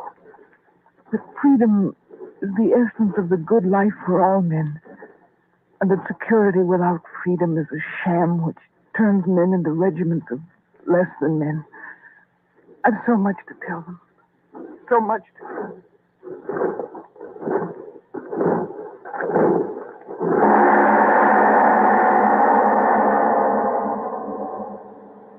This is Mr. O. Arch Obler. In the event that as a playwright you think I'm ignoring ghosts, I'm going to rectify that next time. Let me tell you of that after a few words from your station. Gramercy Park Close of 64 West 23rd Street in New York says, be careful. Be very careful when you buy a suit. It's not just the money you spend, but you're going to wear it a long time. What's the point of buying a bargain if it bugs you every time you wear it? One of the reasons so many men are buying clothes at Gramercy Park is that Gramercy Park talks straight talk about good clothes, clothes you can live with. If good-looking suits, coats, sport coats, and slacks count for something in your life, and stretching a buck does too, why don't you go up to the third floor of the factory building at 64 West 23rd Street? Go through the big iron gate. You'll see a new and better way to buy men's clothing. There's no obligation, and credit cards are okay. Gramercy Park is open to 7, Saturday to 6, and on Sunday from 10 to 4. That's Gramercy Park Close, 64 West 23rd Street in New York. This is Mr. O again. Next week, a real ghost story titled The House is Haunted. And if it happens to be your house, well, be happy. Where else can you get a visitor who doesn't use up all your hot water?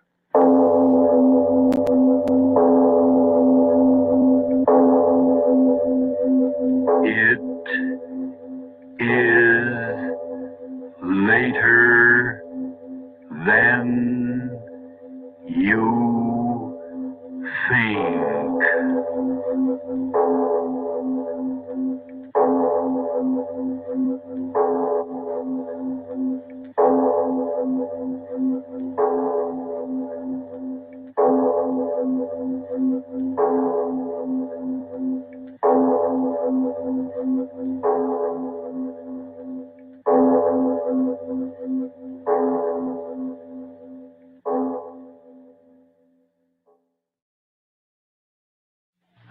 Lights out for the devil and Mr. O.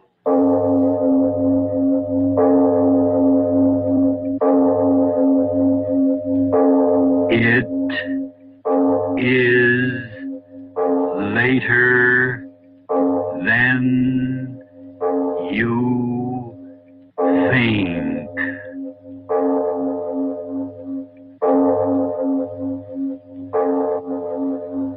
Turn out your lights now. We bring you stories of the supernatural and the supernormal, dramatizing the fantasies and the mysteries of the unknown. We tell you this frankly so that if you wish to avoid the excitement and tension of these imaginative plays, we urge you calmly but sincerely to turn off your radio now.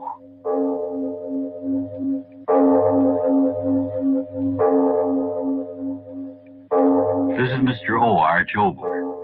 Now, completely for amusement, I give you a rather old-fashioned ghost story titled House is Haunted. It begins after a realistic message from your station.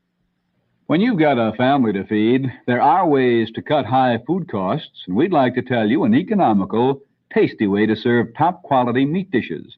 Today's answer is high-protein ham, H-A-M. Crackus and Atalanta imported Polish ham. When you buy Crackus or Atalanta Polish ham, there's no waste, no gristle or bone to throw away, and no water added. It's all lean, flavorful ham down to the last tasty bit. You can even use the small amount of jellied broth to make soups more nourishing or to create delicious gravies. And ham is also perfect for breakfast, school lunch, snacks, and parties. It's the easiest food you can prepare because Polish ham is fully cooked when you buy it. Highlight your Easter dinner with a Polish ham. It's the most delicious, most economical way to delight your guests. And you'll be delighted with their compliments because only you'll know how easy it was to prepare that magnificent platter. Incidentally, a can of Crackus or Atalanta ham is the perfect Easter gift for everyone on your list. And now, if you haven't already done so, turn off your lights and listen to The House is Haunted. Mungara. Mungara, shut that door. And you get out. You smell up the place. Big fella rain, boss. Big fella rain. So what? Get out of here. Get out, I tell you. Don't squat there looking up at me. Get out. All right, I'll throw you out. Up with you. You filthy devil. Ow! Filthy beggar.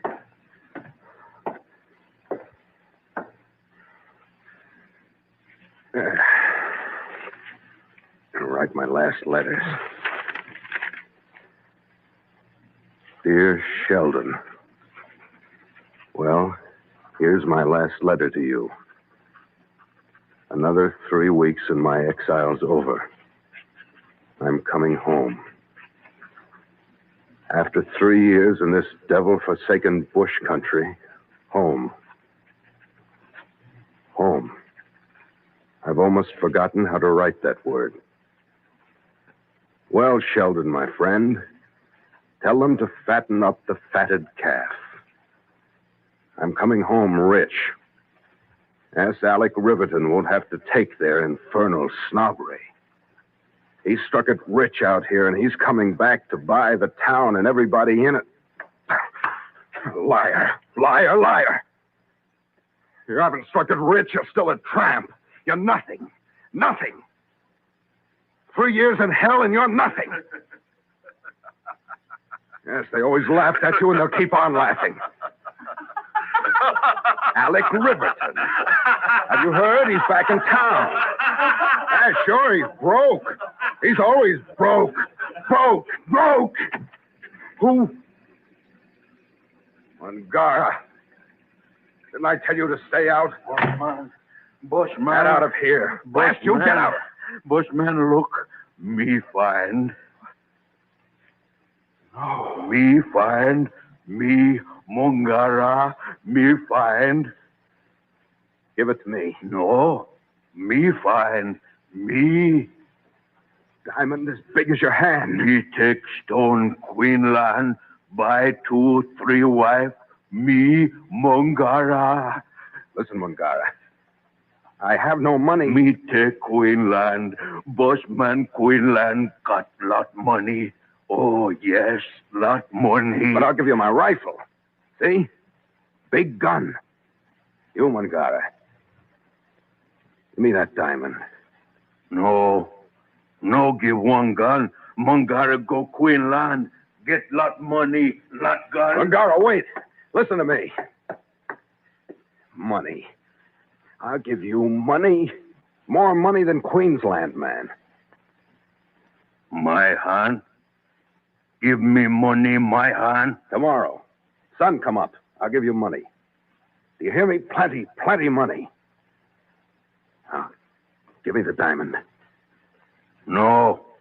Bossman no got money. Me go Queenland. Oh, wait, you can't go. Bossman no hold me. Mungara go. Stand still. Listen to me, you filthy savage. No. Listen to me. I've got to have that diamond. It's my chance. You can't take it from me. Go Queenland. I'll give you anything you want. Just give me a chance to buy it from you. No, I'll not let you get away from me. That diamond, give it to me. You're not going to sell it to anybody else. Give it to me. No. Me find it. You no take from me. No. You devil. I can't take it. I haven't got your strength. No, me go. All right. Yeah. Your knife. Knife. I'll kill you. Kill you.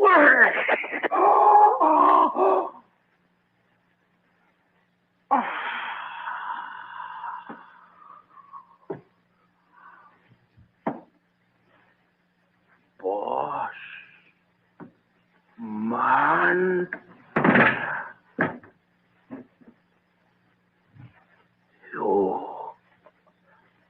You kill Mungara. You go long way now, but long way no help you. You die 3 days when you get off big fella boat. 3 days Boss Riverton. You die.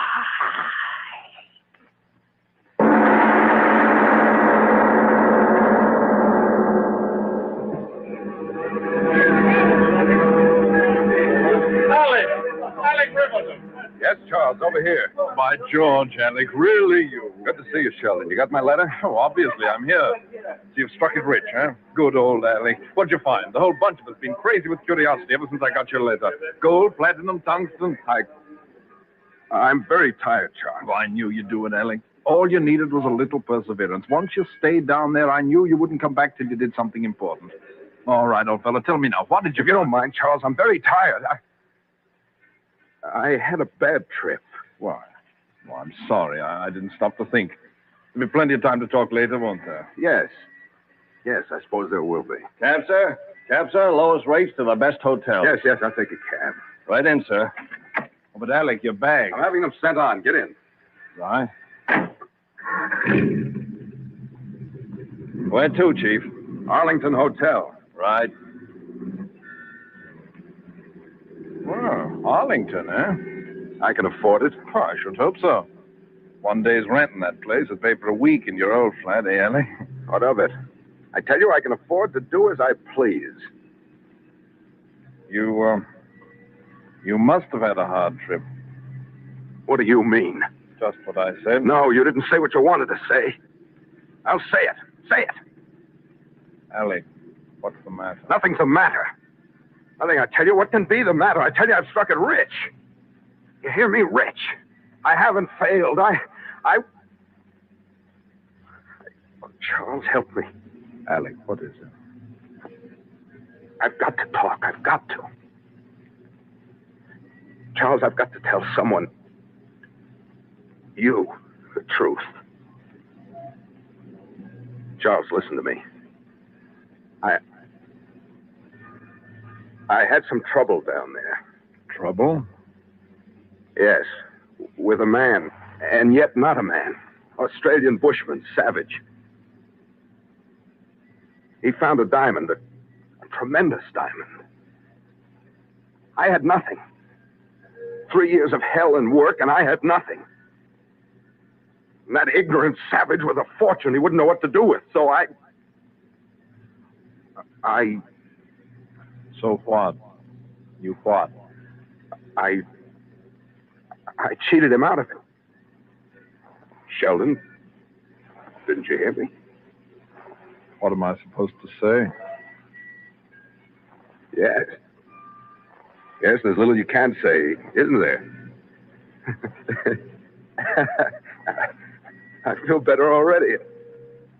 It takes the grind out of a thing to talk about it, doesn't it? And you won't tell anybody, will you, Sheldon? Sheldon, don't just look at me like that. He did that, too. He? Mungara, the man I... Filthy savage. Why should his eyes... Listen. You know what he said? He said that 3 days after I got off the boat... 3 days after you got off the boat, what? What? What did you say? Well, I didn't say it. You did. You said that 3 days after you got off the boat. No, that doesn't matter. All that matters is that I've got a pocket full of cash. Yeah, that's important, isn't it? I think I'm sorry for you. Sorry for me? You crazy? I got all the money I can use for the rest of my life. Hey, you cab driver. Pull back that glass. I want to talk to you. Good, Chief. What's on your mind? What do you take me for, a country cousin? This isn't the shortest way to town. Well, you see, Big Shot, it's this way.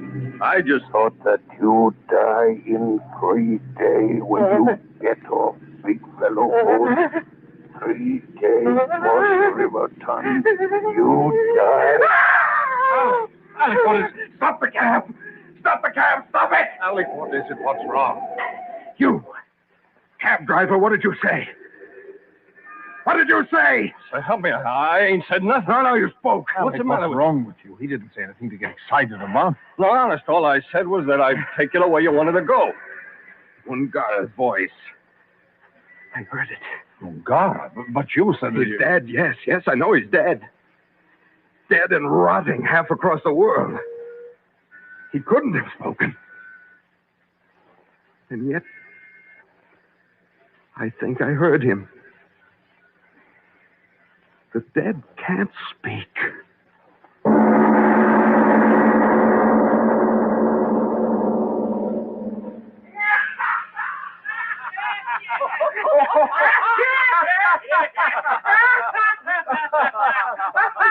Come on, Joe. Tell us about it.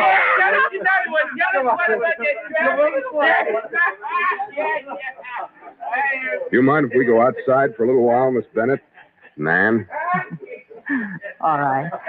I can't take those jokes either. Well, this is more like it. The air is good. Yeah. I haven't had a word alone with you all night, have I? Truthfully, I didn't expect you to talk. Why not? Oh, Charlie Sheldon told me you weren't much of a talker. Well, he's right. Where I've come from, I haven't had many opportunities to talk. Oh, come now, not sing, Mr. Riverton. Almost as bad as that. Down under. Where? The bush country, interior Australia. Oh. You know, you're the first woman I've gone out with since I got back. I'm not quite sure whether that's so flattering. It is. Until Sheldon introduced me to you, I just didn't want to be with anyone. Thank you. Very pretty, aren't you? In the dark? No, really. I'm all there. Man, 3 years in the bush country. Maybe I'd better go in. No, stay. Please. Just talk to me. Talk? Yes. All right. How long have you been back? 1 day. Is that all? I'd better go in. No. No, I won't. What were you doing in Australia? Business of some sort? You. Please tell me about you. You're an actress? 2 schools of thought. Right now, I'm what's unhappily known as resting between engagements. Let's get away from here. What do you mean? Go. Someplace away from here. Should I? I want you to. That does it. I can never say no to a good-looking man who knows his own mind. All right, Mr. Riverton. Whatever you say, but don't forget that 3-day boss man, you die. No. What's the matter? What is it? You. What did you just say? Well, all I said was that if you wanted... 2 3-day boss man, you die. You devil. What? You think you can fool me, but it's you, Mangara. I heard you. What's the joke? I don't get it. Out of your throat, I heard it. Well, now, look here. I'll stop you. I'll stop you, Mangara. I will. I will. Hey, somebody scream. Hey, stop that, you. Let go of her. Let go of her. Help! Somebody help me, choking you to death. He's choking her.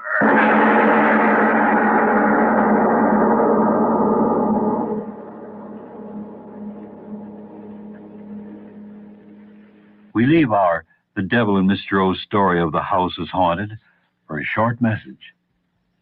Gramercy Park Close of 64 West 23rd Street in New York says, 16 advertising men and 1 mother-in-law have been trying to write commercials for Gramercy Park. Commercials that will make you stop dead in your tracks, leave your wife, your home, run like crazy, still in your underwear to buy a suit. The president called a meeting and said, stop the baloney. Just tell everyone that Gramercy Park sells great-looking suits, good quality, perfect fit, and the price is right. After 78 years of manufacturing men's clothing, Gramercy Park says, tell it straight. Let the clothes do the fancy talking. Men, if that makes sense to you, go up to the 3rd floor of the factory building at 64 West 23rd Street. You'll see a new and better way to buy men's clothing. There's no obligation, and credit cards are okay. Open to 7, Saturday to 6, Sunday 10 to 4. Gramercy Park Close, 64 West 23rd Street, New York. We now go back to the Devil in Mr. O's story of The House is Haunted.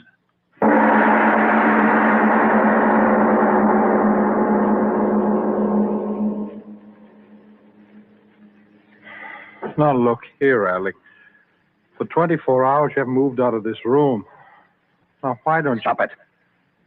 It's none of your business. Oh, isn't it? Not for me, you'd be in jail right now. Why do you think Nan Bennett didn't have you thrown in jail? She needed money. Yeah. It took me 3 hours straight talking to talk her into it. Once and for all, why did you choke her? It's none of your business. Nothing's my business, no. I'm just the guy who happened to be chump enough to be a friend, eh? Alec, listen to me. Go to the police. No, don't say that. Sheldon, if you talk... I can't talk and I won't talk, Alec. My infernal friendship. Alec, at least let me call in a doctor. Doctor? What do I want with a doctor? For your nerves, maybe he... Mind your own business, I tell you. I'm all right. There's nothing... Who's that? Oh, waiter, I suppose, about dinner. Are you sure? Who else? Ask who it is. Oh, of course. Who is it? Room service? Oh, well, come in. Come in. Your dinner, sir. Yes, I know what it is. Well, set the table. Serve it. Very good, sir. You are in a state, all right, Ellie. I just don't get it. The second day. What? Never mind. You're going to eat with me, or aren't you? Everything is ready, sir. Well, it's about time. Here, you sit here, Sheldon. All right. Waiter. Yes, sir? Lights. Let's have some more light here. I want to see what I'm eating. Alec, there's plenty of light. Don't you interfere. I pay for service, and I'll get it. Waiter, didn't you hear me? But don't stand there gaping at me. Do as I said. Yes, sir, but I was... Just thinking that you die in 3 days. 3 days, boss. Riverton, you die. I'll kill you. Waiter, I'll kill you. No, sir, let go of me. I didn't do anything. Alec, let go of him. Are you completely out of your mind? Kill him. I will. But I didn't do anything. You turned the table over. You did, sir. I swear it. That's true, Alec. You overturned the table. The waiter didn't. Mungala. His voice. Waiter, you spoke with his voice. I heard you. I saw your lips move. What? Alec, what do you say? The waiter, what did he say? Quickly, what did he say before I throw over the table? Answer me. What did he say? I don't remember. What did you say, waiter? I merely said that I thought the meat was a bit cold. Perhaps I'd better replace it. No, you lie. You lie. I heard you. You spoke with his voice. Get out. That devil won't get me. He's dead. Get out. Get out. Get out. My head. Alec. Alec.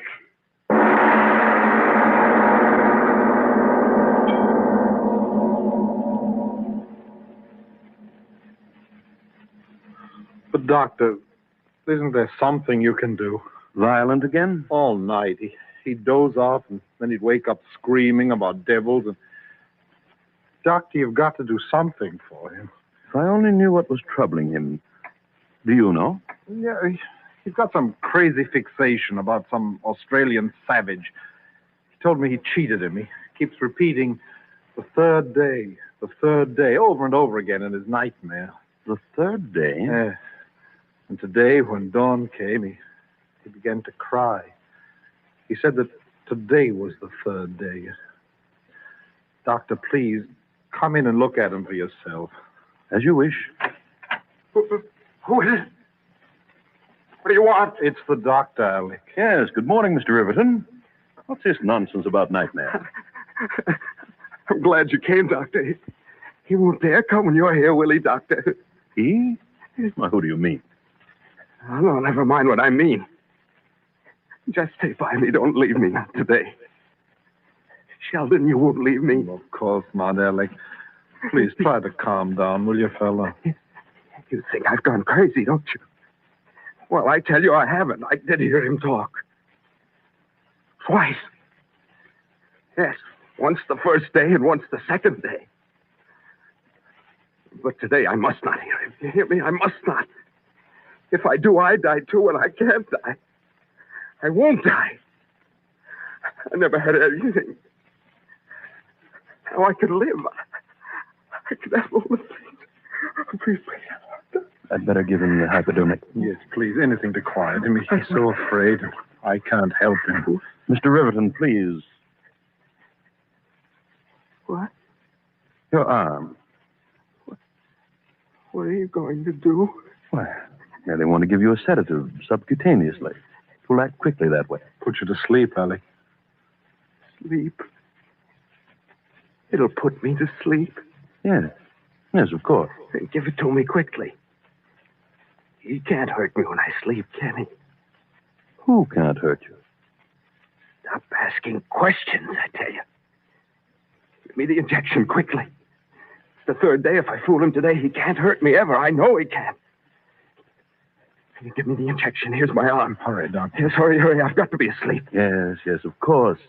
In a moment, you'll be all right. Yes, just another second and... You die, boss Riverton. You die. Alec! Mr. Riverton. No. Stay away from me. What? I heard you. What is wrong? You're not the doctor. You're him.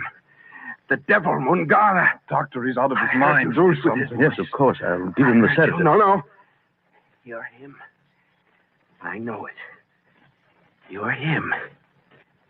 You speak with his voice. I heard you. You're him. Alec, the doctor wants to help you. Of course. To help you. No, don't touch me, Mungara. Don't touch me, Mungara. Get away from me, Mungara. You're dead. I killed you. I saw the knife drive in you. You're dead. You hear me? You're dead. You're dead. The dead can't live again. No, that knife in your hand. Don't do it to me. I'll give you back your diamond. I'll give you back your diamond, Mungara. Don't knife me. Don't.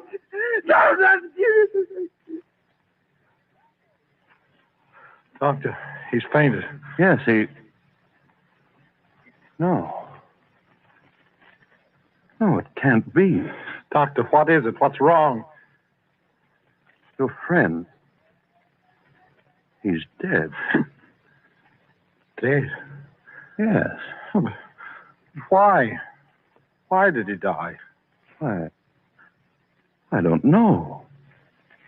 I only touched him with the hypodermic needle.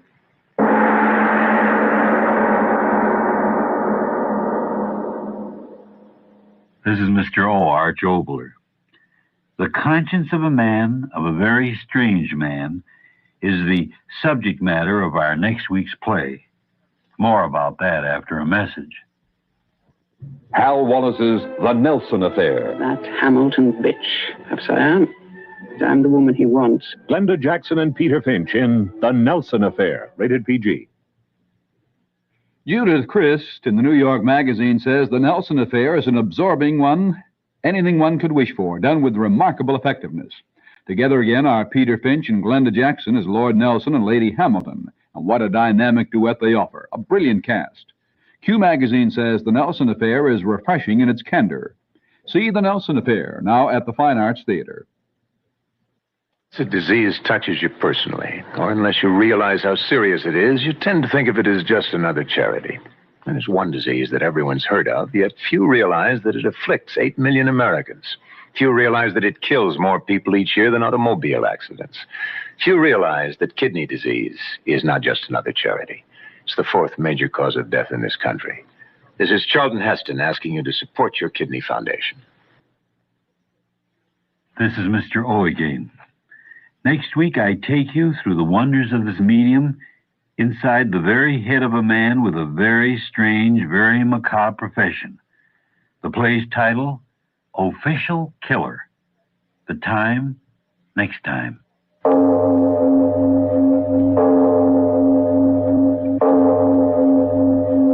It is later than you think.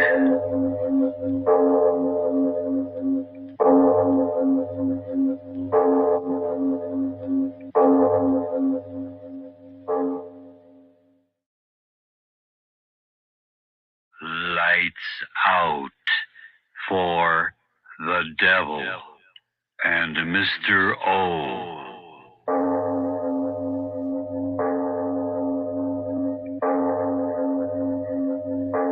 It is later than you think.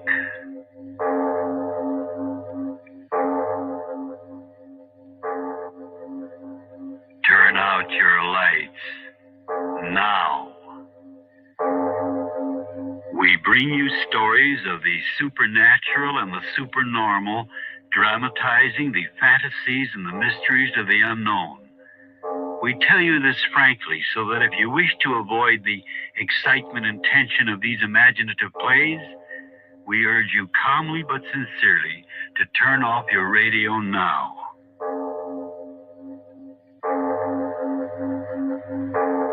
This is Mr. O. Arch Obler. Let's go back today to another time, the time of King George III of England, But our story is not a monarchy. It's the story of an ordinary man by the name of Samuel Jones, who had the extraordinary profession of official killer for the state. See? See the leaf? Right here in my hand. Oh, yes. Isn't that a new leaf? Yes, it is a new leaf. Here, I'm going to turn over a new leaf. Get it? Leaf? New? What does that mean, to turn over a new leaf? Well, I'm serious. Mm-hmm. Means that you're going to have a little change. From what to what? From bad to good. Oh, really? Yeah. Well, suppose somebody was crying. They could switch from tears to a smile. Suppose they were lonely. They could go from loneliness to having somebody to play with. Well, suppose somebody wasn't loved. Could they turn over a new leaf? They could go from not loving somebody to loving somebody. How did they do that? All they have to do is try to love somebody. Just try? Yeah. It's easy to love people when you try. Love makes all things new again. Hey, what was that? Another sound of love from the Franciscans. And now, if you haven't already done so, turn off your lights now and listen to Official Killer.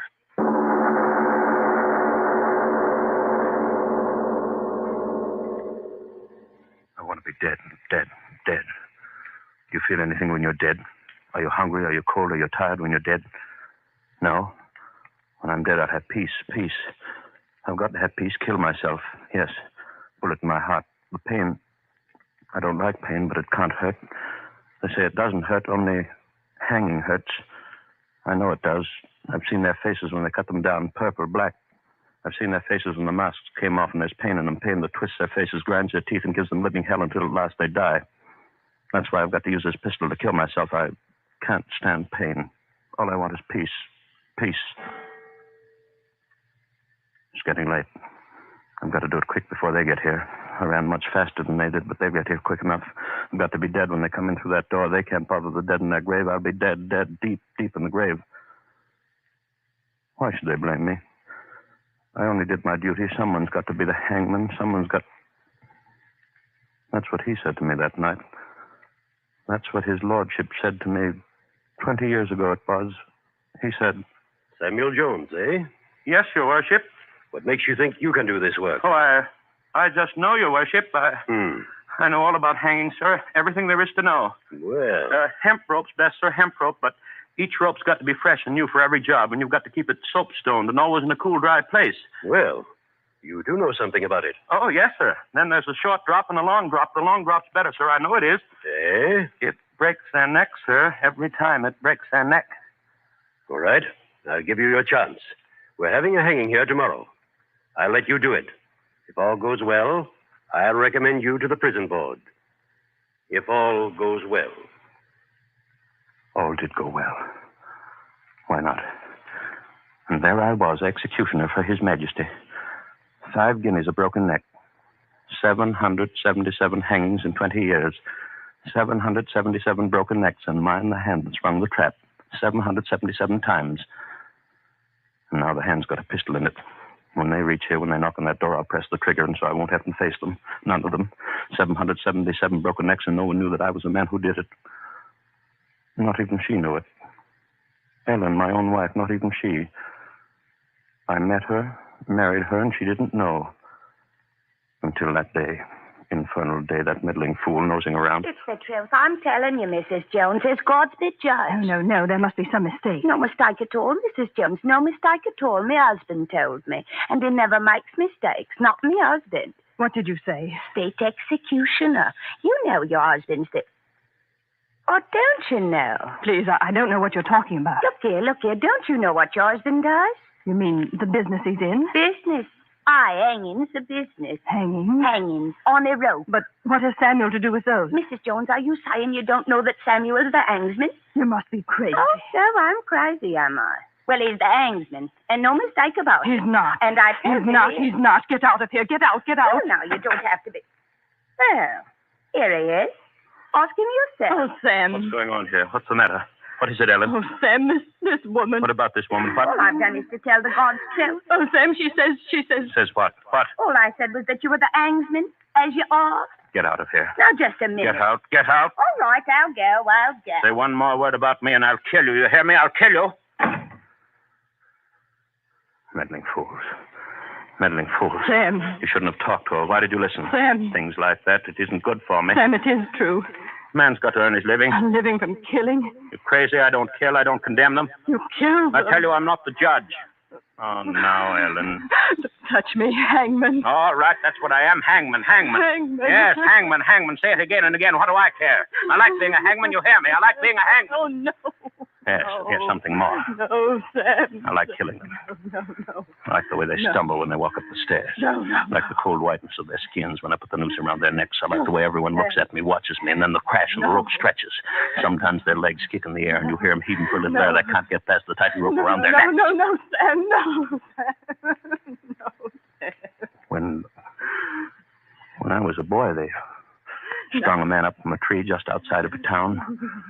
And I watched him, and I saw him dance on air, and I said to myself, someday I'll do that, too. No. Hang them, legal, make them dance on air, because it's the law. And now I'm doing what I wanted. Executioner for the crown. And Whalen won't change it a bit. Now, come here to me. No, stay away from me. Come here. No, I won't stay with you. I won't, hangman. I won't stay with you. I'll go away. I thought she wouldn't leave me, but she did. Ellen left me. I looked all over, couldn't find her. After a while, I didn't care. What's a woman? I had my work. Hanging work. 5 guineas a hanging and gold coin. 5 of them. 5 golden guineas.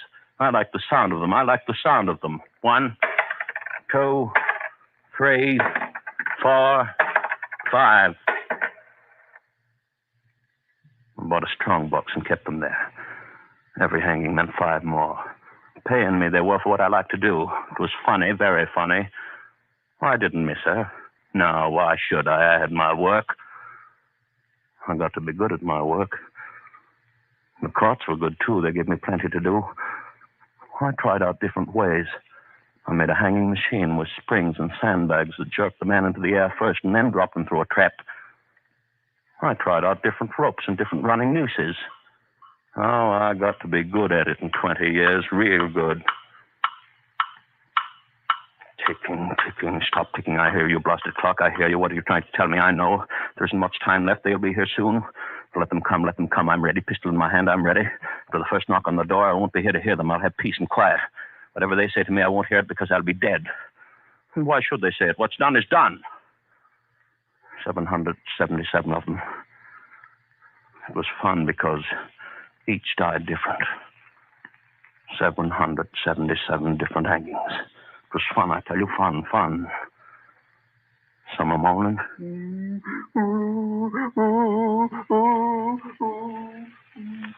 And some went to the gallows a crying.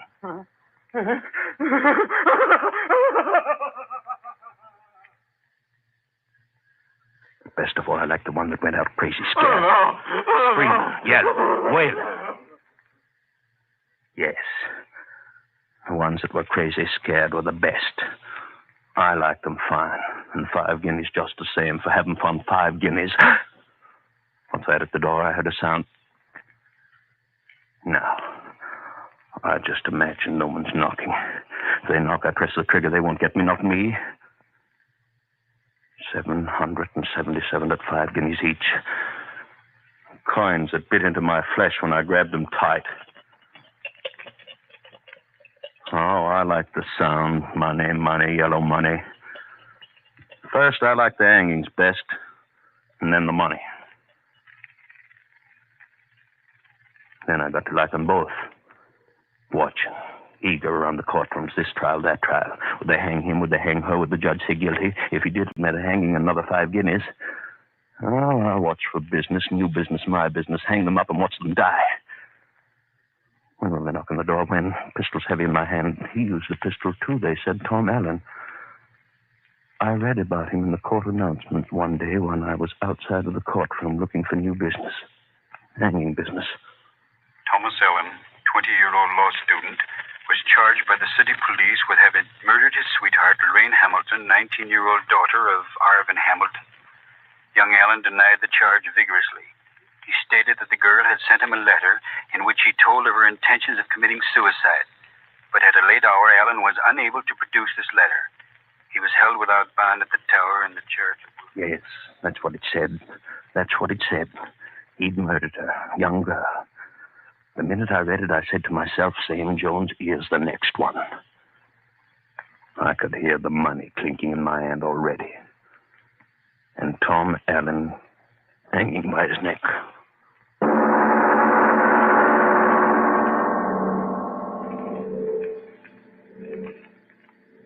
We leave our The Devil and Mr. O's story of official killer for a short message. When you've got a family to feed, there are ways to cut high food costs, and we'd like to tell you an economical, tasty way to serve top-quality meat dishes. Today's answer is high-protein ham, H-A-M, ham, Crackus and Atalanta imported Polish ham. When you buy Crackus or Atalanta Polish ham, there is no waste, no grizzle, no bone to throw away, and no water added. It's all lean, flavorful ham, right down to the very last tasty bit. And you can even use the small amount of jellied broth to make soups more nourishing or to create delicious gravies. And ham is also perfect for breakfast, school lunches, and snacks and parties. It is the easiest food you can prepare because Polish ham is fully cooked when you buy it. So if you wish, just zip open the tin, slice, serve, and enjoy from end to end. Get exactly the right size for your needs. There are 2, 3, 5, or 7-pound cans, as well as larger sizes. You can buy Polish ham sliced at deli departments. Remember that Polish ham always goes further to please your entire family and your budget. And now, back to our The Devil and Mr. O's story of official killer.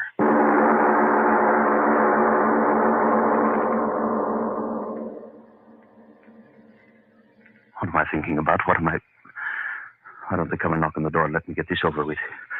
I need the knocking on the door to give me nerve enough to press the trigger. This waiting.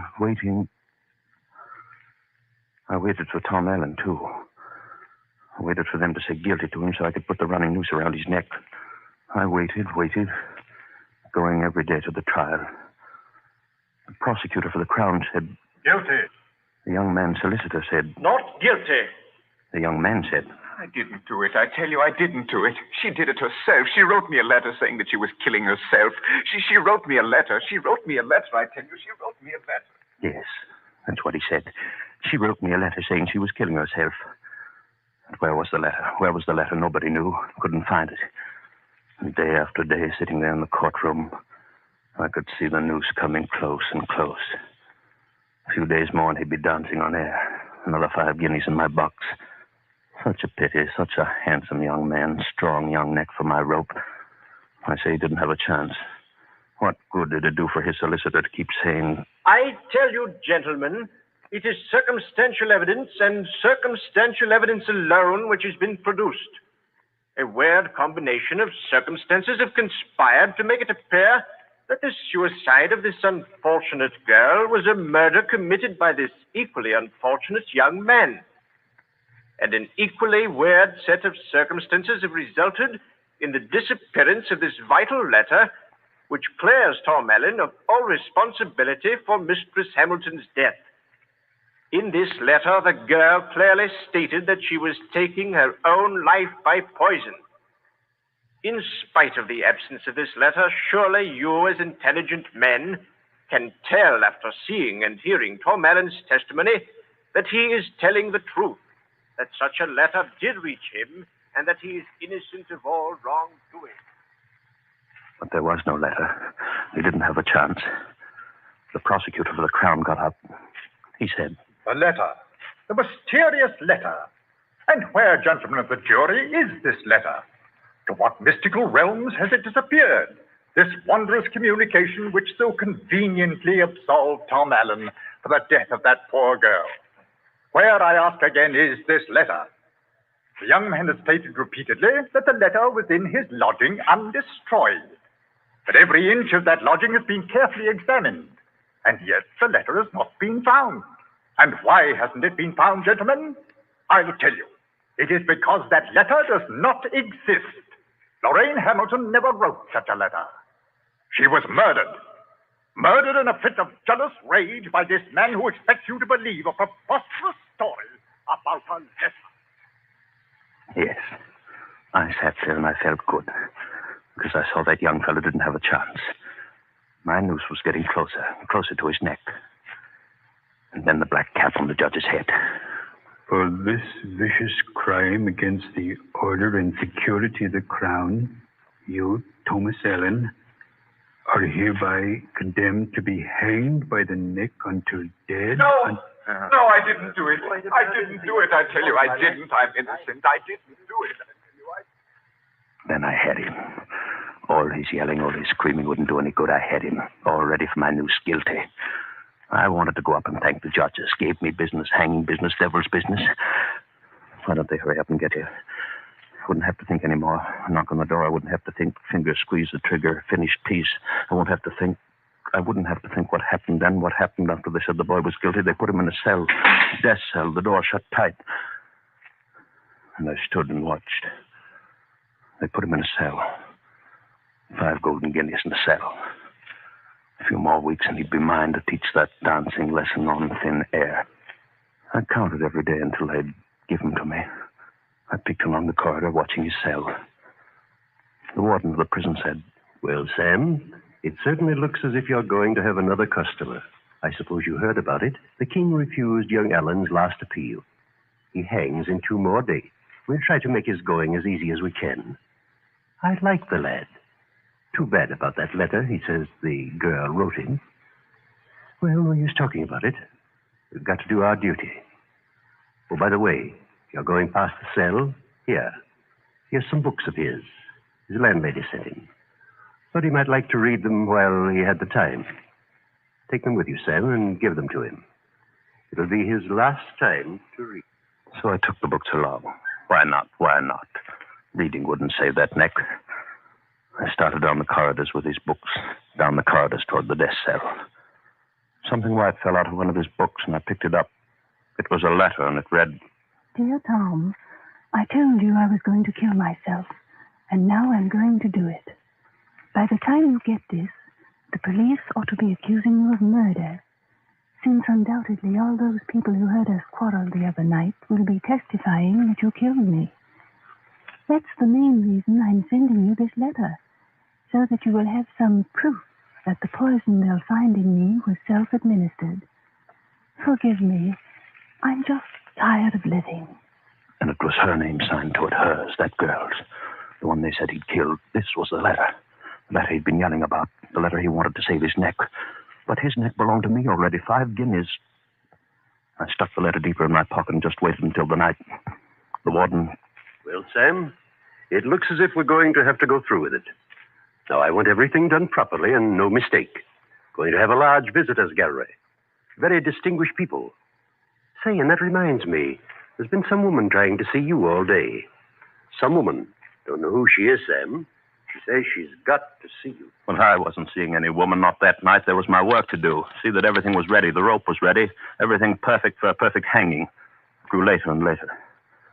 I could hear him in the death cell pleading with the minister. But you've got to help me, sir. You've got to get the king. He's got to believe that I didn't kill her. I didn't. Oh, won't anyone believe me? She wrote me a letter. She wrote me a letter in which she said she killed herself. She wrote me a letter, I tell you. She wrote me a letter. Yes, a letter. The letter was in my pocket, and there it was going to stay until it was all over. He couldn't live now. I'd waited too long. It had been such a long time since they'd given me a good, strong neck to hang. They couldn't cheat me now. At last it was the hour. They came for him in his cell.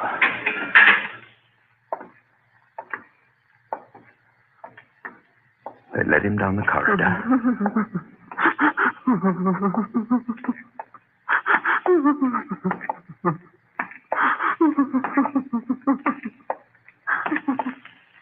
And then they were marching him up the stairs to the gallows.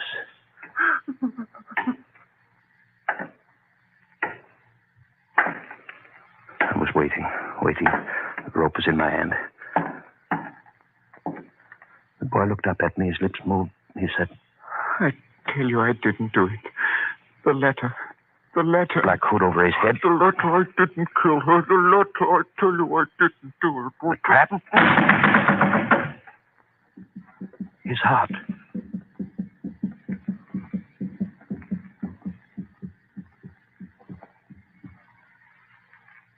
This man is dead. It was done. This man is dead. 5 golden guineas, the warden said. Good work, Sam. Broke his neck. I went out into the streets. I was walking home. I felt real good. 5 golden guineas. A woman came up to me and said, Are you Sam Jones? Yes, that's me. What do you want? I haven't got time You'll have time to listen to me, hangman. Who are you? Look at me. Ellen. Yes, Ellen. Wife. Wife no longer, hangman. Nor mother either. Eh? Nor mother either, and you're the thing that's done it. Oh, wait, what? I tried to reach you. I tried to tell you. They said you wouldn't see me. What could I do? What could I do? Your hand did it. Yours, hangman, yours. What are you talking about, woman? What? Tonight, Tom Allen. My maiden name was Allen. Don't you understand? You hung Tom Allen. Well, and so I did. What of it, woman? What of it? Tom Allen, hangman, was your son. No. Your son. You hear me, hangman? Your son. You hung your son. You hung your son. Your son. You hung your son. Your son. Your son. You hung your son. I began to run. Down the street. Away from her. Running. A man stepped out of the shadows. He stopped me. I couldn't see his face. You killed my brother 7 years ago this night, hangman. I said, You no, killed my brother leave me alone. 7 years ago. I kept on running. A woman stopped me. You killed my brother 7 You years hung my ago. father, monster. You hung my father 11 years ago. No, I said, no, let me go. You hung my I kept on running, but Hung they my kept after me, yelling, screaming. I kept on running. Faster. New voices joined them. I looked back. The street was black with hundreds chasing me, yelling, screaming. I'd hung their sons, fathers, brothers. The street was black with them, I tell you, and every one of them akin to one of the 777 that had felt my rope. Chasing me. Hundreds of them yelling, screaming after my life, wanting my blood. Hands outstretched like claws to catch me, tear my flesh, and scratch my eyes up. Running, catch me, no!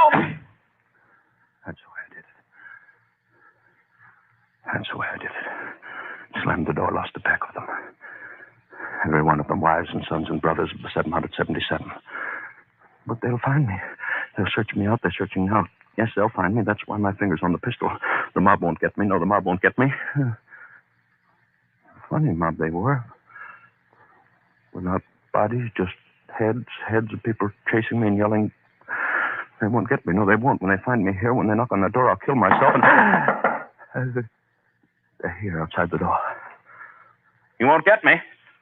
Not you. Yes, I hung your sons, husbands, killed your friends, lovers, but that's not all. I hung my son. You hear me? Hung my son for 5 guineas. Hung my son.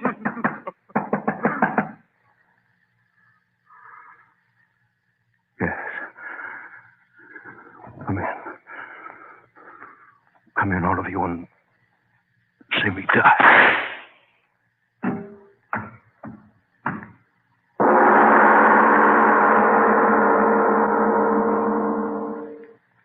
And you mean to say he yelled out for you to come in and then he shot himself? You see, it's the Gold's truth.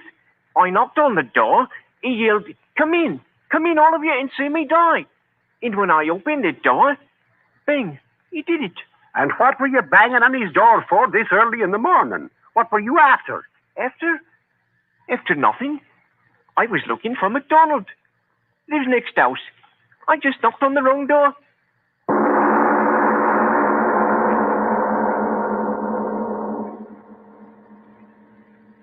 This is Mr. O. Arch Obler. Before we talk about next week's play, might I get a little nostalgic? In other words, look over my shoulder at yesterday?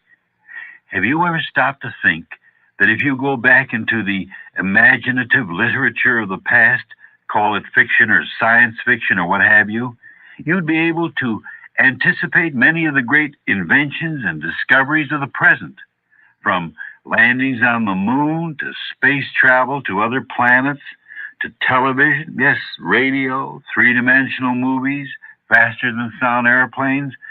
Some writer at some time long before the invention was even a gleam in the eye of an inventor, that imaginative writer put it all down on paper for the amusement of his readers, which brings me to next week's play titled The Hungry One.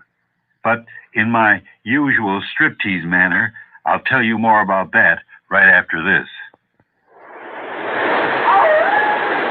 On a sun-parched desert,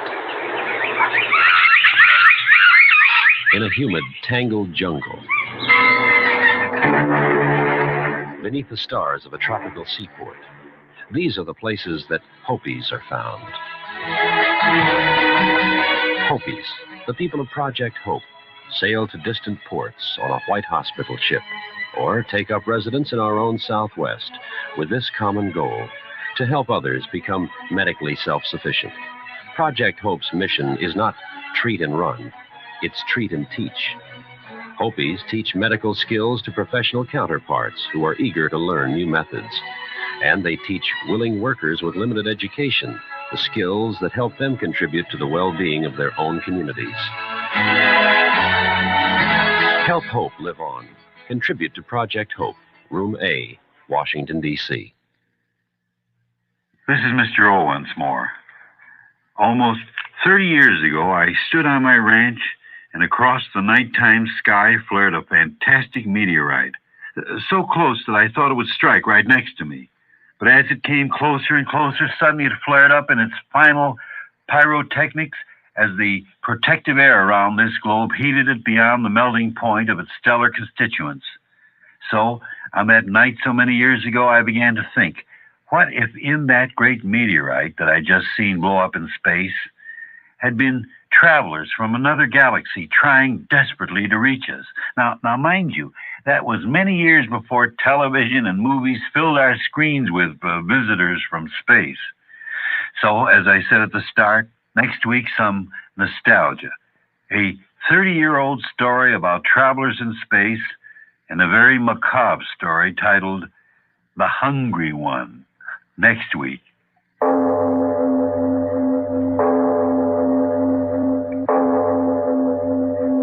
It is later than you think.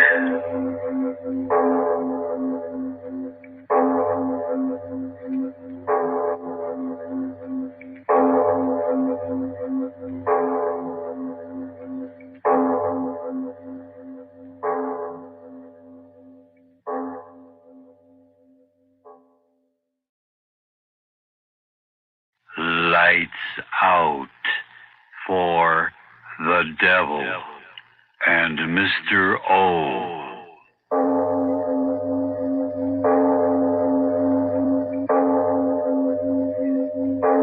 It is later than you think.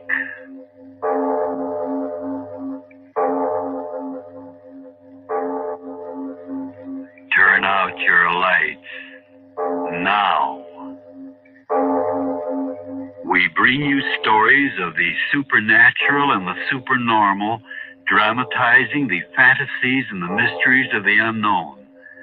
We tell you this frankly so that if you wish to avoid the excitement and tension of these imaginative plays, we urge you calmly but sincerely to turn off your radio now.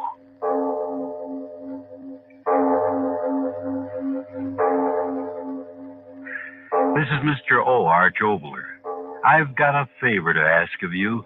Listen to the story that I'm about to tell you historically. I mean that, historically. Now, this play was written when I was very young. I don't mean that I'm exactly history, but I do mean that this tale about a visitor from outer space was written long before motion pictures and television scoured the skies.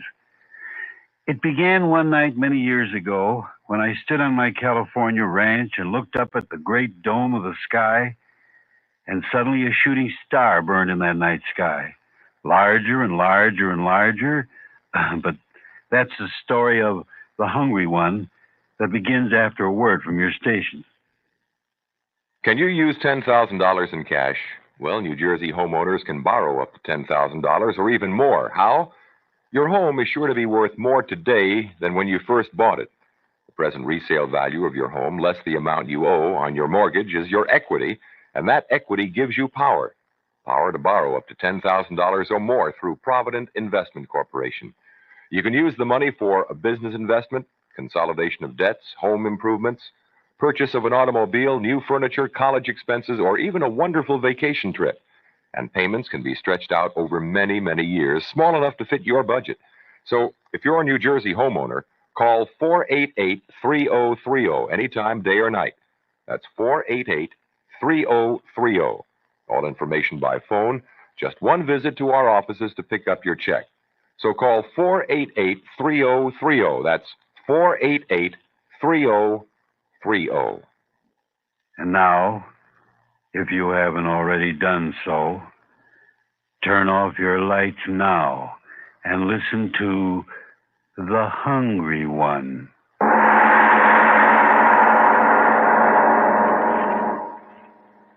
Furthermore, I might speak frankly, my dear Diane. The basic thing wrong with woman is her nose. Let's cut it off. Russell Adams. Then there's the matter of her ears. Look at them. Well? They're too obvious. Cut them off, too. No nose, no ears. Oh, a fine art critic you turned out to be. Oh, is this thing odd? Russ Adams, I hate you. I think it's the best piece of sculpture I've ever done. Egomaniac. Oh, will you go away? Not until I tell my wife how much I adore her. How about stopping the artistic endeavors for the night and romancing with the old man? Any night. Come on. Out on the veranda. There's a moon. Spoken as Professor Russell J. Adams, instructor of astronomy at our beloved university. I don't know a single scientific fact about this moon. It's a special satellite built entirely for romance. Then it's a date. After you, fair Diane? Why do you laugh? Just thinking it's a good thing we haven't any neighbors, or they'd think we were honeymooning. 10 years and 2 more weeks. Sweet. Why? For remembering. Why the sigh? It's such a lovely night. Yes. You're very lovely with the moonlight in your hair. Darling. 335 days out of the year, moonlight to me is just a reflected light of the sun. A light interesting only that it may be analyzed spectroscopically.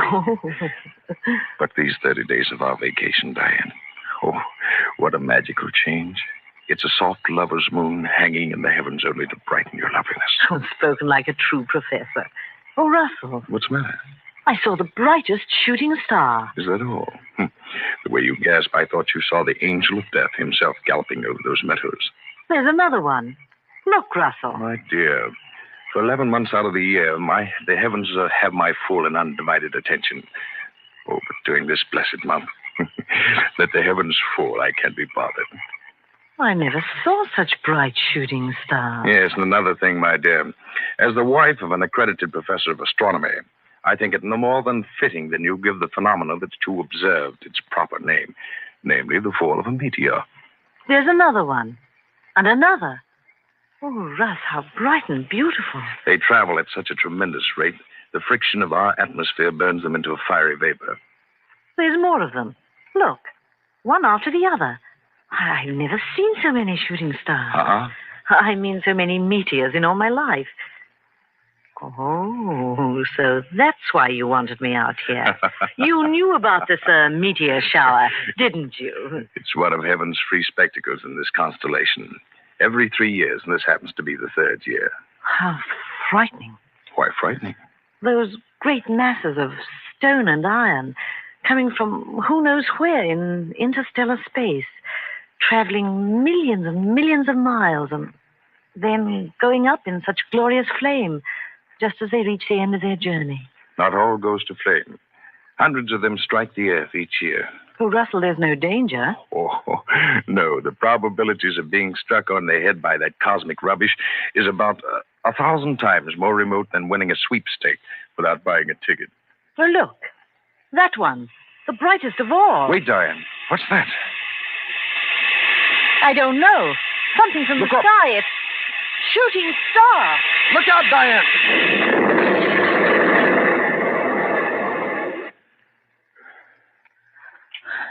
Right. All right, dear. Everything's all right. What? How? A meteor. Must have landed out in the field there. Here, let me help you up. You all right, Dist? Yes, I'm all right. Russ, where are you going? Out there, where it must have buried itself. Wait here. I'll be right back. No, I'm going with you. All right, if you want to. Oh, Diane, what an experience we've had. The one chance in a million I spoke about almost occurred to us. But Russ, was it really a shooting star? That explosion like a bombshell? A bombshell of the universe. What will we find out there? A fragment of the meteorite. I But hope. it'll burn. No. All of its heat will have been dissipated. Then again, it may have exploded into 1,000 minute pieces. I pray to heaven that it hasn't. I'm afraid. No. The danger's all over. Here. The moon's so bright. If any of the mass landed, I should be able to find the torn ground where it smashed through the turf. Oh, please, darling, let's wait until morning. No, I must find the thing at once. The moon gives plenty of light. From the brightness of the flash, I'm positive that the meteor landed someplace right in here. I'll tell you. Look. What? The turf, all torn up. This is the place. Russell, are you mad? Get up off the ground. Right here. It must have struck a glancing blow off the brow of the ridge. I've got it. What? A fragment of it. Still warm. See? No larger than a baseball. All that was left of it. That's a meteor? A meteorite. All that's left of the meteor that burned and exploded. What a find. Drop it, Russ. What are you talking Throw about? it away. Come back to the house, quick. What are you going to do with it? Diane, what's the matter with you? Your face. I don't know. Somehow I'm afraid for all of us. Afraid? Good heavens, my dear. There's nothing dangerous about this. A mass of metal that's 90% iron. Why, it's as harmless as any inert piece of metal. Come to the study. I'll show you where the rush of air against the incandescent Russ, metal... wait. Huh? Someone's crying. Yes. I'll go and see. It's Helga. Oh, Helga, you poor thing. We forgot all about you. Oh, Mrs. Adams, it was exploding. Now, everything's all right, Helga. What's going on, Diane? Oh, poor Helga. The explosion frightened her out of her wit. Oh, Mr. Professor Adams, we die. We all die. Don't be a the fool. fire, it come from the sky. It kill us. It kill you and me and everybody. We die. Everybody Stop die. it. For heaven's sake, stop that. Take care of it, Diane. Give her a sedative or something. All right, Russell. All right now, Helga. Everything's all right. I'm going to get at this meteorite, so please quiet the dumb fool down as quickly as you can. Superstitious idiot. Simple phenomena, and she thinks the world's ending. Simple little meteorite. Iron, bit of nickel content. Nothing particularly unusual. Oh, Diane, quiet her down, will you? Yeah. She'll be all right. You look a little rocky yourself. Here, sit here. She's very frightened. Yeah, and even you, Diane. Well, You've acted so strangely, as if this inert piece of cosmic metal could cause some supernatural ability. what are you going to do with it? Nothing. Examine it. Here, I'll take some of this nitric acid. Where's that bottle? There. Now watch closely, and I'll show you that the stone consists of ordinary elements. Iron. Russell. What? This mark on it. How strange. Yeah. Funny I hadn't noticed it before. Circles the entire stone. I wouldn't be a bit surprised that a blow right here would break it in half. Yes, I think I'll try to do that. No, Russ. Leave it alone. Good heavens, Diane. Nothing but a stone. All I'm going to do is try and break it along this fissure. You had a hammer. Here. Wonder if the stone will break. Almost solid metal. I'll try.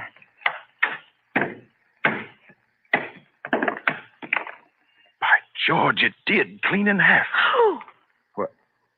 Look. What's inside? Flesh. Oh, Russ, how... Negative gray protoplasmic. No, it can't be. It can't. This is a meteor. It came from out there. There is no flesh. Nothing could live. Russ, look. Huh? It's growing. Growing?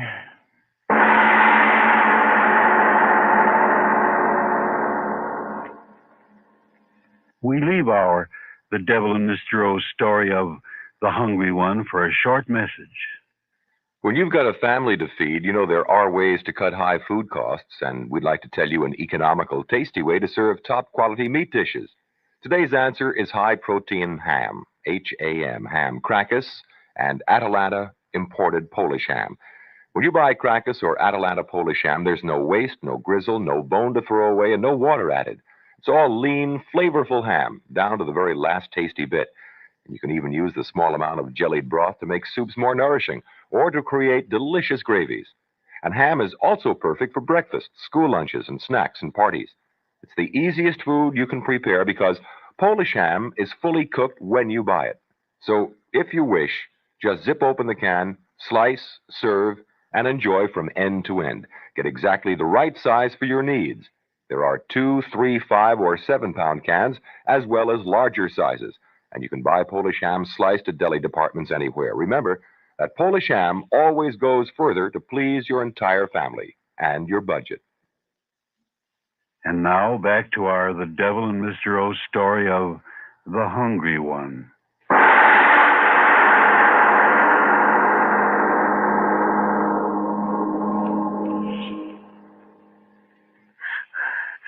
Faster and faster. Gray flesh. Growing. Russ, I'm afraid. No, Diane, no. Wait, control yourself. This is something we've got to see, both of us, calmly, so we can tell others clearly what we saw. I'll try. Russ, keep your arm around me. Larger and larger. Listen, the noise as it grows. I hear it. When will it stop? When? Look. I can't. That horrible gray flesh. But you must see it. Look. It's forming into something. What? A head. It's forming into a head. Oh! How can it be, Diane?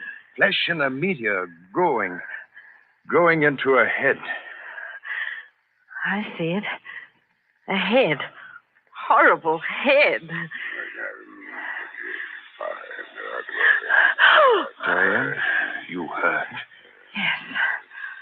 A head without body speaking.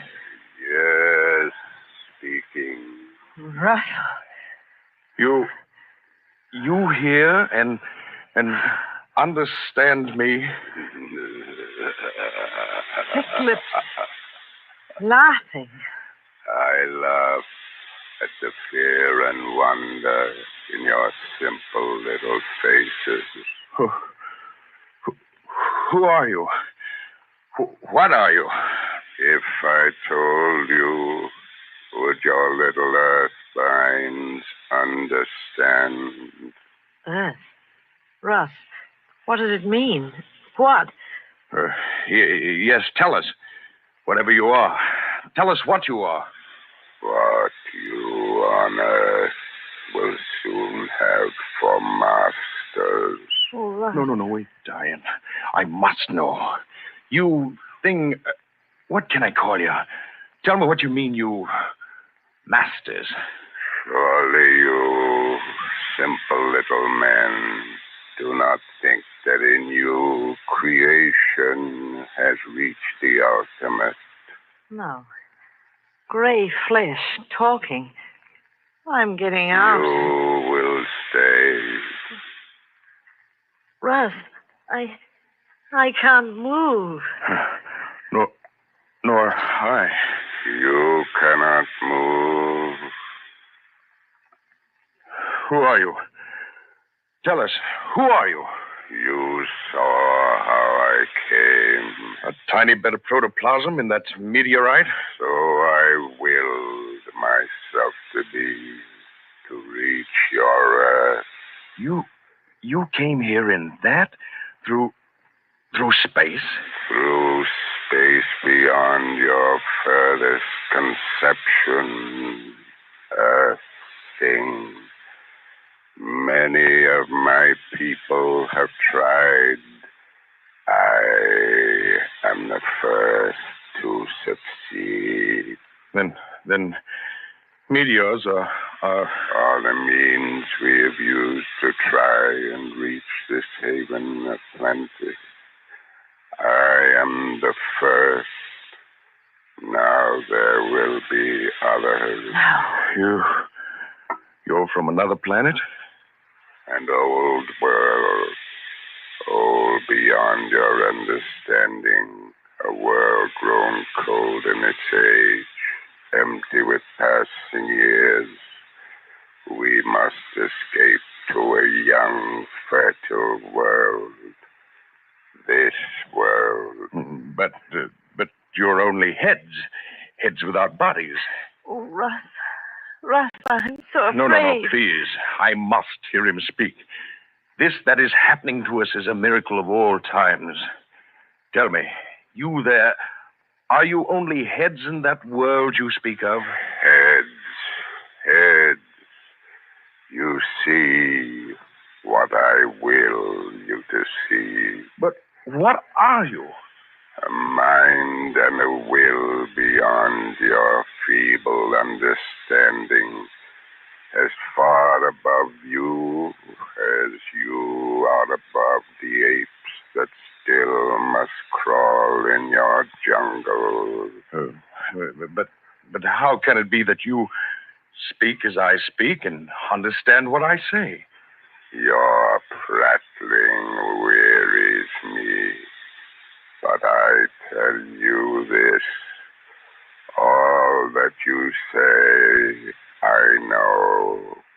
The most profound thought any of you earth things have ever thought is to me as the babbling of children. But now I am hungry. You understand that, little thing. Hungry? Hungry? Hungry with a hunger that has driven me over space without ending. Hunger that has brought me here. But what do you eat? You will know. What do you mean? What food could there be here to fill the hunger of such as I? Hunger that would make me entomb myself in metal, flung into space in the hope that chance would bring me through the fire of that air of yours. What food? A thing. I don't know. Tell me. Come closer. A thing. Oh, no. And why? Oh, no. A thing. You don't... Human? Human. You think you crawling worms are human to us. But if you're men... But we are not men. You are the cattle, and we are the keepers. Oh. You raise the cattle for life, and we for centuries have raised such as you on our world for life. But now, as I told you, our world has grown too old and too cold. The herds of you die, and we grow hungry. That is why I am here. We need new cattle. Here there are so many of you. Earth woman. Russell, it spoke to me. We've got to get out of here. Earth woman. No. Stop it. Don't look at me. Stop it. Come closer. Don't listen to him, Diane.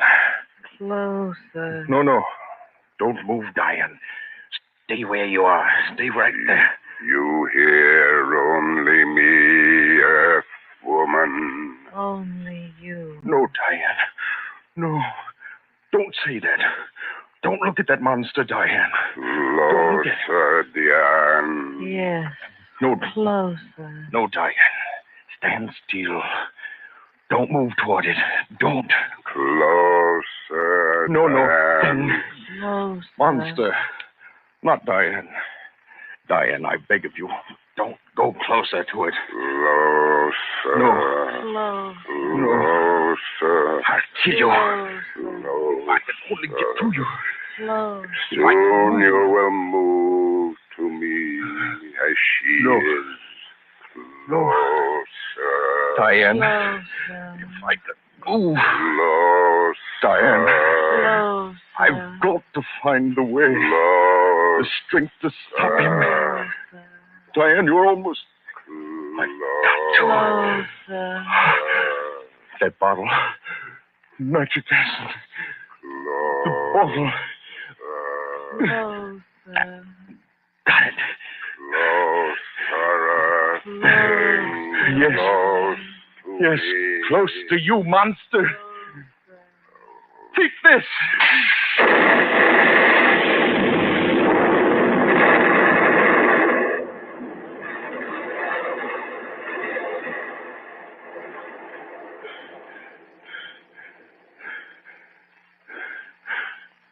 A pool of flesh.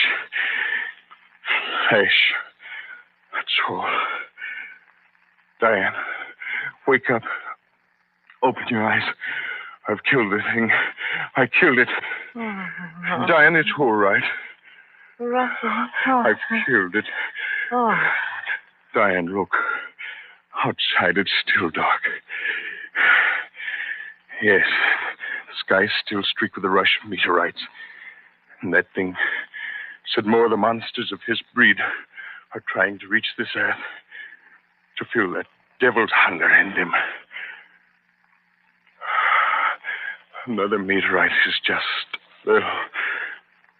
And in it, perhaps... Oh, Diane. Diane. Is that truly to be in for mankind?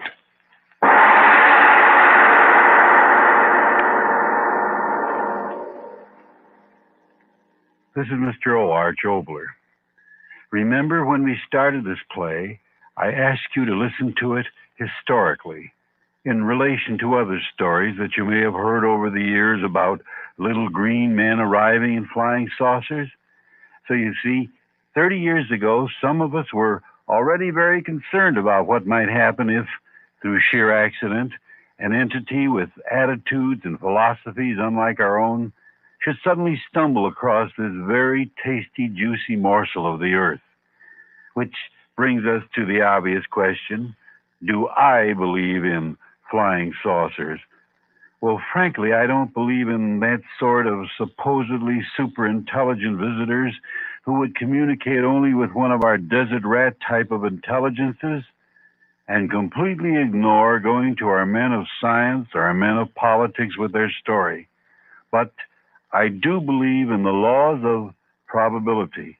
I do believe that if we don't blow up our world with fission and fusion, eventually, mind you, I say eventually, some roving starship from another galaxy wandering through space might chance upon our Earth, land on it, and if they don't eat us up or exterminate us as a very undesirable tribe, might actually take pity on us and teach us, as if we were very small children, how to really live in peace and wonder on our revolving bit of dust.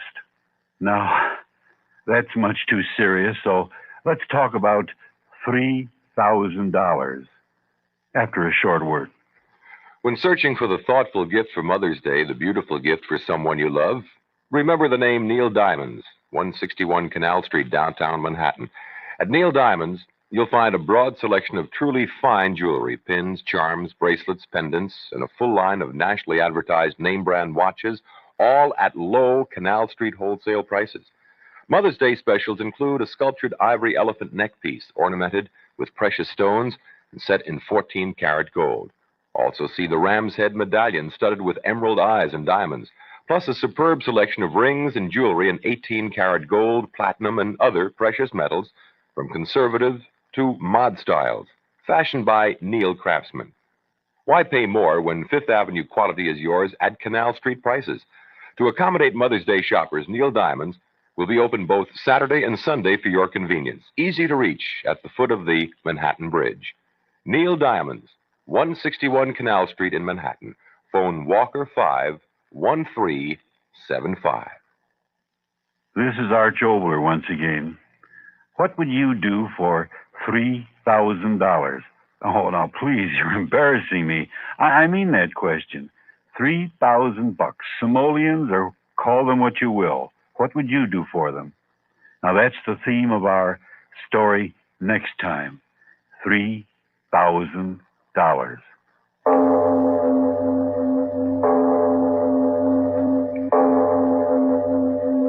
It is later than you think.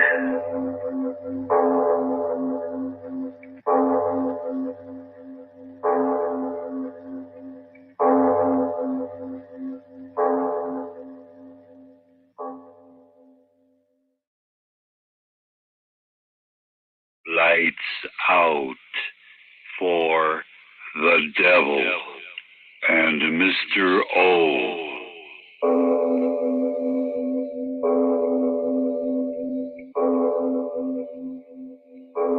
It is later than you think.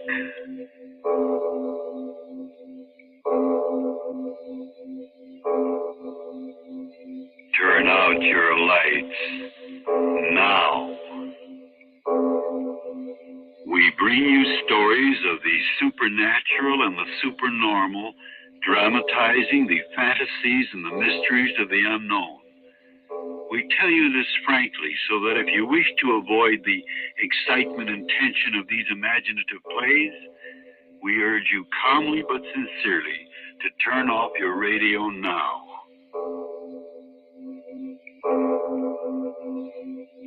This is Mr. O. Arch Obler.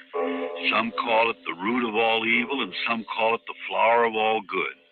Ordinary people call it money, geld, mazuma, or what have you. That's what our story is about today. Money, $3,000 worth. We begin after a short pause. And now, if you haven't already done so, turn off your lights now and listen to $3,000.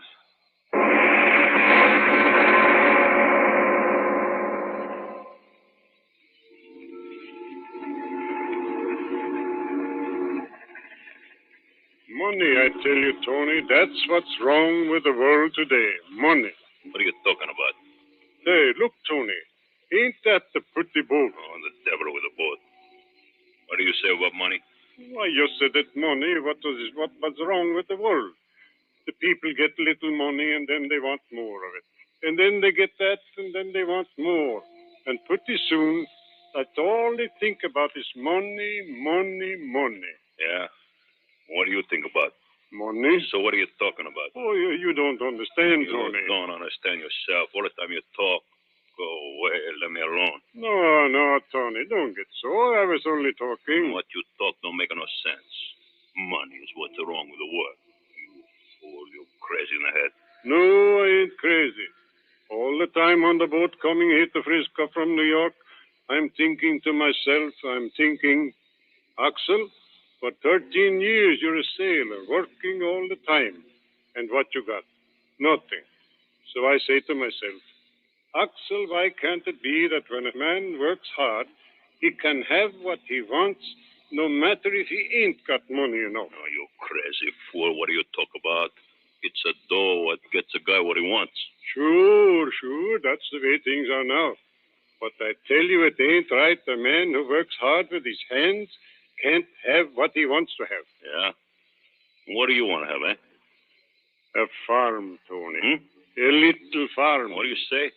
Yeah, a little stock farm someplace. Some nice place like Wisconsin or maybe Minnesota. I say something funny, maybe. Farm. By golly, that's funny. No, it's not funny. For 13 years I work on the ship. I save my money for farm. I don't like the money. I just want a farm for my wife and my kids. And then... Yeah, I know. Then on the 31, that bank should go bust and you back away your start. That's a... And I tell you, Tony, it ain't right. I work so hard. No, I tell you, you dumb squarehead.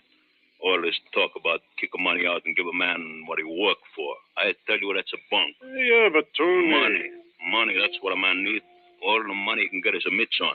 And then he's got the world right by the neck. But I work so hard. So what?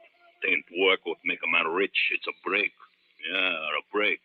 Me, I'm best deep water diver in the whole Pacific. So what?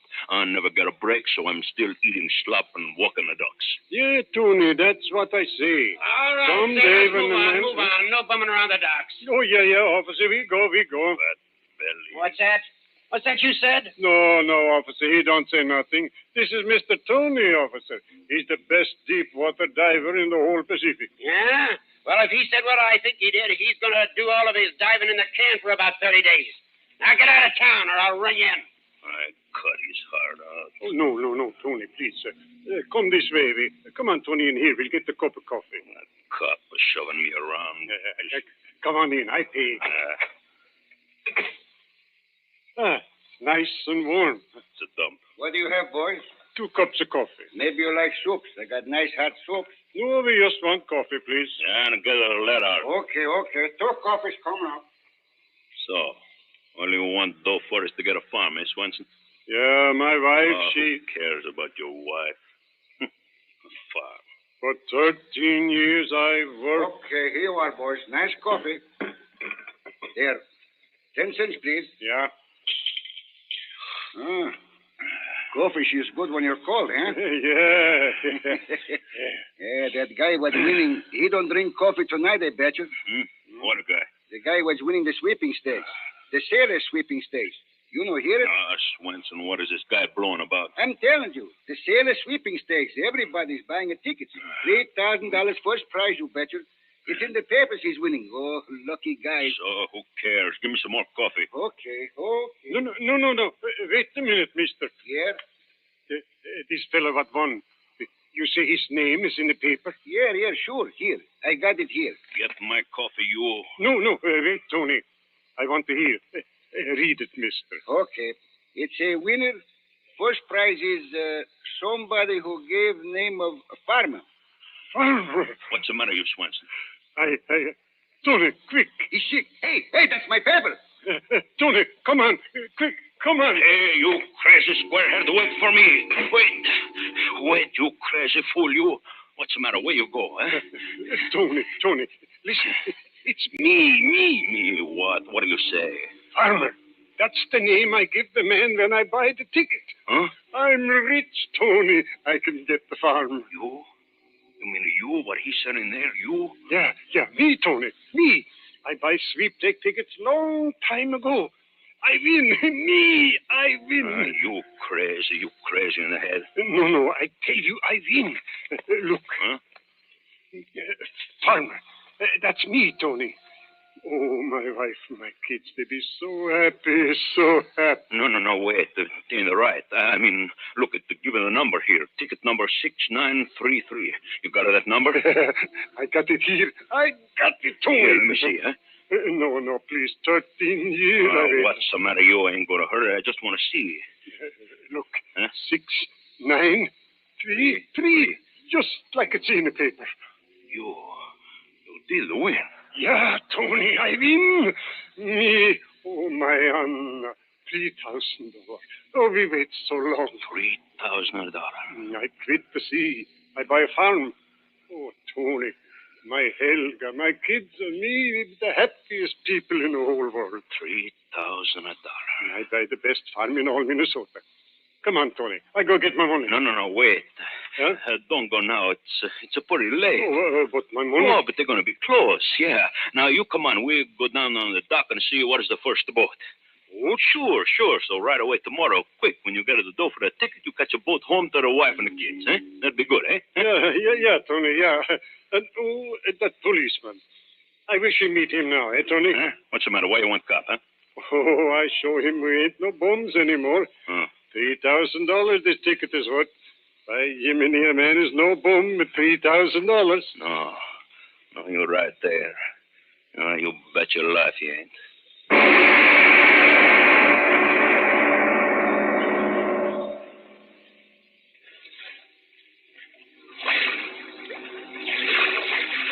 Ah, the water, she looked pretty. Yeah, she's a deep right here. I don't care how deep the water is so long as I'm on top. 13 years a sailor and I can't swim. Yeah, the water, she's so dark and pretty.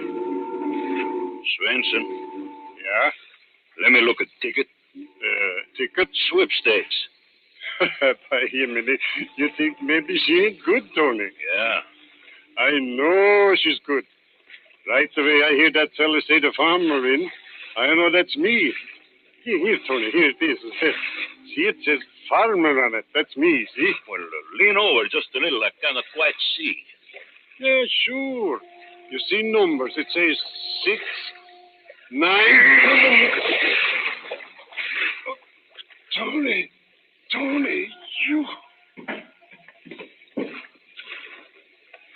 Tony, you a what? My knife will shut you up good, eh, Swenson? So, you can't swim, eh, squarehead? Well, Tony is going to give you a first lesson. Oh, Swenson, wait. You forgot the sweepstakes ticket. Okay, I collect for you, farmer. $3,000. Yeah. At last, Tony, she's got a break.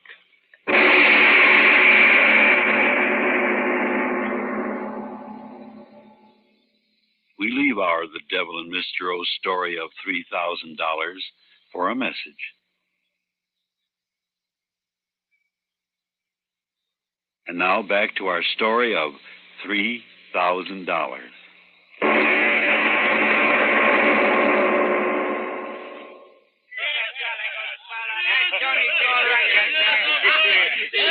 Sure, you're right, boys. I'm a great guy. Got plenty of dough and I know how to spend it, eh, boys? Don't you worry about the bride. Tony, he's all right, eh? Sure. Now, listen, you go home and let me go upstairs, eh? And maybe tomorrow night we'll go have some more fun, huh? Yeah. Tony's a great guy now, eh? Sure, I'm a great guy. Everybody knows Tony's a great guy. Stairs. Tony, is that you? What's the matter? You waiting for somebody else? Oh, Tony, I've been waiting for you. Let me help you. Oh, go away. I don't need no help, not me. Tony, night after night. Go away. Take your hand off of me. Great guy, that's me. Spending all your money on 3 drunken fools. Shut up your mouth. Oh, careful. There you go. I told you I don't need no help from nobody. Tony is a tech. What do you want? Shut the door. Yes. Now, come here and give a great guy a kiss. No. Come here, you. No, wait. Tony, listen. Don't want to listen to nothing. But, Tony, the man said... What man? The man that was here. He's been here a dozen times since midnight looking for you. Midnight? Who was he? What do you want? Well, he acted so funny. What do you mean, funny? He spoke so funny, as if... As if what? As if his mouth was full of water. You try to make a joke of Tony, eh? No, I'm not fooling. Really, I'm not. He said... You say something? Yes, that's what I'm trying to tell you. He said, tell him... Well, what? What did he say, eh? Well, I could hardly understand him. He talked so funny, but I think he said, tell him I was here, and then I think he said the farmer. No, the farmer? Yes, that was he. Oh, Tony. Tony, what's the matter?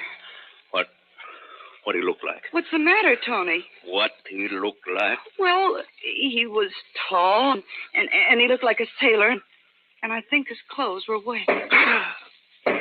Oh, Tony, that's him again. That's the way he knocked before. No.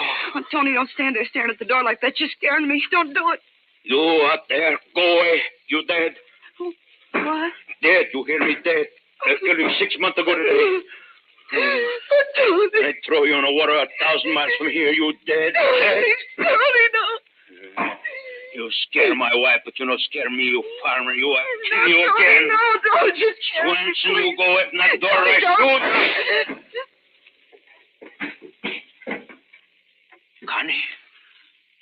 Connie, I don't want to shoot you. I want to shoot him through the door. Connie, get up. Connie. Over there. Connie, I don't want to kill you. It was him, Connie, him. Police officers! Over in there! You, Swenson, you think you got me, eh? You think you got me in the hot seat, eh? No, that's me, Swenson. You swear. You forget the fire escape.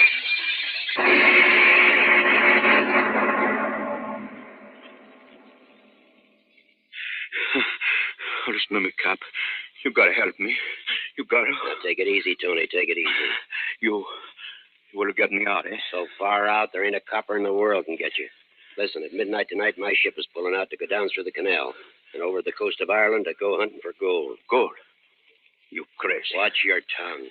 I said gold, and gold it is. Only we're going under the sea for it. What? You heard me. Under the sea. $1 million in gold in the hold of the Tanya, sunk by a sub. The boys are going down there to dive for it. Dive? Yeah. And if you decorate the mahogany in front of me with every cent you got in your pocket, you'll be on board my ship. Ah. You hear that, Swenson? You diving for gold. $1 million. And me, I'm going to be on board. Shut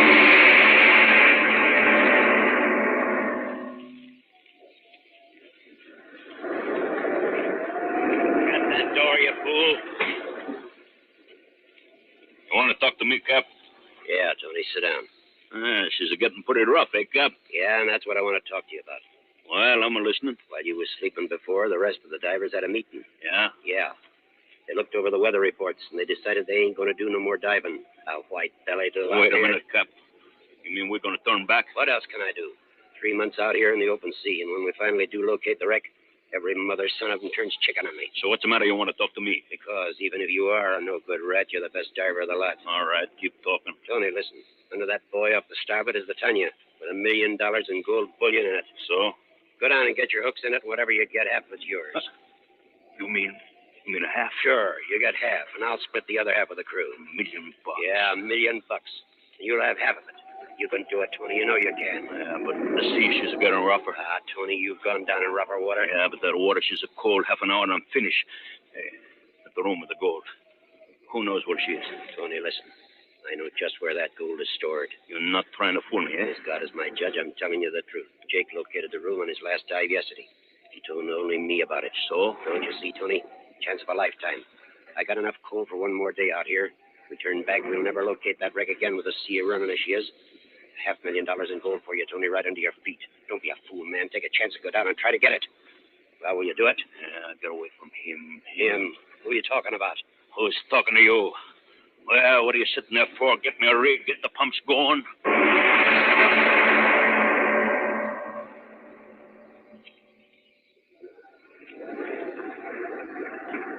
Ready, Tony? Yeah, give me the headset. Hey, up. Well, what are you standing there for? The helmet, give me the helmet. Okay. Cap? Yeah? What's the matter, you? Told you to keep the deck clear. Only the men I want. The rest get below or I don't die. Right, Tony. You men get below, every white-bellied one of you. Come on. All right. Hold up the helmet, but I want to try out the phone. Hello? Well, answer me. Okay, Tony, I hear you. Okay. All right. The valves. Okay, I'm ready. Put the helmet on me. Okay.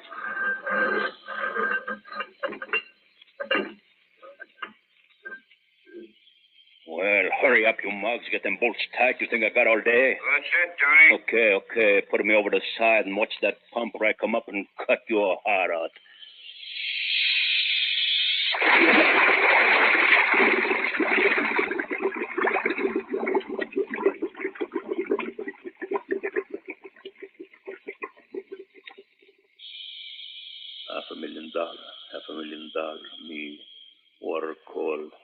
Down. $500,000. All right, Tony? Sure, I'm all right. Let me alone. Okay. Down, water hard. It came to me, Tony, best diver, 50-50, $500,000. Listen up there. I'm on the bottom, you hear me? Tony, listen. Captain says hurry up. Squall coming up. Tell the captain if he's taking me up before I give signal, I'll cut his heart out. Right, Tony. Shut up and let me alone. Me, Tony, $500,000. The captain says gold was inside door, A deck. $500,000. Oh, the door, the captain said. Me and the cap, 50-50.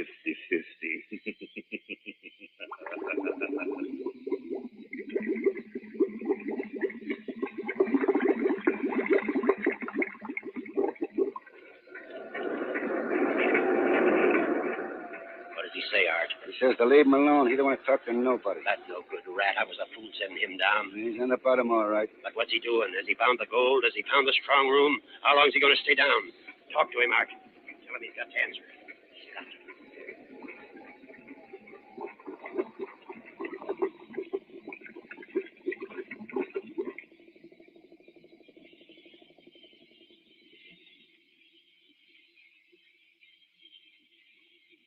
Captain said it'll be right over. Santa Lucia, the gold. A room full of gold. I'm rich. All the money in the world. Me, Tony, rich.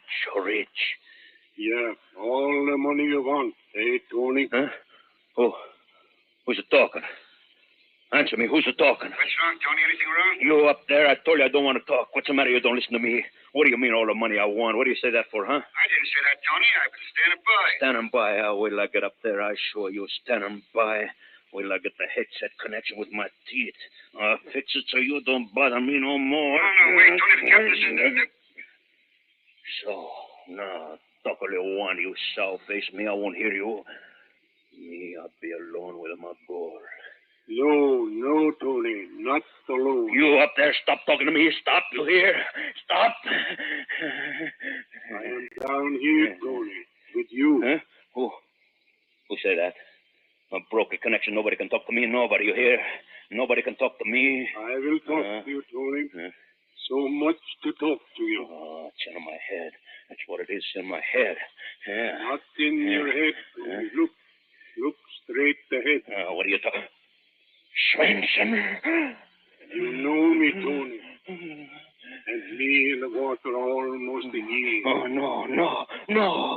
Close to the window, in your helmet. Oh.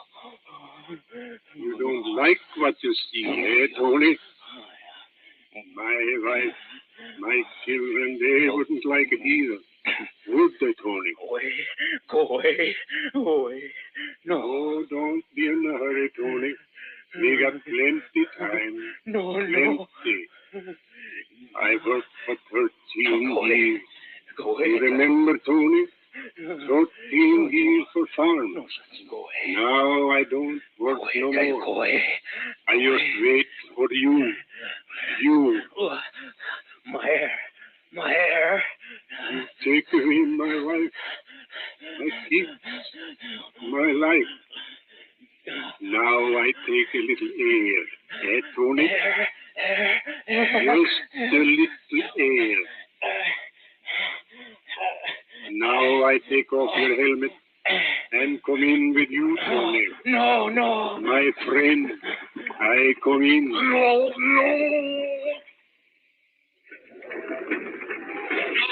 Go away, Swenson. Go away. No, don't come in. Don't come in, Swenson. Go away. No, come in. Don't go away. Yeah, sure, plenty. Everything's okay. Talk to him. He don't answer, just yelling. Signal on the light line. He's signaling us, Captain. Says everything's okay. Wants to be taken in. He's yelling. He's still yelling. Call him in, quick. How about decompression? No. There's no light there. Put him in the tank. Get him up here. Something must be wrong. He's yelling bloody murder through the phone and signaling okay on the light line. Hurry up, you men. Get him up.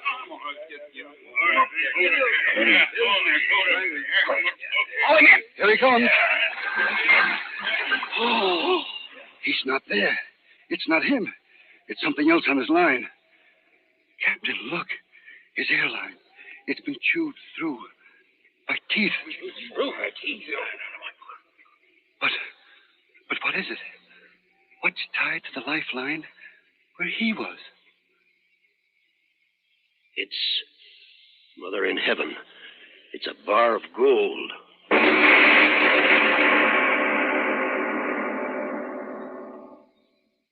This is Mr. O. Arch Ovler.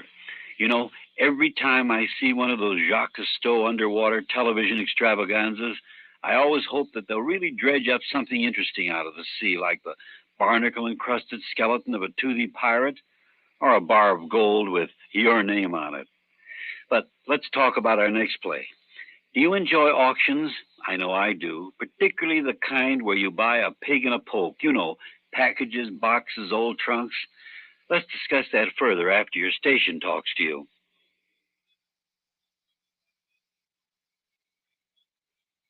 This is Mr. O again. Next week, a little old man goes to an auction with rather fantastic results. He buys that pig in a poke, only there's neither a pig nor a poke in the package. There's a, well, that is to say, all right, I will say it. That's next time when you hear all about that amazing purchase at the auction. Title, The Chest.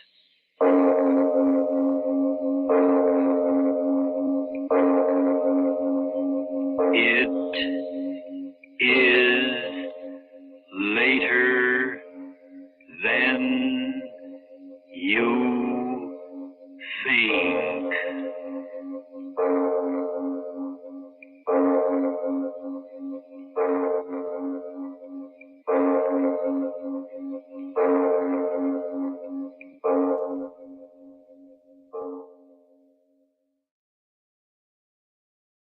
Lights out for the devil and Mr. O.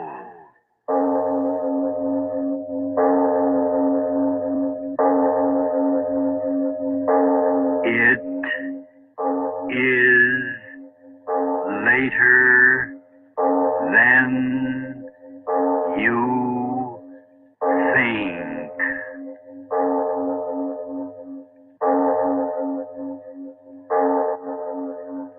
Turn out your lights now. We bring you stories of the supernatural and the supernormal, dramatizing the fantasies and the mysteries of the unknown. We tell you this frankly so that if you wish to avoid the excitement and tension of these imaginative plays, we urge you calmly but sincerely to turn off your radio now.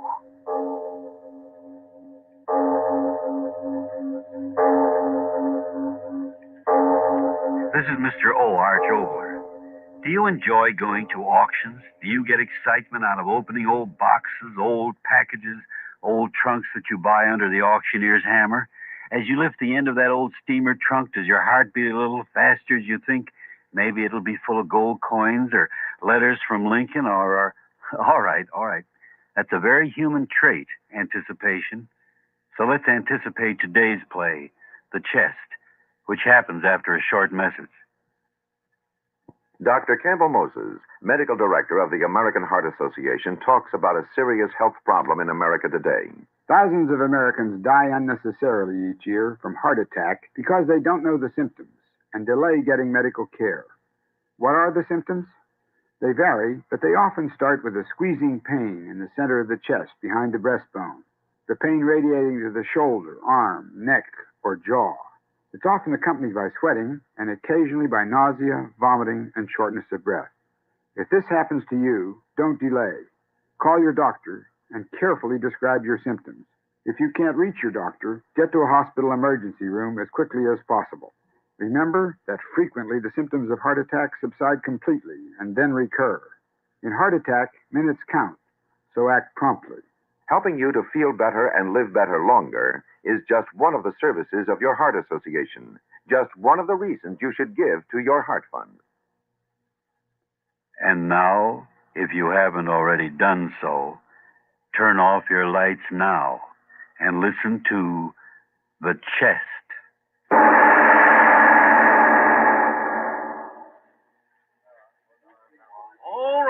All right, gentlemen. Now, here's an opportunity you can't afford to miss. As the Americans say, an opportunity of a lifetime. I assure you that no single piece, has more pretentious value than this genuine oaken traveling trunk. As you see, gentlemen, it's bound in brass and locked tight and secure with a massive, genuine brass lock. What's in it? Nobody knows. But the law says that being unclaimed, strange merchandise, whoever buys it gets it all, as you might say, with all that's in it. Be it gold or silver plate or the jewels of India. Now, what am I offered for this chest? Make your bids and make them good, gentlemen. Do I hear someone say 10 pounds? 5 shillings. Now, gentlemen, look at it. Locked tight. And nobody knows what's inside. A fortune waiting here. And somebody talks of 5 shillings. Now come, let's on with it. What am I offered? 5 and 6. Oh, gentlemen, for firewood alone. I offer 6. 6. 6 and 6. 7. Well, gentlemen, it appears we're having a competition in little numbers. Is there anybody here would like to raise a bid in April? 7 and 6. 8. Gentlemen, I ask you, ain't there anybody here which heard what I said about this chest being locked and sealed? Oh, let it go. It's the last thing I've got to auction. So let it go. We'll all go home. Going to the little gentleman right down there for 8 shillings even. Do you hear any more? Sold. Step right up here, sir, and claim your purchase. Now, what might your name be for the record? Name? My name is Maggs. Yes, Harold Maggs. And the money, Mr. Maggs? Oh, yes, sir. My pocketbook got it all ready. 8 shillings, sir. Here you are. Right you are. You understand, of course, the cartage is extra. Oh? Oh, is it? Right you are. Now, where will I send the chest? I don't know. I mean, extra charges. Where will I send it? 92 Applegate Southwest 3. Right you are. Is that all? That's all. The chest is yours. You'll get it in the morning. In the morning, but I'll be at work in the morning. Your old woman will be home, won't she? Oh, yes, but she doesn't in know the anything morning, about... they'll deliver it, and in the morning, you'll get it. Good night to you. Oh, good night, and thank you. Thank you. Thanking me, huh? If you knew what I know of that trunk, you wouldn't be thanking me. You'd curse me to the devil.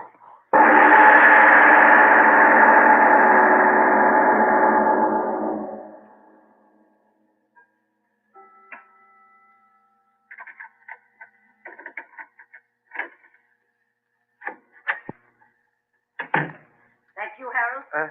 Yes, Agatha? Well, I must say it's a fine time for a man to be getting home. Mr. Bainbridge asked me to stay and check the inventory. Never mind what Mr. Bainbridge said. Did you get anything extra for doing what Mr. Bainbridge said? Well, I... Never mind what he said.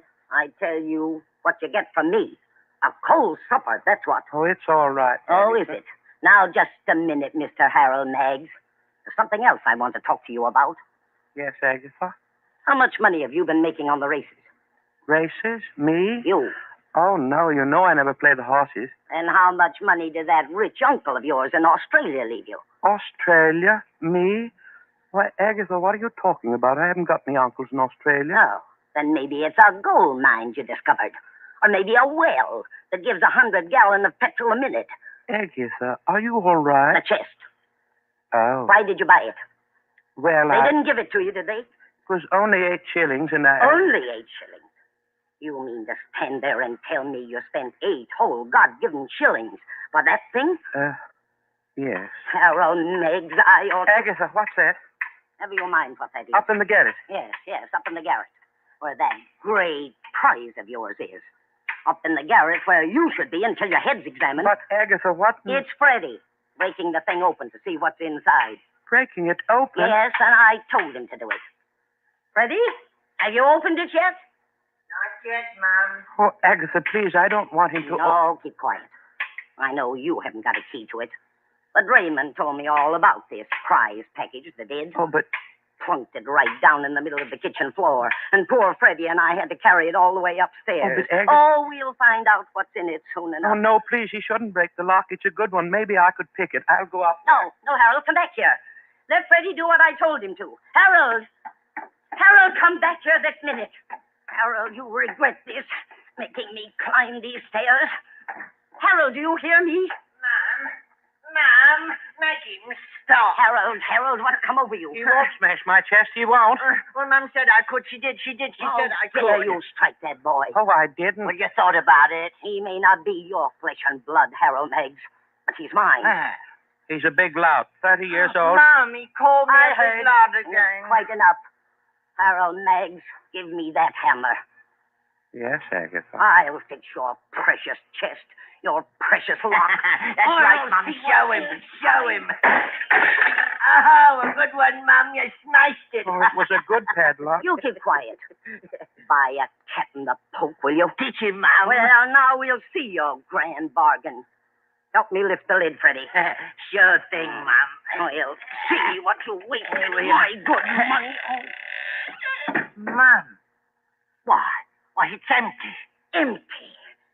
Harold Meggs, you wretch, you.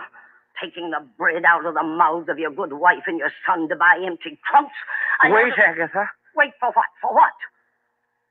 It's not empty. What are you talking about? See? The whole inside crusted with dried blood.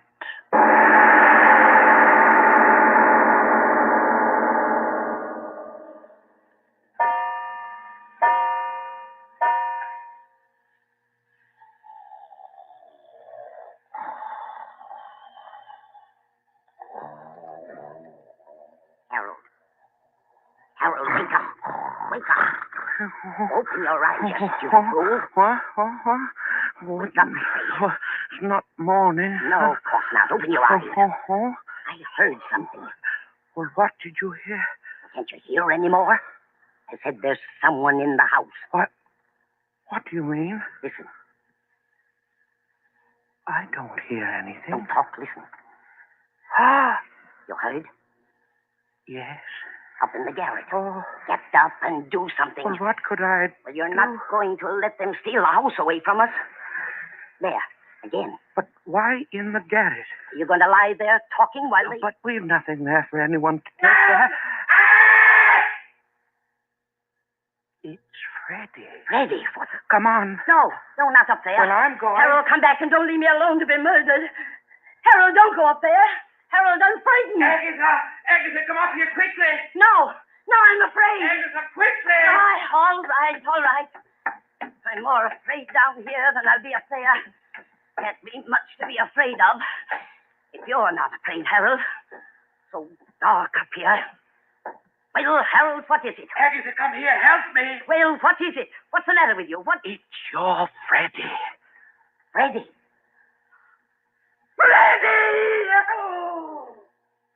The lid of the chest seems to be closed on his head, and I can't seem to open it.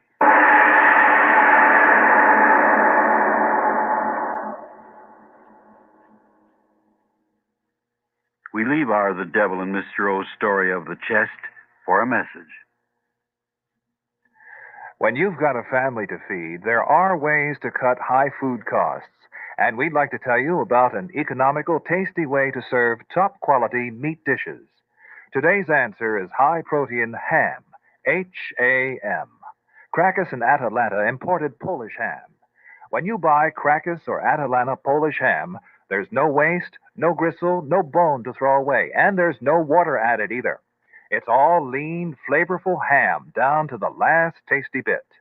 You can even use the small amount of jellied broth to make soups more nourishing or to create delicious gravies. And warm weather is time for relaxing.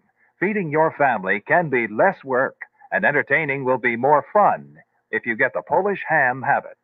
It's great for all outdoor or indoor dining, for snacks, picnics, and for every good food occasion.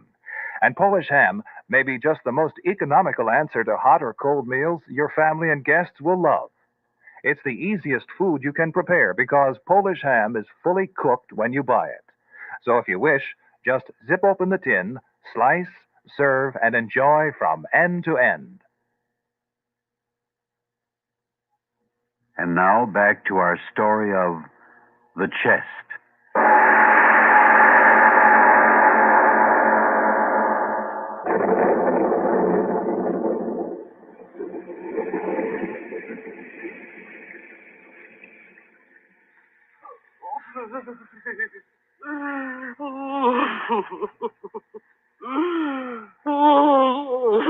Agatha, it's no use going on like that. There's nothing we can do for you. I knew you loved the boy. Guess he's the only thing you ever loved in all your life. Oh, do something, you worm, you. What is there to do?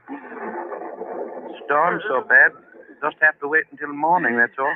If you hadn't bought that infernal chest. If I hadn't bought it. Murdered him, you did. You hated him for the memory of my first husband. No, I wouldn't say that, Agatha. Why not? You bought the chest, so it's your doing. Well, in a way, you're right. I brought the evil into the house, now didn't I? What are you talking about? An unhappy house, and now there's evil in it. What are you saying? Since we came downstairs, all these hours since it happened, I've been thinking. Thinking what? How do you think Freddie died? And why? You crazy? Asking me if I know how he died? I saw it, didn't I? But I asked you, why did he die? Why? Because the infernal lid of it fell on his head, that's why. Oh, my Freddie.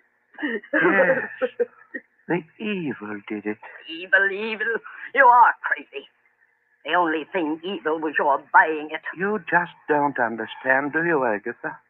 What are you looking at me like that for? I tell you, the lid fell down on his head. Evil. Stop trying to make me as crazy as you are. Come on back up there and help me carry my son down so I can stretch him out decent and respectful for when the undertaker comes. No, Agatha. What? I've made up my mind. I won't go up there again. Oh, yes, you will. He'll lie dead in a bed, my son. Not up there. No, Agatha, I've made up my mind. I figured out that up in the Garrett, the evil has taken... Evil be blasted. My son. You'll help me carry him down. Don't stand there. Storm's over. Help me carry down his body so I can lay it out decent. No, Agatha. No, hear me out. It's evil. I'll have you locked away, I tell you. Evil, and I knew somehow that it was there. That's why I dragged you downstairs again so quickly. You never thought much of me, Aggie, but this time, believe me, if I go up there with you, it means my life. I've listened to enough. A split-headed little worm, that's what you are. There's nothing up there but that blasted chest you bought, and Freddie's body. And if you won't help me bring him down, then, curse you, I'll bring him down myself. No, Agatha, come back. Aggie, come back. Agatha, I beg you. Aggie! Aggie, you shouldn't have. This once in all these years, you should have listened to me. If you'd have listened this time, I would have meant something more than... Agatha? Agatha, what's doing up there? Are you all right? Agatha, do you hear me? You all right? What in the... Agatha, what? Agatha, what? What happened? What's the matter? Oh, Agatha, heaven help me. I can't come up to you. I'm afraid.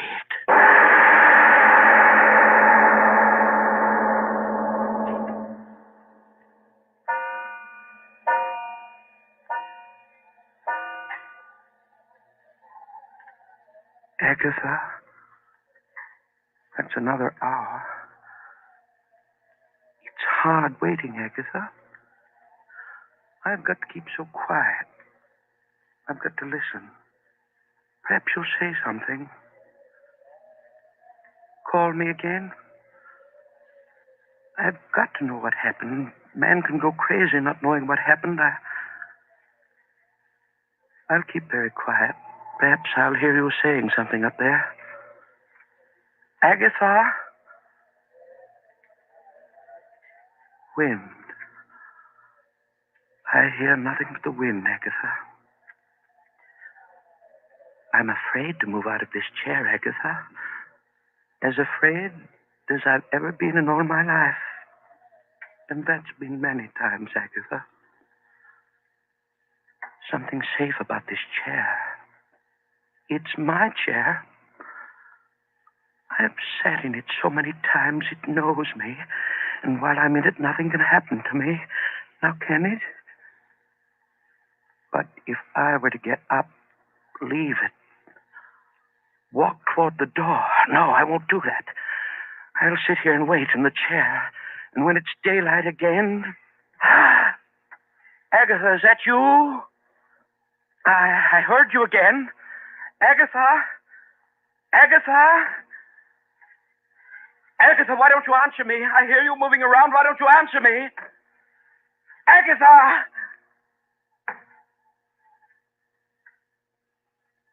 Agatha, isn't it you? Sounds as if a heavy chest were being moved along to the head of the stairs. No, nothing more. So quiet. Coming down the steps. Coming down. Agatha, is that you? You bringing the chest down? Agatha, is it you? No, it couldn't be you, could it, Agatha? And who is bringing it down? Who is it? Answer me. Answer me!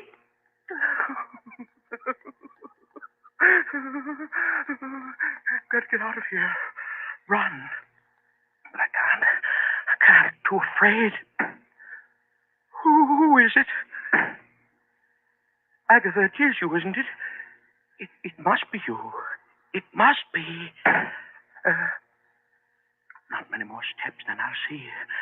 No, I won't look. I won't. Stop, you, whoever you are. Don't bring that chest down here. Stop! Stop!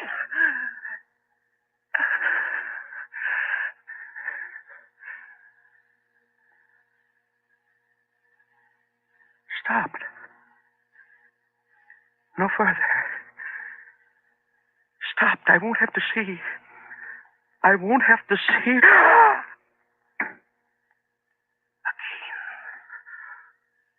Oh, no.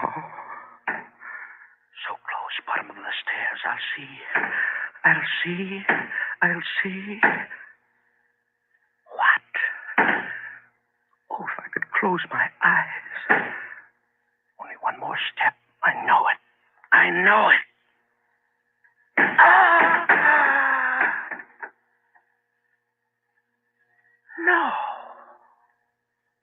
No. How could it be? No one. Just the chest. No one with it. How can that be?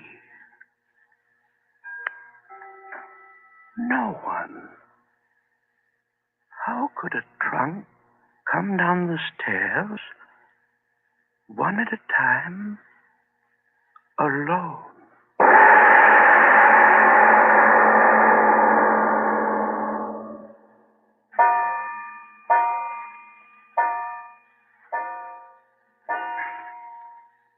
Daylight.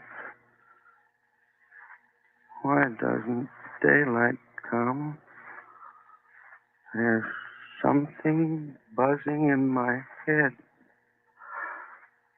Oh, my head. Why do I sit here staring at that thing of evil? I've got to know.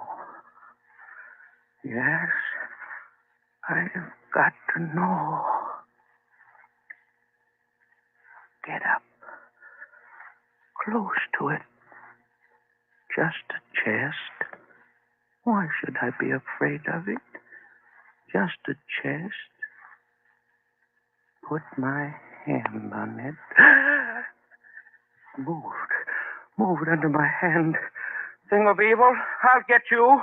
You won't get me, I'll get you. My axe. Where's my axe? Closet. Was in here. Yes. Got to find my axe. Won't get me, you blasted chest, you. Got it. You hear me, you evil? Axe in my hand, I'm coming for you. You came after me, but I'll get you. I see you there at the foot of the steps, you chest, you. Lying there so quiet, aren't you? Think I'll open you and then you'll get me, too? Well, you won't. You won't. I'm coming for you. See? I'm creeping close to you, slowly. slowly, the way you crept down the stairs for me. How do you like it, you evil, waiting for your doom? I'll get close to you. I'll swing my axe, and then your evil will be over, won't it? You'll be wood and twisted bands of brass, and then I won't have to be afraid anymore, now will I? Now, I'm close enough. You're doomed, Chest. I'm your doom. Here! There, I did it. I did it, you evil Chest. You cracked you wide open. I'll pull the rest of you wide apart, and then... Agatha! You were in it! My axe, it's in your skull!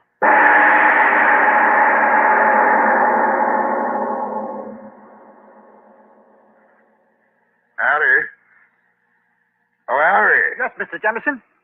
Harry, that chest you delivered over Applegate Way. Where's the signed receipt for it? Oh, here it is. Lying right here. Ah, yes. Received one chest. What are you laughing at, Mr. Jamison? Oh, just thinking. Thinking of what, might I ask you, sir? Thinking and wondering if they found out. What's that, sir? That the chest was the one in which that murderer, the young last Wednesday, used to stuff his murdered victims. Cool. I wonder if that little man that bought it, what was his name? Mags, found out about his bargain yet.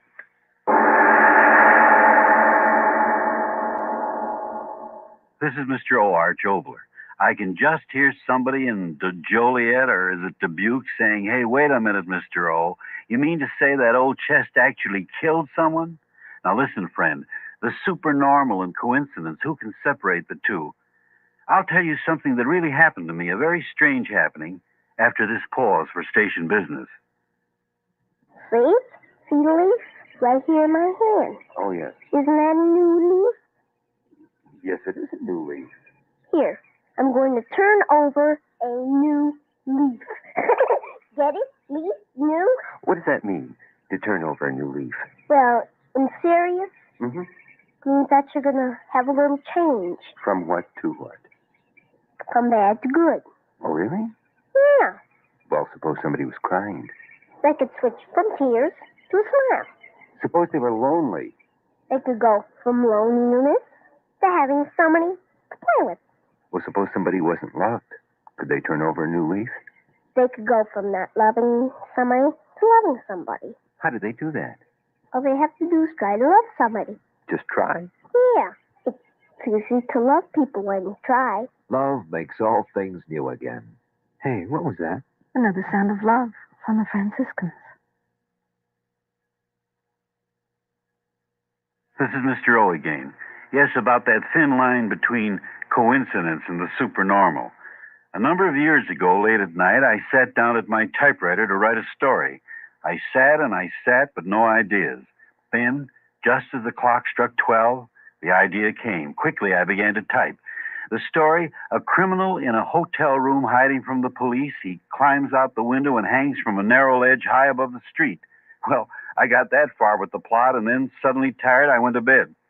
The next morning, the headline of the paper told of a criminal who had hidden in a hotel room, and then, when the police broke in, exactly at midnight, had tried to escape by hanging from his fingers from the narrow ledge outside the room. In other words, as I was writing that story, at the very moment, it was actually happening.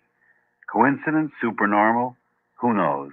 Now that brings us to our next play on the series. Its title is Paris Macabre, and it concerns itself with two undergraduates on a summer tour of Europe who decide to see, the real Paris. They crash a dance and discover that, well, as usual, you're going to have to wait for the rest of that until next week.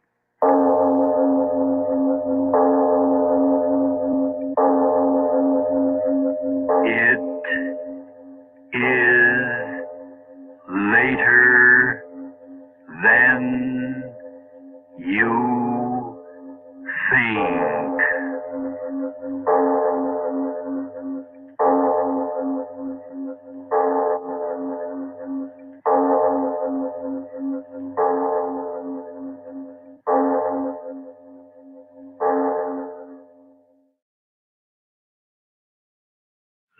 Lights out for the devil and Mr. O.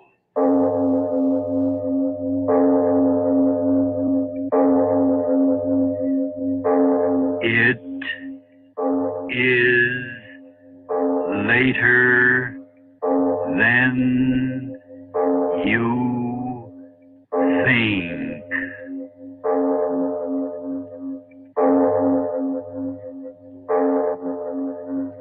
Turn out your lights now. We bring you stories of the supernatural and the supernormal, dramatizing the fantasies and the mysteries of the unknown. We tell you this frankly so that if you wish to avoid the excitement and tension of these imaginative plays, we urge you calmly but sincerely to turn off your radio now.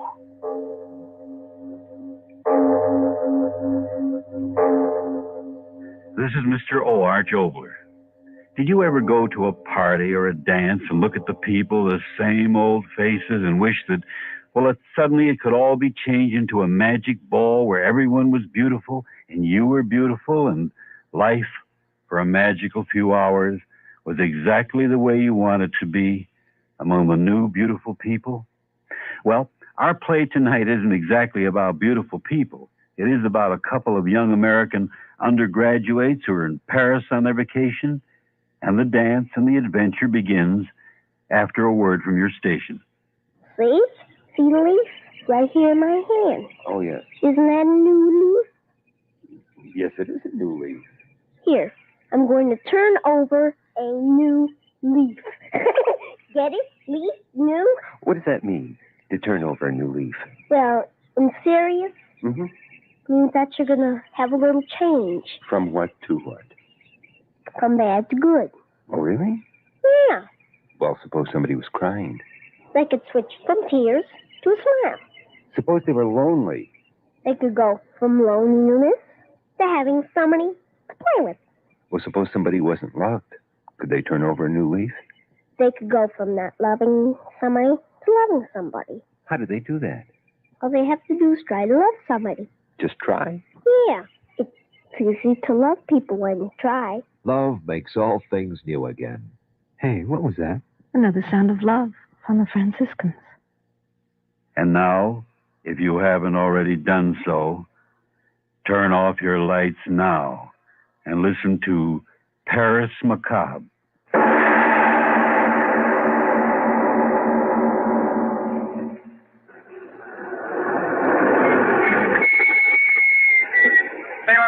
Mrs. What did he say, Paul? That we're here. Oh, well, should we get out? Yeah. Come on, shoving. We'll get there. Who's shoving? Comment et... How much? 3 francs. Okay. Here you are. Merci, monsieur. Merci. Well, I sure gotta hand it to you, Paul. You sling that French right around, don't you? Took 2 years of it in school. Vive la France. Yeah. Oui, oui. How you doing? Oh, boy, what a time. How you gonna keep them down on the farm after they've seen Paris? Oh, how you gonna keep them down? It's almost midnight. Oh, anything goes in Paris. Hope. Come on, let's go in. It's the right address, isn't it? Yeah, I suppose it is. The card says 505 Rue de la Poupe or something. Okay, let's climb. Mm-hmm.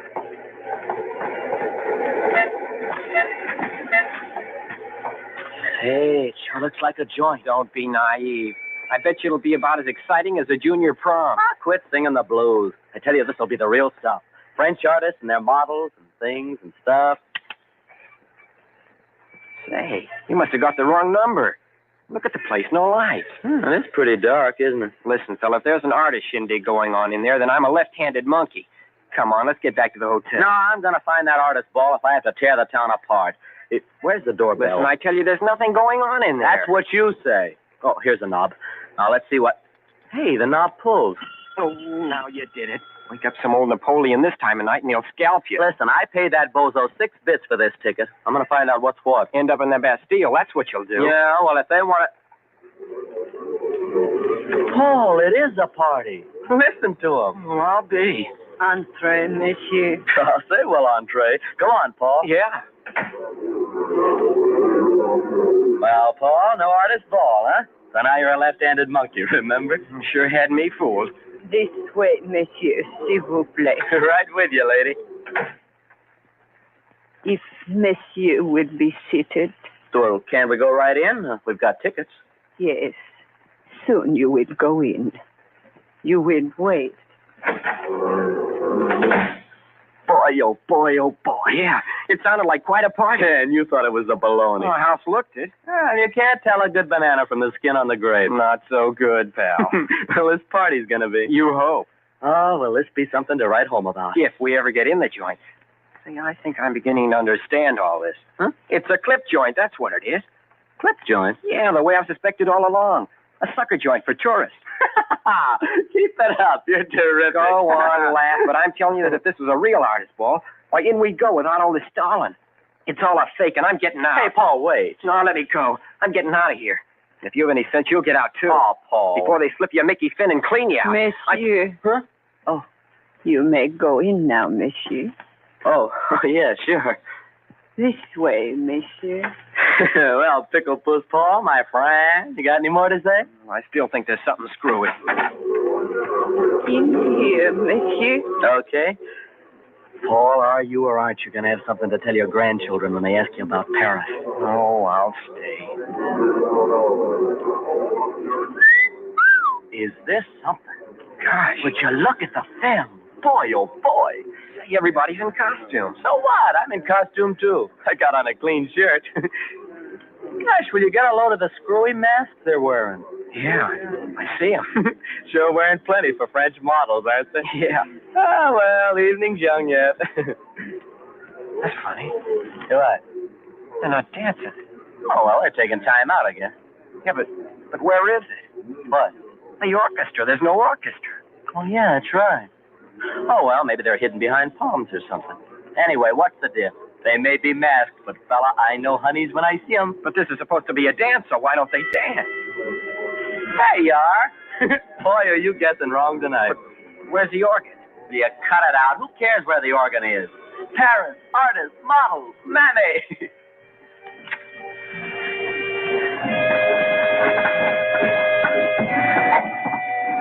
Dancing. You look at him.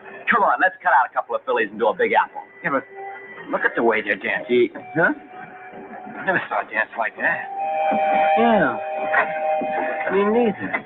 They sort of glide. Yeah. Jerry. What? I mean, no one's talking now. Yeah. They sure take their dancing serious. And the music. Yeah, it sure is funny music for an artist ball. Did you say this was going to be a wild party? Oh, they look like artists. Don't act like them. No. Sure is funny music. Let's beat it. No. I want to find out what this is all about. Men and women dancing so quiet, funny music. Let's go, Jerry. No, I want some answers first. I want to know why. Monsieur, you would like to dance? No, not me. And you, monsieur, you would dance? Well, yeah, but... It would be as you wish. As you wish. Oh, no, wait. What kind of a ball is this? These people, what kind of music... Hey, old lady, come on back here. Come on, Jerry, let's get out of here. What are you talking about? I paid dough for this ticket. I'm going to get one dance out of it. Jerry, don't be a fool. And don't you be a lily. What's there to be scared about? This is Paris, fella. Anything goes. Hey, look, there comes the old lady with my dancing partner. Boy, oh boy, will you look at that chassis. Monsieur, this young lady, she will dance with you. Swell. Well, Paul, here I go.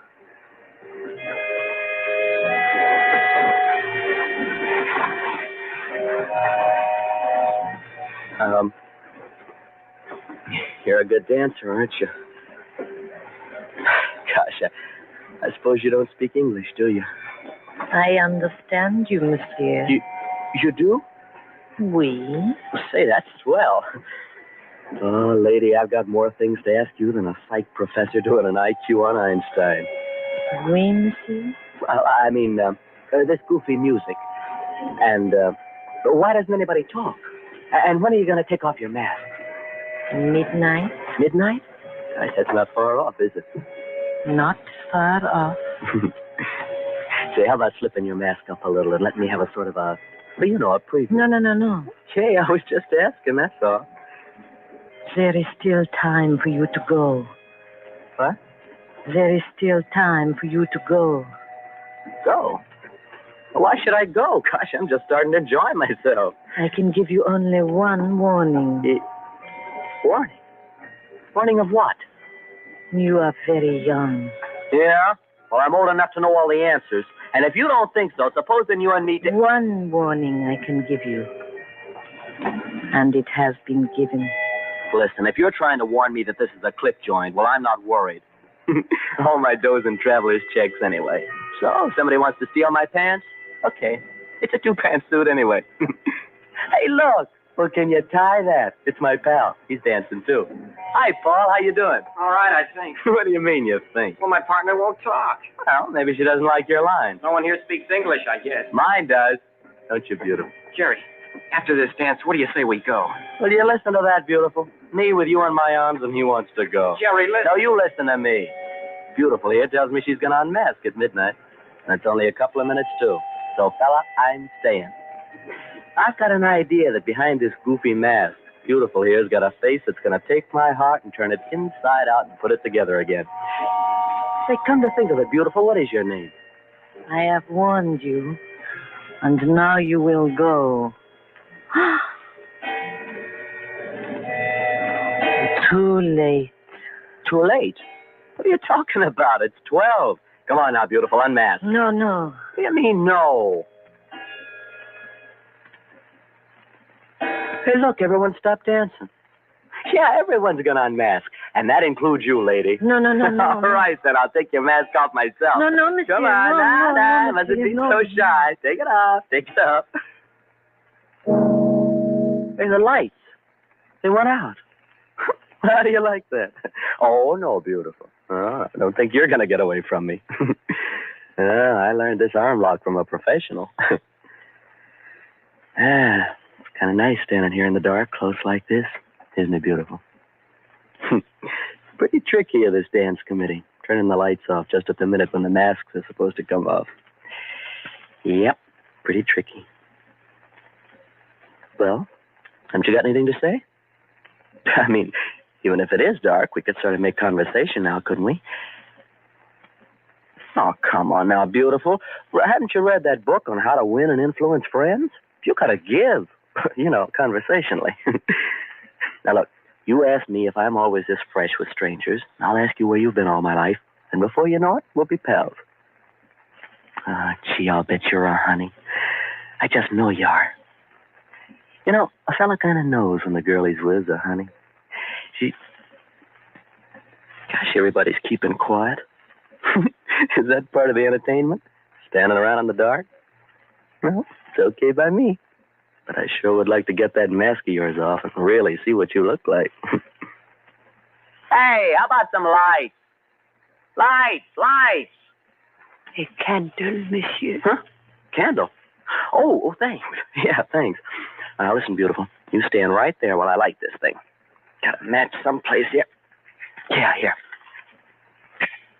Well, it's pretty nice, whoever it was, handed me a candle. Now, wasn't it beautiful?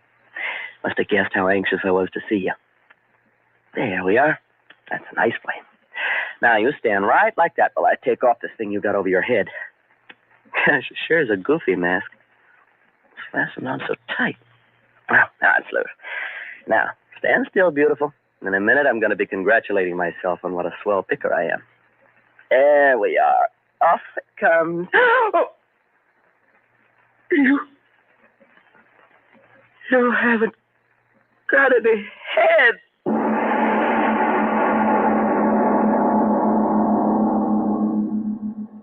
We leave our The Devil and Mr. O's story of Paris Macabre for a message. When you've got a family to feed, there are ways to cut high food costs, and we'd like to tell you an economical, tasty way to serve top-quality meat dishes. Today's answer is high-protein ham, H-A-M, Crackus, and Atalanta imported Polish ham. When you buy Crackus or Atalanta Polish ham, there's no waste, no gristle or bone to throw away, and no water added. It's all lean, flavorful ham, down to the last tasty bit. You can even use a small amount of jellied broth to make soups more nourishing or to create delicious gravies. And ham is also perfect for breakfast, school lunch, snacks, and parties. It's the easiest food you can prepare because Polish ham is fully cooked when you buy it. So if you wish, just zip open the tin can, slice, serve, and enjoy from end to end. In these days of high food prices, ham is understandably in great demand by economical housewives. So you may find that your favorite market is temporarily out of certain sizes of fine imported Polish ham. Shipments are now on the way. Thank you for your patience. And now back to our story of Paris Macabre.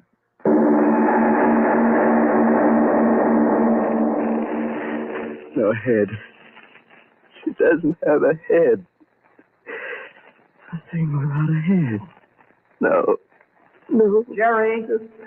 Jerry, where are you? Jerry! What? Who's calling? What? Jerry! Paul! Oh, Paul! Where have you been? What happened? I've been calling. Oh, wait, don't come any closer.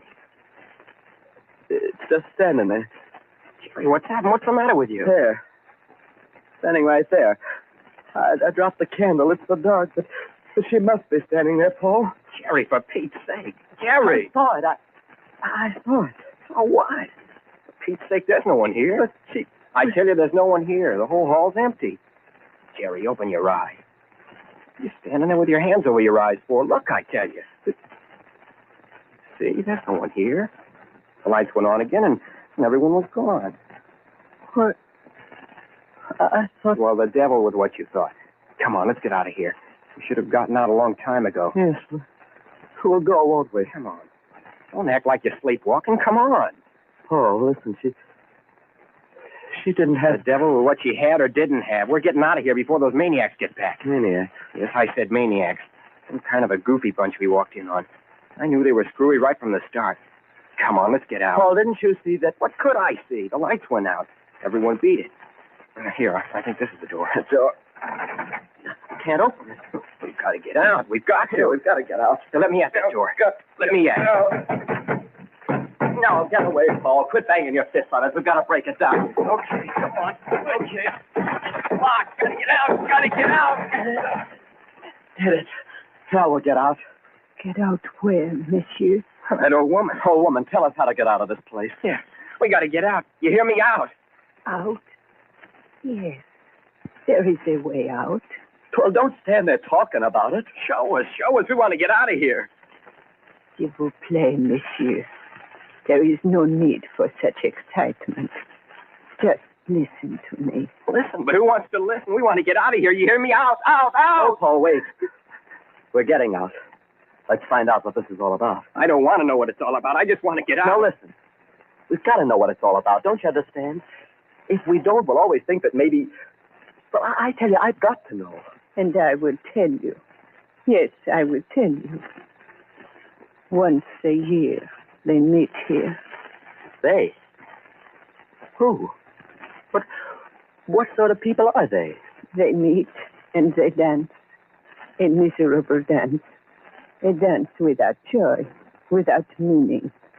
Yet a dance of hope. Come on, Jerry, let's beat it. Be quiet, will you? Go on, old woman. A dance of such weariness. And yet I say it. A dance of hope. Hope? Of what? Hope of deliverance. Hope of freedom from misery without end. What's she talking about? Oh, woman, what are you talking about? I saw a woman without a head. Did I see it? Did you see it? Push her out of the way, Jerry. Let's get out of here. No, wait, Paul.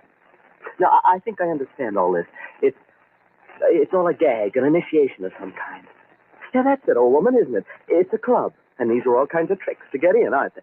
Trick mirrors and lights going out and all the rest of it. It's all a joke, an initiation, isn't it, old woman? One hope.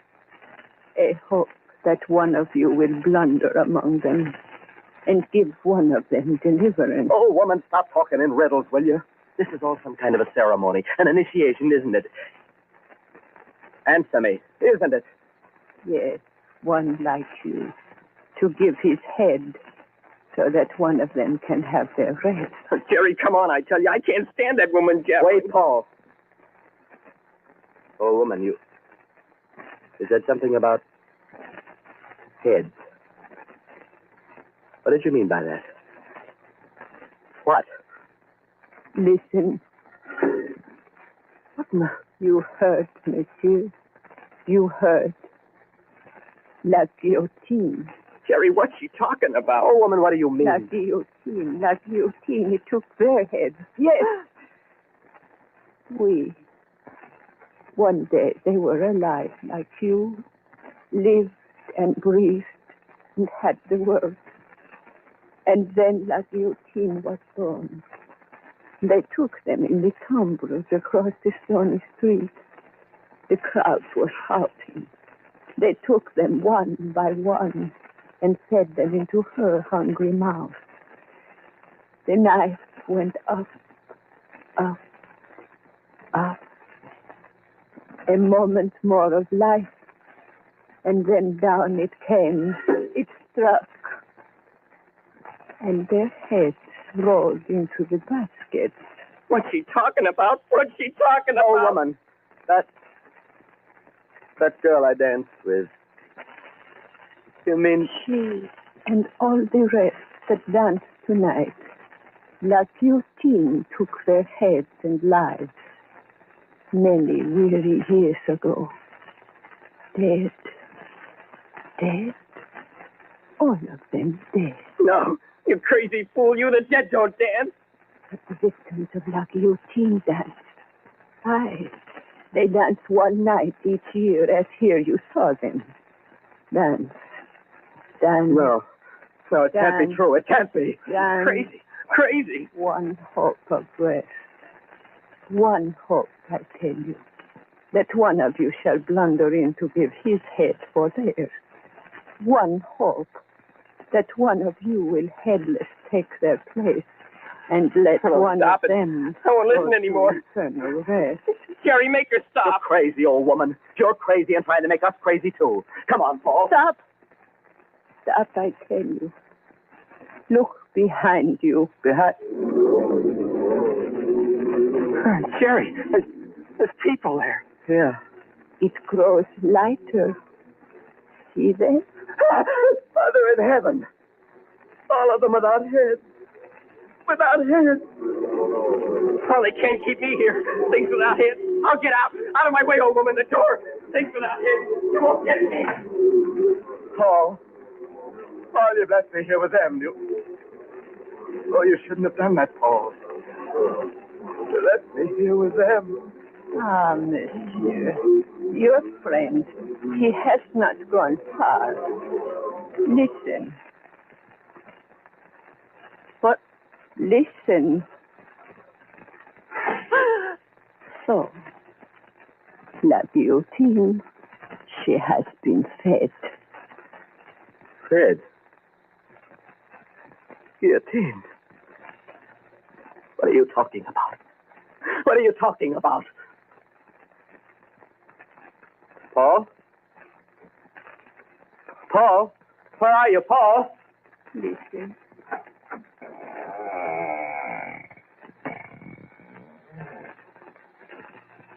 See? Your friend is wet. Paul. Oh, Paul, you're all right. You're all right. Paul? Why do you stand there in the shadows? Paul, why do you stand there like that? Paul, come closer. Yes, he will come closer.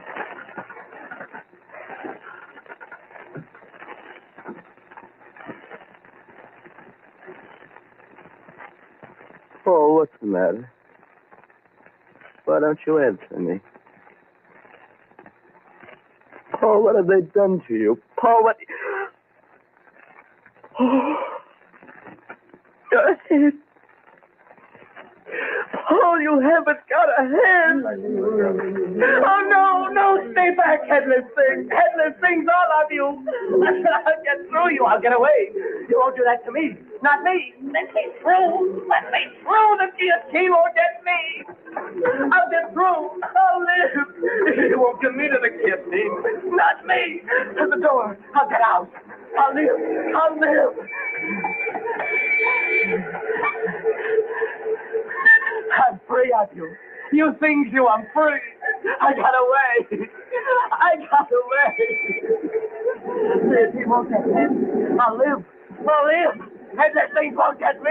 Look out. Look out.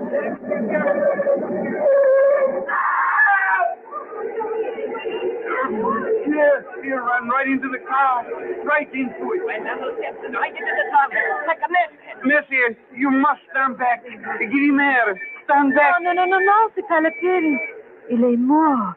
Regardez. Oh, c'est horrible. His head cut off as clean as if it had been done by the guillotine herself.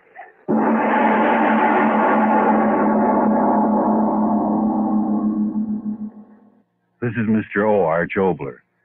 I've been asked, can the past really return? I'd like to answer that this way. Since nothing in nature is lost, what has been still exists. It's simply a matter of a new form. Do you doubt that? Well, look at the late movies. Most of the actors long dead, and yet you see them, you hear them as living entities. Now, the play you just heard, some of the actors have been in their graves for many years, and yet you heard them, they were alive, they returned from death. Now let's talk about next week. And curiously enough, considering what we've just been talking about, it's a play that looks not into the past, but into a future that existed then in my own imagination. Let's talk more about that after a message. This is Wally LaPrade, Special Agent in charge of the FBI for New Jersey. As a result of the large number of aircraft hijackings and related crimes aboard aircraft, Congress has charged the FBI with the responsibility of bringing these hijackers into federal court. Upon hearing of a hijacking, the FBI, in cooperation with local law enforcement agencies and the airlines, take every avenue available to safeguard the lives of the crew and passengers, as well as identify the criminals involved and place them under arrest. Usually the perpetrators demand transportation to another country or large sums of money. Everyone is urged to keep in mind that sometimes a passenger makes a joke of some nature, meaning no harm, but find themselves, as a result of what they think is a joke, being prosecuted for one of the provisions of crime aboard an aircraft. The cooperation of the public is needed to rid this problem from our society. This is Mr. O again, about that next week's play. Its title is Rocket from Manhattan. And if you don't get some rather unexpected excitement when you hear it, I'll personally refund the price of your kilowatt half hour. Listen then for Rocket from Manhattan.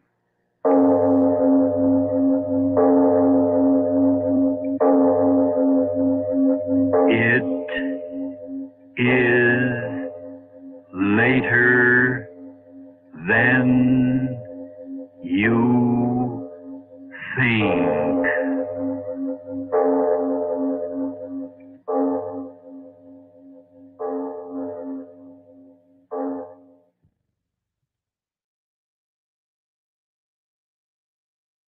Lights out for the devil and Mr. O.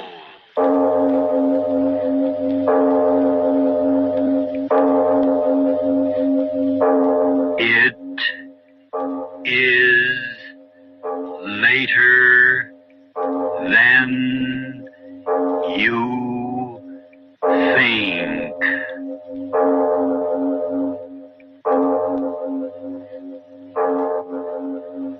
Turn out your lights now. We bring you stories of the supernatural and the supernormal, dramatizing the fantasies and the mysteries of the unknown. We tell you this frankly so that if you wish to avoid the excitement and tension of these imaginative plays, we urge you calmly but sincerely to turn off your radio now.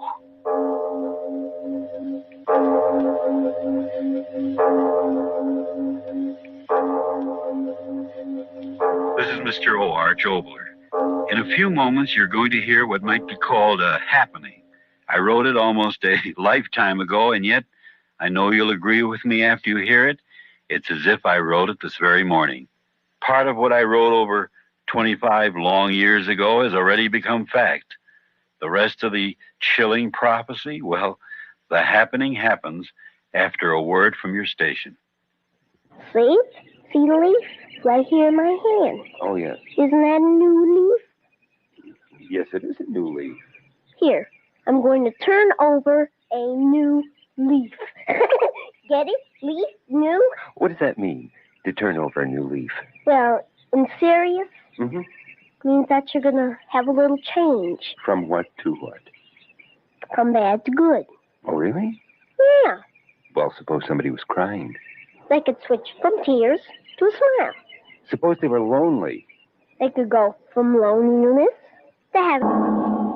Hi, Doc. How about joining us? Yes, Doctor. Don't you think it's about time we had a little celebration? There's a great deal of work to be done. Work's over, Doctor. 24 hours more and we're back. Yes, Doctor. We'll be back. We've done it. Complete. In 24 hours. If you're worried about our landing, I'm not.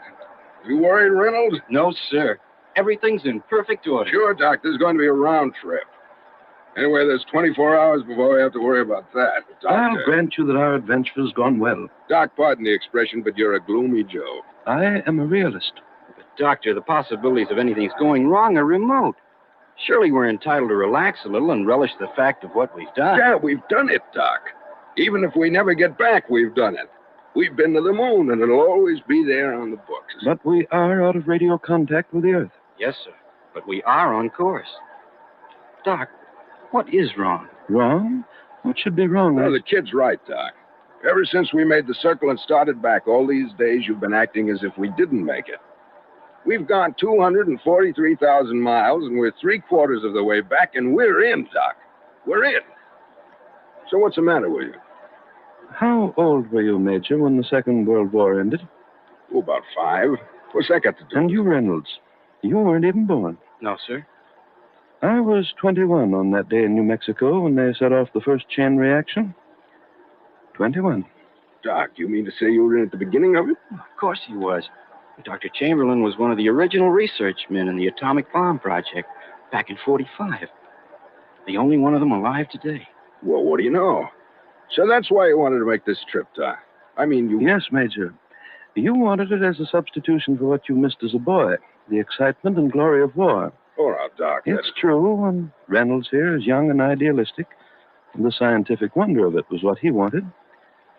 And I was there at the birth of an era. Now atomic power is driving me into space, back to the Earth where it all began. And I'm thinking... Yeah, Doc? It's not pertinent to any of this. We've no time to discuss our emotions. There's work to be done.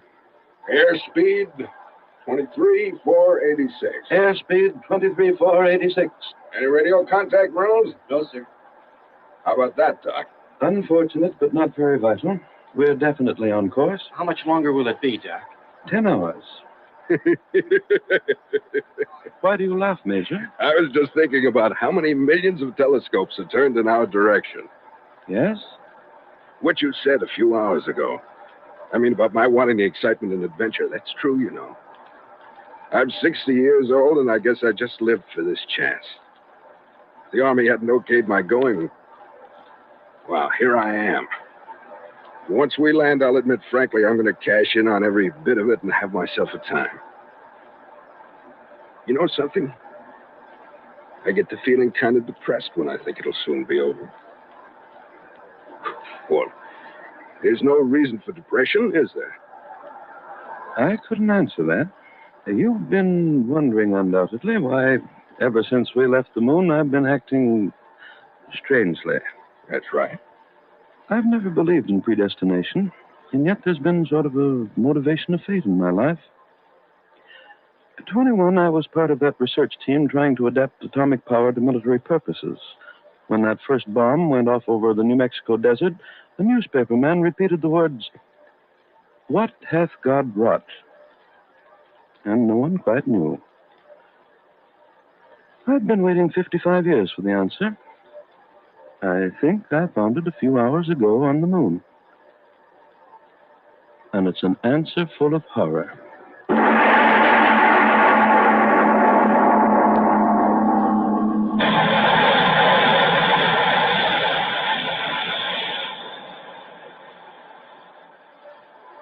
Oh, Reynolds? Yes, sir. Close the oxygen valve. That's why you're yawning. Oh, the Major's sure sleeping. Yes. It's only a few more hours, isn't it? Yes. Before, you spoke of finding an answer on the moon. And then you didn't say any more. Well, I've been thinking about it. I was wondering if it was something that the Major couldn't understand. And that's why you didn't speak of it further. And now you want to know? Yes, sir. I haven't lived anywhere as long as you two have, but my life has been built around atomic power. But now, all of a sudden, the way you spoke before, as if all our research has been criminal. Do you mean that? Collision, radar. Get at it. What's the matter? What's the matter? Object approaching. Where? 15 degrees west. There it is. Meteorite. It's a meteorite. It's all...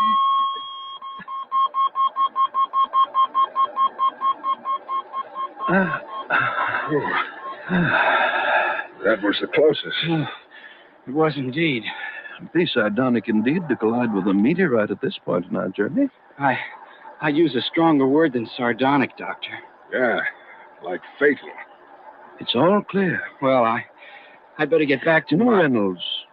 Reynolds, you asked me a question before, and I want to answer it. You too, Major Russell. I want you to hear this. Sure. Reynolds overheard what I said to you, that I'd found the answer to a very old question on the moon. He said that he felt that somehow I thought all of the research on atomic power had been criminal. No, young man, I don't believe that. Not at all. Criminal to know more about a way of nature? No. The answer I found was something else. I haven't even an answer, perhaps only a theory.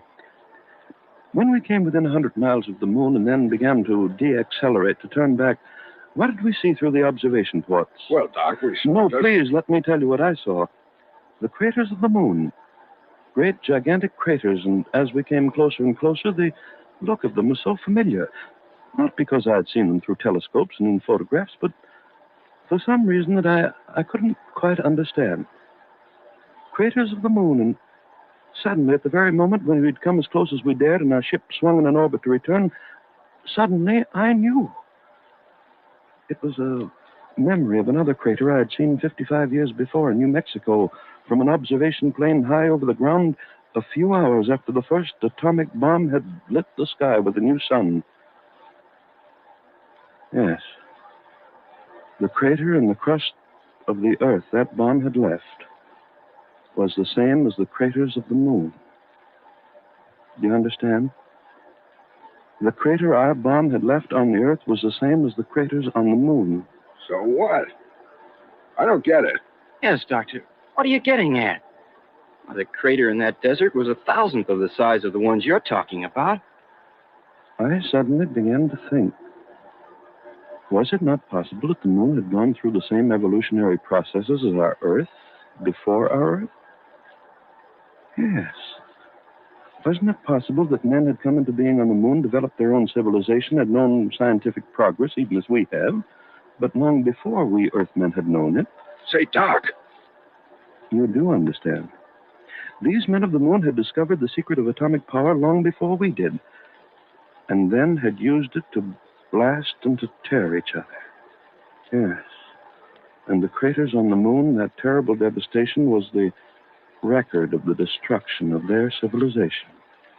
A final war which had burned up the very atmosphere and left the moon a dead planet circling endlessly through an airless sky.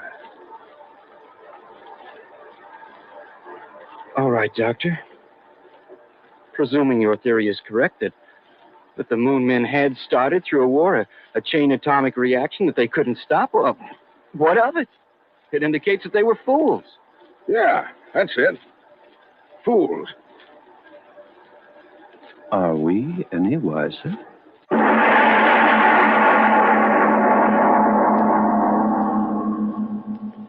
we leave our The Devil in Mr. O's story of Rocket from Manhattan for a short pause.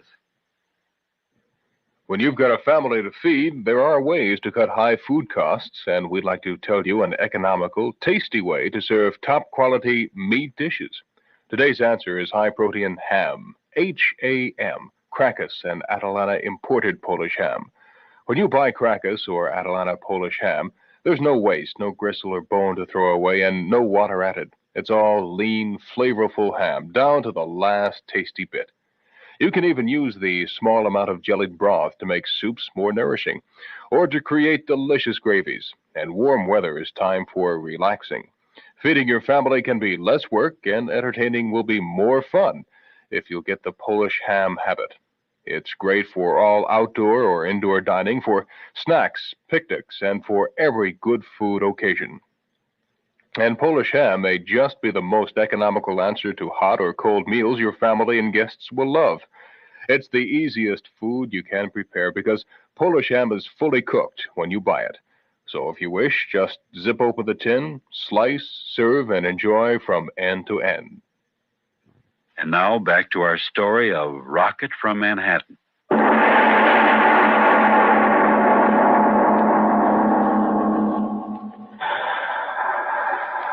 Airspeed 2482. You'd better cut it down. Right, how much? About 15%. Right. You get anything, Reynolds? No, sir. Would you come here a moment? Yes, sir. Will you help me with this port covering? Yes, sir. Here, there. Right. Well, I can take a look, huh? Yes, that's it.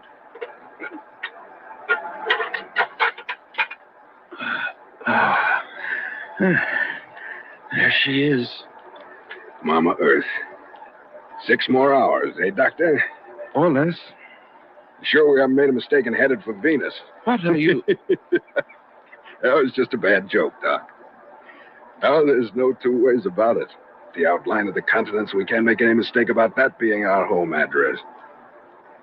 I wonder how much they can see of us. What are we, 6,000, 7,000 miles out? You know, this reminds me of the time about 25 years ago. The Army sent me up to 1,000 miles to take observation photographs. Well, you remember how the atomic reaction motors were then. We got up about 500 feet. Major. What? Look down. Look. What? Well, I don't see anything. Look, I tell you. Reynolds, come here. What's the matter? Something wrong? Well, the doctor says there's... Reynolds, look. Do you see? Yes. What is it? I see it, too. Bright lights going on and off. What's going on down there? Doctor, are they signaling us? Are they signaling? It's 6,000 miles. Why? Why should they? That's right. There's no such plan. Look at it. It is lights going on and off. But they're all from one area. Can you make out where? North America. Then they are signals. The candle in the window. Your own question. That's 6,000 miles? Wait a minute. Are they explosions? Explosions? Major Doctor, is that it? Are they explosions? I don't know.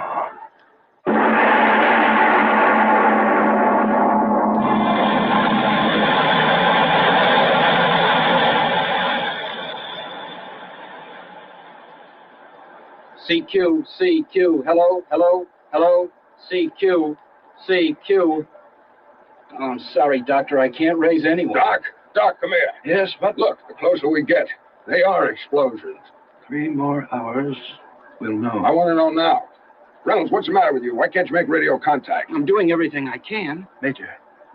Doc, what are Craters. Look. Craters. Craters? At this altitude, you couldn't After possibly... each flash, I do see them. Okay, what does it mean? Well, what are you looking at me like that for? What does it mean? Dr. Major, something's coming through. Oh, well, it's about time. I can only hear it faintly. What? What? Please, let me listen. United States. What? Reynolds, what is it? Tell us. Boys, I couldn't quite make out. Oh, they said... Said what? Tell us. War. He said war. Blasting the United States off the face of the earth. Blasting the... It's a joke, isn't it? Isn't it?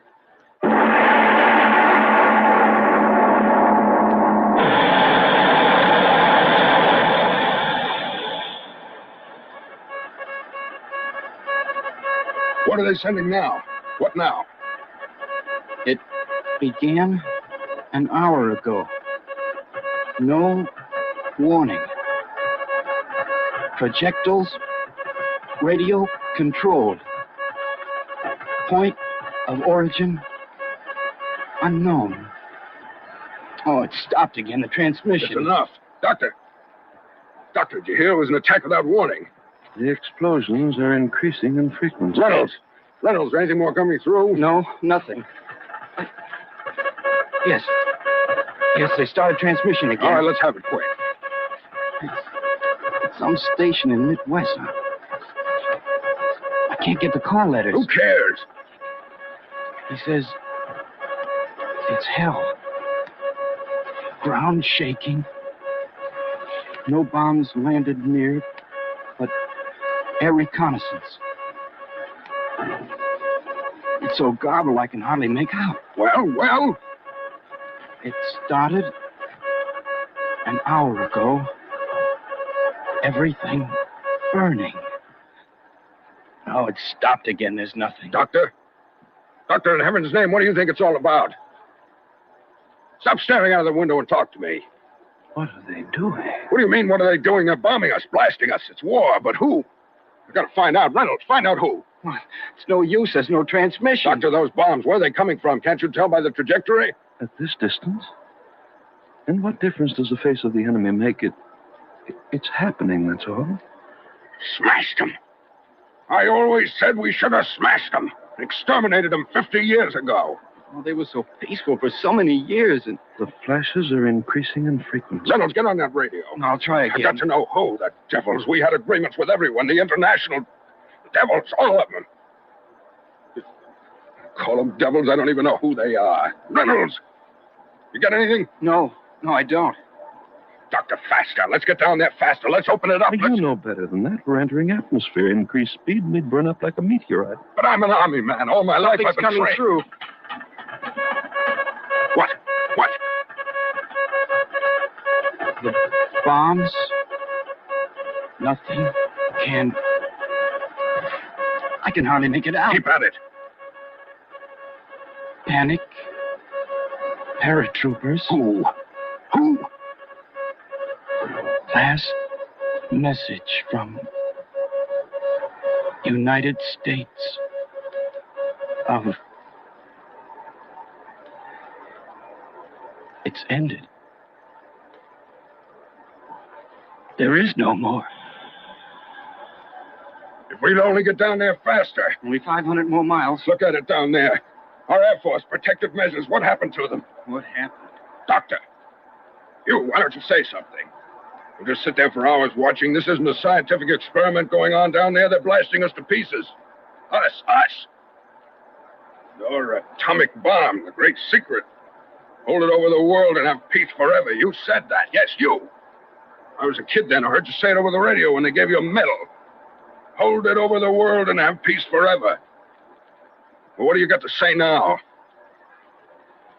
We had a wonderful 55 years. What?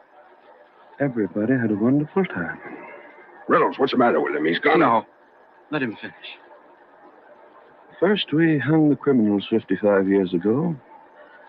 And as soon as their bodies stopped swinging, we left the crowd and each went back to his own house and shut the door. You said the peace would hold forever. I said it because I thought that when the secret was put away, the people of the world would remember the terror. I said to myself, surely now that they've seen the possibility of the disintegration of their Earth, they'll be drawn together once again into the family of men as it must have been in the beginning. I forgot what years could do. I forgot how quickly forgetfulness comes. I forgot that in only a few years, Hiroshima and Nagasaki would be only yesterday's sensations for a nation eager for sensations for today. You keep asking me who is sending those bombs against us. Who? I tell you, we're sending them against ourselves. Yes, because had we made our way of life something more than a confused dream of shiny machines and happy endings, those bombs of hatred and revenge would not be flying at us. I said the peace would hold forever because I thought that out of that war at last men had learned that there was no defense against hatred and revenge, but the defense of education for the unity of people. It was a race, gentlemen, against time. And we wasted our last 55 years running backwards on a track of chromium and plastics. And so we've lost. Forever. No. We've never lost. Look, the blasts are increasing in frequency. There's nothing left. Nothing. We'll start someplace else. We'll build... Doctor, look. The color of the blast. Oh, dear God. What? What? Doctor, it's nitrogen, isn't it? Nitrogen? What? The fools, the everlasting fools, I warned them. The blast. More and more. They started something they couldn't end. The color of the blast. They've set off hydrogen atoms. I don't know what you... We used uranium, plutonium, and when the initial blast was over, that was all. But hydrogen, that's part of life. One reaction sets off the other like setting off an endless chain until... Look down there. Blast. Faster and faster. They're spreading. The fools. God help the fools. God help the fools.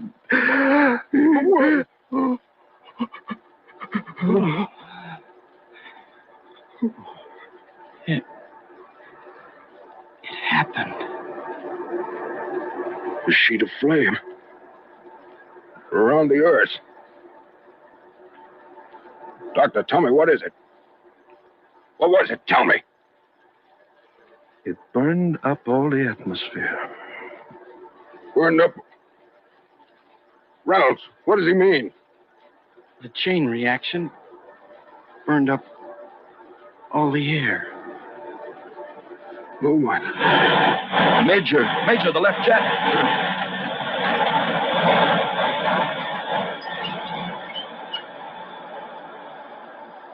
It's all right. It's all right.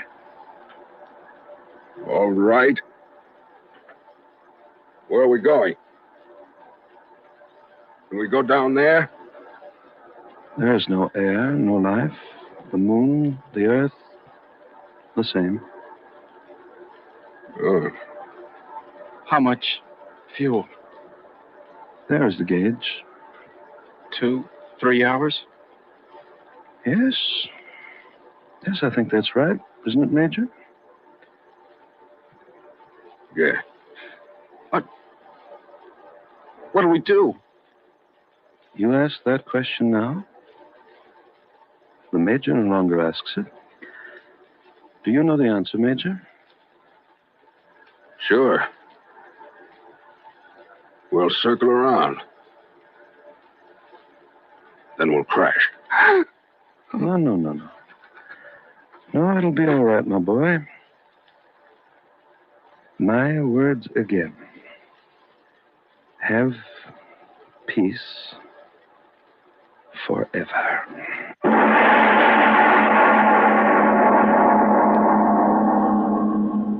This is Mr. O.R. Jobler. The play has ended. Just a play. Something out of my imagination written over a quarter of a century ago. Part of what I imagined then has come to pass. I'm sure you pray with me that the rest of it is a very false prophecy. Let's talk about our next play. There is no prophecy in that one. I was in England. I met a titled old goat who was very weary of his very sweet little wife, and out of that family affair comes next week's play. But first, an interlude for a message. This is Red Buttons, with a suggestion on how you can help Johnny Horizon in his campaign to clean up America for our nation's 200th birthday and help restore the natural beauty of our land. Why not organize cleanup projects for local parks, recreation areas, or the block where you live? The booklet, How to Conduct a Cleanup Campaign, will help you get started. To get this free booklet, write Johnny Horizon Program, Washington, D.C., 20240. This is Celeste Holm. The formal ceasefire in Vietnam has not ended the suffering. The youngest victims of the war need help from the United Nations Children's Fund. UNICEF has been helping in Vietnam, Laos, and Cambodia for 20 years, helping them with food, medical care, housing, and education. They must now work harder than ever to rebuild young lives. In Indochina, as in Bangladesh, UNICEF will be there long after the fighting ends. They need your help. Please send your check to UNICEF, New York, 10017. This is Mr. O again. To that listener who wrote me from Boston, yes, I recently wrote a novel, and if you shake your bookseller hard enough, you might be able to get a copy of it. Its title is House on Fire, and Bartholomew House published it. Now about next week's play. It's titled Hollywood Visitor, and for you devotees of horror, yes, that's what it is. Next time.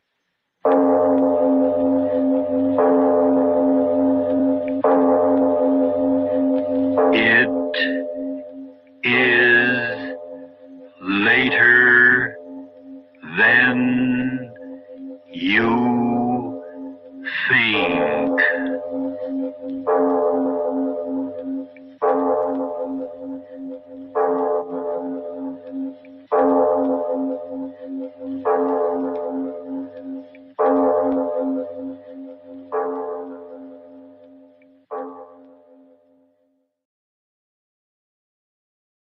Lights out for the devil and Mr. O.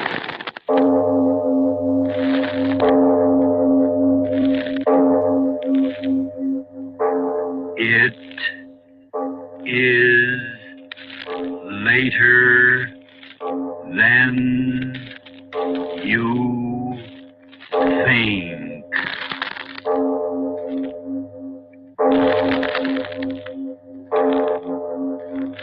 Turn out your lights now. We bring you stories of the supernatural and the supernormal, dramatizing the fantasies and the mysteries of the unknown. We tell you this frankly so that if you wish to avoid the excitement and tension of these imaginative plays, we urge you calmly but sincerely to turn off your radio now.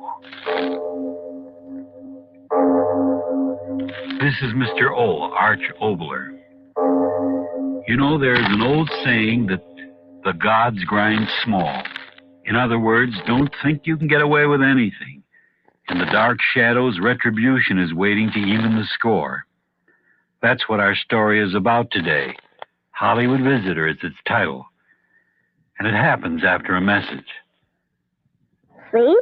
The leaf right here in my hand. Oh, yes. Isn't that a new leaf? Yes, it is a new leaf. Here, I'm going to turn over a new leaf. Get it? Leaf? New? What does that mean, to turn over a new leaf? Well, in serious, Mm-hmm. means that you're going to have a little change. From what to what? From bad to good. Oh, really? Yeah. Well, suppose somebody was crying. They could switch from tears to a smile. Suppose they were lonely. They could go from loneliness to having somebody to play with. Well, suppose somebody wasn't loved. Could they turn over a new leaf? They could go from not loving somebody to loving somebody. How do they do that? All they have to do is try to love somebody. Just try? Yeah. It's easy to love people when you try. Love makes all things new again. Hey, what was that? Another sound of love from the Franciscans. And now, if you haven't already done so, turn off your lights now and listen to Hollywood Visitor.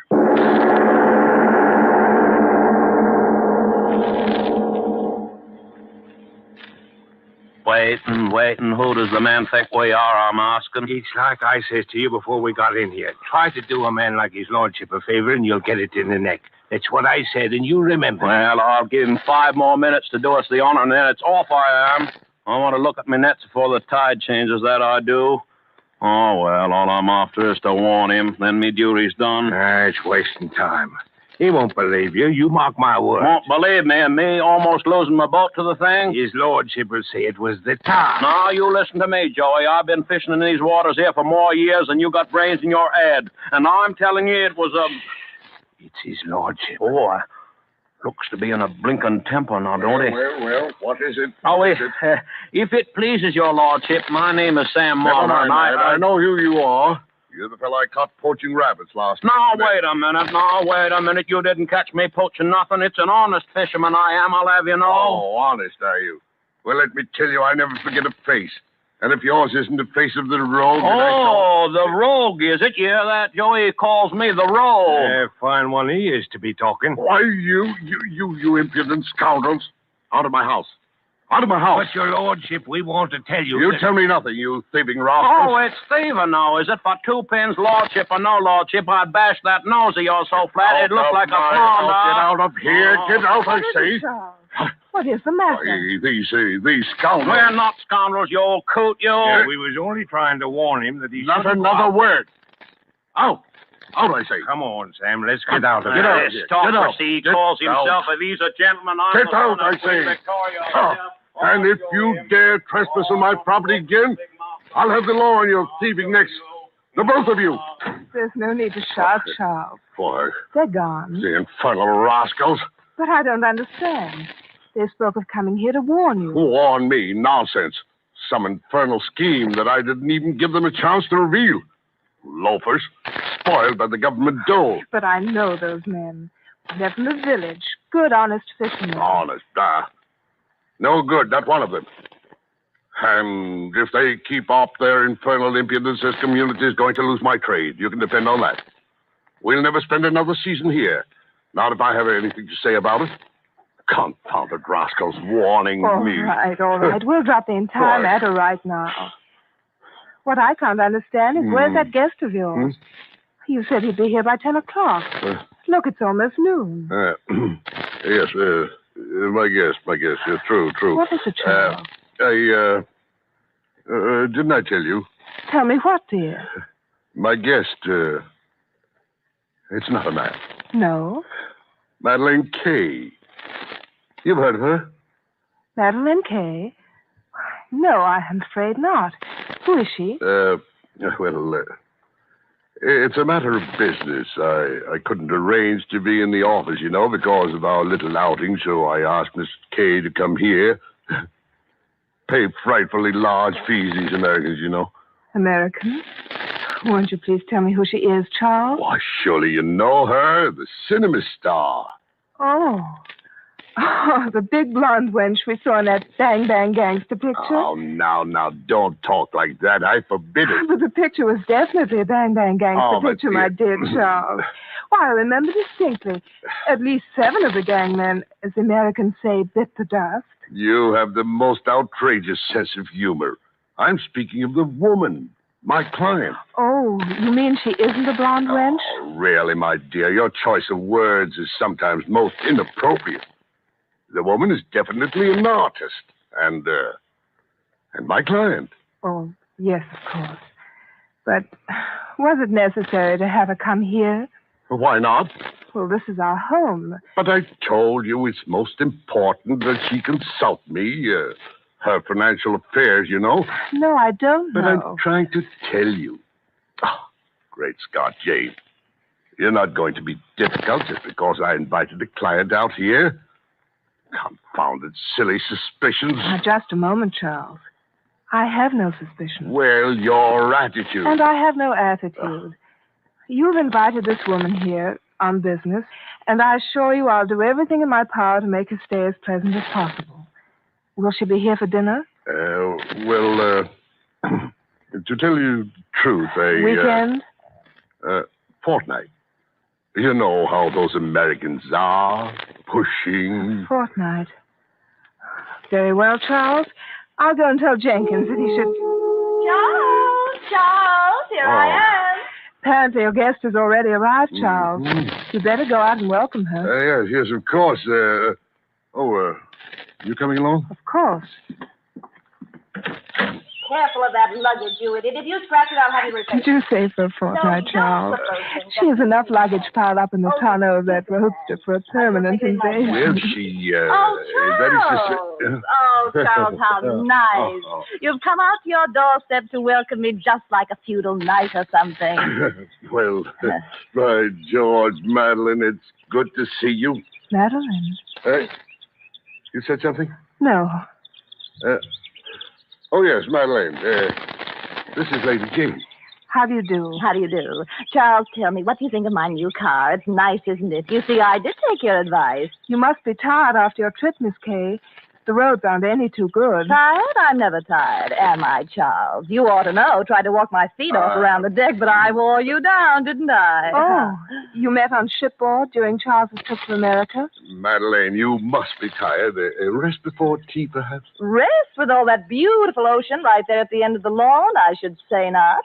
Swim? Just what I need. Charles, why don't you get out one of your little boats and take me out there in the middle of that blue water so I can take a dip? Well, that is to say... Of course you'll do as Miss Kay asks, Charles. Get out the skiff while I show her to her room.